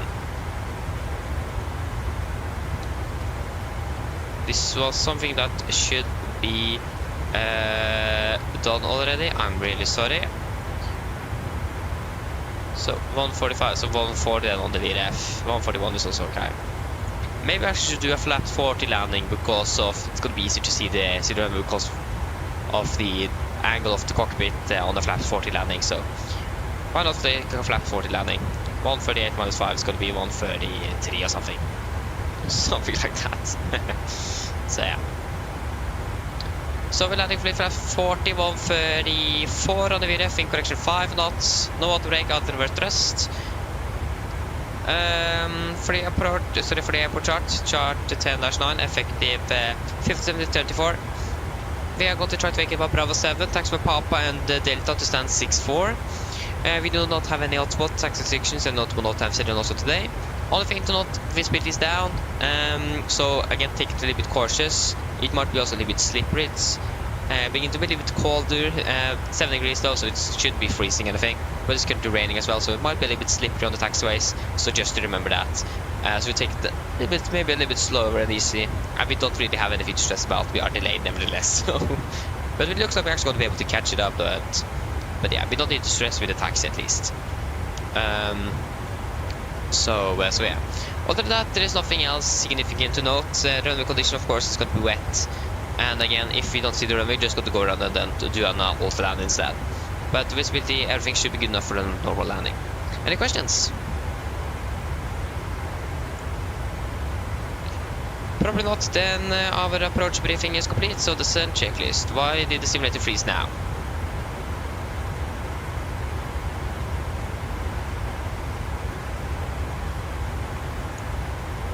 If it actually is not coming back off, thank God.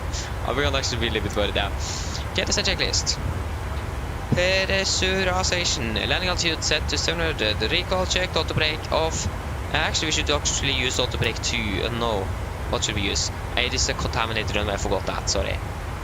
So you auto brake 3 is this. Yeah, we can use auto brake 3. Auto brake 3 is landing data. VRF 134 minus 871 feet. And approach briefing completed. The checklist complete. Yes, Golvik, indeed. It's quite a delay on the real one. It is. Happy about that.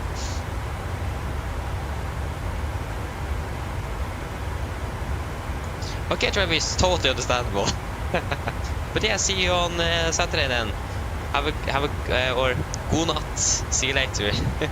Thank you for watching as well. So yeah, bye bye. Get 220 set. We are ready to go.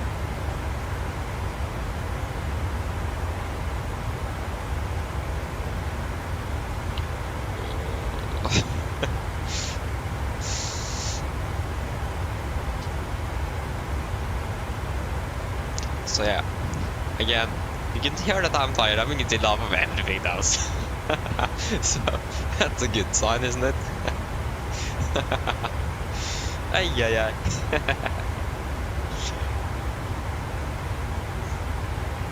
Just need to remember to breathe, okay? No, it's okay. This isn't good. Yes, Golvik, so plan is to stream on Saturday, or be flying on Saturday, and not maybe on Sunday. The catch is that I need to be finished before 12. So yeah, we will wait and see. But I think it is going to be flights that will be able to be finished before 12 actually on Sunday, because Norwegian, it looks like Norwegian normally give their crews shorter duties on Sundays. It looks like it at least. It may look like it. Because for example the domestic flights coming in from the districts on the weekends are departing later than in the normal week. So But that's also maybe because of passengers flying into Oslo, for example, on a Saturday. From Kristiansand don't want to wake up 3 in the morning. Why not wake up 5 instead? So yeah, wait to see if we're going to be able on Sunday as well, but I need to be finished before 12 at least. Because my youngest brother is going to have a little birthday party with the family, so... Going to have some guests here at 12 and 5, so need to be finished before 12. Probably not be finished like before like... Probably finished before like 11:59, but... I mean, at least it's before 12. So yeah, we'll wait and see. And there you go, we have begun our descent. And again, how is actually the traffic situation currently into to Oslo?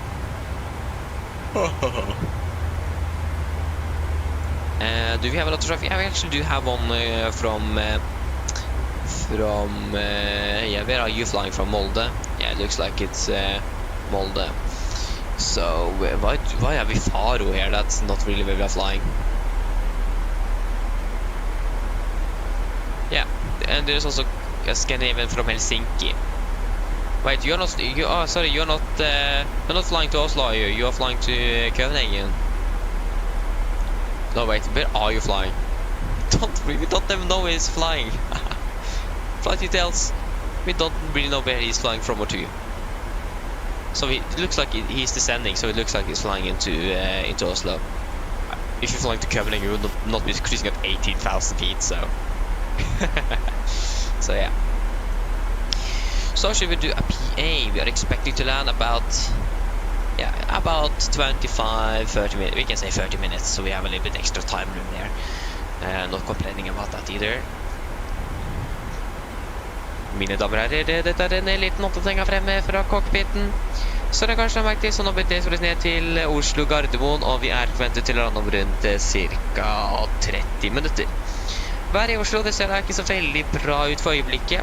Vi har litt vind kommende fra nord. Det redusert sikt for øyeblikket med litt regn og 7 grader. Vi får bare se hvordan det går. Bare for å forberede, det kan kanskje hende at vi må avbryte landing hvis vi ikke ser rullebane i tide. Men vi forventer ikke det nå, men i alle fall da vet dere det hvis vi da eventuelt avbryter landingen. Ellers, vi har pratet en veldig fin flytur med oss i dag. Vi takker for at du valgte å fly med oss. Vi har pratet for neste flytur, og så ønsker vi dere en fin kveld videre. Ladies and gentlemen, this is a quick update from the flight deck. As we noticed, we have begun our descent down to Oslo Gardermoen, and we are expected to land in approximately 30 minutes. The weather in Oslo currently is looking quiet, or not looking the best. We do have a little bit of wind currently from the north. We have reduced visibility, light rain, and 7 degrees centigrade. Because of the reduced visibility and so on, there might be a chance that we're not going to be able to see the runway in time. So we just to let you know, there might be a go around. We don't really expect it with the current conditions, but just to let you know, if you're going around or aborting the landing, then you know why. Other than that, we hope that you have enjoyed this flight with us today. We thank you for choosing us. We hope to see you again on the next flight, and we wish you a pleasant evening. Thank you.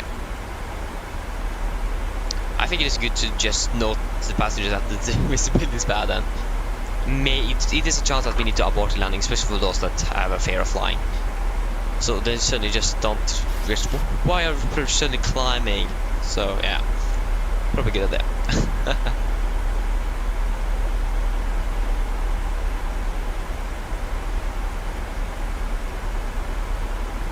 Yeah, exactly, Skolvik. Why not? I mean, we do have a jump seat in back here. You can't really see it. We do have a jump seat here. You can have the whole family sit behind me. That would do great. Yeah, pass flight level 300. Well, that's the wrong way. Wait, why did I set? I did set to 15, not 10. Oh, I realized it now. A bit late. So yeah. Why did I close out of the map and still needed to decide on the traffic? Why are people landing one on the right? What are they doing? Oh, I still don't understand. Look at the flight level 24. The best source of information, isn't it?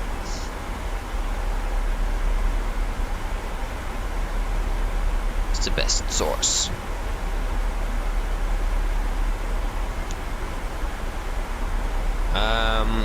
At least the winds are coming from the north, so in general just the winds prefer 1-liners. Sorry, not 1-liners, I mean 0-1s.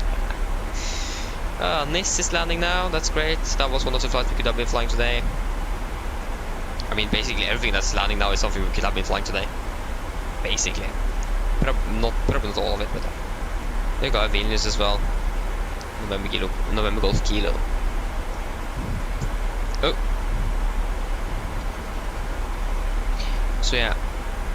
At least it looks like they're landing on 1-liner right, so that's great. Because then we're not going to be landing on top of each other.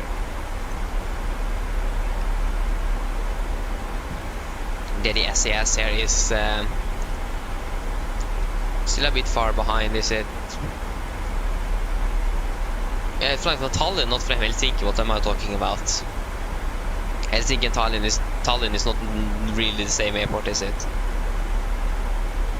I don't really think so. So yeah.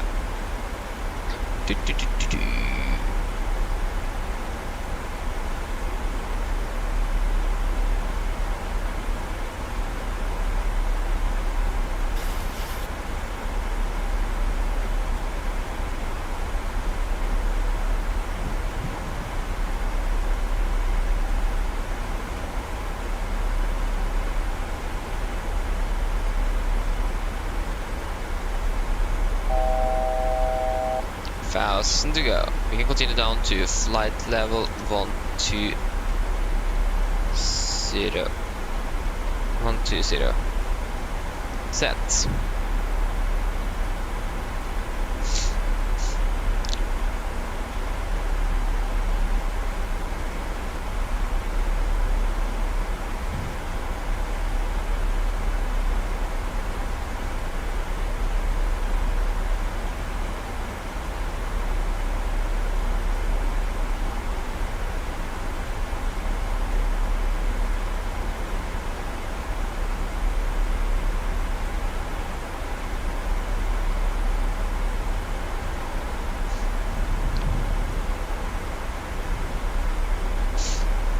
So yeah.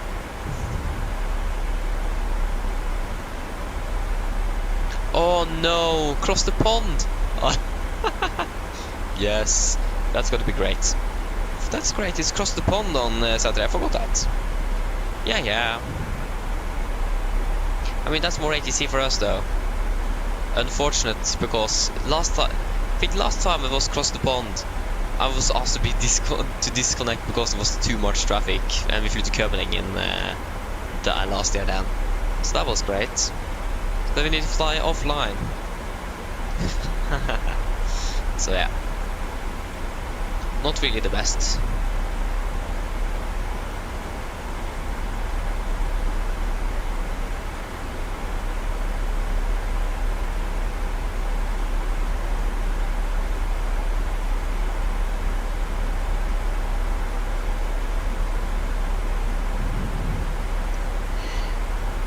So we'll just wait to see how it goes. Like, I think, for example, the Hoppy A car system is going to be overloaded and crashing. So that's, or not crashing, but that's going to be taken down.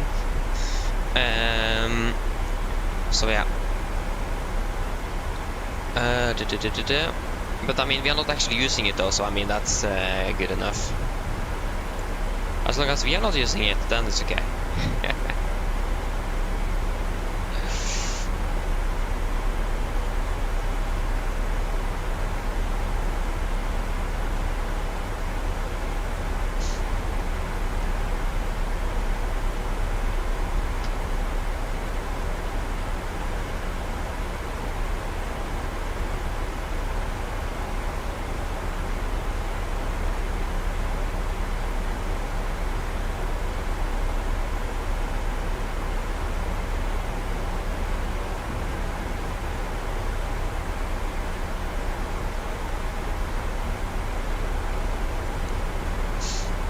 So yeah.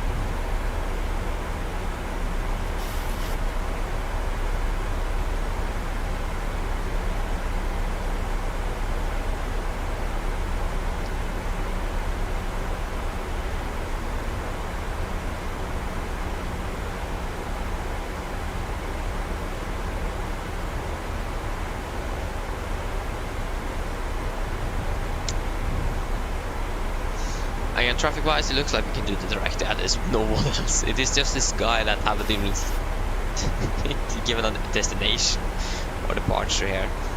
Basically not given any flight plans. We can fly directly to Drag Record. Just wait a moment. We are going to fly directly to Valbu. Valbu, execute. Now we're landing on time. Okay, now I see that drag is required. Arctic in disregard. I don't see drag required at the moment. I know this aircraft. I know this route. It's gonna be okay. So yeah. Oi. Did I? Yeah, I did. Don't need you.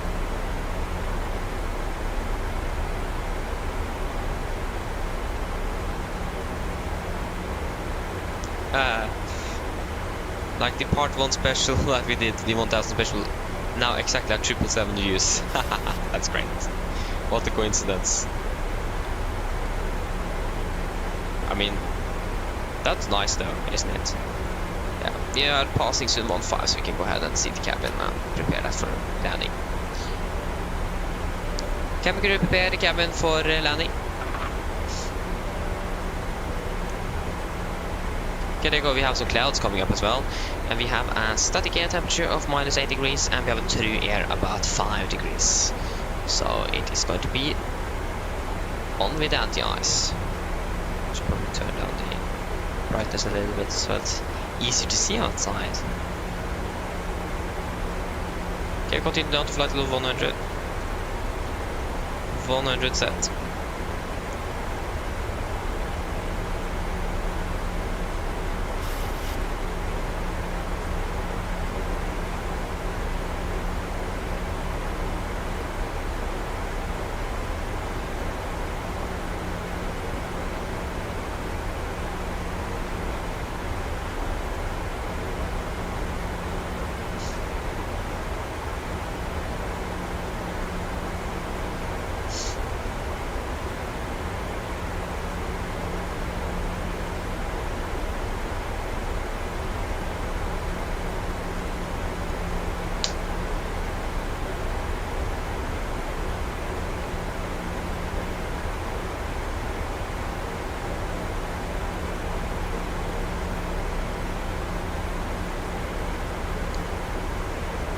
Are we flying in clouds now?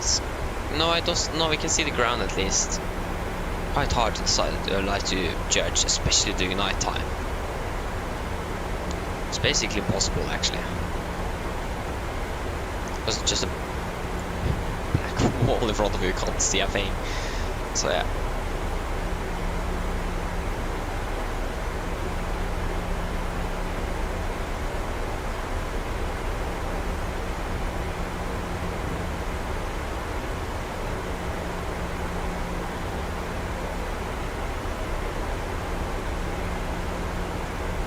Should we have a new update?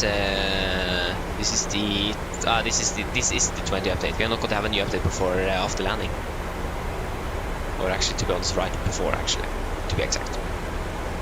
Yeah.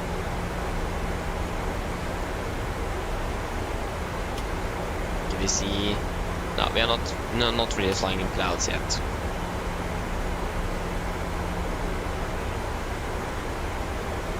Okay, we continue down to 4,000 feet. 4,000 set, QNH in Oslo, 1015. Actually a high pressure as well. 1015, 1015. And approach checklist. Altimeters passing through flight level 115. Now, ±0. Approach checklist is complete. Okay, that looks a little bit concerning. Generally should probably also maybe lower the brightness here on the backlighting as well, to make sure that it isn't actually too bright, but enough that we can see something.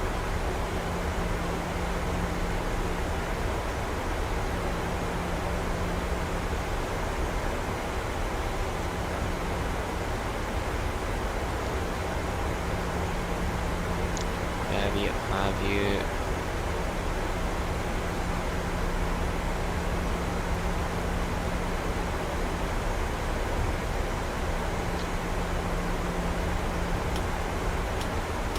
Yeah, we're flying into clouds, so on with anti-ice. Hello. Hi, Captain. All passengers are seated and secured for landing. Thank you, kommer vi ready? No problem. Yeah, it doesn't look like we have anything light on. I think we're past flight of 100 as well. It's a bit bumpy. But again, expected.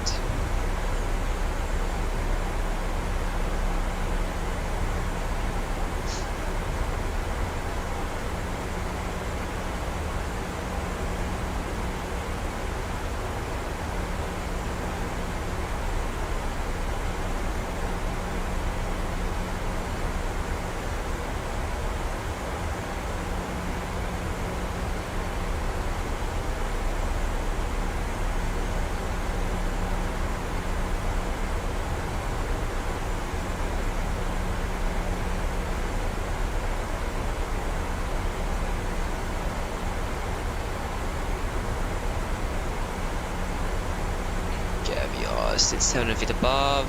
We need to slow down as well. Should probably use some speed right now. Yeah, this aircraft is currently on the final for 19 right.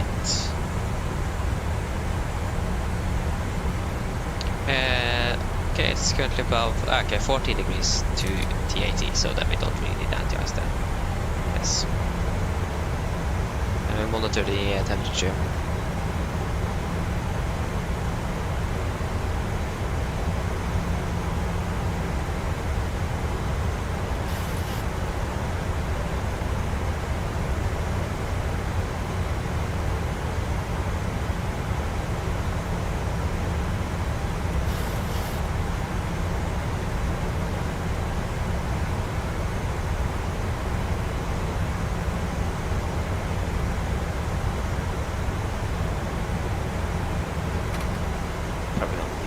More speed break than that, to be honest.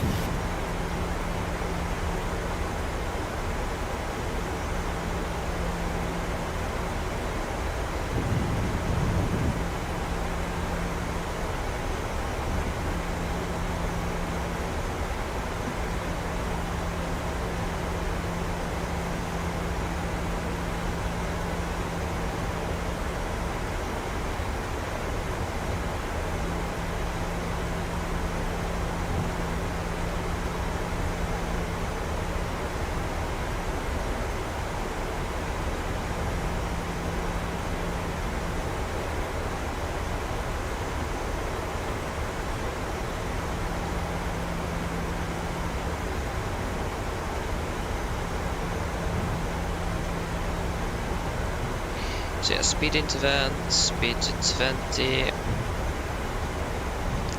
We're actually just below the glide as well. Flaps 1, speed checked.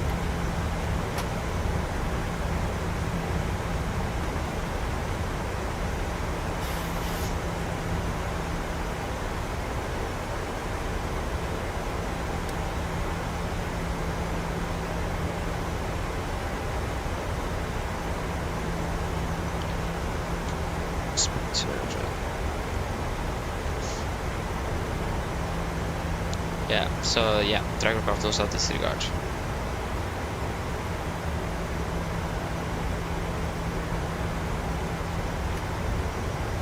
Flaps 5, speed checked.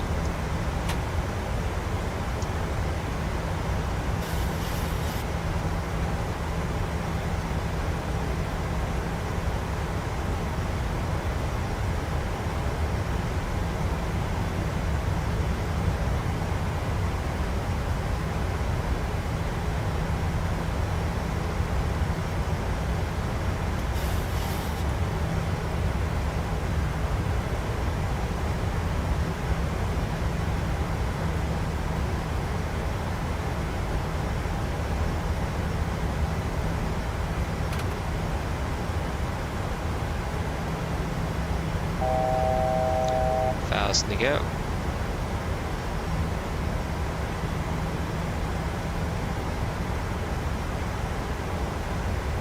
we are clear for approach.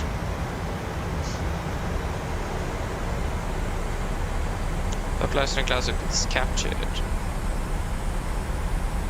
The missed approach altitude again isn't at 4,000. Yeah, that's already set. 012.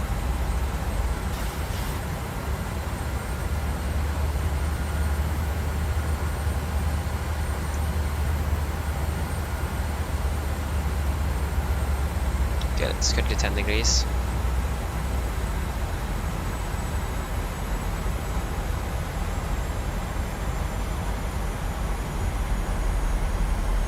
Vi har en inngang.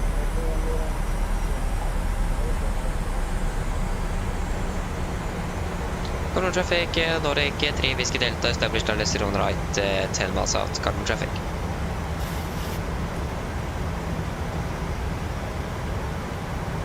Speed 180.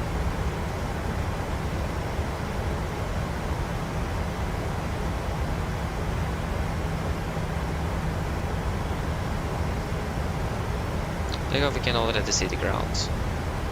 Yeah, that's 9 degrees, so on with anti-ice.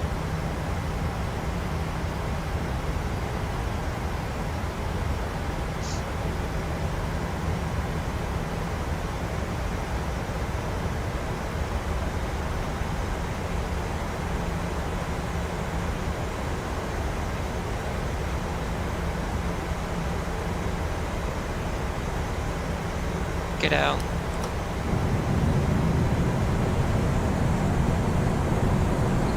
Flaps 15, speed checked.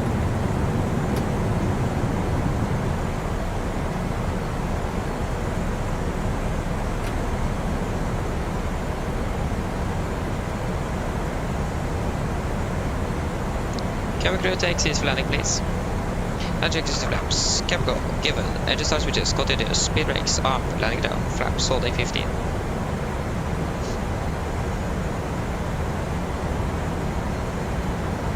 Flaps 25, speed checked.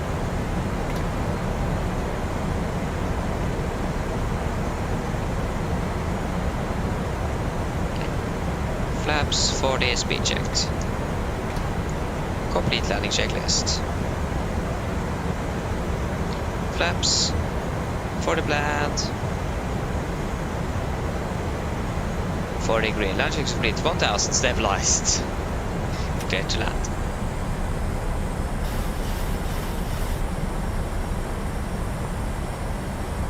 And approach lights inside.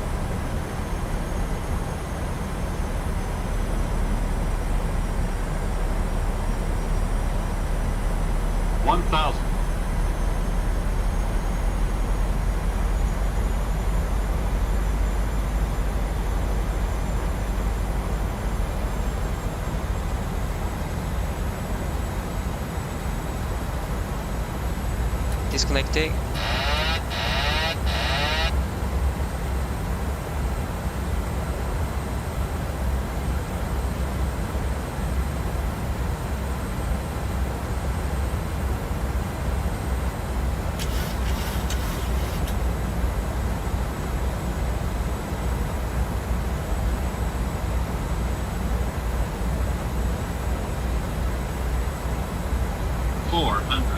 Approaching minimums. 200 minimums. Continue. 100. 50. 40. 30. 20. 10.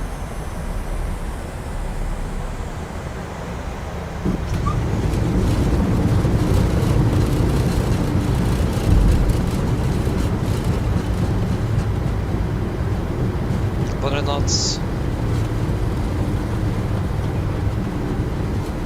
80 knots. Manual braking.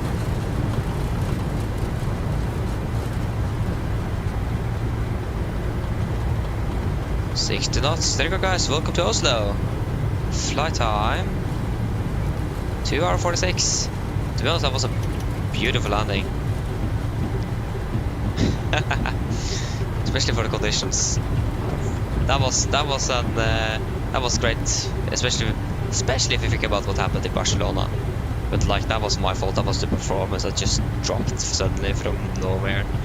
But yeah, that was great. And we landed on time. Or we should actually been parked by now, but yeah. The relay aircraft is still like 1.5 hours behind us, so not really complaining about that. Left is clear, right is clear. Cordon traffic, Nordic, 3 Whiskey Delta, runway 0 on right wake, into cordon traffic. So again, good enough for a manual landing.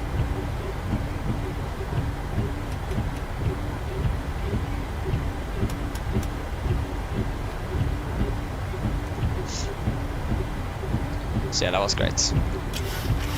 Really made the evening worth it.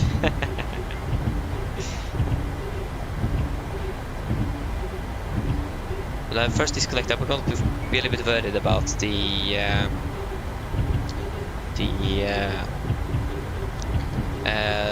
approach itself, because it looked like we were going to be a little bit unstable, but actually managed that quite nicely. And again, the weather is horrible as well, so it makes it even more challenging. So I'm really happy that we didn't choose to do an auto land. We are parking on the North Pier, stand 6-4, no Menzies. Again, we will do it a little bit slow, so left is clear and the right is clear.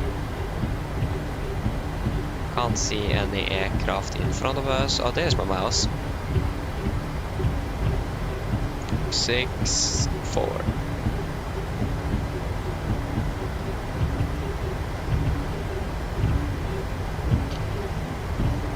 Thank you, Tobias, thank you. Yeah, I'm really happy with that one. I mean, maybe a little bit late, but 1G, that's great. And again, this is evidence that pilots normally make the best landings when the weather and everything is worse, because they're so much concentrated. Good weather, normally don't get a very good landing then.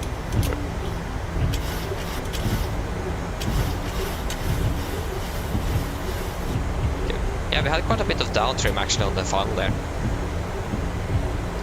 Yeah, right is clear, and the left looks to be good and clear.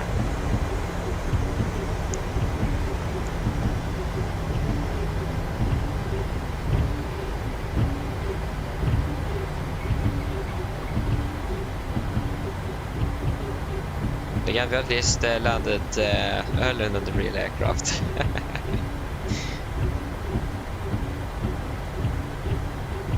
Oh yeah.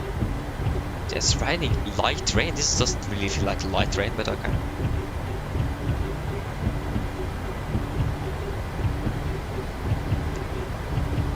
Atlandet, hela Volko, håper deg vel. Møre og Romsdal. Nice. Velkommen.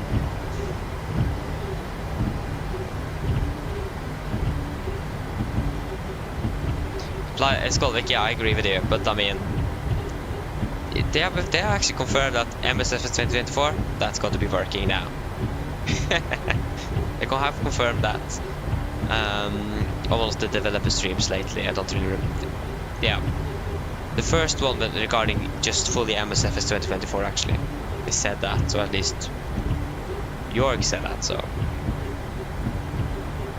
But yeah, I agree with you, but still, it doesn't really work, but why not just use it? It is there. Stand 6-8, no, stand 6-4 please.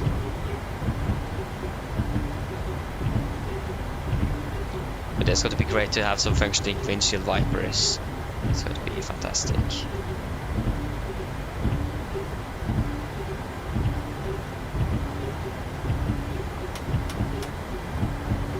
Okay, maybe that turn was a little bit too sharp, a little bit too early, but yeah. Just some small corrections and we'll be on center line again. I went to access this aircraft very well before, but for some reason lately I've been struggling so much with like doing perfect turns and so on. But again, before I used a side stick, but now I use my pedals, so that might be the reason why. Yeah, and also, but the windshield wipers doesn't really remove the water from your windshield. It's going to be impossible to see outside, especially the VDGS now. Impossible to see. Or it is impossible, but it's really hard.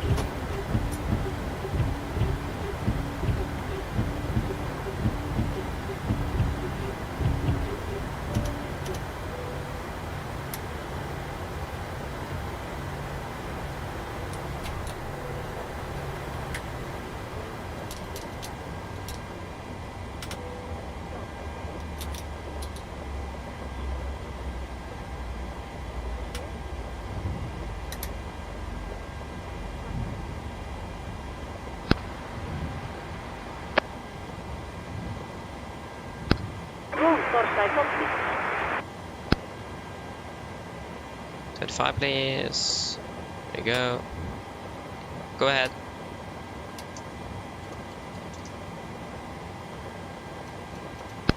Hi Captain, microphone check please. Read you loud and clear. Roger. For Captain, roll forward the escalator. Stand by, DLL start getting you uploaded in a couple of minutes. Roger.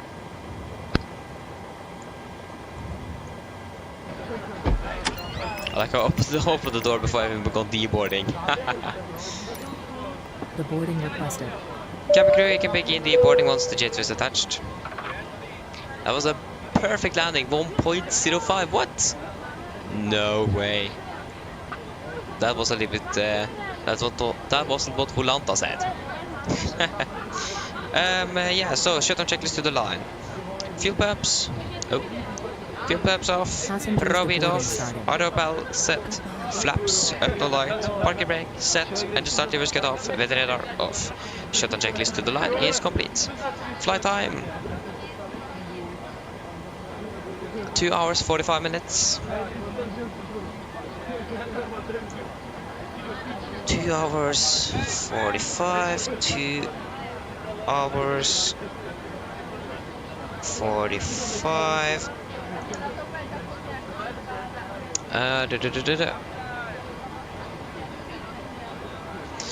So we can go ahead and do that. So shutdown checklist below the line. So technical log completed, EFB completed, shutdown checklist is complete. Now we just need to wait for the passengers to deboard the aircraft. Don't think there is anything that I forgot. So yeah. Yes. From the stop then.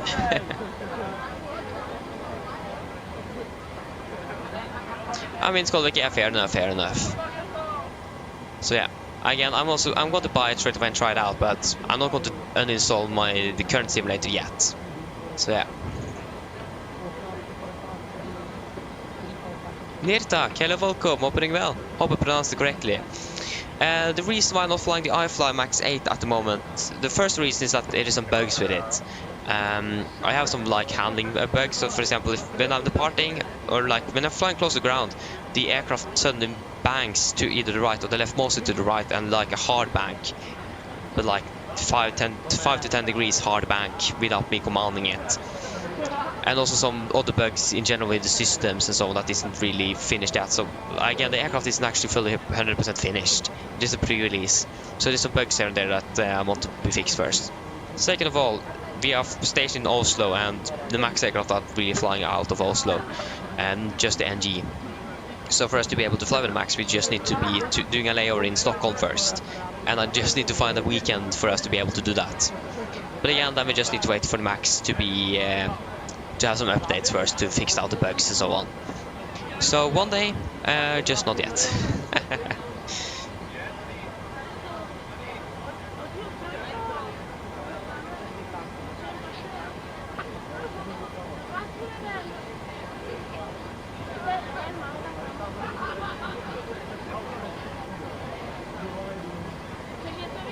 Yeah, probably that, Atlanta, yeah, probably.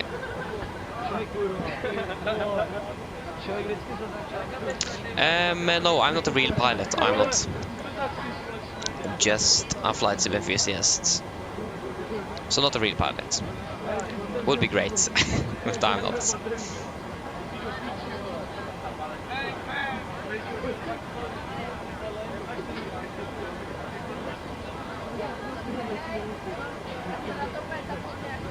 So yeah.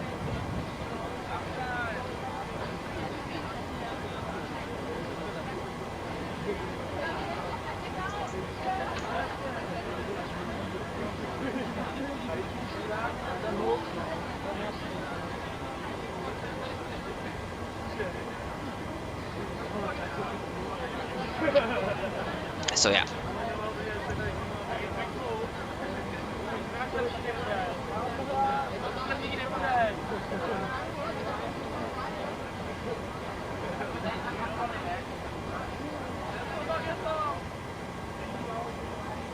Yeah, I understand that, Altana. Yeah, I understand.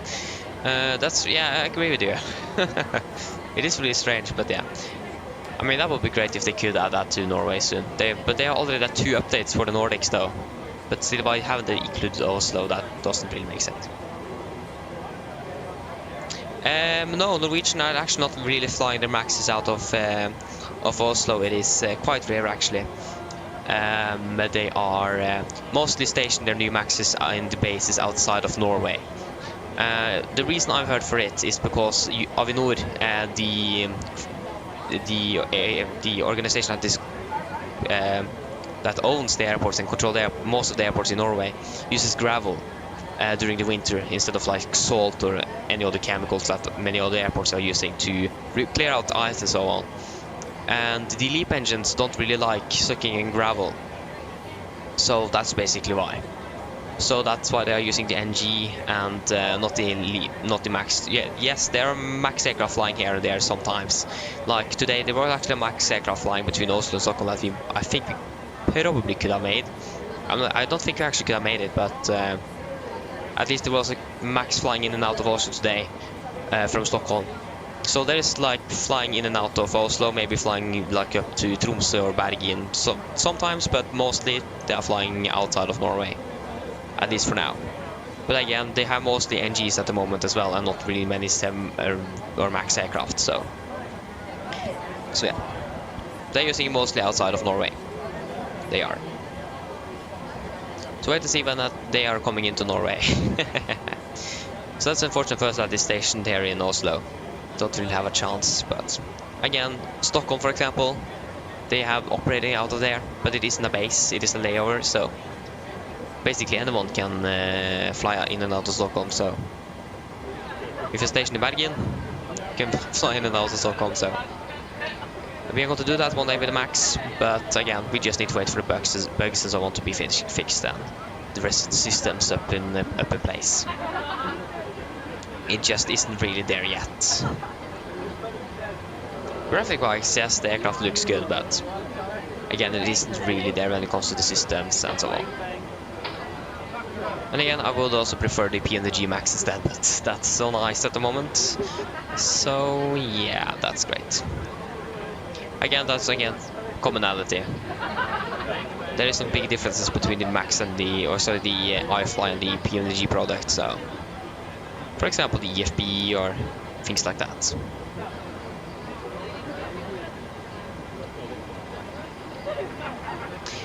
Yes, the plan is to switch over to MSFS2020 indeed. But again, we'll see how many bugs and so on there are there as well. So, wait and see. I'm going to buy it, but I'm not going to be sure when I'm going to fly on it. Probably as soon as possible, to be honest. But going to buy it, download it, but I'm not going to uninstall 2020 until I tested the new Steam out. So I will do some flights and so on after it's released, probably if I have time though. Just to try it out and see if it runs smoothly on my computer, so it doesn't like crash on the stream or something, because that would be really bad. So yeah, that's the plan at least, and I'm really looking forward for the new Steam as well. Really excited.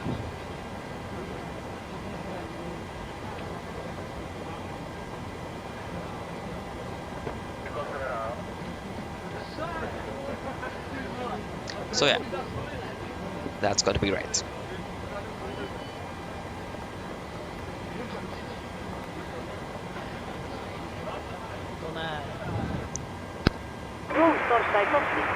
That was a B. Okay, I mean, understandable. That was a delayed arrival. 2 minutes or something. Hello. Hi. We're all done back here. Everyone's offloaded. Brilliant landing, by the way. We barely felt anything. Thank you. Call me if you need anything. Of course. Go ahead.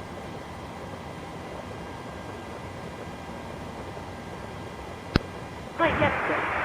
Okay, our bags have been offloaded. Your crossing is now empty and will be across by you next time. Roger. So yeah, we'll see actually if I should try to downgrade the self-running cargo from version 1.6.4 or something to just version 1.6 because it is so many bugs and the voice recognition doesn't work and everything. So maybe I should do that until it is updated. But yeah, can see if which version I'm trying to. Yeah, I want to. I will probably buy the premium deluxe version. One of the reasons is because the 787 is in there. The second of all, if I want to fly any of the other aircraft as well on my spare time, for example. Because when I bought this simulator in January of 2021, this is the first and only simulator I had. I bought the standard edition, and then a year later, or 2 years later, I upgraded to premium deluxe, and that was way too expensive to upgrade later on. So I got to buy the premium deluxe straight out of the box. And the main reason is because of the 787. Yes, you can buy individual aircraft now from the marketplace instead of buying the entire package, but why not? I'm not going to go with the Aviators edition, but all the default aircraft, happy to have that. I'm going for the same, that's great. Okay, then we can go ahead and shut off the aircraft. So you're going off, yes, thank you. That is good. You should go up there, that is also good. Off with you. You can actually go off, I'm not quite sure why I turn you on. Yeah. Over here as well, it is all looking good. We didn't actually need to set the altitude because that's going to be reset nevertheless when we're turning off the aircraft, but yeah. Other than that, it looks like everything is good to go on the aircraft, so we can go ahead and run the secure checklist. IRSs, off, emergency exit lights, off, window heat, off, bags, off, GPU, off, and battery off. Secure checklist is complete. And now we can hear how much is actually raining outside. It's insane. So yeah, if you can fly north up so we already done that actually. We have normally done that on the special streams actually. So we have been flying with north. We have. But currently we've been now instead of flying with the 78 because we have the 777 and it's more system depth into that than on the 78 unfortunately. So we're currently flying with KLM. Just begun that on the 1000. But yeah, we have flown with Norse, we have. And we're going to be flying more with the Norse in the future. Definitely. It's a great airline, I really like it. But yeah, that was it today. We need to round it up now. I'm going to need to go to bed. Some good old school tomorrow. So yeah. I hope that you guys have enjoyed this one. Next one should be on Saturday as normal. And should also see if we're going to be able to fly on Sunday. We'll just wait and see. So yeah, I hope that you all have enjoyed, and yeah, thank you all for watching, and have a great evening. Bye bye.